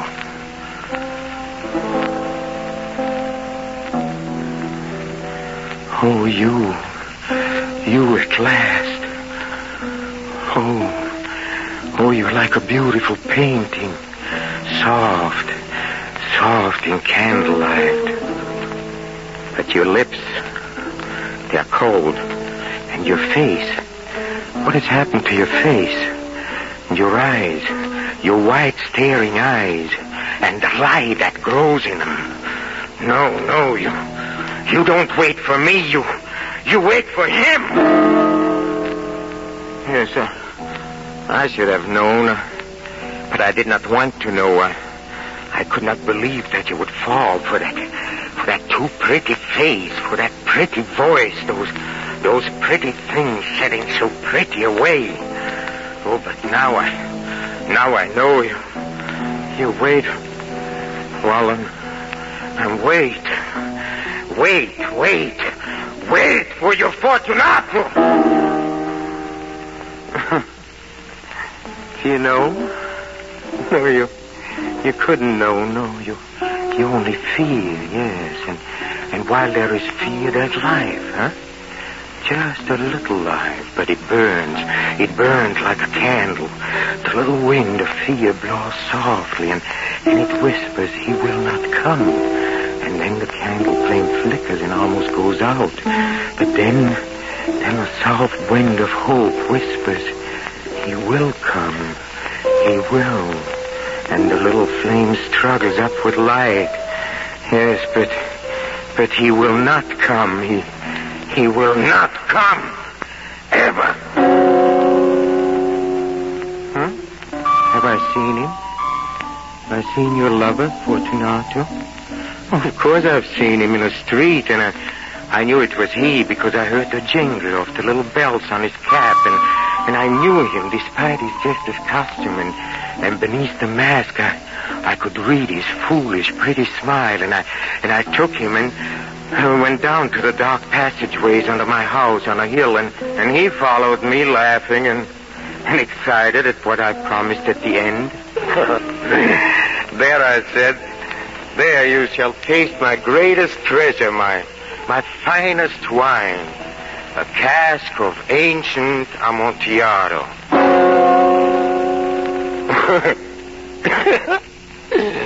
Then I took him by the hand and I pulled him toward the solid rock behind the shadows, where I had prepared an opening, yes, an opening to fit the form of your Fortunato. I put down the candle and I said, now you shall taste the Amontillado. And he turned, and I was upon him as he turned, and I shoved him, and he fell forward into the opening that was waiting for him, and then I slammed the stone into place. Soon as he was done, and I flung away the trowel, and I cried out to him, "Hear me, Fortunato?" But he could not answer me now, for in his mouth there was stone, and in his heart there was ice, and I heard him shriek, and faintly the sound of his pounding hands, and faintly the little bells on his cap, jingling.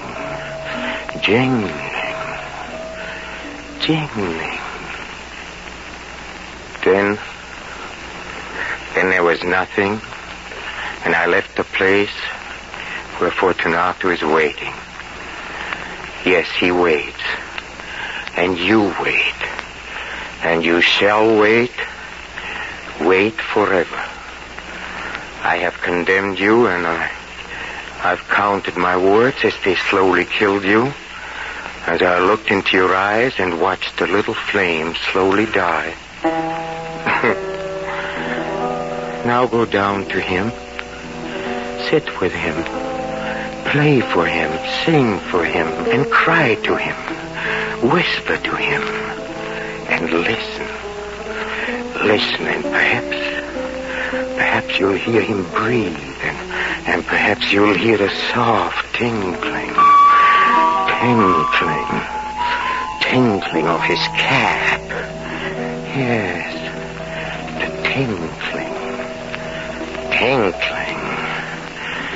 tinkling of the bells. And so, dead among the living, may you wait for your Fortunato as he waits for you. And me, I'm condemned too, condemned forever by my own love.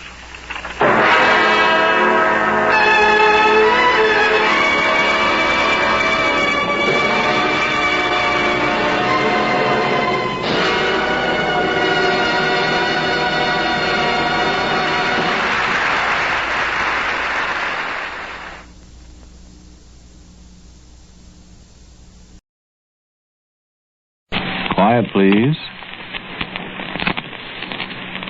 Quiet, please.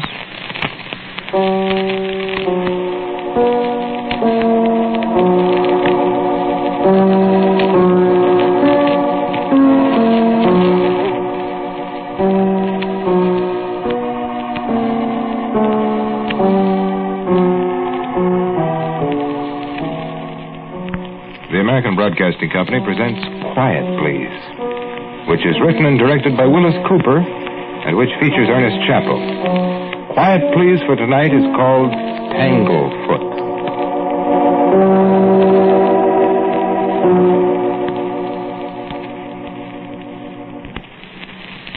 Back in the old days when GI didn't mean general issue, it just meant galvanized iron, I used to be a plumber.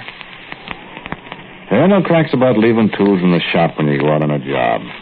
Because if a plumber took along all the tools he's liable to need on a job he don't know nothing about till he gets there, he'd need one of those moving vans to tote him.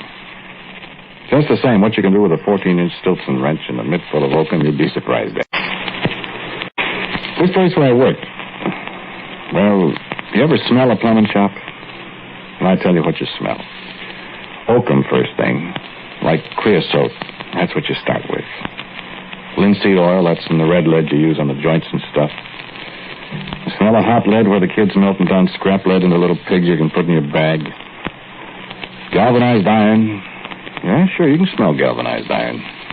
Go past the bins where they keep the L's and the T's and the street L's and the Cuplins and the Unions.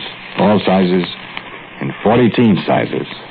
You can smell galvanized iron, all right. Then there's a smell of rats that live back behind the bins. And gasoline burning in the blowtorches and the furnaces. And the thing I remember best of all, the smell of the flypaper. My heavens, there seemed to be flypaper every place. I don't know, maybe in the old days there was more of it, or there was more flies or something. Seemed like every place you went, you run into flypaper. Remember that smell? Like varnish with sugar in it? Like taffy that got spoiled? Kind of a fascinating smell in a sicky way. Think about it and you'd kind of think, yeah, no wonder the flies liked the smell and went for it. Smell? Sure, flies can smell. They got smellers that'll make a bloodhound jealous if you know it. And flies got lots of things.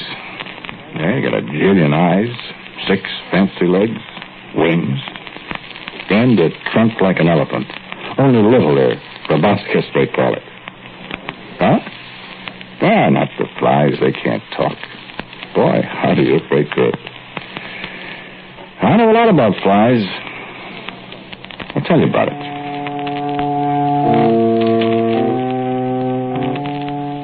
I can see it today. There was people living upstairs above the plumbing shop where I worked. That was in the summer of 1915, I guess, quite a while ago. Their back porch hung over the back porch of the shop. Made kind of a shed where we used to thread pipe, melt up scrap lead, stuff like that. And Ricketts, the horse, he used to be tied up back there in the alley with a wagon. When he was working back there, it was quiet and shady and hot. All you could hear was Ricketts stamping his feet and switching his tail at the flies, and maybe the hoo of the gasoline furnace. Whoever he was working with talking kind of lazy and slow in the heat. And boy, was it hot. I and Herbie, we was threading 3/4-inch black iron pipe. You want the boat excursion tonight, Buck? Yeah, what boat excursion? Crawfish Club on the Percy Swing tonight. Well, I thought it was tomorrow. No, tonight. Yeah, that's good enough. Get another length of pipe. Hot, ain't it? 91 tonight, it says. In the shade. It's hot for old Ricketts out there in the sun. His head's in the shade. What's he hollering about? Flies, I guess. You should put the fly netting on him.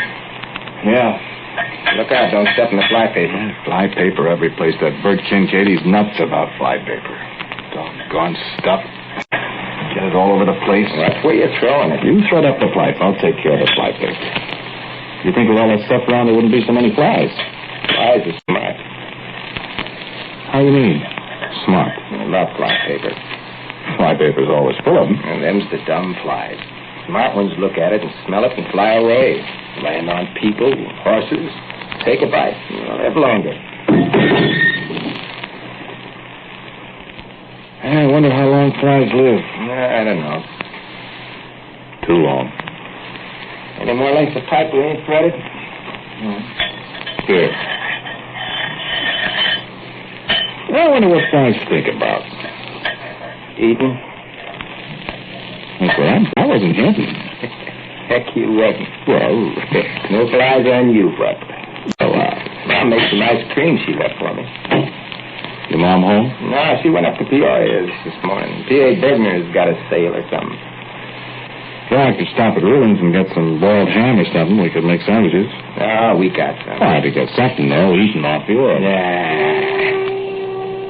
12 o'clock. Let's go.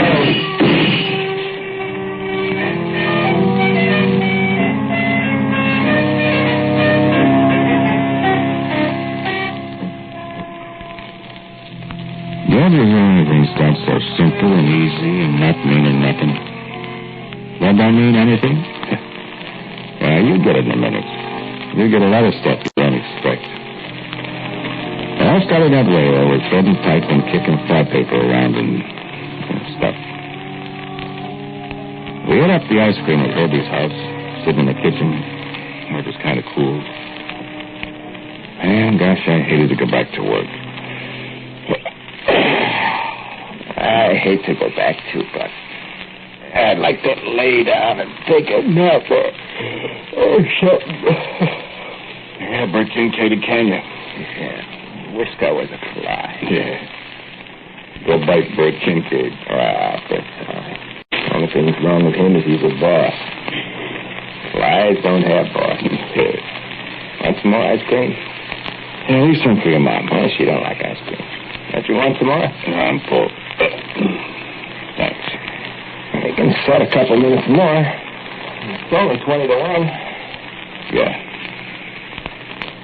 No, I'm thinking about flies. Are you crazy about flies today? I just got thinking about it. Hey, what became of your dog? He's out in the backyard. Gets hot. Likes to get under the coal shed to keep cool. Like you under there myself. Wished I had a pet fly. You're crazy. Got a pet fly. Fasten a rope on him. Lead him around. Well, you little bitsy rope you'd have to have. Now, this would be a great big fly. Big as a dog. What kind of a dog? I like that old collie of Masterson's. Why, a fly that big bite you, you'd be ruined. Looking at a fly with a magnifying glass the other day. I seen one once. Got the meanest looking faces I ever seen. Great big eyes. Jillian eyes. Look at you from all over. Always washing their faces like a cat. They carry germs. Oh, sure. Germs, though. Gee. That big fly'd sure be something. Sure be a swell pet, though. If you could tame him. Oh, I'd tame him all right. Maybe the fly tamer. Be as big and strong as a bull. Have to put a big chain on him. He'd fly away with you. Maybe I could train him to take me places. Fly, you know. Yeah, you sure thinking of the educated fly. Flies are smart. Fly paper catchers and good old tanglefoot, boy. You'll have to have an awful big piece of tanglefoot to catch this old boy. Ain't that much tanglefoot in the world. Ain't no fly like that in the world either. Oh, boy, if there was. Didn't you hear the whistle? Come on, 1:45. Yeah. Wonder what you'd feed a fly that big. Have to feed them people, I guess. Come on, let's go.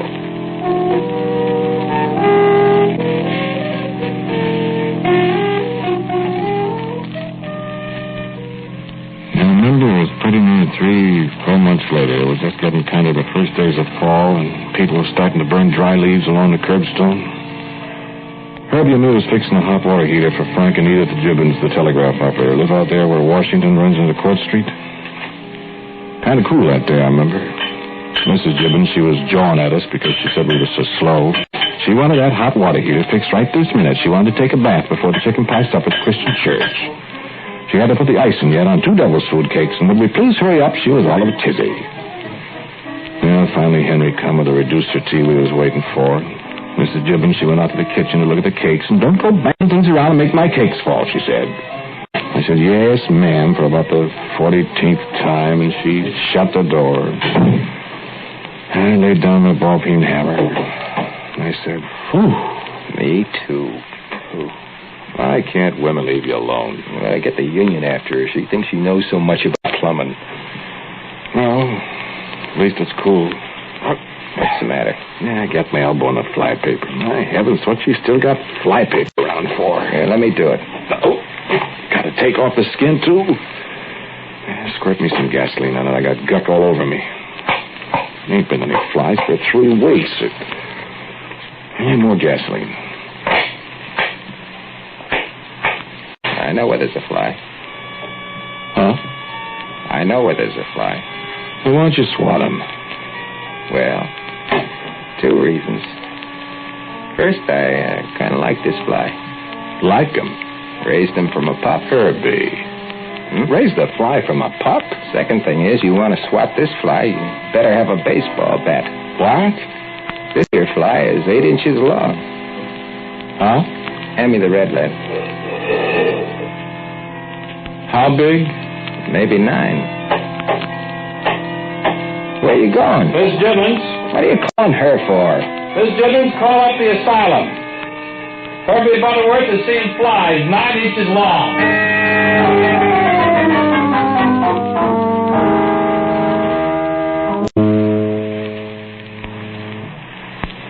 Here, under the coal shed. Come on, Teddy. Here, Teddy boy. Here, Teddy. Come on, Teddy. Come on out there, boy. Darn you, Teddy. Come on, Teddy. Here, boy. Good dog. Come on, Ted. Ted. You hear me? Come on out of there. Come on now. Darn dog. Ted. Come on, boy. Teddy. He's asleep, maybe. What, with me hollering that way? Well, maybe he ain't there. Maybe he's up. There's 2, I can see him. He's laying down in there. Here, Teddy. Here, Teddy. Well, reach in and pull him out. Come on, dog. Come on. Buck. Huh? He's dead.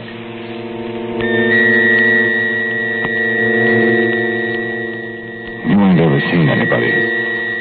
Anything, I mean, that a fly killed. No, I don't mean killed by putting germs on him or like that. I mean, well, murdered by a fly. This here fly is 8 inches long.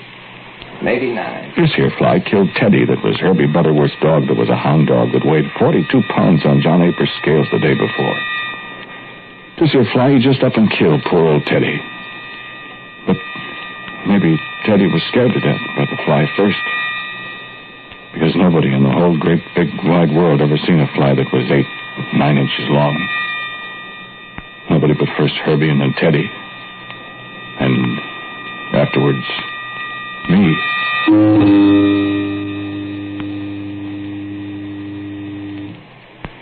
I ain't found him yet. Maybe he got froze to death. Kind of scares me, Buck. Don't it you? He comes after me, I'll bat him on the head. He'll come flying up to you. Come flying up. You won't even see his wings. You know how a fly's wings is, you can see through them. Maybe he's froze to death. Flies can't stand cold weather. They die. They don't always die. Sometimes they go into, what is it, a coma? When they get warm, they come to again. And then they're hungry. Well, I think he's dead. Because we ain't heard about anybody croaking, you know, with a mystery. Not since Teddy. Hey, I can still see that dog. Try not thinking about Teddy. Maybe you ought to leave some fly paper around. Big hunks of fly paper. I got fly paper all around the coal bin there where he was. Heavy enough? And don't have to be so heavy. He lands on a hunk of tangle-footed. It'll get all stuck to the hair and hair. Hair on his legs. Flies got hair on their legs. Real hair? More like bristles, like spikes, kind of. You get fly paper stuck in his legs, his wings. He ain't gonna go skittering around much. Maybe he's dead. Sure hope not. Hope not? Well, I kind of liked him. Till he ate up Teddy. I'd be just as satisfied to find him we get to see him. He must be quite a sight, though. Like looking at a fly through a magnifying glass. Sure glad he only got to be 8, 9 inches long. Hate to lose him. I could put him in a circus or a sideshow or something. Make $1 jillion. Take him up to Chicago. People would come from miles around. To a zoo just about. A museum like that one. Where is it, New York? Yeah, he was quite a thing. He used to eat mice. I went and caught mice and let him have them. I ought to see what he'd do to a dead mouse. Oh, thank you kindly. I seen what he'd done to Teddy. How'd you get him so big, Herbie? Huh? Secret, Buck. And so? I bet if he'd lay an egg, the egg would be bigger. I mean, the pup would be bigger than he was. Fly egg. Bigger than a hen's egg it'd be. Bigger than maybe a turkey egg. Maybe he's dead. Yeah. He comes after me, I'm going to shoot him, my old 12. You couldn't hit a balloon with a bull fiddle. I'll hit him all right. Hello, Louise. How do you do? Hey, who's that, Buck? I don't know, just moved to town from someplace in Ohio, Iowa, someplace. Louise McKinney, something like that. Where'd you know her? Met her in Empire Hall, that dance the other night. What dance? Social Athletic Club? Uh-huh. Well, night. See you at the shop in the morning. So long. It's cold, ain't it? Yeah, gonna snow. Feels like snow. More busted water pipes. Yeah. Well, so long, Buck. Say, at Louise, what's her name? That's something, ain't it? Yeah, I feel like that there type. I like it. Say, Herbie. What? Listen. What? Listen, that great big fly of yours. Yeah? On the level now. Is there a great big fly? Huh? Couldn't you just be... I just thought about it all of a sudden. I never seen this here fly. I mean, you think I'm just fooling? I was wondering. I was just making it up. Was you? No. I wasn't making it up. I just wondered. Listen, Buck. I never made that up. Listen, I wished I was. I wish I'd never started making flies grow big. I would have stopped when I got one this big. I don't know whether to believe you or not. Listen, Buck, when I think what that there fly... You remember way back last summer when we first talked about it? You said, what would you feed a great big fly? Yeah. Remember what you said? What? You said people. People, you said. That's what you'd feed them. Oh, yeah. Listen, Buck, he already had a dog. That we know about. What if he ain't dead by now and all is cold? He must be... Must be what? Hungry.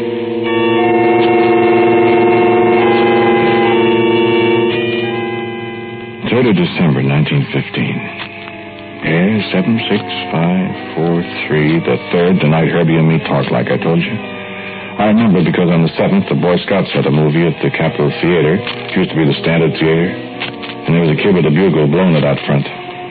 That was the 7th. That was the night Bert Kincaid phoned me up from the shop and Mayor Watson came over from kind of next door and told me Bert was calling me. An hour over, Bert, he said, you and Herbie Butterworth go right away to these people, these McKinleys or McKinleys or McKinneys, whichever it was, because their friend or something was wrong with it and they was hollering they was freezing. And I should go right on over and Herbie would meet me there. He was already on the way with the rickets and the wagon and the tools. So I said, all right, and I went home and put on my overshoes and my army sweater, and I went over there. See, the place is only 2 doors away from where Herbie lived, there by the Garfield School. That's why he was there already, see? I never even bothered to knock on the door. I just went around to the cellar door with my Coleman lantern, and I come on down, and Herbie was there already sitting on the cellar steps, so I just about fell over him, and not looking very happy. Say, I said, I thought there was freezing to death here in this house with a busted furnace that's not cold down here. It's warm, I said. I fixed it. Huh? I fixed the furnace. This valve was corroded, and I put a new one on. I fired up. It's all right. Well, what you sitting on the cellar stairs for, then, if it's all fixed? What you sitting around here for? Well, What are you looking so crabby about? Anybody ought to be crabby, it's me. I walked halfway across town. I'm about... What you so crabby about? Huh? She's down here. Who? Louise, you know, the McKinley gal, or whatever her name is. Where? Oh. That's why I ain't welcome to's company. Shut up. We'll make some time, huh? Shut up. She'll hear you. Where is she? I went back there in the preserve closet. What for? Going to bring you a jar of apple butter? The old man makes elderberry wine. He got some bottles back there he bought from Ohio or Iowa or whatever it is. 3 years old. I sure like elderberry wine. I know it. Well, I tell you, Herbie, I'm a good guy. I'm your friend, Herbie. Seeing you got everything fixed up, I'll beat it. You don't have to go. I never stood in the guy's way, Herbie. I'll go out into the cold and the snow. Ain't no I'll snow. go right home and read V.C. Allensworth's editorials in the Times, and I'll leave the coast clear for you. You don't have to do that, Buck. Just as soon as I have one drink of elderberry wine. Knowed there was a catch in it. Now I'll go right away, honest, Herbie. Hey,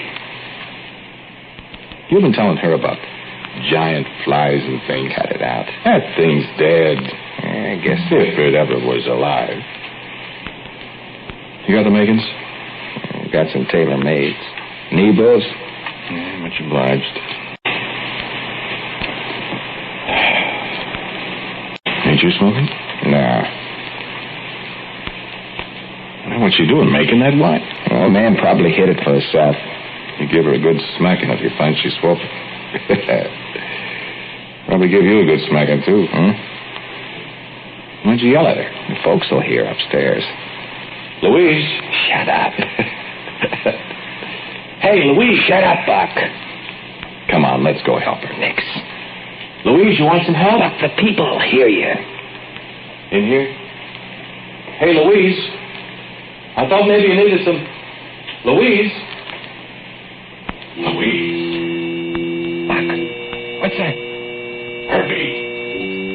What's the matter, Buck? Buck, what's that? Louise.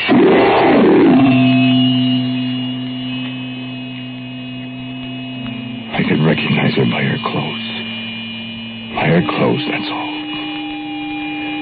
You never saw a person that met a fly. No, you never did. Herbie and I did. A big, not 8-9 inches long now, down in the hot, stuffy cellar. 2 feet long. And fat and kind of logy it was, dopey, like after you had a big dinner. And Louise... Herbie, he fainted, and I... Back there by the furnace pipes. I could see them eyes. A jillion eyes. And that trunk like elephant. It kind of buzzed and wiggled its eyes at me and rubbed its face with its paws like a cat washing its face after dinner. And I tried to holler, but all I could hear was this buzzing, that's all. And then it kind of stumbled out from the pipes and it jumped and it come right past my face and it flew kind of sagging, kind of out of the corner of my eye. I seen it. It flew right out into the furnace room and the furnace door was open and the fire...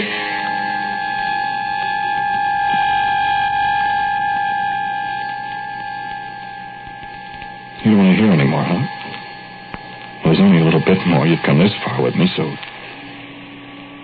Well, they put us both, Herbie and me, in jail. They said we murdered Louise, but nobody could murder anybody like that. And there wasn't any other evidence, so... See, the fly was dead. Disappeared, and there wasn't anything to go on. So they had to let us go. That's pretty near the whole story. Ain't it, Herbie? The egg? Oh, sure. I pretty near forgot about that egg. And about the egg. Bigger than a hen's egg. Big's a turkey egg. Back there in the dark behind the pipes. I didn't see it. Buck seen it. But I never told anybody about it. Did I, Herbie? Nobody but you. And when they left us out of jail, we come back here looking for it, but it was gone. There was kind of a scrunching back there, and we looked, and sure enough... Larva. They call it in the books. You know... And we took it away with us. And sure enough... This one grew bigger than its father, or its mother, or whatever it was. And every one since then has got a little bigger and a little hungrier. Ain't that so, Herbie? Yep. Hungry all the time. Never let him out to hunt. Wait. Look at him. Ain't he a dinger? First real live pet fly you ever seen. Here, Louise. We call him Louise. Look at them eyes. Jillions of them. Look. He unrolls his trunk. Ain't that cute? Nice, clean face. See the sharp bristles on his legs? Biggest fly in the world. Bigger than a collie. Bigger than a Shetland pony, I bet. And hungrier, too. Come on, Louise. Wake up. He's awake, Buck. Uh-huh. Okay, Herbie? Okay. Go on in. No, you I'm talking to. You, he says. Go on in. Go on in. Louise is hungry. That's it. What's the matter? Can't move your feet? Sure. You stuck in something? Used to call that stuff fly paper. We got a different name for it now. Yeah, no use trying to get loose. You're stuck for good. And Louise is hungry. Only hurt a minute, that's all. Careful, Louise, honey. Don't get your feet stuck in the man paper.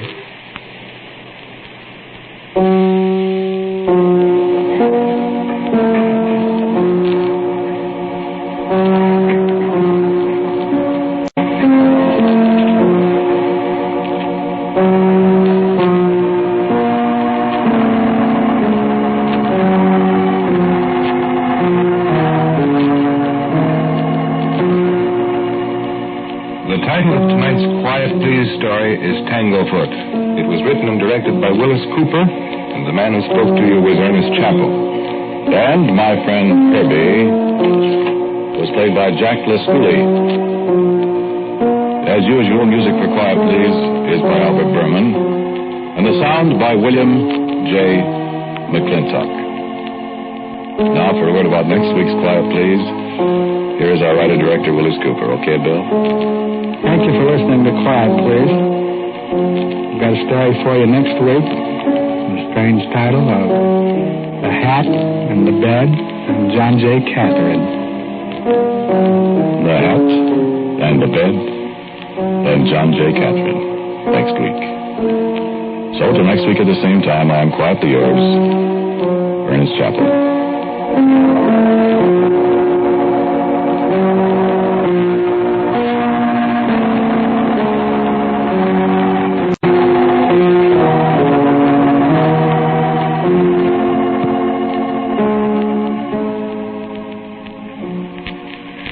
This is ABC, the American Broadcasting Company. Suspense. Tonight, Roma Wines bring you Robert Taylor in The House in Cypress Canyon, a suspense play produced, edited, and directed for Roma Wines by William Spear. Suspense, radio's outstanding theater of thrills, is presented for your enjoyment by Roma Wines. That's R-O-M-A, Roma Wines. Those better-tasting California wines enjoyed by more Americans than any other wine. Yes, right now, a glassful would be very pleasant, as Roma Wines bring you Robert Taylor in a remarkable tale of suspense.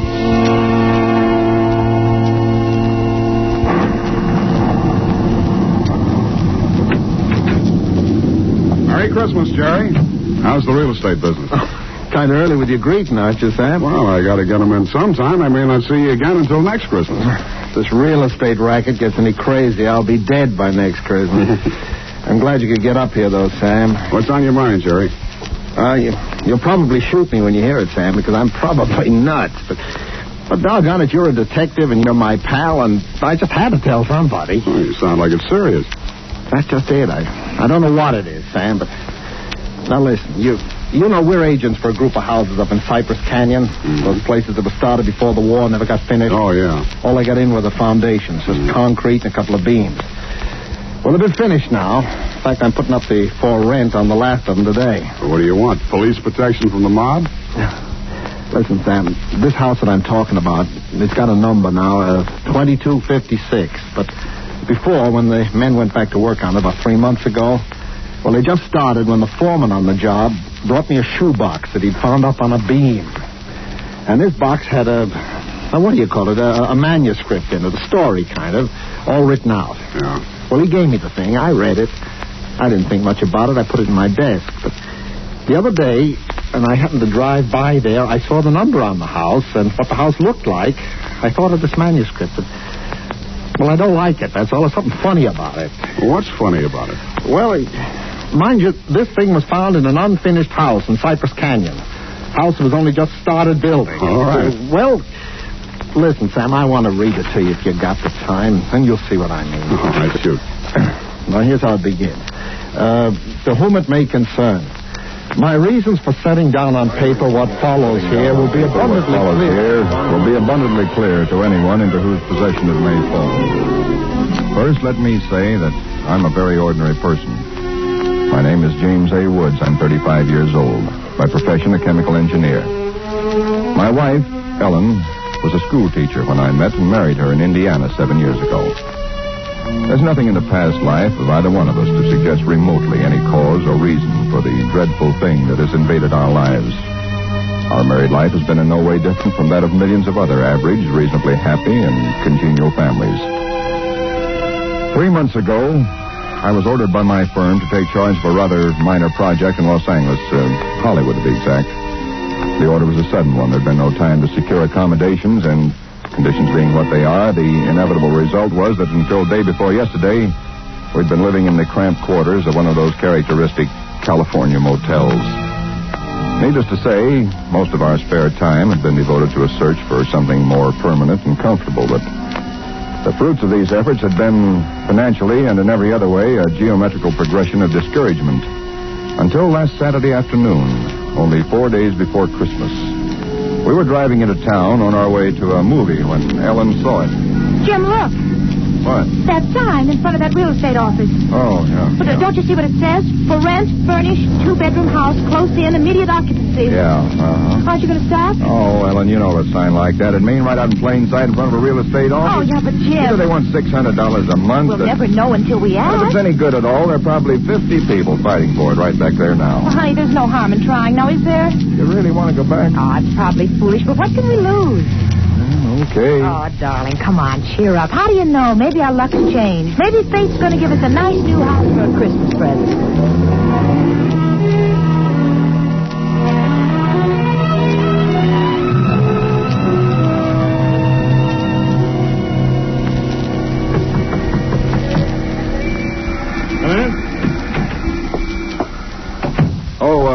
We're sorry to bother you, but we just happened to see that for rent sign outside. Oh, yeah, I hung it outside just this minute. Is the house available? Why, sure it is.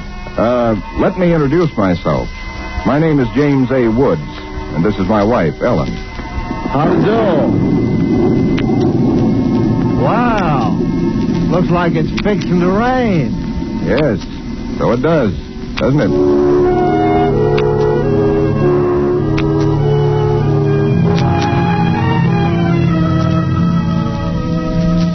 It was one of those things. The real estate agent had just been authorized to rent the place by mail that morning, and he'd hardly had time to look at it himself and put up his sign when we drove up. It was just an ordinary little California house about halfway up Cypress Canyon, number 2256. Just an ordinary, undistinguished little house. The agent didn't know much about it.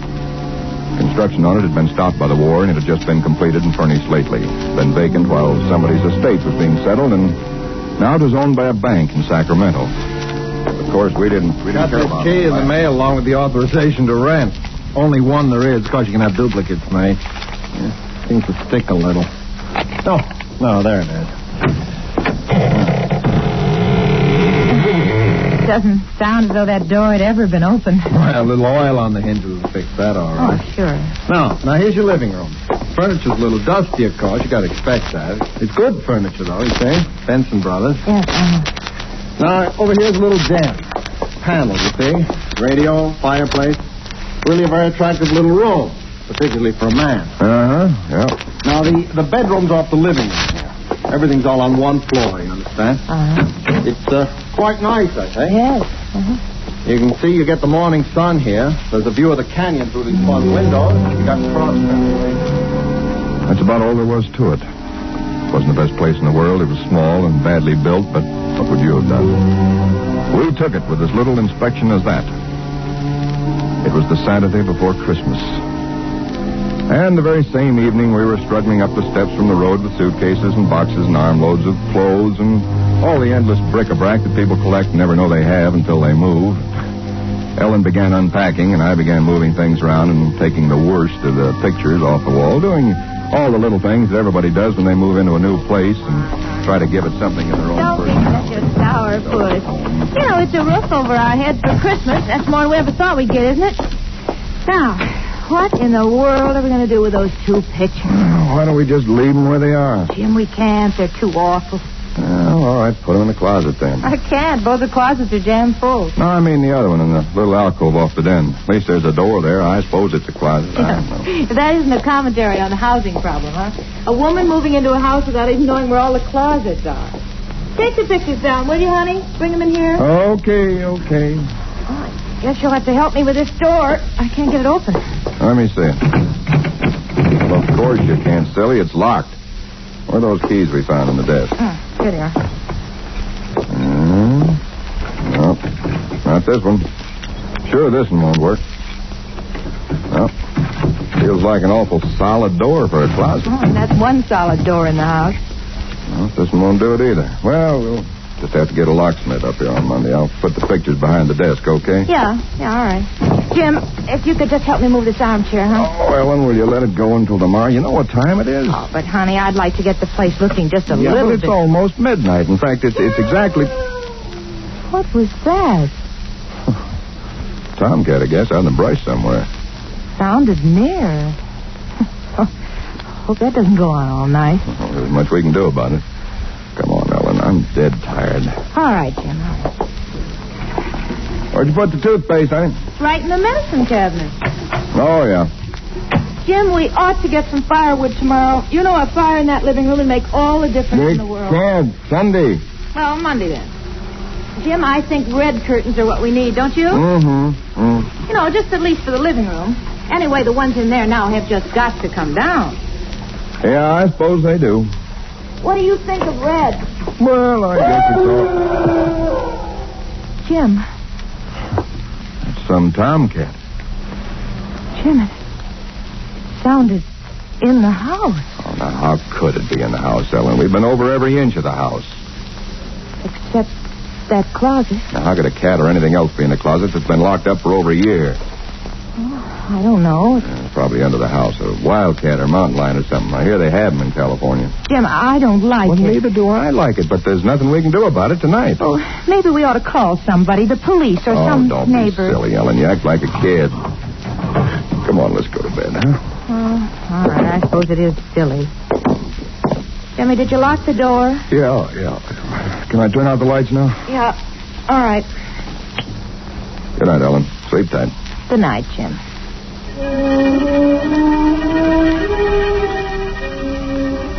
I don't know what time it was. Perhaps an hour, perhaps only a half hour later. My mind was in that hazy borderland between sleep and a dream that's still part of consciousness. Then I was awake.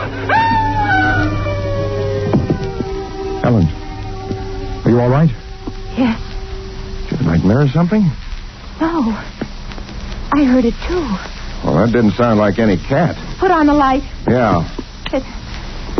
It seemed to be out there, Jim, in the house somewhere. I'm going to look into this. Jim, you be careful. Come on. Where's my shotgun? In the den, I think. Jim. What? There's something wet. What? Wet? Running from under the closet door. Dickie. Hey, Ellen, don't touch it. I had to. Jim, it's blood.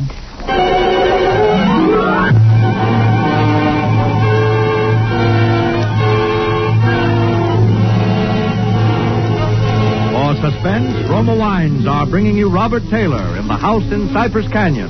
Roma Wines' presentation tonight in radio's outstanding theater of thrills, Suspense.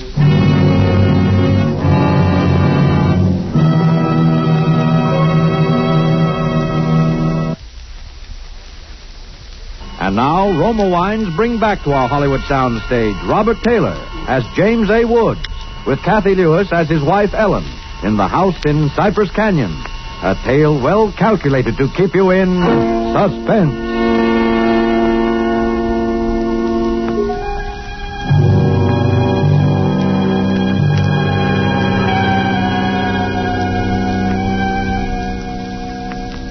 not be too difficult to understand from the foregoing why I've taken the pains to set down in writing the events related here. To find in one's newly rented house a closet which cannot be opened is in itself certainly no great cause for alarm.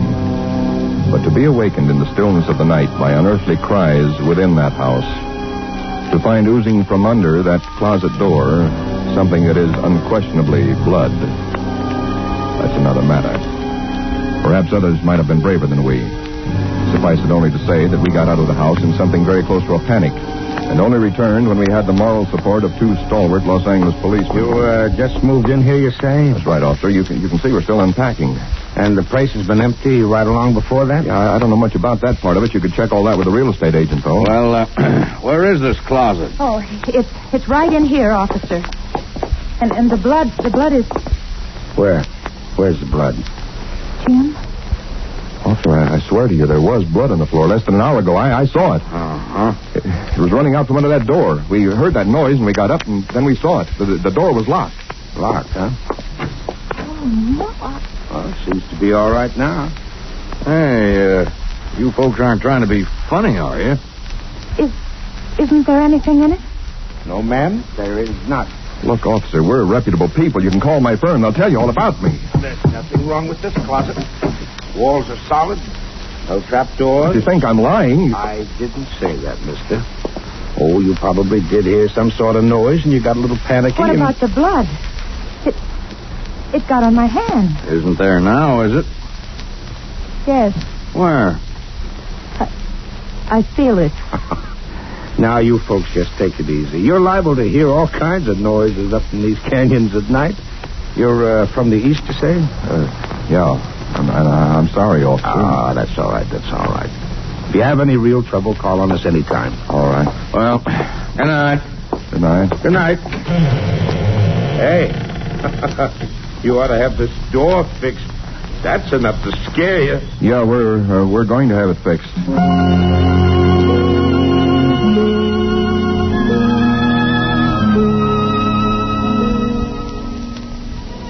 We didn't say much about it after that. There wasn't much that could be said. The next day I went down to a lot and bought a little Christmas tree and some trimmings, and we tried to pretend we were cheerful, but there was an uneasiness between us that had never been there before. Ellen seemed tired and listless. Several times during the day I noticed her washing her hands with a brush, scrubbing the one that had touched the blood. That night we each took a sleeping pill and went to bed.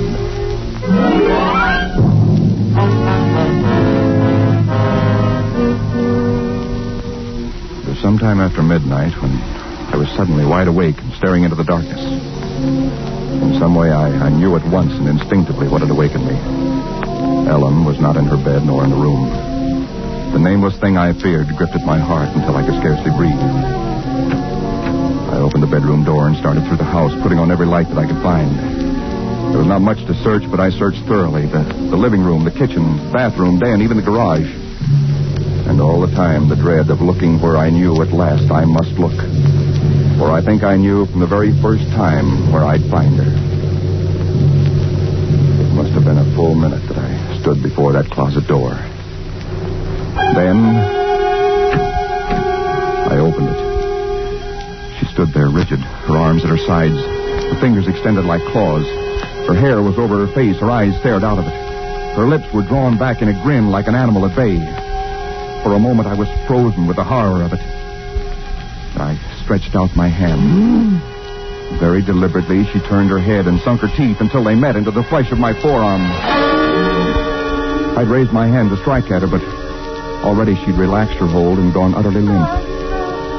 She would have fallen unless I'd caught her. I carried her into the bedroom and laid her on the bed. Strangely, at that moment, my only thought was how I might revive her. Until I saw that it was not a faint, but a sleep that she'd fallen into.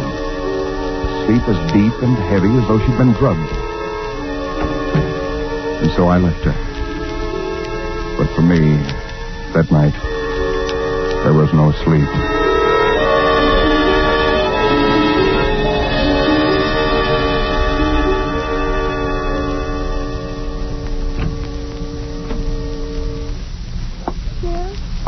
Yes, Ellen? What are you doing up so early? Oh, I got a little restless. Went out to make some coffee. Oh. Oh, I had the most wonderful sleep. And I feel so rested. Do you? Mm-hmm. Jim. What? What's the matter with your arm? Oh, I just heard it. Well, honey, it's terribly swollen. Let me see it. No, it's all right, Ellen. Oh, it isn't all right. You've got to see Dr. Wesley right away. Sure, I will. No, I now will. you promised me, Jim, that you'll go the first thing this morning. How'd it happen? Why, there was a dog. A dog? Yeah, I heard him trying to chew through the screen door. I went out to chase him away, and he bit me. Well, you mean there's all that racket and I didn't even wake up? No, Ellen, you didn't even wake up.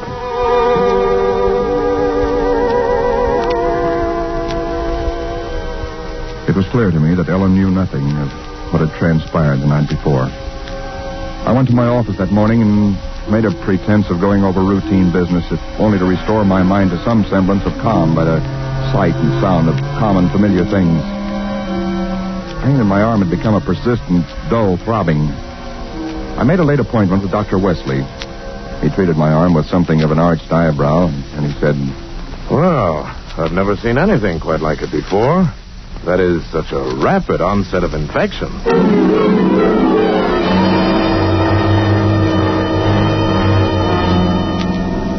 It was dark when I left his office.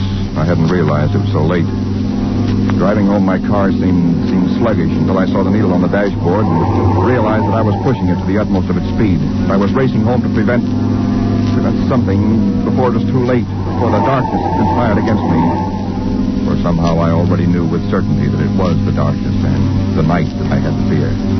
The curves of the canyon seemed endless. And then the cold fear leaped up inside me. My house, too, was dark. I went slowly up the stone steps in the road, looking, praying for some sign of light or light. There was none. The house was empty. Ellen was gone. I looked with the same self-torturing thoroughness, and in that closet first of all, knowing as I did so that it was hopeless. And so, alone in that empty house, I waited, powerless and helpless now, deadened in thought and will, empty as the house itself, save only for the overwhelming sense of a terrible foreboding. For some time in the early hours of the morning, I snapped on the radio, shortwave. Why? Surely a minor question now. I only know that I did. And then I heard it. Car 58, car 58, go to Laurel Canyon, the 4000 block. A report that a man has been injured or attacked. Condition thought to be critical. Ambulance will follow. That is all. I was there almost before the police, edging my way through the little crowd, staring down at the man lying there in his white uniform under the streetlight. Yeah, the milkman, poor guy. I heard him scream, but when I got here, he was just like this. All right, stand back, stand back. Please stand back. Well, you again. I heard it on the radio. I live just down the road. Yeah, I remember. What happened? Well, take a look. Maybe you can tell us. He was dead. And he was lying on his back. And his throat had been torn out, as though by the fangs of some wild animal.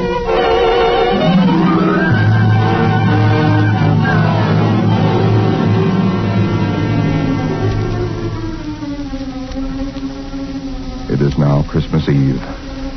Or rather, Christmas morning, for it's a little after midnight.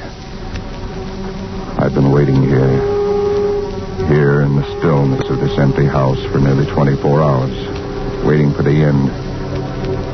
Already once tonight I've heard that dreadful wailing cry somewhere in the hills.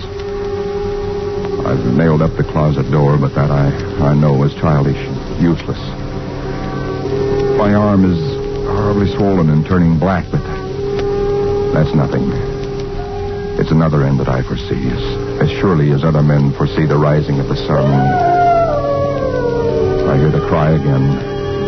It's nearer now.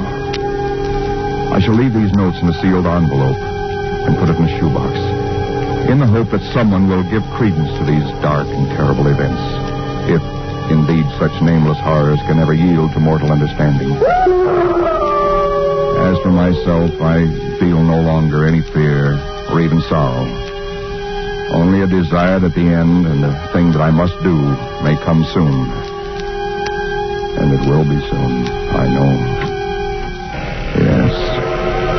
For there is someone at the door.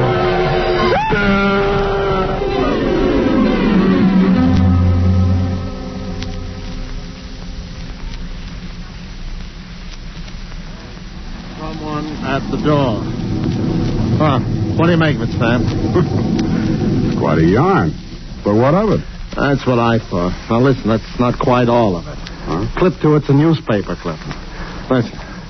Hollywood, December the 26th. Police reported what was apparently a case of murder and suicide in Cypress Canyon sometime in the early hours of the morning. The victims were James A. Woods, a chemical engineer, and his wife, Ellen. Preliminary investigation indicates that Mrs. Woods was killed by the blast of a shotgun in the hands of her husband, who then turned the weapon upon himself. That she fought desperately for her life, however, was evidenced by the disorder of the room and the severe lacerations inflicted upon her husband about the neck and arms. This is the second tragedy to be reported in Cypress Canyon within 24 hours, the other being the unexplained death of Frank Polanski, a milkman. Well, no such murders or whatever they were ever occurred, if that's what's worrying.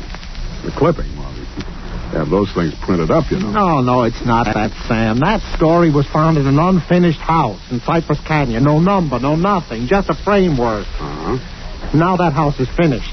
When I drove by it today, but that's what stopped me, Sam, because it all fits. Now that it's finished, it is the house in the story, the same construction, the same vines and creepers on the lawn, even the same number. So what, a guy who knows roughly what this house is going to be like writes a yarn and loses it or something? Did he know the place was going to be listed for rental today, the Saturday before Christmas? Oh, Jerry, coincidence.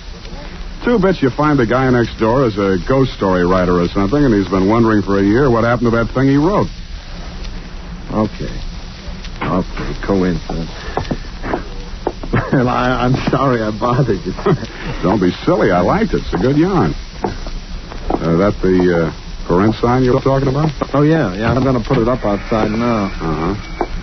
Well, so long, Jerry, and Merry Christmas again. Well, thanks, Sam.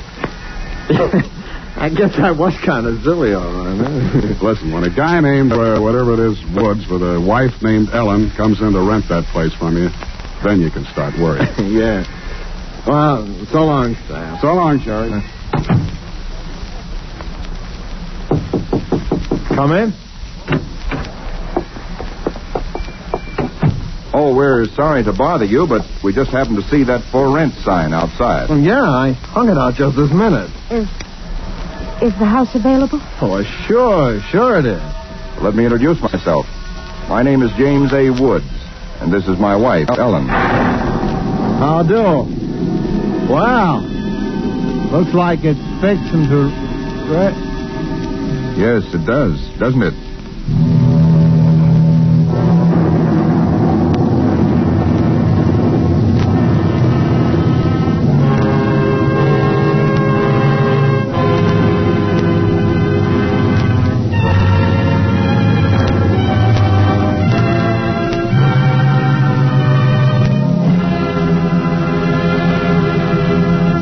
Suspense. Presented by Roma Wines, R-O-M-A, Roma Wines, selected for your pleasure from the world's greatest reserves of fine wine. Suspense. This is CBS, the Columbia Broadcasting System.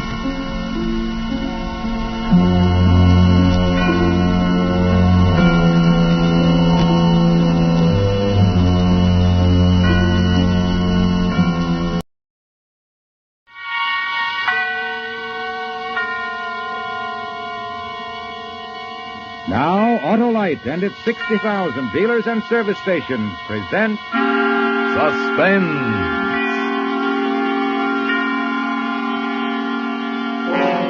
Tonight, Autolite brings you Mr. Ralph Edwards in Ghost Hunt, a suspense play produced and directed by Anton M. Leader.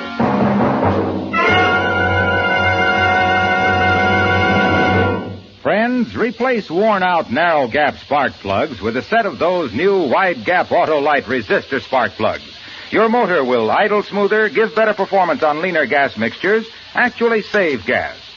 These winning benefits are all made possible by a newly developed Autolite 10,000 ohm resistor, built right into every Autolite resistor spark plug, making practical a wider spark gap setting. And that's what does the trick. What's more, Autolite resistor spark plugs with this exclusive Autolite resistor have greatly increased electrode life and cut down on radio and television interference. So, folks, see your Autolite dealer and have him replace old, worn-out, narrow gap spark plugs with a set of the new Autolite resistor spark plugs. Remember, you're always right with Autolite. And also remember, the Autolite Suspense Show is now on television. Every Tuesday night in many parts of the country. And now, Autolite presents Ralph Edwards in a tale well calculated to keep you in suspense.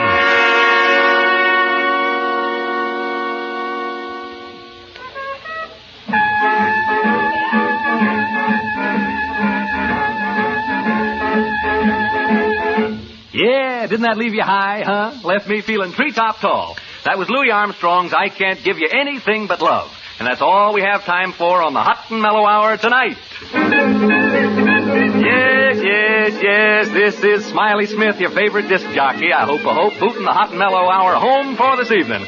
I'll be back again tomorrow night, minus the music, but with a little surprise for you. Tomorrow night, Friday night, as you know, is stunt night here at station WXP, and have I got a stunt for you. Last week, if you remember, I planted my wire recorder in the steam room at a lady's Turkish bath and let you listen in on the playback, remember? Well, tonight, as soon as I leave the studio, do you know where I'm going? Your friend Smiley is going to spend the night in a haunted house on a spook hunt. You heard me, a spook hunt in a haunted house. I'm bringing my little old wire recorder along with me, and if you tune in tomorrow evening at this time, you'll learn what it's like to spend a night in a haunted house. Ain't that something? Yeah. A real haunted house. No kidding. 4 people are known to have committed suicide there. So tune in tomorrow night and share a real thrill with your old pal Smiley, I Must Be Crazy, Smith. Good night.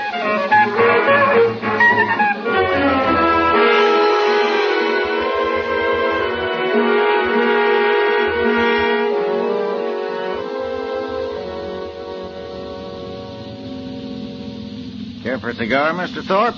I got some cigars in the dash there. No. Well, no reason for you to carry a chip on your shoulder, Mr. Thorpe. Oh, really? Well, I don't like this fool stunt. Well, I don't see it as a fool stunt at all. I really don't. I think it's the only way you're going to unload this house. Ordinary selling methods won't work in a case like this. Now, don't forget the reputation saddling this house. 4 suicides since 1939. You know what people call it. The death trap. Yes. It's a lot of nonsense. Sure, but try to convince people of that. Anyway, when this disc jockey offered me this chance to kill all the rumors about the about the property, I just naturally jumped and took him up at it. Especially since it don't cost a cent. You sure about that? I'm not liable for a penny. Not a cent. We're doing him a favor, letting him use the place, he said. Thanked me for the chance last night when I drove him out here. So one hand washes the other, as the feller says. He got a chance to pull off a stunt, and the wire recording will prove the people the property is A1, and we increase the chance of selling the place. Well, as long as it doesn't cost me anything. Not a thing. He's using his own recorder, and I'm paying for the rental of a couple of walkie-talkies he hooked up to it. Well, what about this, Reed? Does he charge anything? He comes gratis, too. Dr. Reed is a psychic investigator.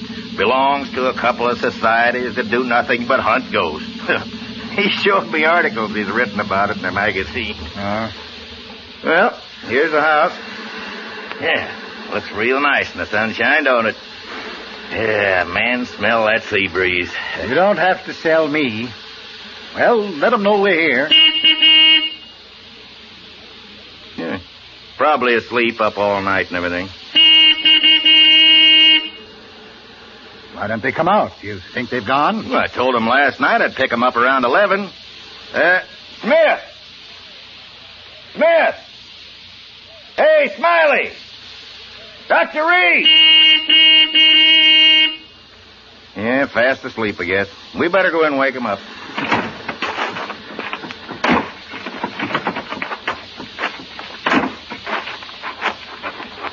Of course, they may have taken the bus back to town. Oh, no. It's a 2-mile hike to the main highway.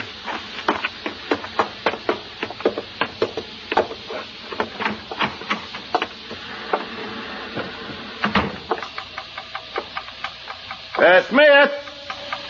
Hey, Smiley. Where are you? Wake up. You don't suppose, do you? Oh, no. Smith. Dr. Reed. What's that clicking noise from in there? Well, it's his wire recorder. He left it running. These machines cost a lot of money. Doesn't he care if he uses up his batteries? Well, where is he, and where's this Reed? Maybe they're upstairs. Smith? Hey, anybody home? They must have walked to the highway and taken the bus. Well, he wouldn't have left these machines. Well, where are they then? Where are they? No, don't get excited, Mr. Thorpe. Don't tell me not to get excited. If something's happened to them in my house, I'm liable. Well, you try this side, I'll try that. All right. Smith. Hey, Smiley. Smith. Oh.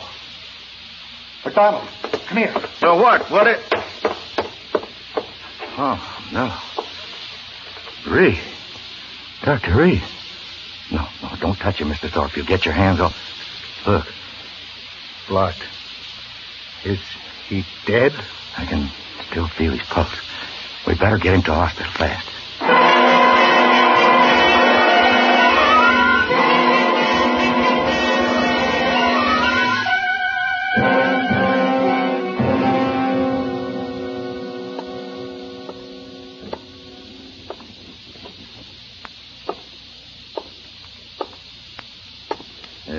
Care for a cigar, Mr. Thorpe? No, thanks. Well, why not try to relax? The nurse said Reed would be all right as soon as he's had a blood transfusion. You told the radio station to be sure and call us as soon as they had any word about Smith? Yes, I told him.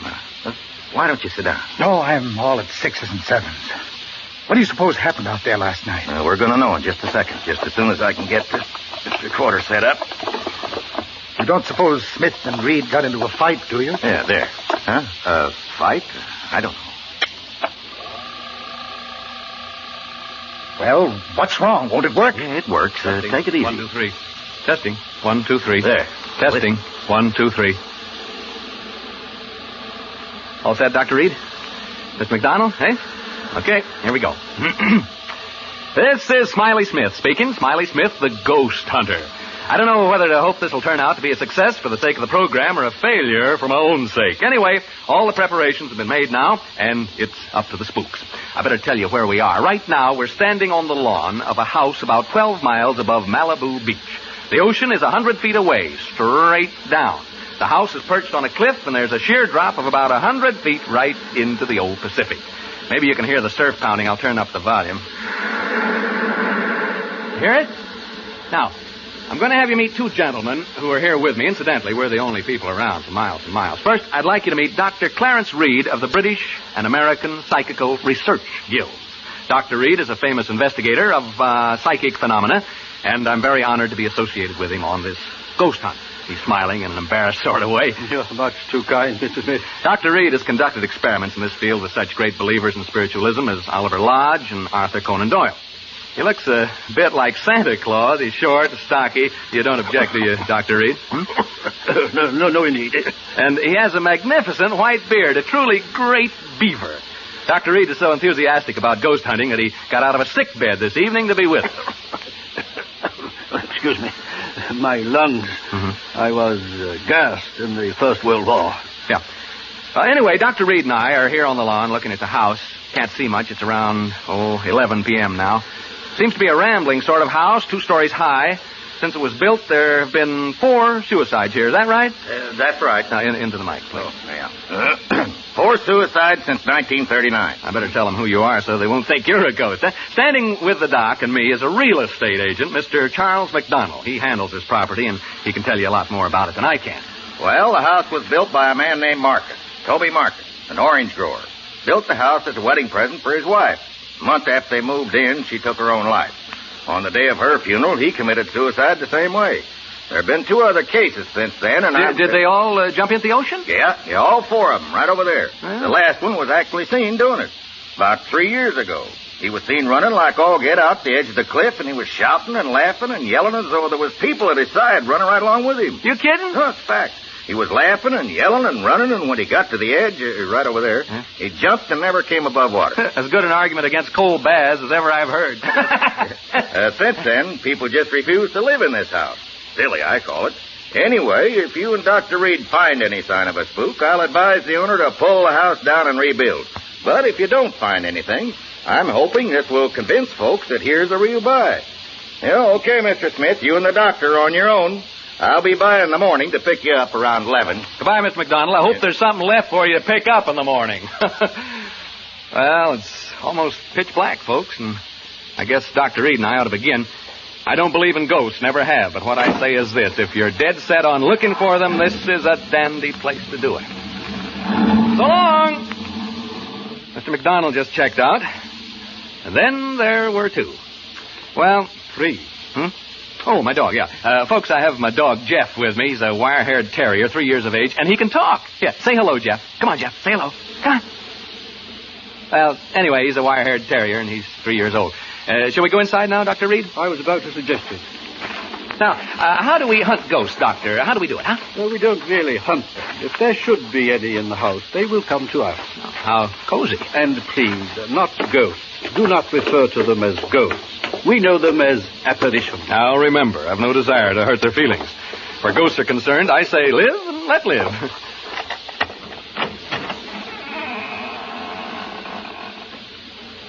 Well, we've opened the front door now. Maybe you heard the hinge squeak a little. Now we're standing here looking in. Can't see much. Smells sort of musty and damp. What's the matter, Jeff? What's the matter, boy? Jeff. Oh, come on now, come on. My dog seems to object to entering this house. He has all 4 feet braced, and he's straining against the leash. Perhaps he senses something we don't. Like apparitions, maybe? Perhaps. It's not unusual. Animals lack the veneer of sophistication we humans possess, and are more sensitive to such emanations. Yeah, come on, Jeff. Now, stop this nonsense. He probably smells a mouse or rat or something. Come on, Jeff. We're going in whether you like it or not. Well, there's a short entrance hall, and over there at the end of it is a flight of stairs leading to the second floor. Jeff! And over here at the left is what seems to be a large reception room. We're entering this large room now. There are windows over there, French windows, and through them I can see the ocean. The electricity hasn't been turned on, so all I have to see by is a flashlight. Not a very powerful one at that. Dr. Reed is now adjusting his walkie-talkie. It's hooked up to my recorder so that he can cut in while he's hunting and tell us what he's found. Here's a few words from Doc before he sets forth on his investigation through the house. Ladies and gentlemen, excuse me. Mr. Smith has introduced me as a ghost hunter. He spoke, I think, in a spirit of skepticism and levity. I'd like to assure you all that my purposes here are serious. I have spent my entire life seeking reliable proof of the appearances of apparitions. Have you ever seen any, ever? I have seen phenomena which lead me to believe in the possibility of their existence, although I have never seen any. I account myself sensitive to the evidence of their existence. This house, for example, affects me profoundly. It doesn't seem to affect you in the same way. I'm not too happy about all this, if that's what you mean. You are not psychic, and therefore not sensitive to these matters as I am. I imagine the question in the minds of those of you listening to us is, shall we find apparitions? I don't know. But I feel they are here, and that they are evil. I sense danger. I shall soon know. Dr. Reed's leaving the room now to make a tour of the house. First thing I'm going to do is open the windows and let some fresh air in. It feels better already. Cooler anyway. I know that. What was a bat? A bat just flew into the room. I think it's a bat, not a bird. I didn't actually see it. Just its shadow as it fanned my face. There it is again. It touched me as it passed. Jeff, come back here. Jeff, you fool dog, come back here. Dr. Reed. Dr. Reed. Dr. Reed!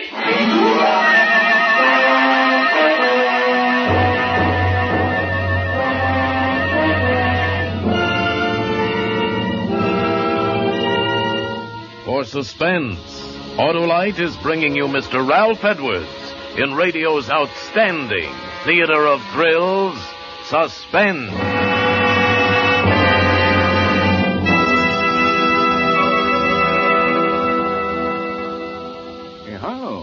Hello, snap out of it. Huh? Oh, Oh, I'm reading a letter about the new wide gap Autolite resistor spark plugs, Hap. Oh? It's from Mrs. Clark Perry right here in Hollywood. She says our 1948 station wagon has given constant trouble. Finally, the garage man said all the difficulty was spark plugs, and he installed a set of Autolite resistor spark plugs. Now the car runs beautifully. The very first time my husband has been really pleased. Well, smart garage man. Smart people to take his advice. Hap, you know, as more and more people learn about wide gap Autolite resistor spark plugs and how they make an engine idle smoother, give better performance on leaner gas mixtures, actually save on gas, why then more people will replace old, worn-out, narrow gap spark plugs with sensational new wide gap Autolite resistor spark plugs. Any more letters like that, Harlow? Plenty, Hap, plenty. Why, here's another one from New York City. Oh, read it to me later, Harlow. We haven't time because here's suspense. And now, Autolite brings back to our Hollywood soundstage Ralph Edwards as Smiley Smith in Ghost Hunt, a tale well calculated to keep you in suspense.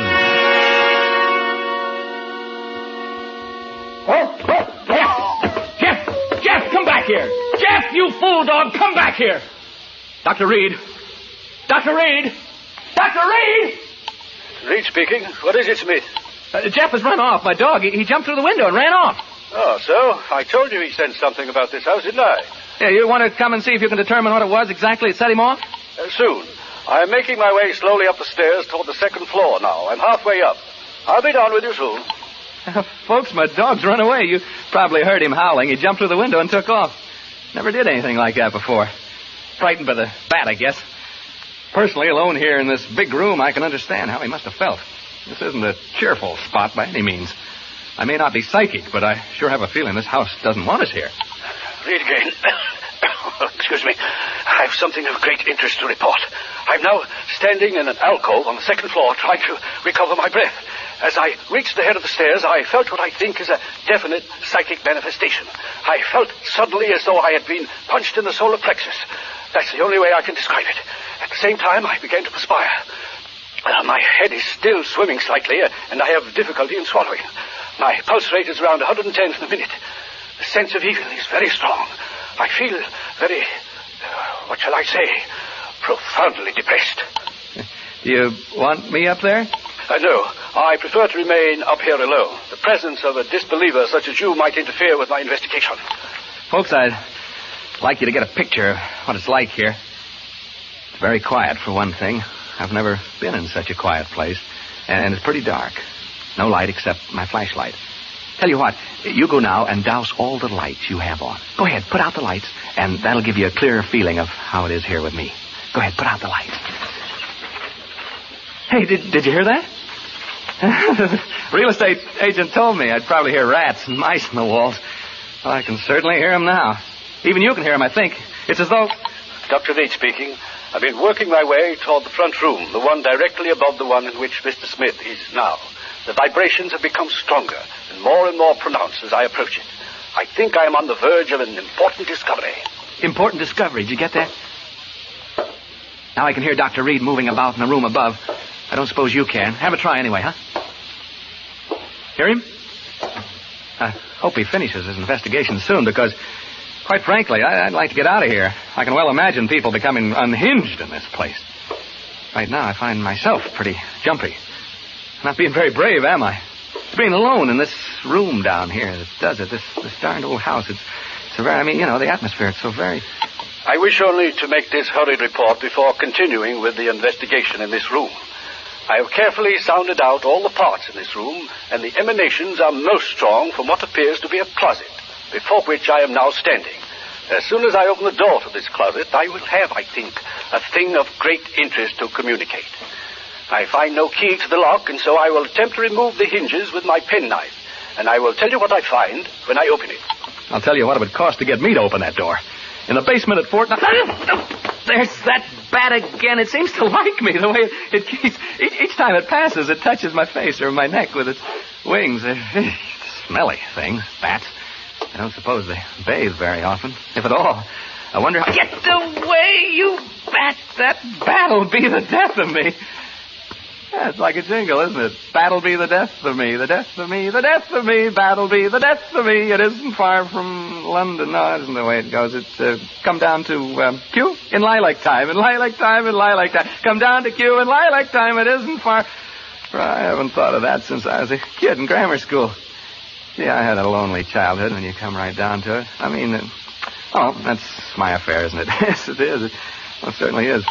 I have succeeded in removing the hinges to the door, and I find inside it is not a closet, but much larger. It is, I think, a dressing room. I have not yet been inside, but I am about to enter. What was I talking about? Bats. Well, the bat flying back and forth in this room. Did you hear that? Did you hear it? Dr. Reed must have knocked something over in the dressing room. A chair, yeah, a heavy chair by the sound of it. The chair, or whatever it was, must have fallen right over my head. That's the way it sounded. I can see a small stain forming right on the ceiling, right over my head. Something ran across my foot just a rat, I think it was. I've always hated rats. Most people do, of course. That stain up there bothers me. It's gotten so big so soon. I think I'll take a chance and bother Reed and ask him what it is. Dr. Reed. Reed, can you hear me? Are you all right? Hello? Well, he didn't answer. I think he's just a little bit deaf. Think so. What do you suppose he's found, huh? I'm afraid this is rather dull for you listeners. I'm not finding it so, of course. There. I heard him cough. Did you hear that cough?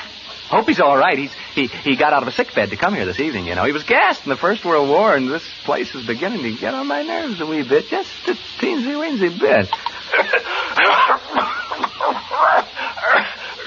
Reed speaking. Hello? He's switched off.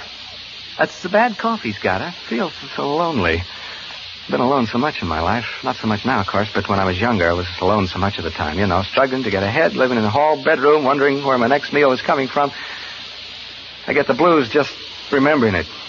Seem sad, young people having to spend so much time alone. Sad for old people, too, of course. I'm saying of course a lot. Of course I am. Hey, that stain on the ceiling, it's grown amazingly. It's actually beginning to drip. I mean, form bubbles. They'll start dropping soon. Colored bubbles, they seem to be. Odd-shaped stain, like a body lying on its back with its arms stretched out. It's cheerful. Oh. I'll certainly advise Mr. McDonald to have this place pulled down. I'll go upstairs in a minute or two to see how Dr. Reed's making out. You know, listeners, I really believe I go completely crazy if I had to stay here much longer. Wears you down. That's exactly what it does. It wears you down. It's so close and musty in here. I feel sort of trapped. Don't know why I said that. That's what they call this place, you know, the death trap. There, what did I tell you? That stain started to drip drop. Drip drop. Drip drop. Drip drop. Drip. I'll catch the next one in my hand and let you... Reed? Dr. Reed! I'm going upstairs now, listeners. I'm afraid something has happened to Dr. Reed. I'm not kidding now. I mean, this is on the level. Which room could it be now? Right? Left? No, right. This is it, I think. Evening, gentlemen. And madam? I'm so glad to see you. I was just aching to see somebody. Anybody. I've been so lonely down there. What have you done with the doctor, huh? I know he's been hurt. See the color of the bubble on my hand? What have you done with him? Make way, please, gentlemen. Make way. Well, this isn't the funniest darn thing. This can't be Dr. Reed lying here. He didn't have a red beard. Now, don't crowd me, gentlemen. Don't crowd me, please. Huh? You want me to go where with you? You want me to do what? Speak up, gentlemen. To the cliffs. Down to the cliffs? You mean right now? well, all right, if you'll come with me. I don't want to be alone anymore. You will come with me? All of you? All four of you? You too, ma'am? Oh, good. Come on, then. To the cliffs. To the cliffs. To the cliffs. To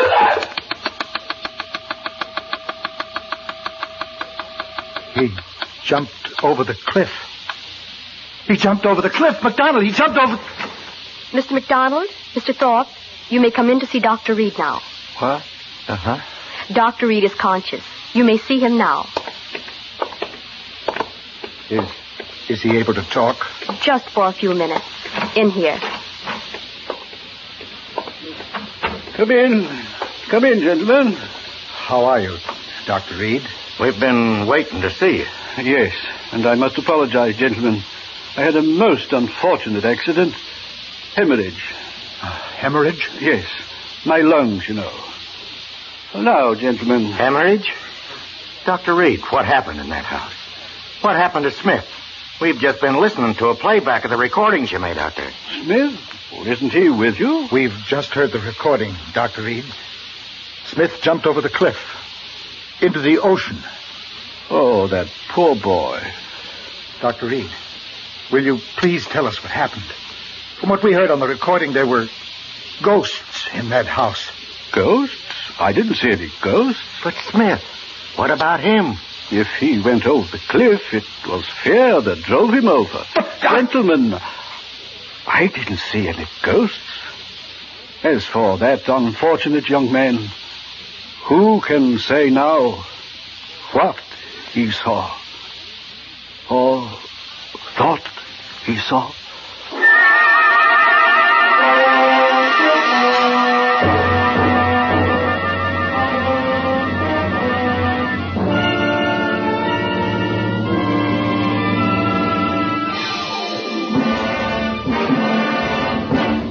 Thank you, Ralph Edwards, for displaying your versatility by appearing as guest star on Suspense. Say, Harlow, that Edwards does everything. Hap, no does. Don't use that word on our Autolite show. Oh, come now, Harlow. I can make you use that word, as you call it. How? Now, don't you say that Autolite resistor spark plugs make your car engine idle smoother? Yes, but... And your car gives better performance on leaner gas mixtures. Saves gas. Sure does. Does. Aren't we devils? Ralph, you tricked me. Well, anyhow, it does my heart good to tell people that Autolite resistor spark plugs are ignition engineered by Autolite, which makes more than 400 products for cars, trucks, airplanes, and boats in 28 plants from coast to coast. Autolite also makes complete electrical systems for many makes of America's finest cars. Batteries, spark plugs, generators, starting motors, spark plug wire, battery cable, coils, distributors. All ignition engineered to fit together perfectly, work together perfectly because they're a perfect team. The lifeline of your car. So, folks, don't accept electrical parts that are supposed to be as good. Remember, you're right with Autolite.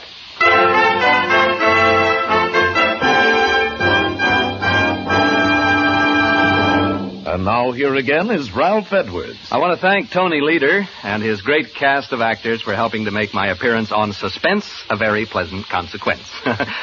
Like all of you, I'm a great Suspense fan, and I'm looking forward to next week when radio's outstanding theater of thrills brings you Joseph Cotton in The Day I Died, another gripping study in Suspense. Tonight's Suspense play was adapted for radio by Walter Newman from an original story by H.R. Wakefield with music composed by Lucien Morawek and conducted by Lud Gluskin. The entire production was under the direction of Anton M. Leader. Make it a point to listen next Thursday to Suspense, radio's outstanding theater of thrills. Remember, next Thursday, same time, hear Joseph Cotton in The Day I Died. You can buy Autolite resistor spark plugs, Autolite stay full batteries, Autolite electrical parts at your neighborhood Autolite dealers. Switch to Autolite.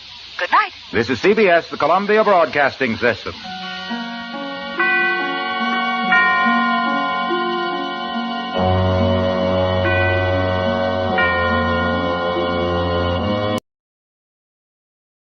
In just a moment, Autolite presents Suspense, starring Miss Agnes Moorehead in radio's most famous play, Sorry, Wrong Number.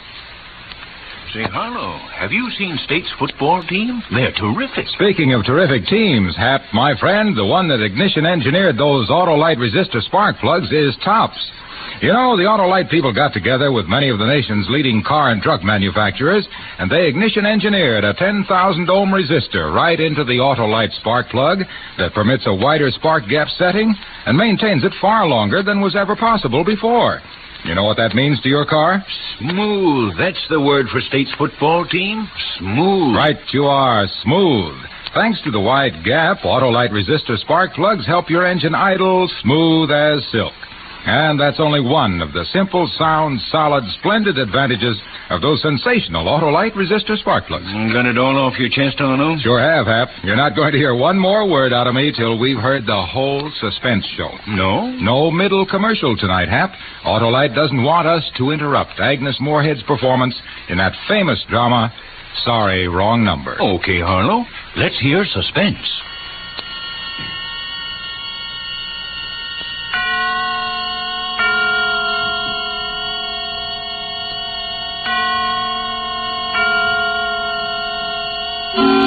Suspense.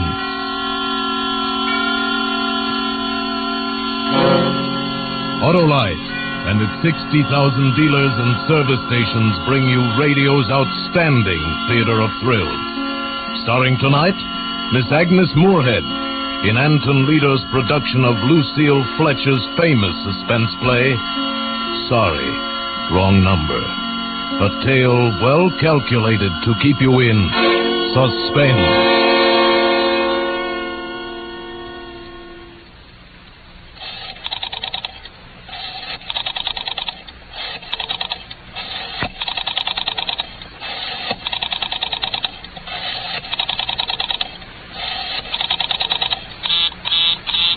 Oh, dear.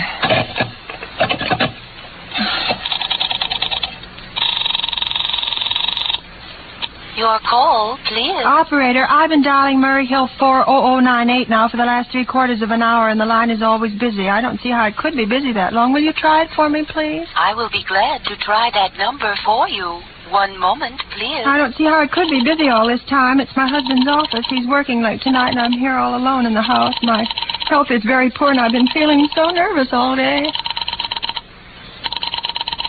Ringing Murray Hill 40098. Hello? Hello? Hello, is Mr. Stevenson there? Hello? Hello? Hello, George? Yes, sir. This is George speaking. Hello, who's this? What number am I calling, please? I'm here with our client, George. Oh, good. Is everything okay? Is But, the coast who's- clear for tonight? Yes, George. He says the coast is clear for tonight. Okay. Where are you now? In a phone booth. What Don't number? worry. Everything's okay. Very well. You know the address. I know. At 11 o'clock, the private patrolman goes around to the bar on 2nd Avenue for a beer. That's right, 11 o'clock. Okay. I'll be sure that all the lights downstairs are out. There should be only one light visible from the street. Okay. Oh, just a minute, George. Our client tells me that at 11:15 a train crosses the bridge. It makes a noise in case her window's open and she should scream. Oh, hello, what number is this, please? Okay, I understand. That's 11:15, the train. Yeah. You remember everything else, George? Yes, I'll make it quick. As little blood as possible. Because our client does not wish to make her suffer long. That's right. You'll use a knife? Yes, the knife will be okay. Then afterwards, I remove the rings and bracelets and the jewelry in the bureau drawer because our client wishes it to look like simple robbery. Don't worry. Everything's okay. I never... Oh, how awful. How unspeakably awful.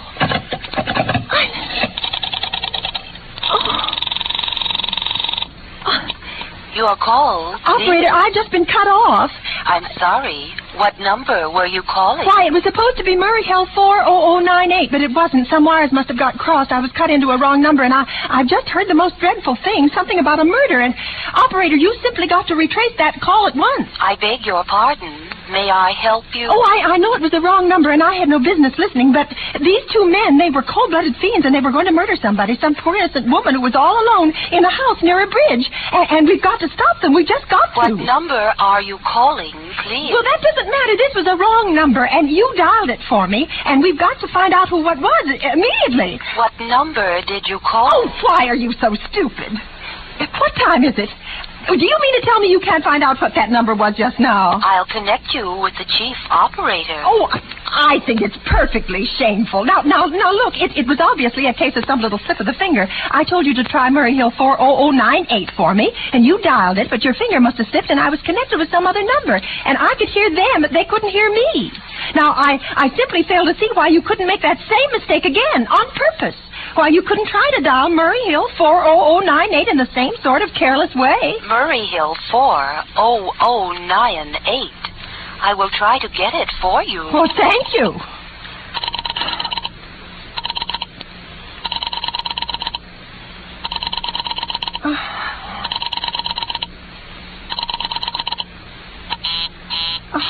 I am sorry. Murray Hill 40098 is busy. I will call you in 20 minutes. Operator! Your call, police. You didn't try to get that wrong number at all. I asked you explicitly, and all you did was dial correctly. I am sorry. What number are you calling? Oh, can't you for once forget what number I'm calling and do something for me?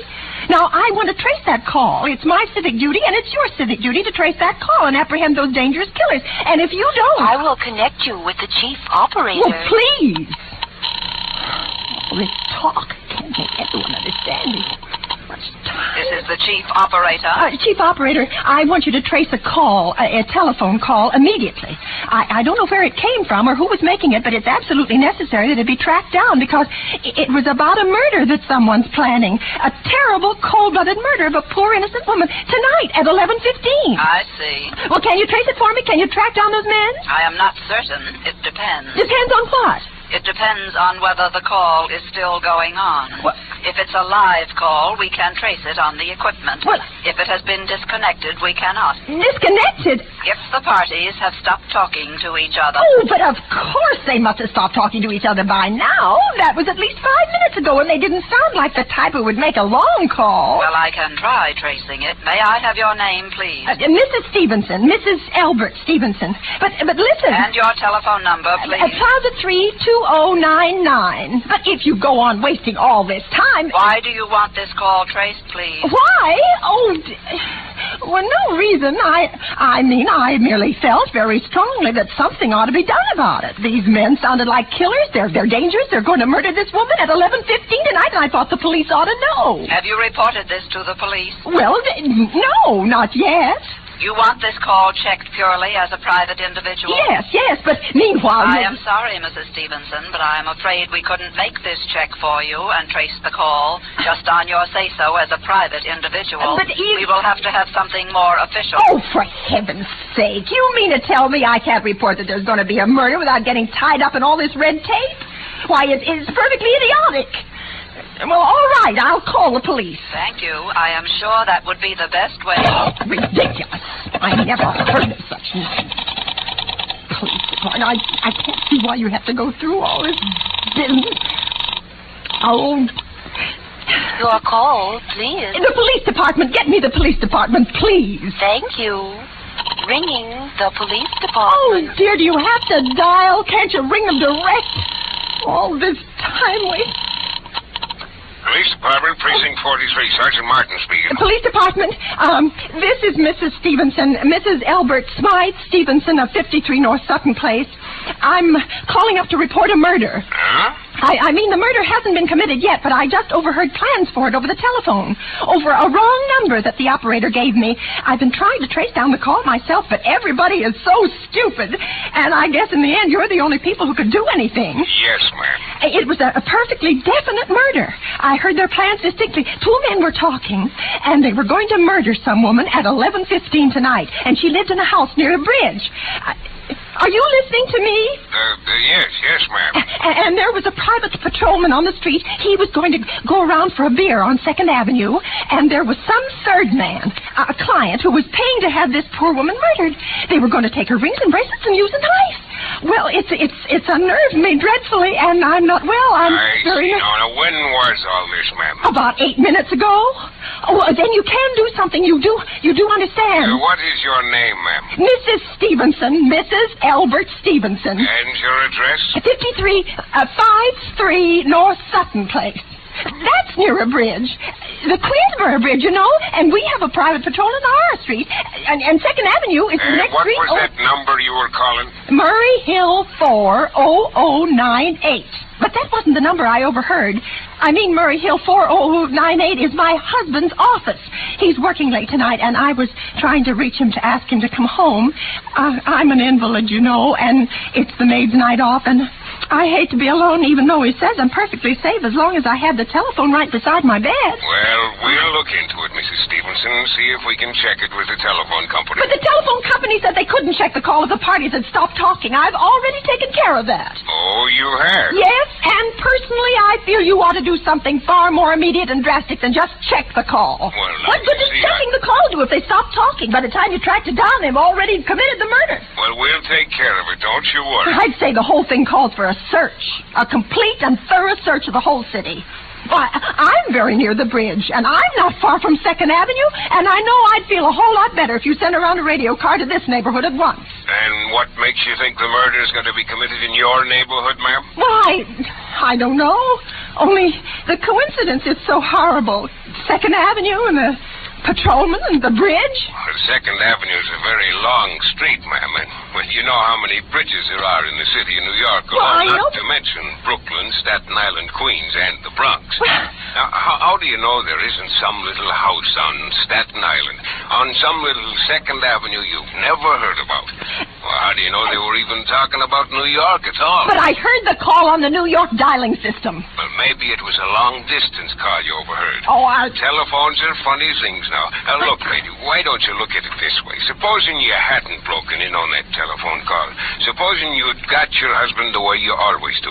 You wouldn't be so upset, would you? Well, I suppose not. Only it sounded so inhuman, so cold-blooded. A lot of murders are plotted in this city every day, ma'am. We manage to prevent almost all of them. A clue of this kind is so vague, it isn't much more use to us than no clue at all. Surely you... Unless, of course, you have some reason for thinking this call was phony or that someone may be planning to murder you. Me? Oh, no, I hardly think so. I mean, why should anybody? I'm alone all day and night. I see nobody except my maid, Eloise, and she's a big girl. She weighs 200 pounds. She's too lazy to bring up my breakfast tray, and the only other person is my husband, Albert. He's crazy about me. He just adores me. He waits on me hand and foot. Has scarcely left my side since I took sick 12 years ago. Well, then, there's nothing for you to worry about. Now, if you'll just leave the rest of this to us, we'll take care of it. But what will you do? It's so late. It's nearly 11 now. We'll take care of it, lady. Well, will you broadcast it all over the city and send out squads and warn your radio cars to watch out, especially in suspicious neighborhoods like mine? Lady, I said we'd take care of it. Just now I've got a couple of other matters here on my desk that require immediate attention. Good night, ma'am, and thank you. Oh, you idiot! Oh, no. Why did I hang up the phone like that? Now you'll think I am a fool. Oh, why doesn't Albert come home? Why doesn't he? I'm operating again. Your call, please. Operator, for heaven's sake, will you ring that Murray Hill 40098 number again? I can't think what's keeping him so long. I will try to get it for you. Well, try. I don't see why he doesn't answer. I'm so...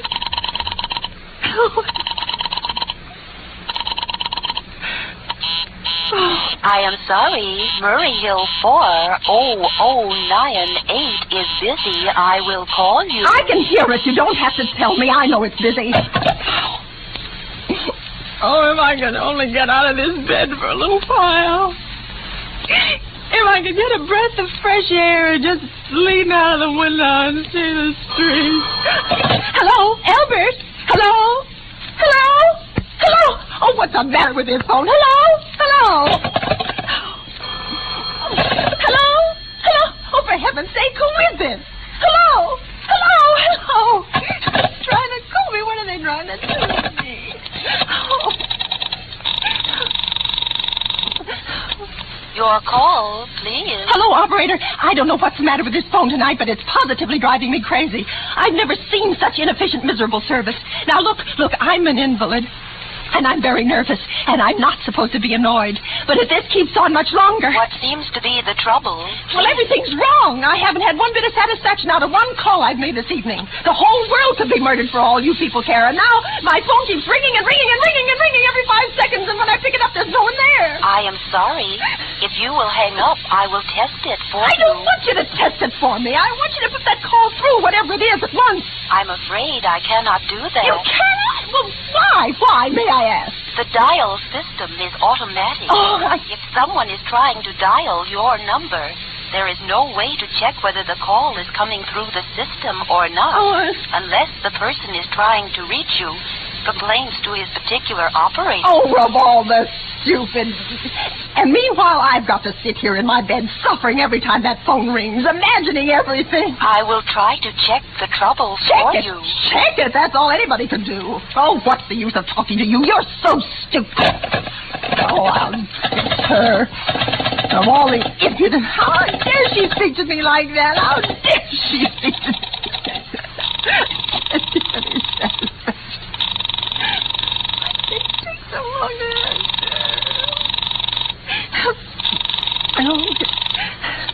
Your call, please. Young woman, I don't know your name, but there are ways of finding you out. And I'm going to report you to your superiors for the most unpardonable rudeness and insolence it has ever been my privilege.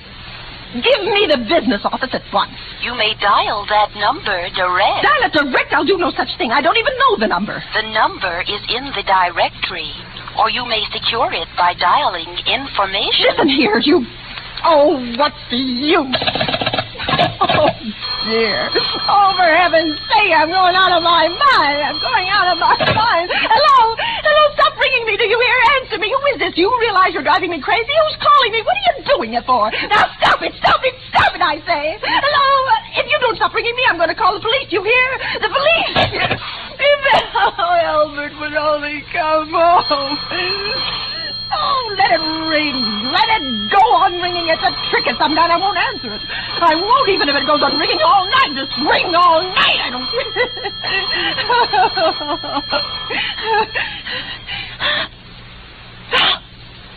What's the matter? Why did they stop ringing all of a sudden? Oh, what time is it? Where's my clock? Oh, where is it? Where did I put it? 5 to 11. Oh, they've decided something. They're sure I'm home. They heard my voice answer them just now, and that's why they've been ringing me. Why, no one has answered me. Call the operator again. Oh, wait. Oh, where is she? Why doesn't she answer? Your call, please. Where were you just now? Why didn't you answer at once? Give me the police department.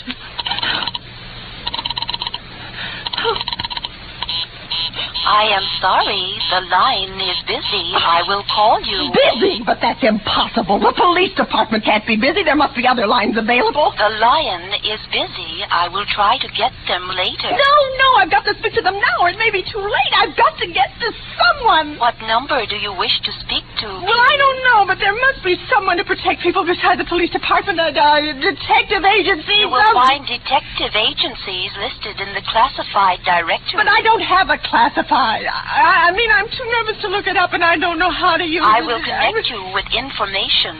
Perhaps they will be able to help you. Oh, no. Oh, you're being spiteful, aren't you? You don't care, do you, what happens to me? I could die and you wouldn't care. Oh, stop it. Stop it. I can't stand anymore. Hello. What do you want? Stop ringing. Will you stop it? Hello, is this Plaza 32099? Oh. Yes. Yes, I'm sorry. This is Plaza 32099. This is Western Union. I have a telegram here for Mrs. Elbert Stevenson. Is there anyone there to receive the message? I am Mrs. Stevenson. The telegram is as follows. Mrs. Elbert Stevenson, 53 North Sutton Place, New York, darling. Terribly sorry. Tried to get you for last hour, but line busy. Leaving for Boston 11 p.m. tonight on urgent business. Back tomorrow afternoon. Keep happy. Love, signed Elbert. Oh, no. You wish us to deliver a copy of the message? No. No, thank you. Thank you, madam. Good night. Good night. No. No, I don't believe it. He couldn't do it. He couldn't do it, not when he knows I'll be all alone. It's some trick, some fiendish trick.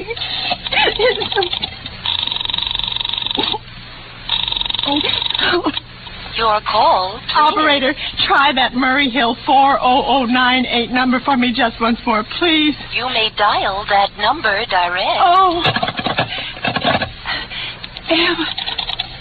U. 4. Oh. Oh. 9.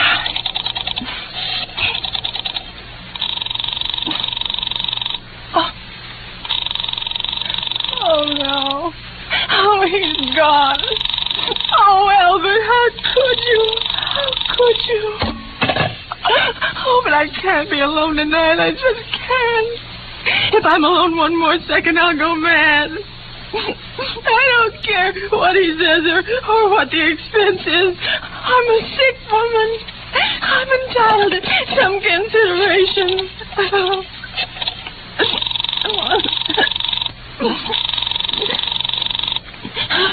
This is information. May I help you? I want the telephone number of Henchley Hospital. Henchley Hospital? Do you have the street address? No, it's somewhere in the 70s. It's a very small, private, and exclusive hospital where I had my appendix out 2 years ago. Henchley, H-E-N-C-H. 1 moment, please. Please hurry. And please, what is the time? You may find out the time by dialing Meridian 71212. For heaven's sake, I have no time to be dialing. The number of Henchley Hospital is Butterfield 89970. You. 8, 9, 7. Oh.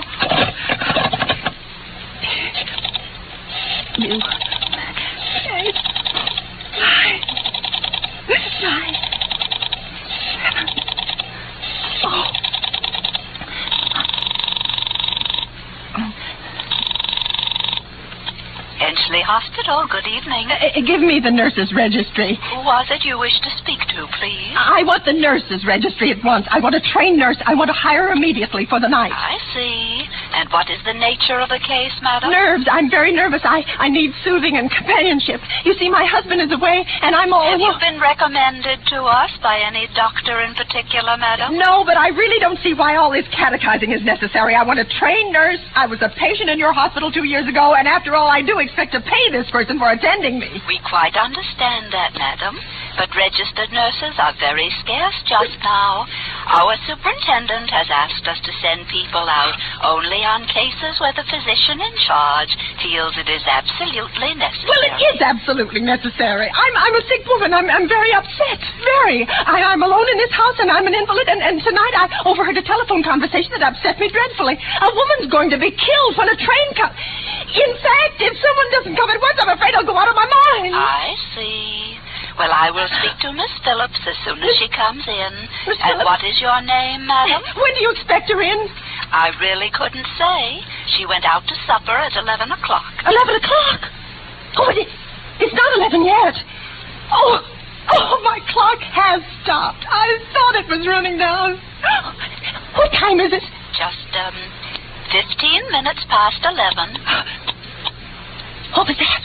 What, madam?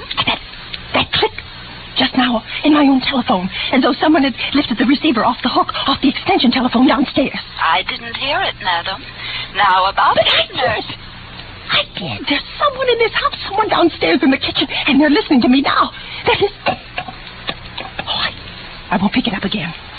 I won't let them hear me. I'll be quiet, and then they'll... Oh, but if I don't call someone now while they're still down there, there'll be no time. I've got to get to that operator.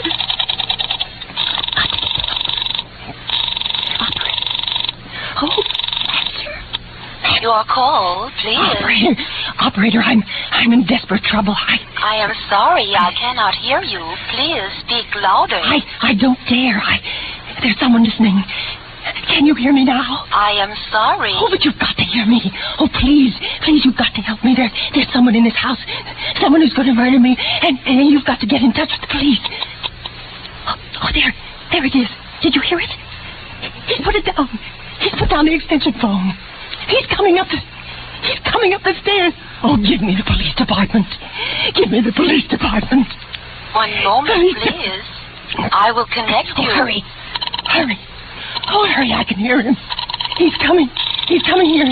Oh no.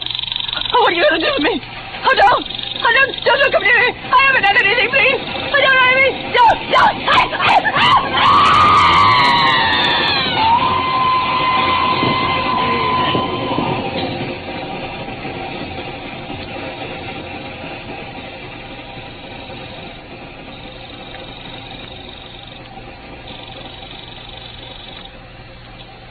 Police Department, Precinct 43, Sergeant Martin speaking. Police Department, Precinct 43, Sergeant Martin speaking. Hello, Police Department, Precinct 43, Sergeant Martin speaking. Police Department? Yes. Oh, I'm sorry. Must have got the wrong number. Don't worry. Everything's okay.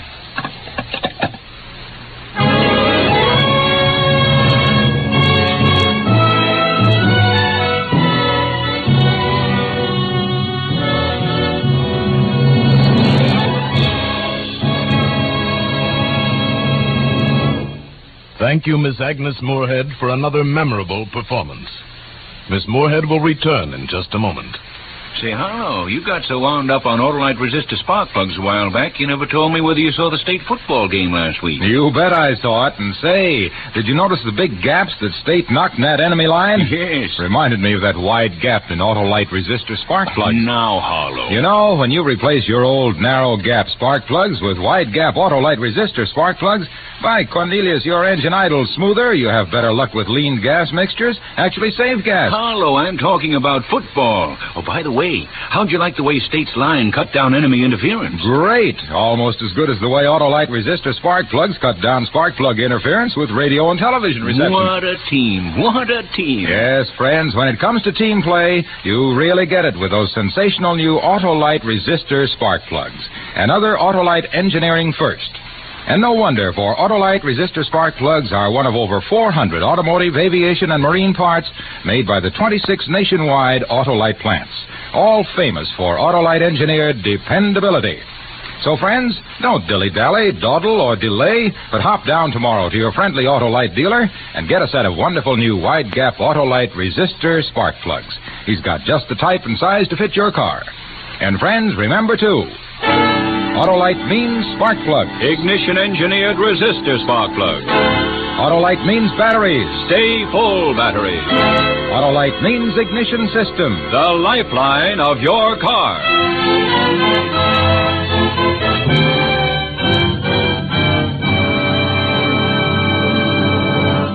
And now here again is Miss Agnes Moorhead. My thanks to producer Tony Leader for affording me this opportunity to play Lucille Fletcher's wonderful story once again. And my thanks to the cast and the musicians and sound men who helped make it successful. The suspense program will always hold a special place in my affections, and I'll be listening with great interest next Thursday when radio's outstanding theater of thrills brings us little Margaret O'Brien starring in Ray Bradbury's story, The Screaming Woman, another gripping study in suspense. Agnes Moorhead has recorded Sorry, Wrong Number in album form. Miss Moorhead may currently be seen in the Warner Brothers picture Johnny Belinda. Music on tonight's suspense play was composed by Lucien Morawek and conducted by Lud Gluskin. The entire production was under the direction of Anton M. Leader. In the coming weeks, Suspense will present such stars as Ronald Coleman, Rosalind Russell, Claude Rains, and William Bendix. Make it a point to listen each Thursday to Suspense, radio's outstanding theater of thrills. And next Thursday, same time, hear Margaret O'Brien in The Screaming Woman. This is the Autolite Suspense Show. Volunteers are needed for the armed forces of the United States. Your nearest recruiting station will have complete information. Good night. Switch to Autolite. This is CBS, the Columbia Broadcasting System.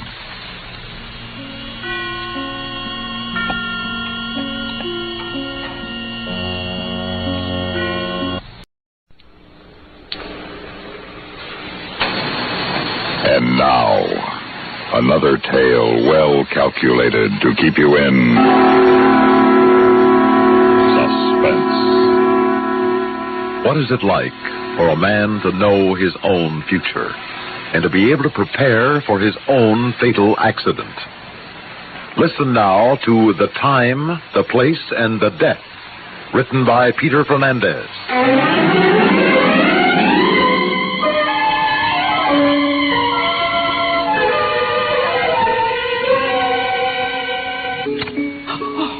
There it is again, Signor. There it is. Yes, the ace of spades. Never have I seen anything more positive. 3 times through the cards, and they turn up in the same sequence. This, then, is a warning to me? A warning? Oh, no, Signor. This is a fact. This is a prediction of the inevitable. No. But you have seen for yourself 3 times. Yes, that's true. But to die now in the prime of life, in perfect health? Who can dispute fate? I am sorry, Signor, but you are fortunate that you know now. Do not question further. Accept. You will be happier. Accept? Happy? To know that very soon I will cease to live? Happy to know that only about 2 weeks are all that remain to me of this exquisite life? Would you care to go through the cards again, Signor? No, thank you. How much do I owe you? Oh, no charge. Instead, I wish to offer you my deepest sympathy.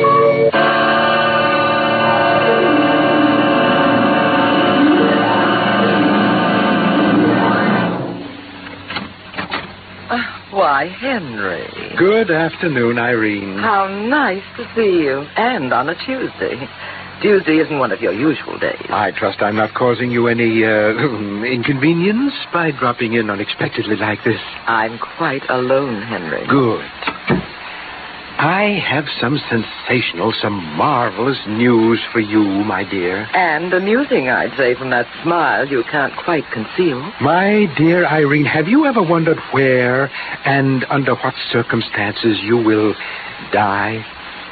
Henry, what a funny question. I don't intend to be funny. Oh, you know what I mean. Irene. Yes, dear. I am going to die. Oh, Henry, you paid some gypsy to tell you that, and I would have told you for nothing. Everybody dies eventually. I mean that I'm going to die sometime in the very near future. This card, this ace of spades, is my proof. This card, this exact card, turned up 3 times this afternoon. 3 times. Following a sequence of other cards, which also was revealed 3 times. It's a fact, Irene. I'm going to die very soon. Oh, my poor Henry. Sympathy? You fail to comprehend, Irene. As a matter of fact, it took me a while to get used to it, but now, don't you see, I've never been happier. How could you possibly be happy? Because I've never been able to face the future blindly, I've always sought oracular advice. And I'm happy that I know my death will be soon. Now I must also know the details. The details? Henry, you're giving me the shudders. May I have a pencil and some paper? Oh, yes, of course. When I was 22 years old, it's quite some time ago, I visited my first fortune teller. Invest all your money in AT&T, she told me. Well, I'd saved about $700, and I invested it. I'm now worth considerably more than that. I know you are, darling. Okay, here's your paper and pencil. Thank you. Then there have been numerous romantic interludes during which I've dallied with the temptation of marriage. But in every instance, my dear Irene, I've been saved by a seer. Unfortunately. What are you writing there, Henry? A list. There are so many possibilities of how I'll die, I'd like to consider them. But this is all I have so far. Number 1, accident. I mean, no matter how carefully one crosses the streets, these days he risks his life. A strong possibility. Number 2, crime. I'm a gentleman of considerable means. Oh, yes, indeed, darling. But isn't that list rather unnecessary, Henry? After all, if you want to be absolutely certain of just how you'll die, why don't you commit suicide?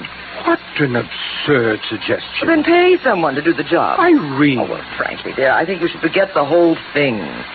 No, I'd better be going, and I'll take this list.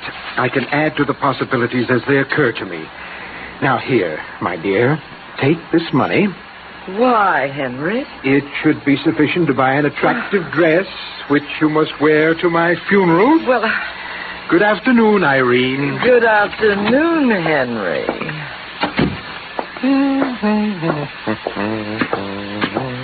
In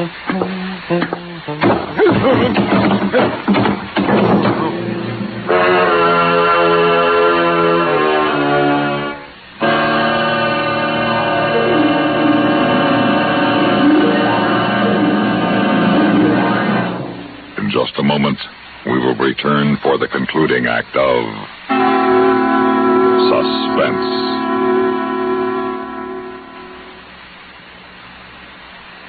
Here's Hollywood star Mona Freeman. Who feels like acting with a miserable cold? I relieve cold distress the fast way with 4-way cold tablets. Yes, tests of all the leading cold tablets proved 4-way fastest acting. Amazing 4-way starts in minutes to relieve muscular pains and headache, reduce fever, calm upset stomach, also overcomes irregularity. When a cold strikes, do what I do. Take 4-way cold tablets. It's the fast way to relieve nasty cold distress and feel better quickly. 4-way, only 29 cents. Our program will continue in a moment after a word about another fine product of Grove Laboratories. Had dandruff for years? Now get rid of it in 3 minutes with Fitch Dandruff Remover Shampoo. 3 minutes with Fitch regularly is guaranteed to keep unsightly dandruff away forever. Apply Fitch before wetting hair. Rub in 1 minute. Add water. Lather 1 minute. Then rinse 1 minute. Every trace of dandruff goes down the drain. 3 minutes with Fitch. Embarrassing dandruff's gone. Fitch can also leave hair up to 35% brighter. Get Fitch Dandruff Remover Shampoo today.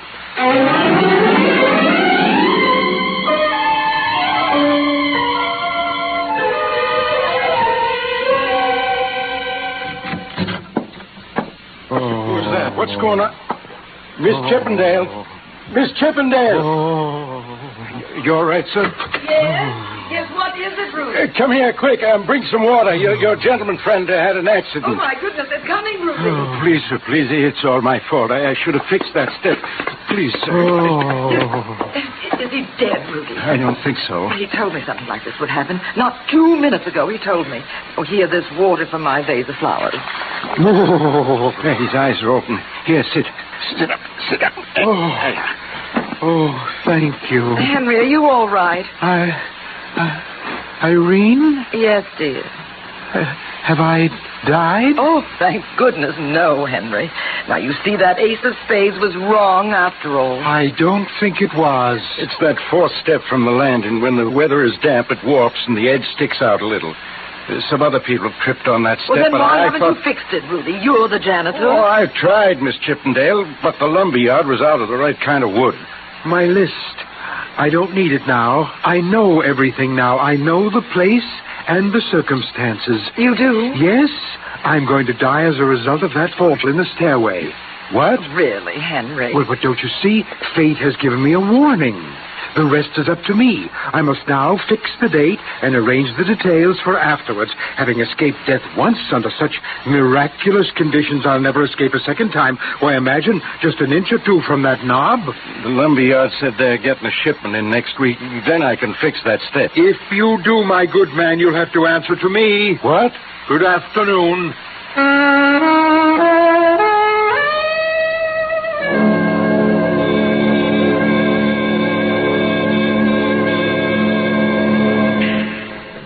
But it's impossible, Henry. Nobody can foretell the future, except perhaps the weatherman, and you know how accurate he is. Take my advice and forget all about it. Oh, it's your shot. My dear friend, I've received a warning, which I believe. I'm in a very enviable position. I am now able to arrange a suitable date for my death. It can be any day upon which I decide, and the appointment must be kept.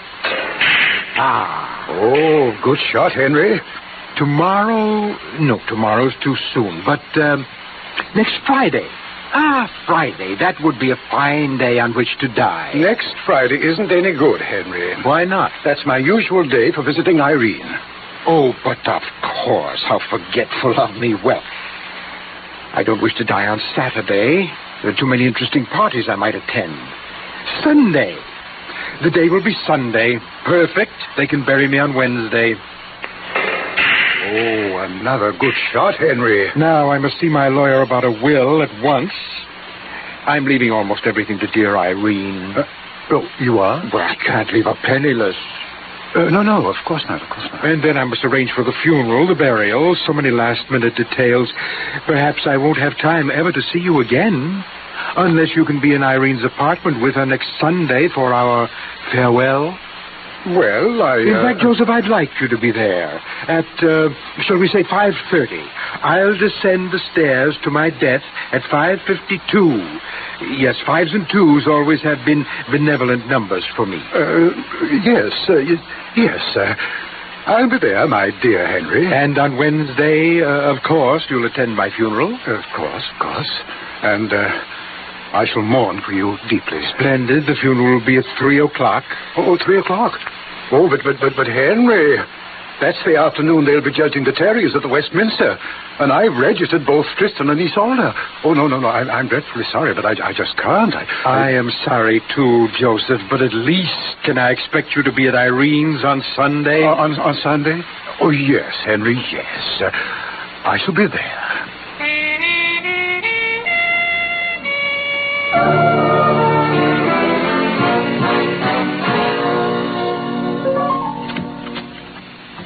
Good evening, Irene. Joseph, it's so late. May I come in? Of course. Oh, my darling Joseph. Irene, my love. I'm so very glad to see you. Irene, I just left Henry. He thinks he's going to die. Yeah, I know all about it. Another one of his fortune tellers. But he's going to make all the arrangements. He actually believes it. Well, it's possible, you know. I've heard of stranger things. But hold me, dearest, Joseph. Oh. Hold me closer. Yes. Like this? Now, listen to me, Irene. When Henry dies, he'll leave all his money to you. How do you know that? He told me. He told me that he's having his will drawn up. When he dies, you'll be a rich woman, Irene. Oh, but that's such a vague possibility, Joseph. When he dies. You mean if he dies? Irene, he will die. You're sure? I need his money as much as you do. I'm going to make sure. Joseph. On the day he has planned for his death, we will kill him. Oh, Joseph. How? Poison. He will come here to descend those stairs. We will have a drink. A final, sad farewell drink. His will be well laced with arsenic. But the police will know. That his drink was poison, of course. Good, that's what we want. Because he will have made all those preparations. They will decide that he committed suicide. There'll be no way for them to know otherwise. What do you think now? I think, my darling, that you and I will both someday soon be very, very wealthy.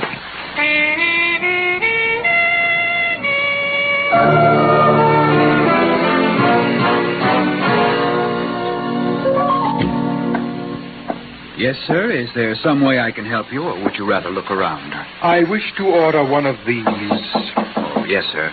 Is there any special kind of wood you desire? If only I knew what kind of wood that stairway is made of, that might be rather suitable.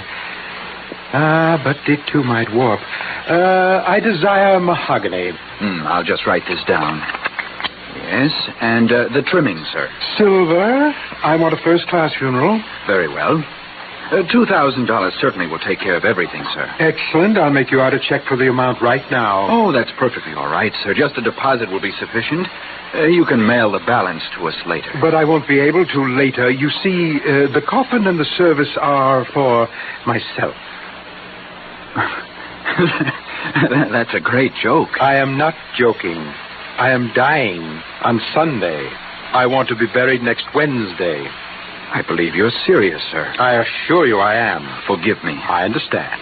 Goodbye. You'll be given a magnificent send-off. Goodbye, sir. And good luck.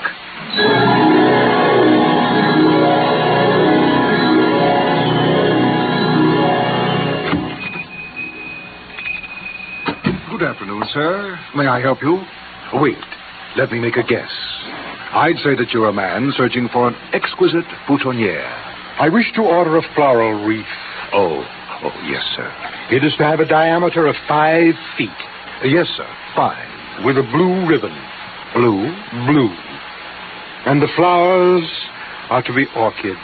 Orchids? On a wreath? It's my favorite flower. The wreath will be delivered next Monday to the address on this card. Now, about the inscription. Yes, on the ribbon. It's to say, to myself, sincerely. Beg your pardon? No. Change that to read, to myself, with great love. Oh? Yes, sir. Perhaps there's nobody who thinks as highly of me as I do. No, sir. Yes, sir. I'll take the boutonniere now. The black one. I shall miss myself.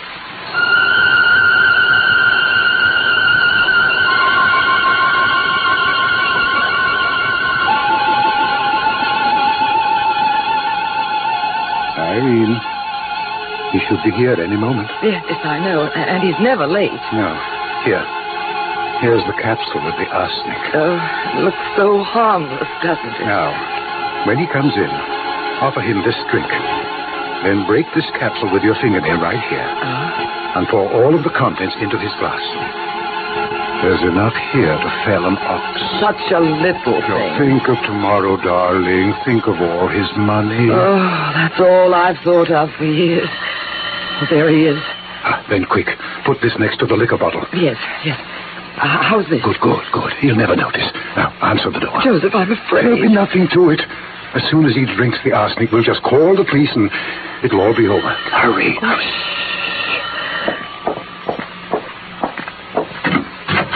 Good afternoon, Irene. Hello, Henry. Come in, my dear. Thank you. And Joseph. I'm so pleased that you could arrange to be here. Hello, Henry. Sit down, dear. Thank you. You're looking very well, Henry. Certainly not like a man who's spending the last few minutes of his life. It's a beautiful day, Joseph. And I had a delightful lunch earlier. Couronne de canard au riz à la normande. It was perfection. Then why don't you go back to the same restaurant tomorrow? Why go through with all this today? Because I must. But I rather regret leaving on a day like this. Well, then why not change your plans? Forget all this nonsense and have a few friendly drinks with Irene and me. Henry, don't leave. I must. Oh, Henry, think of what you're doing to me. What will become of me? I'll be so lonely when you're gone. Oh, there, Irene. Oh, Henry. As for being lonely, I'm sure Joseph will be pleased to add another usual night to his schedule. What? Oh, yes, of course. Now, aren't you feeling better, dear? Yes, much. But, Henry, there is one thing more before you go. One last favor to me. Name it, my dear. Here's a drink, Henry. I want us to have a last sad drink together. You needn't have enough to spoil your death. No, there isn't time. It's now 5:49. I've never been late for an appointment in my life. I have only 3 more minutes. I must go. Right. And, Joseph, thank you for the many games of billiards, for the fine friendship of all these years. But Henry... And you'll be sure to send me a spray of orchids on Wednesday. Henry, I insist that you have a drink with us. Farewell, Joseph. Henry!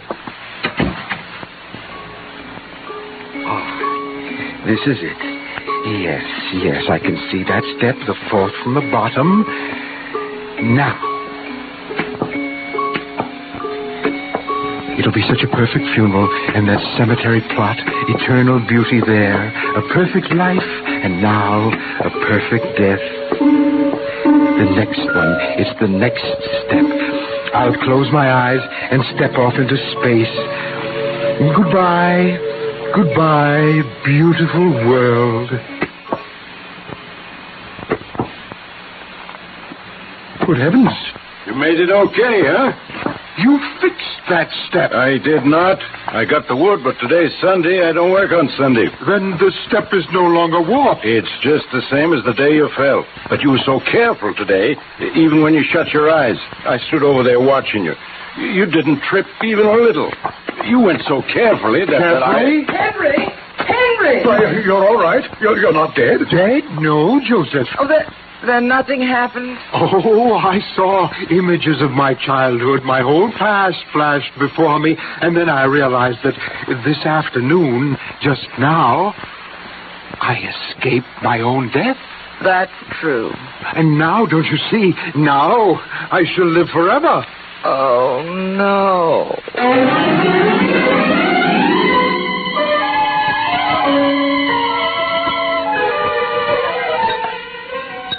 Well, this certainly calls for a celebration, Henry. Oh, from now on, every day will be a celebration. Here's your drink, Henry. Thank you. Irene. Yes, dear. There's something I must do first before anything else. What's that? I must telephone. I'll put my drink down right here, and it won't take a moment. But Henry, I'd like to propose a toast to you. Well, then go right ahead, Joseph. It would be bad luck for me to drink my own toast. But Henry... Hello. Oh, dear. Is this the funeral director? This is Henry Perth Johnson.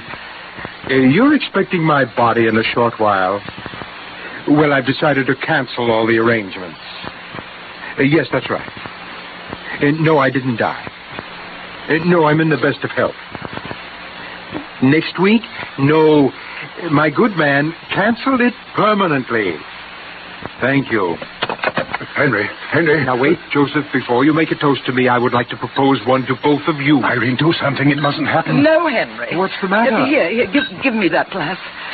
I'll make a fresh drink for you, I haven't Henry. even touched this drink yet. A toast. Give it to me, Henry, please. Well, why? Is there something wrong with it? Oh, no. It's just... There's a strange smell to this drink. Oh? Reminiscent of gardens in summer and rose arbors and... now I recognize it. Arsenic. Arsenic. Decidedly. Surely you realize that I cannot die now, under any circumstances. Yes, we realize. Here you are, Henry.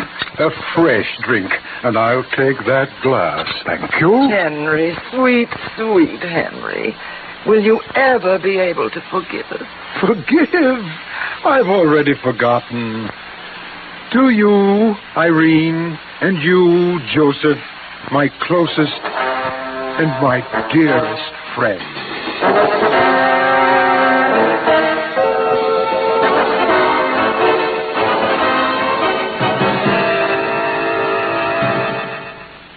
Suspense. You've been listening to The Time, The Place, and The Death. Written for suspense by Peter Fernandez. In a moment, the names of our players and the word about next week's story of suspense.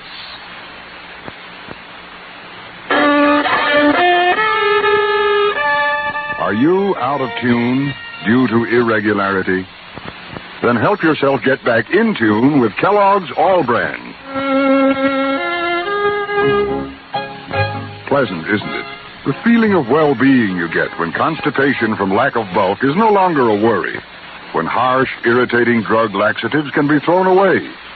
Because Kellogg's All Brand is the normal, natural way to regularity. Its whole brand content gentles away constipation, supplies your system with the bulk-forming foods you need for youthful regularity. And it tastes good, too. Fact is, Kellogg's All Brand is the one and only whole brand cereal that combines proved effectiveness with appetizing taste and crispness. So if you're out of tune, help yourself get back in tune as millions do with Kellogg's All Brand. ALL-BRAN. Kellogg's All Brand.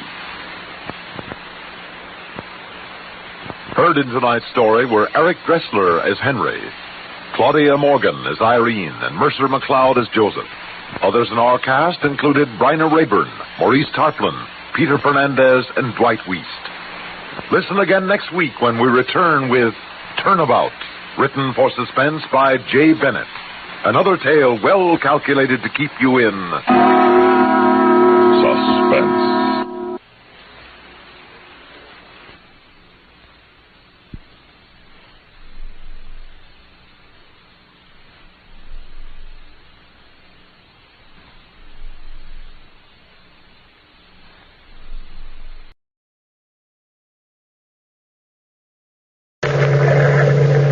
We are met in this cave by the restless sea to reveal the horror in man's mind. Listen to the weird circle.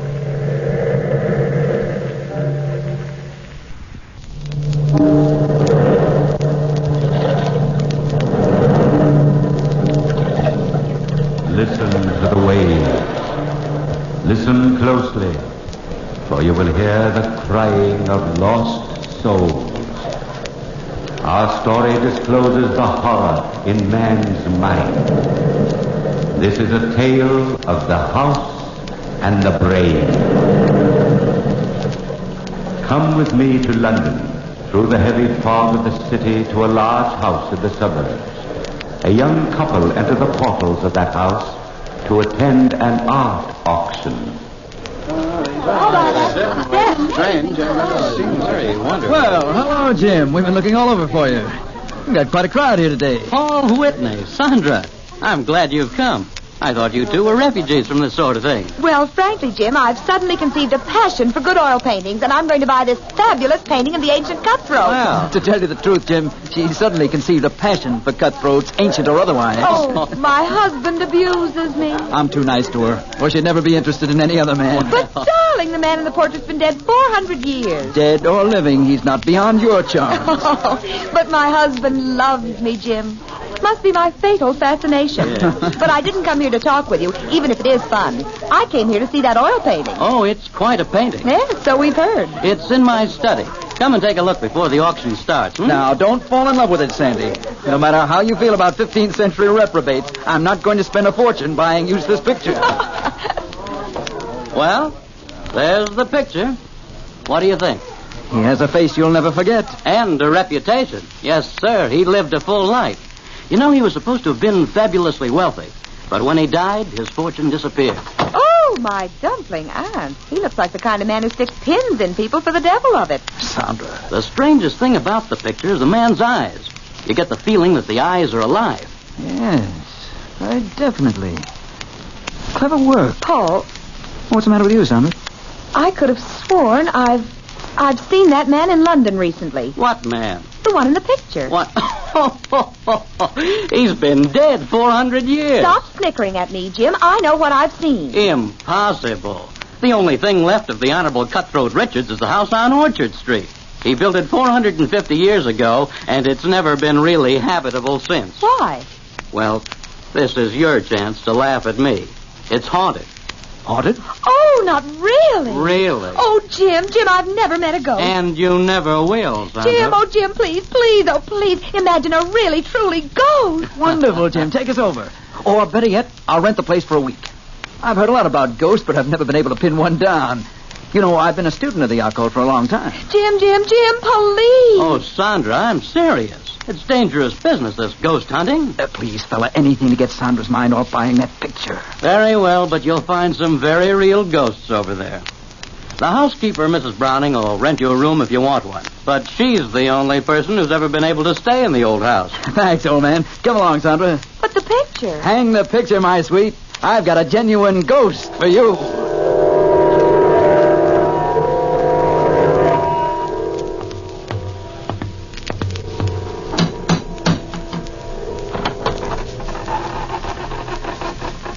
The door's open all by itself. There's no one there. Doors aren't supposed to open by themselves, Paul. Well, what do you expect? The house is haunted, isn't it? Door slammed by itself, too. Woo, tricky place, isn't it? You frightened? Not in the least. And it isn't my knees that are shaking, Pet. It's yours.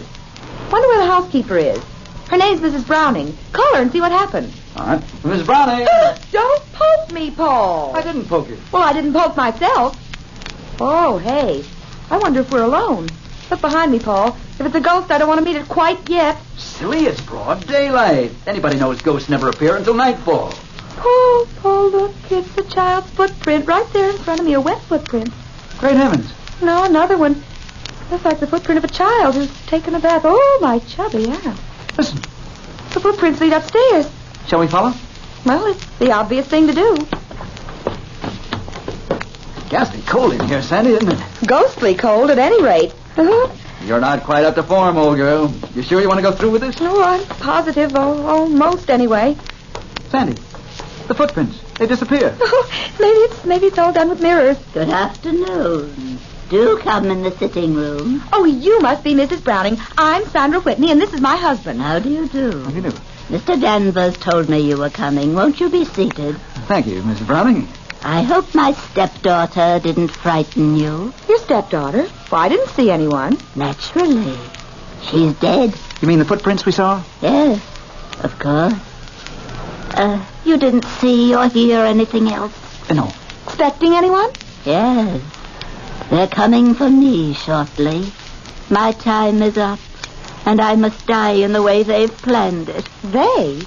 Those who live in this house, Mrs. Whitney. Oh, come, Mrs. Browning, you don't really believe ghosts actually live here. Believe it?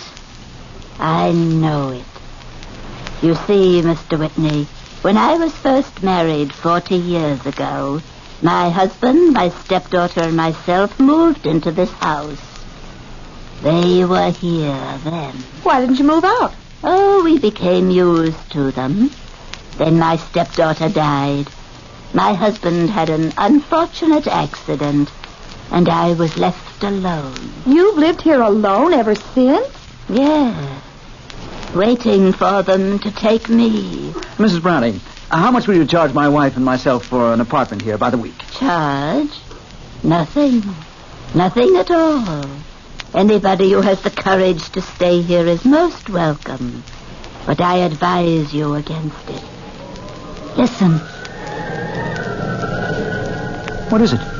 Souls crying for release. Release from him. Oh, come, Mrs. Browning. You don't believe me? You will when you move in. When can I expect you? Tonight at 8. How about it, Paul? That sounds jolly. You'll use the east wing. I'll have a fire lit for you. But let me warn you once again. They'll be waiting for you. Day and night.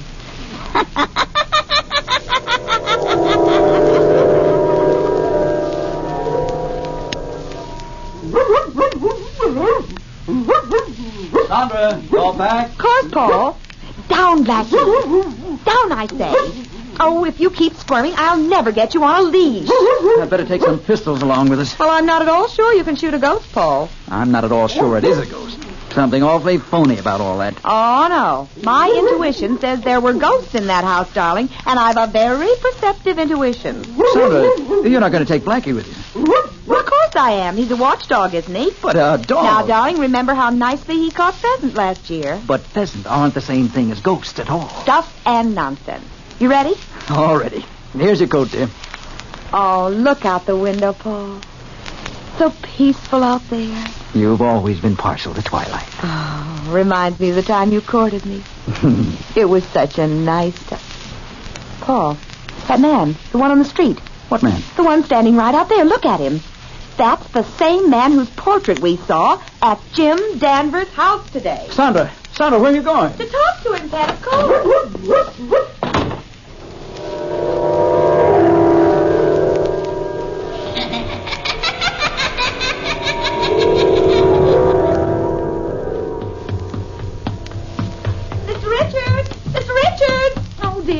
Miss Richards.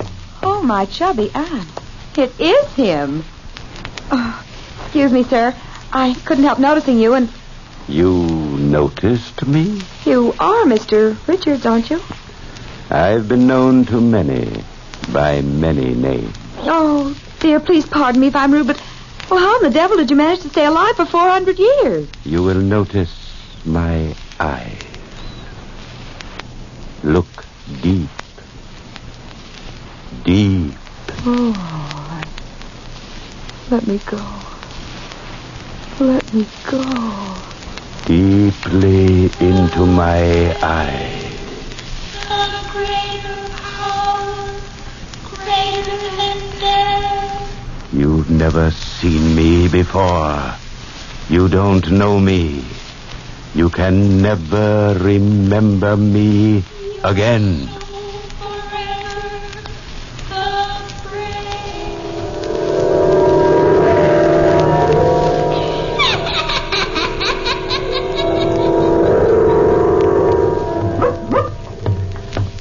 Keep walking, Sandra.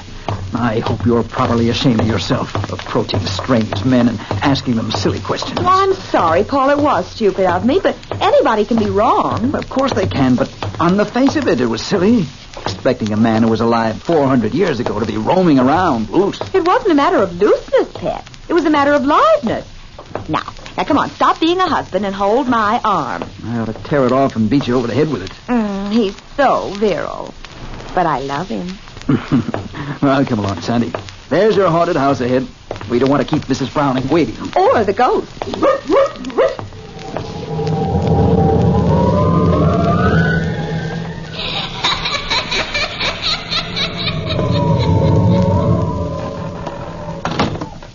That door again. Insidious feeling, doors opening and slamming. Mrs. Browning!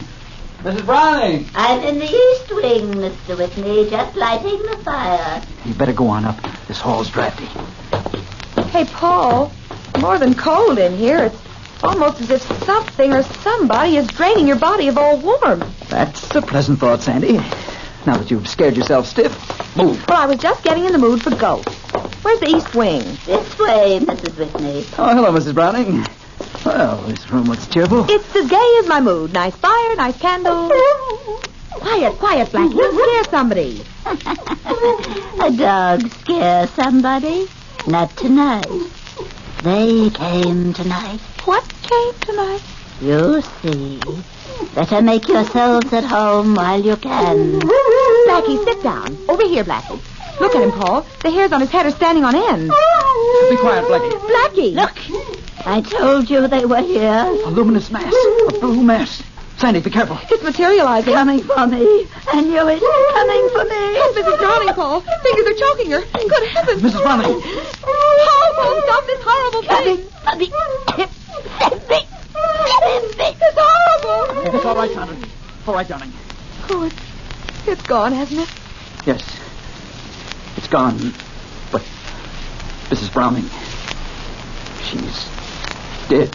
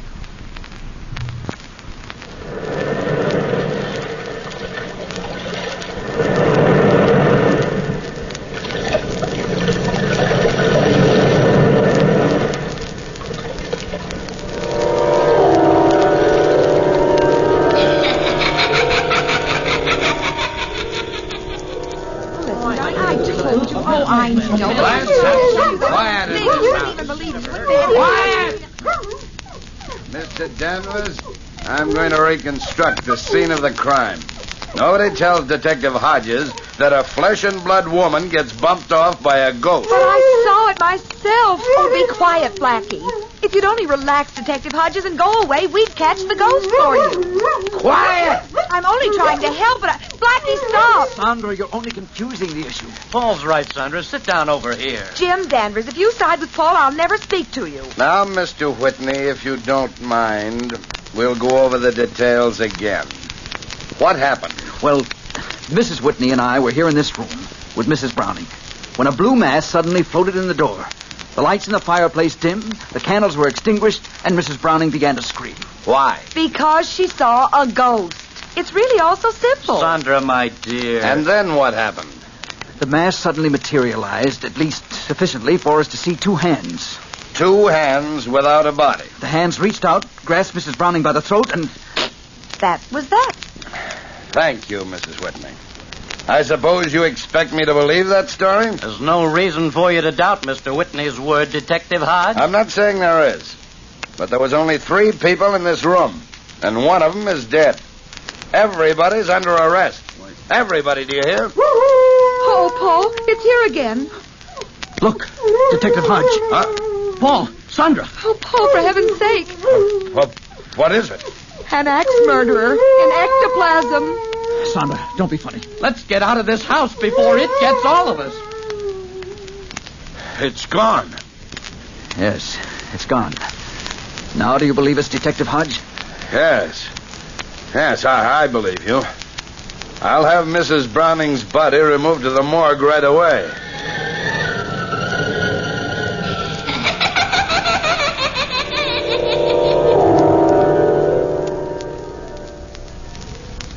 Paul, if you insist on staying in this house overnight, I'll not be responsible for what happens. But, Jim, I'm convinced that there are no such things as ghosts.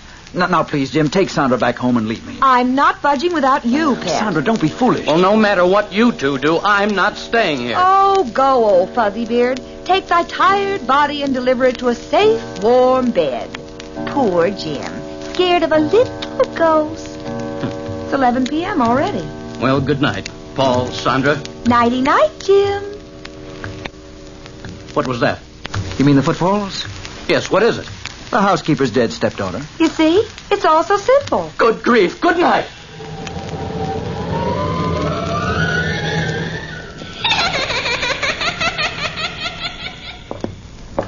Oh, we've been all through the house, Paul, and I'm dead tired. Come on, let's go to bed. You go to bed. I'll sit up and read these letters we found in the attic. Here, Blackie, come here, come here. Now lie down next to me. There, poor Blackie, poor doggy. You don't like the ghosties, do you, Pet? Poor Blackie. Hey, this letter's interesting. What is it?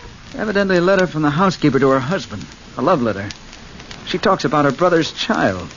It seems her brother left his money to his daughter, and she handled the estate for the child. That's jolly. Maybe that's the child she calls her stepdaughter. Let's see what it says. Listen. Since we have managed the child's end, you and I are more than lovers. We are partners in many things. Sounds as if they murdered the child. Yes, it does. Sandra, I wonder if my theory's right. If people felt strong passions, and if those passions linger in a house after the people have gone, couldn't that create a heavy psychic atmosphere? Well, those fingers that murdered Mrs. Browning were more than heavily psychic. Unhook the collar of my dress, Paul. Where'll I put the letters down on the dressing table here? Just a top hook. Better keep these pistols handy just in case. Something about a gun that gives me courage.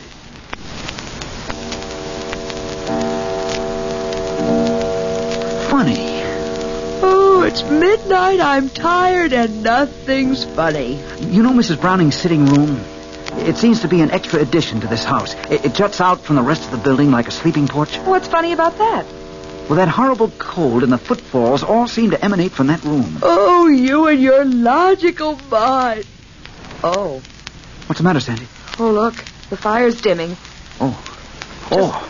Just like a great black shadow standing in front of it. Give me my gun. Here, dear.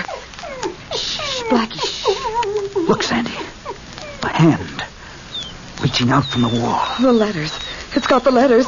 Great Scott. Oh, my chubby hand. Watch it. It's the hand of the housekeeper. How do you know? It's got the same ring on she had on this afternoon. If that's not a ghost, I've never seen one. The fire's going out, Sandra. Ah! Sandra! It's all around us! Sandra! Sandra!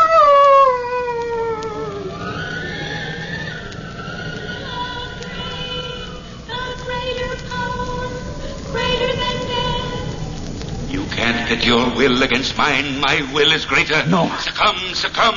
My will is greater. No, you're a shadow. And you are a mere mortal who knows no secrets beyond the veil. I control the world of shadows. Succumb, fool, succumb. No, go away. You're nothing but an image. You will die by my command in this house. You will die before morning. Admit my will. No, I will not admit your will.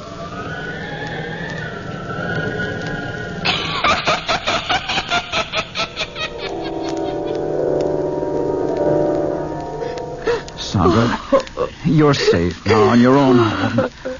Just lie still, darling, and drink this. Paul. I was a fool to allow you to stay in that accursed place last night. I ought to have my head examined. I came over as soon as I got your message, Paul. Oh, come on in, Jim. Sandra's recovering from a bit of a shock. Yes, I heard about it. I warned you, Paul. That house is definitely haunted. I'm going to board it up. It's completely useless. No, that's not the answer, Jim. It isn't ghosts. At least, not in the real sense of the word. Why, Paul, after what you went through, you say that? It's too malignant for a ghost. Do you believe in the power of hypnotism? Well, I've heard some amazing theories about it anyway. Well, I believe some power controls that house. Well, that's still ghosts. No, Because the brain that controls the house is still alive. I'm convinced of it. Well, where do you think this man who controls the house is? He might be thousands of miles away. Remember you said that the eyes in the picture of the fabulous Richards seems alive? Oh, that's ridiculous. Not at all. In some crazy, mad manner, Richards has kept himself alive all these 400 years. In some hypnotic way, he controls that house. Well, if your theory is right, how can we break his control? Well, I'm certain that his control emanates from the little sitting room which once belonged to Mrs. Browning. Yes? Now, if you'll let me, I'd like to hire workmen and tear that room off the rest of the house. Oh, but Paul, the room is only an extra addition, Jim. It can't do any harm to try.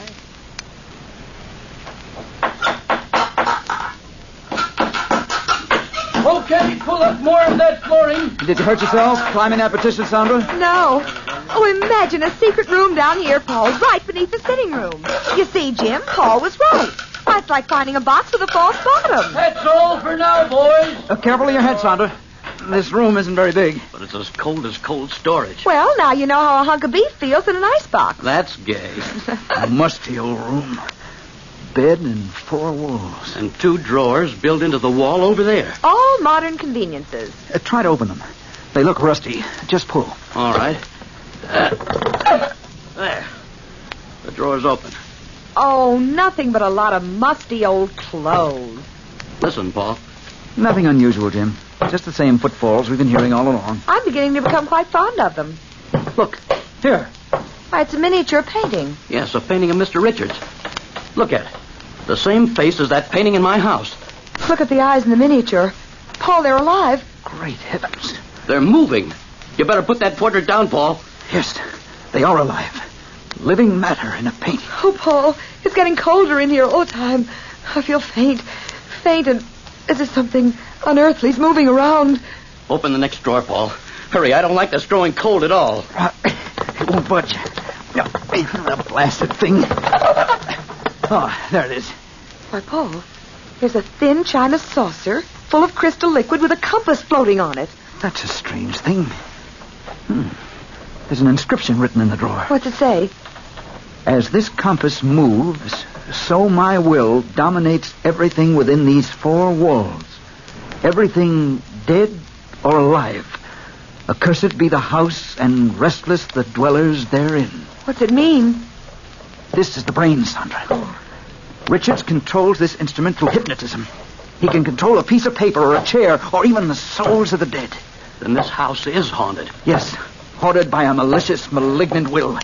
It keeps a man's spirit roving restlessly after death. Paul, look in that corner. Mr. Richards, you are alive. Yes, alive, quite alive, because I will to live. Very clever deduction, Mr. Whitney. Deduction? Yes, I heard your keen analysis of my activities. You are a hypnotist, then? I have been powerful for 400 years. Your blind stumbling onto my secret will not stop me now. I can will anything. I will the specters of the past to re-enter this room. In heaven's name, man, stop this. Oh, that black shadow. It's here, with us, closing in. Yes, closing in. All those who have died in this house are my slaves, as you will be my slaves in a very few brief seconds. You are not the brain controlling this house. You gave that power to this compass. You transferred your power to this moving needle. Am I right, Mr. Richards? Put that compass down! Oh, no, I'll destroy it, Mr. Richards! No, you're completely powerless to harm us. Watch out, Paul. This partition's going to crumble. Paul! Sandra!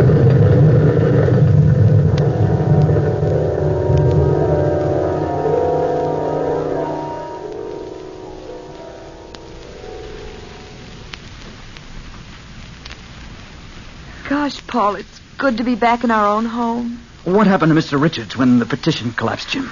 Well, the workmen searched the debris around the house for Mr. Richards' body, but no trace of him was found. I'm afraid that he escaped. Oh, no. You mean he's still alive and free, Jim? Yes, indeed. That's just what I mean. Well, he won't be for long, Sandra. People everywhere will be warned, and every corner of this earth will be looking for him. Even his will can't defy the world, Sandra.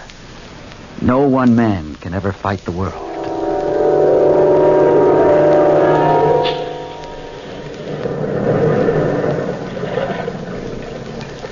From the time-worn pages of the past, we have recalled the house and a brain. Bellkeeper, toll the bell.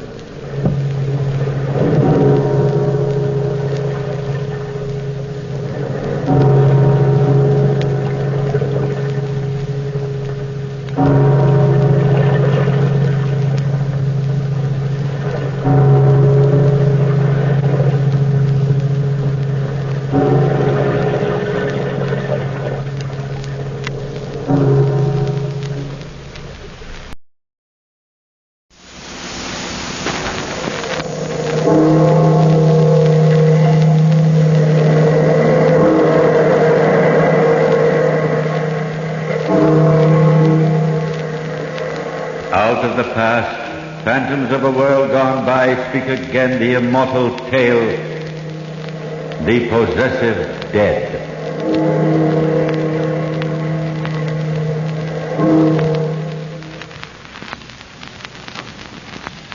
I know superstition dictates that it's bad luck for a young man to see his bride the evening before his wedding. However, Michael and I were two lonely people in a big, wintry city, and we were not at all addicted to belief in superstition.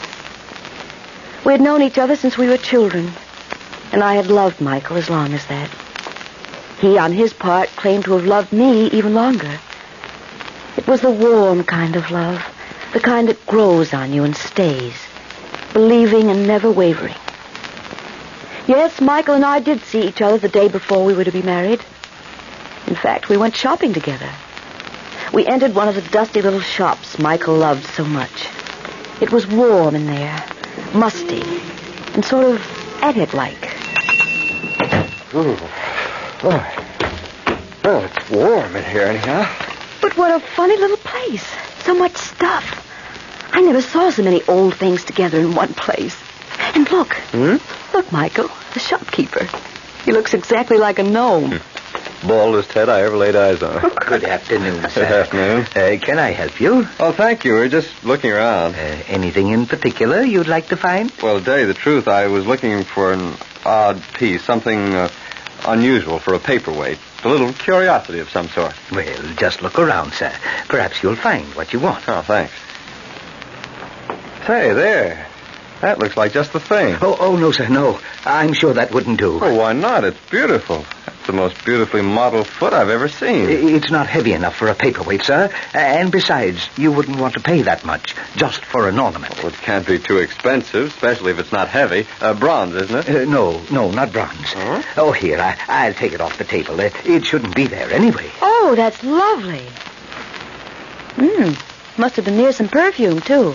Smell that scent. Well, Michael, it seems almost real. Perhaps you'd like one of these little plaster gods, sir. Something Chinese or Mexican. They're very nice. Let me see the foot. It's $50, sir. $50? Oh, don't be ridiculous. Oh, Michael, perhaps the man doesn't want to sell it. But I like it. I'll never pay $50 for it, though. But that's the price, sir. Now, you see, you don't really want it. Perhaps one of these glass globes would do. Let me see that foot. Very well, if you insist. But don't drop it, sir. For heaven's sake, don't drop it. Oh, why should I? Oh. Michael, what happened? You dropped it. You dropped the foot. It... What, Michael? What's wrong? Here, I'll pick it up. No, don't, Eleanor. Don't touch it. Michael! It moved in my hand. It what? Well, it must have been our imaginations. It does feel almost alive, though, doesn't it? No, Michael, I felt it, too. That foot moved in my hand as I picked it up. I'll sell you that foot for $1, sir. All right, it's a bargain. No, Michael, please don't. Please, Michael. First, though, tell me what this foot is made of. That, sir, is the foot of the mummy of the Princess Hymonthus. It was stolen from her tomb 1,000 years ago. And probably stolen from the museum 10 days ago. Very well, sir. Here's your $1. Michael. Sounds interesting, doesn't it, darling, to own a mummy's foot? A paperweight that moves under its own power. Come on, darling. Don't you feel a little sorry for poor Hymonthus? Losing a foot like that? No, Michael, no. There's something horrible about that foot. Something we shouldn't have anything to do with. And he was so anxious to sell it to you after... Come on, darling.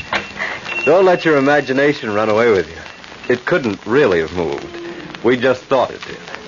You know, this will be a good story for Harry tonight over dinner. Where is it he's taking us? The Greystone?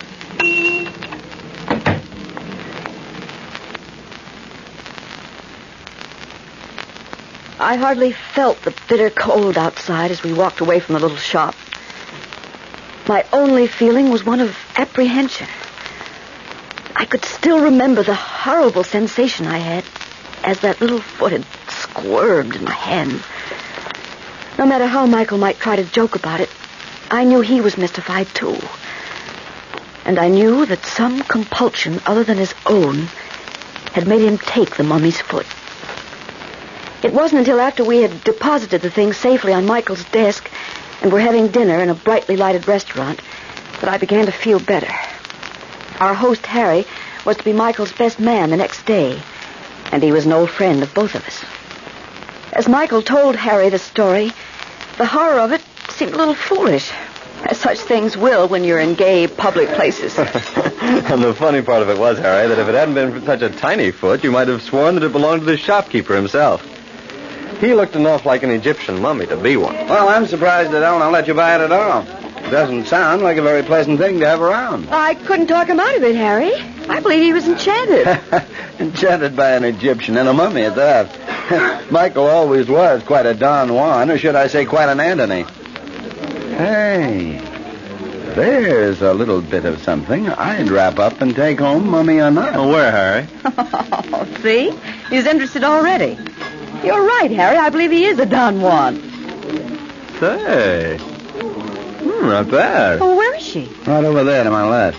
You can't see her very well, Eleanor, but she's really something. All dressed up in a long white dress and has on an emerald bracelet. And what eyes. Oh, my. Yes, I can see her in that mirror over there. But look how she's watching Michael. Harry, I don't like it. Don't worry, Eleanor. We'll get him to that altar tomorrow if we have to hog-tie him. Well, she's... I feel as though I'd seen her before somewhere. In a dream. Somewhere. Something terrible. Something that makes me feel afraid of her. Nightmare, no doubt. You know, she must have passed right close to our table when she came in. I can smell her perfume. How do you know it's hers? Well, it smells sort of Egyptian, you know, and she looks Egyptian. Egyptian? Michael, that perfume, it's the same. Same as what, darling? The same perfume I smelled on that mummy's foot this afternoon. What an imagination. Eleanor, darling, you look so serious. Don't be so afraid of silly things like this. There's nothing wrong, nothing at all. There is, Michael. I can feel something wrong in the very air. What sort of thing? I don't know, Michael. Something horrible. An awful premonition. What can happen as long as we have each other, darling? I don't know, Michael. Nothing really, I suppose. Nothing natural. But what if there were ghosts? The spirits of the dead around. Suppose for some reason they wanted one of us. Eleanor, darling, don't get so worked up. Those aren't things to think about. Especially on the night before our wedding. Look, here we are in a brightly lighted restaurant, and you're talking about things that belong to dark houses and cobwebby attics. Things that can't touch us here. You're talking as though you do believe those things exist, though. Now, look here, you two. I'm sorry if I brought up a delicate subject when I mentioned that woman over there. It isn't that at all, Harry. It's just that, well, Eleanor and I, after this afternoon, I guess we're both rather worked up. Michael, I'm really frightened. That woman, she keeps watching us so strangely. What if... Oh, my darling, let's forget about her. Let's forget about everything but ourselves for tonight. Just think, tomorrow we'll be married. It'll be the beginning of a new life. A life together. And the carrying on of an old one, too. And never forget, dearest, if anything should happen, I'll always be there when you want me. I love you, Eleanor. Always, Michael. You'll never have to call for me. I'll be there. I will, too, darling. Always. Nothing can ever come between us and tear us apart. Nothing. I swear it. Can you be so sure? Michael! Didn't mean to startle you so much. It was just that I couldn't help noticing that you had noticed me. Well, I'll be... Michael, you're a better Don Juan than I thought you were at that. It's the lady with the emerald bracelet. Yes, it is Michael, as you call him, who attracts me here. I beg your pardon. You don't mind if I sit down, do you? Well... Yeah, that's better. You see, love is an especial study of mine. And this love that you think you have now, it's very interesting to me. Yes, very interesting. Michael, Sit still, darling. Don't leave now. Hold my hand tight. You've guessed right, you people. I am an Egyptian, and being an Egyptian, my looks are rather different, shall I say, from yours.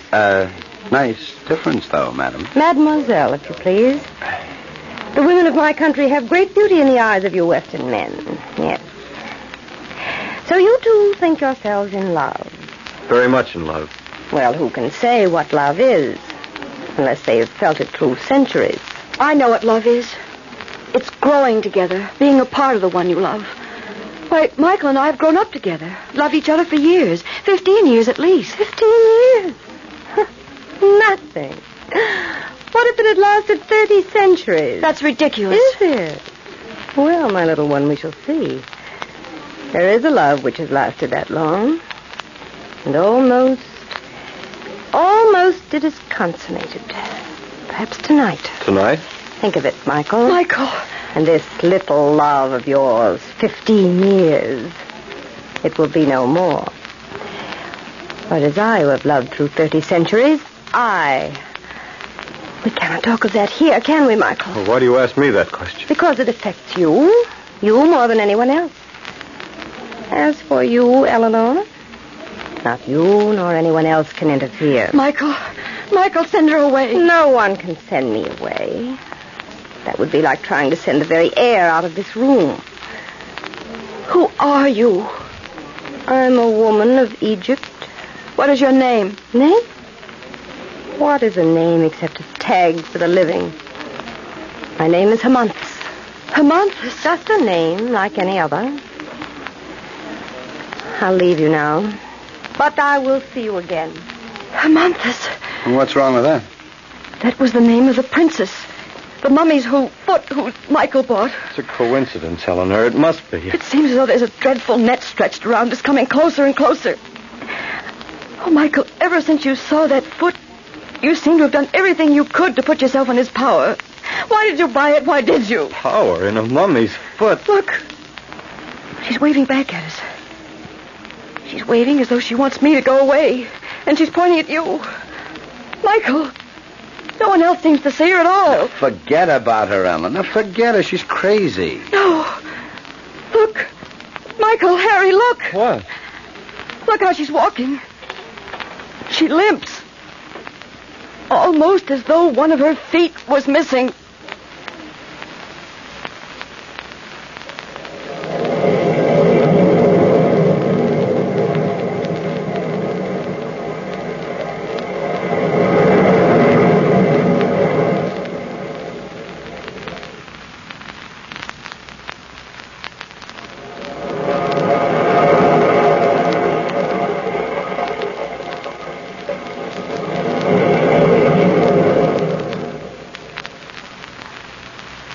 Michael even tried to laugh at my noticing that horrible limp. But I could see that he was wondering, too.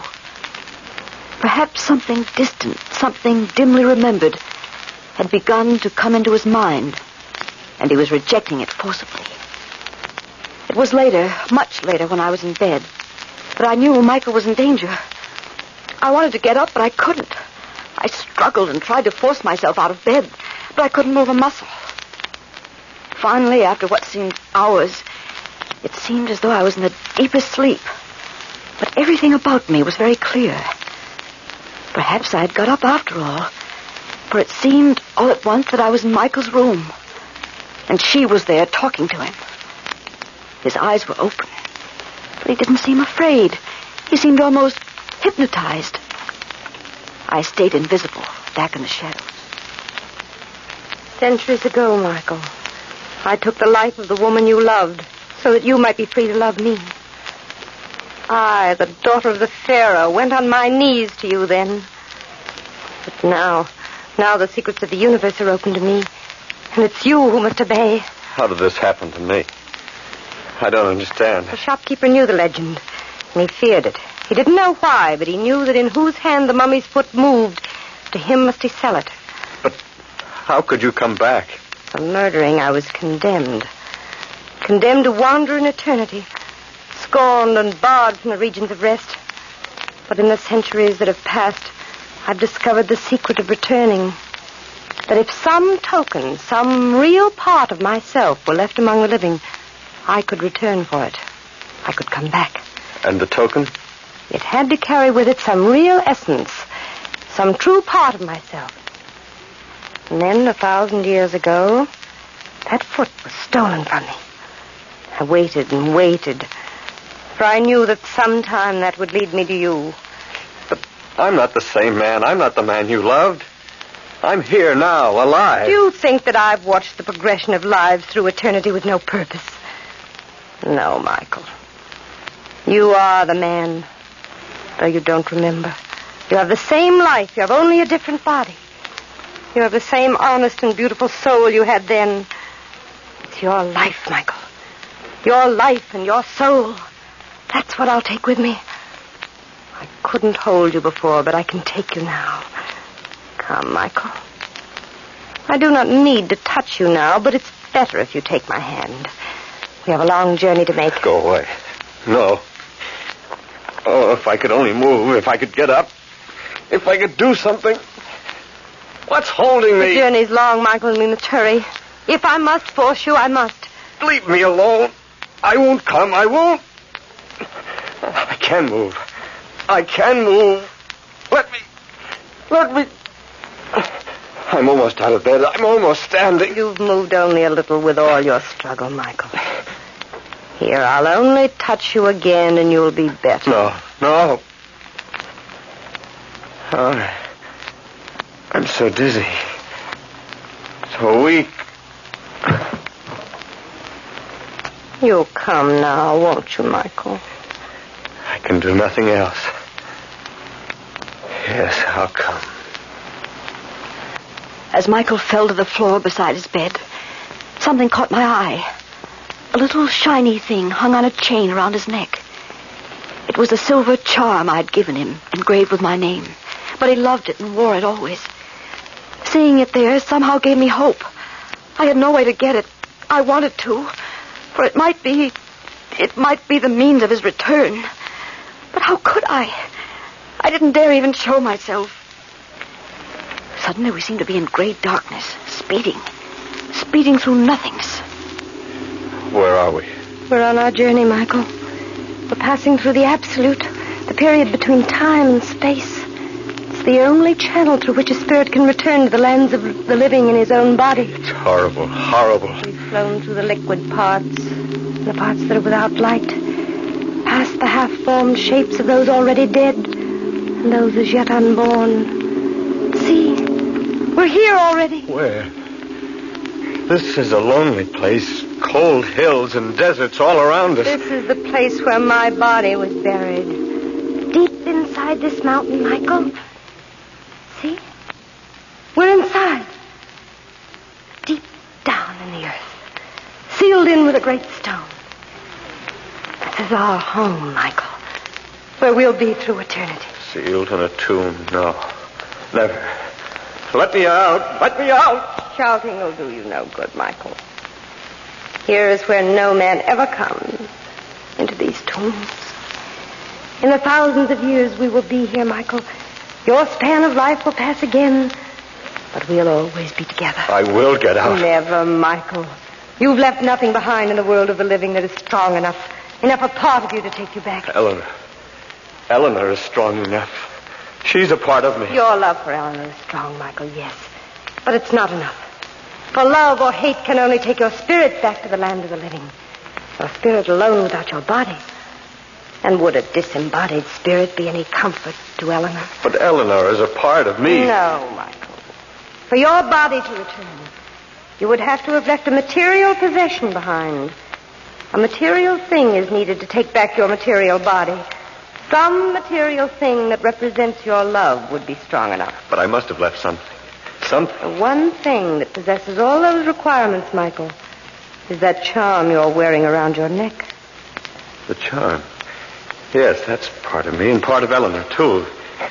That will be strong enough. But you see, Michael, that's here with us. I'll throw it. I'll throw it into the darkness there at the far end of this place. Maybe it'll go back. Maybe it'll find its way back to her. No, Michael, no. Nothing can find its way back. It must be taken. But your foot, that's still there. We can go back through that. You left that behind. I will go back, Michael. Alone. Yes, I'll make one more journey back, Michael. And then we'll be here together forever. Here.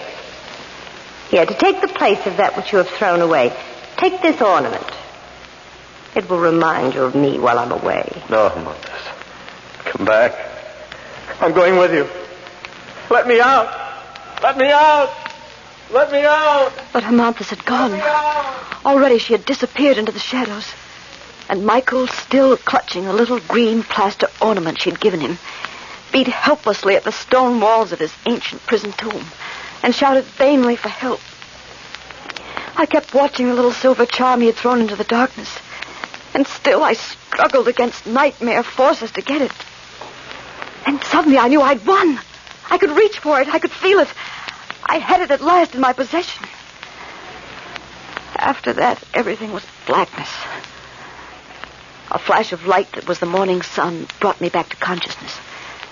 My relief was tremendous. I felt that I'd thrown off a great weight when I found myself safely in bed. Oh, there was someone knocking on my door. Miss Helena! Miss Helena! Oh, yes? Who is it? Mr. Bays, your superintendent. You asked me to call you. It's late already. What? Who? Where am I? Come now, it's past 10 and you must be up.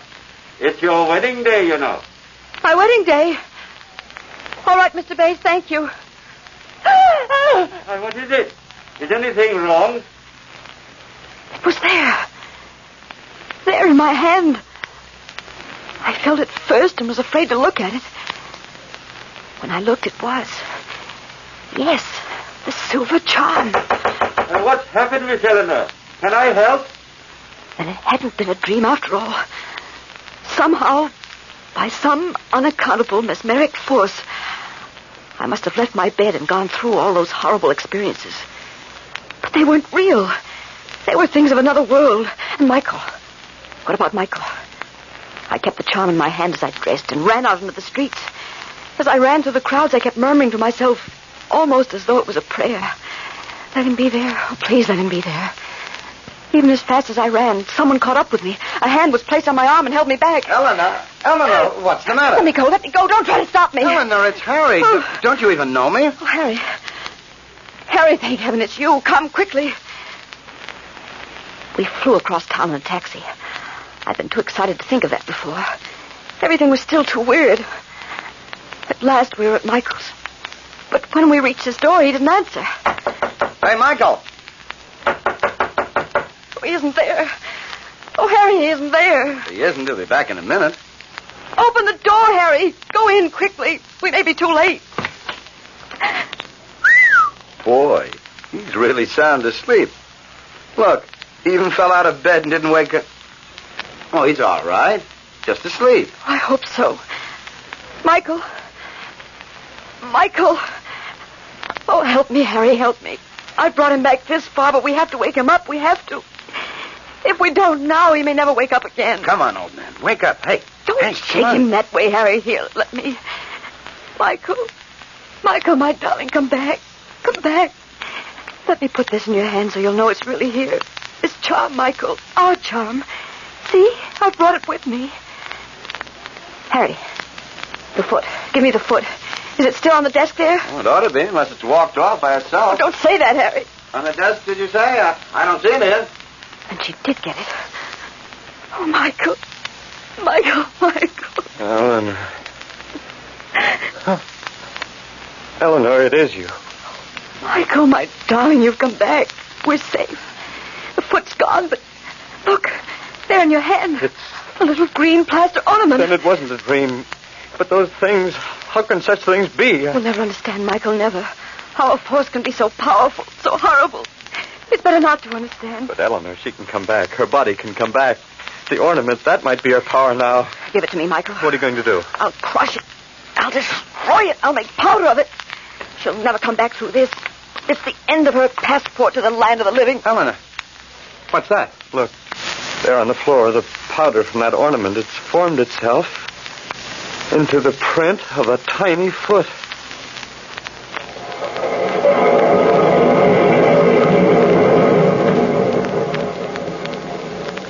From the time-worn pages of the past, we have brought you the story, The Possessive Dead. Bellkeeper, toll the bell.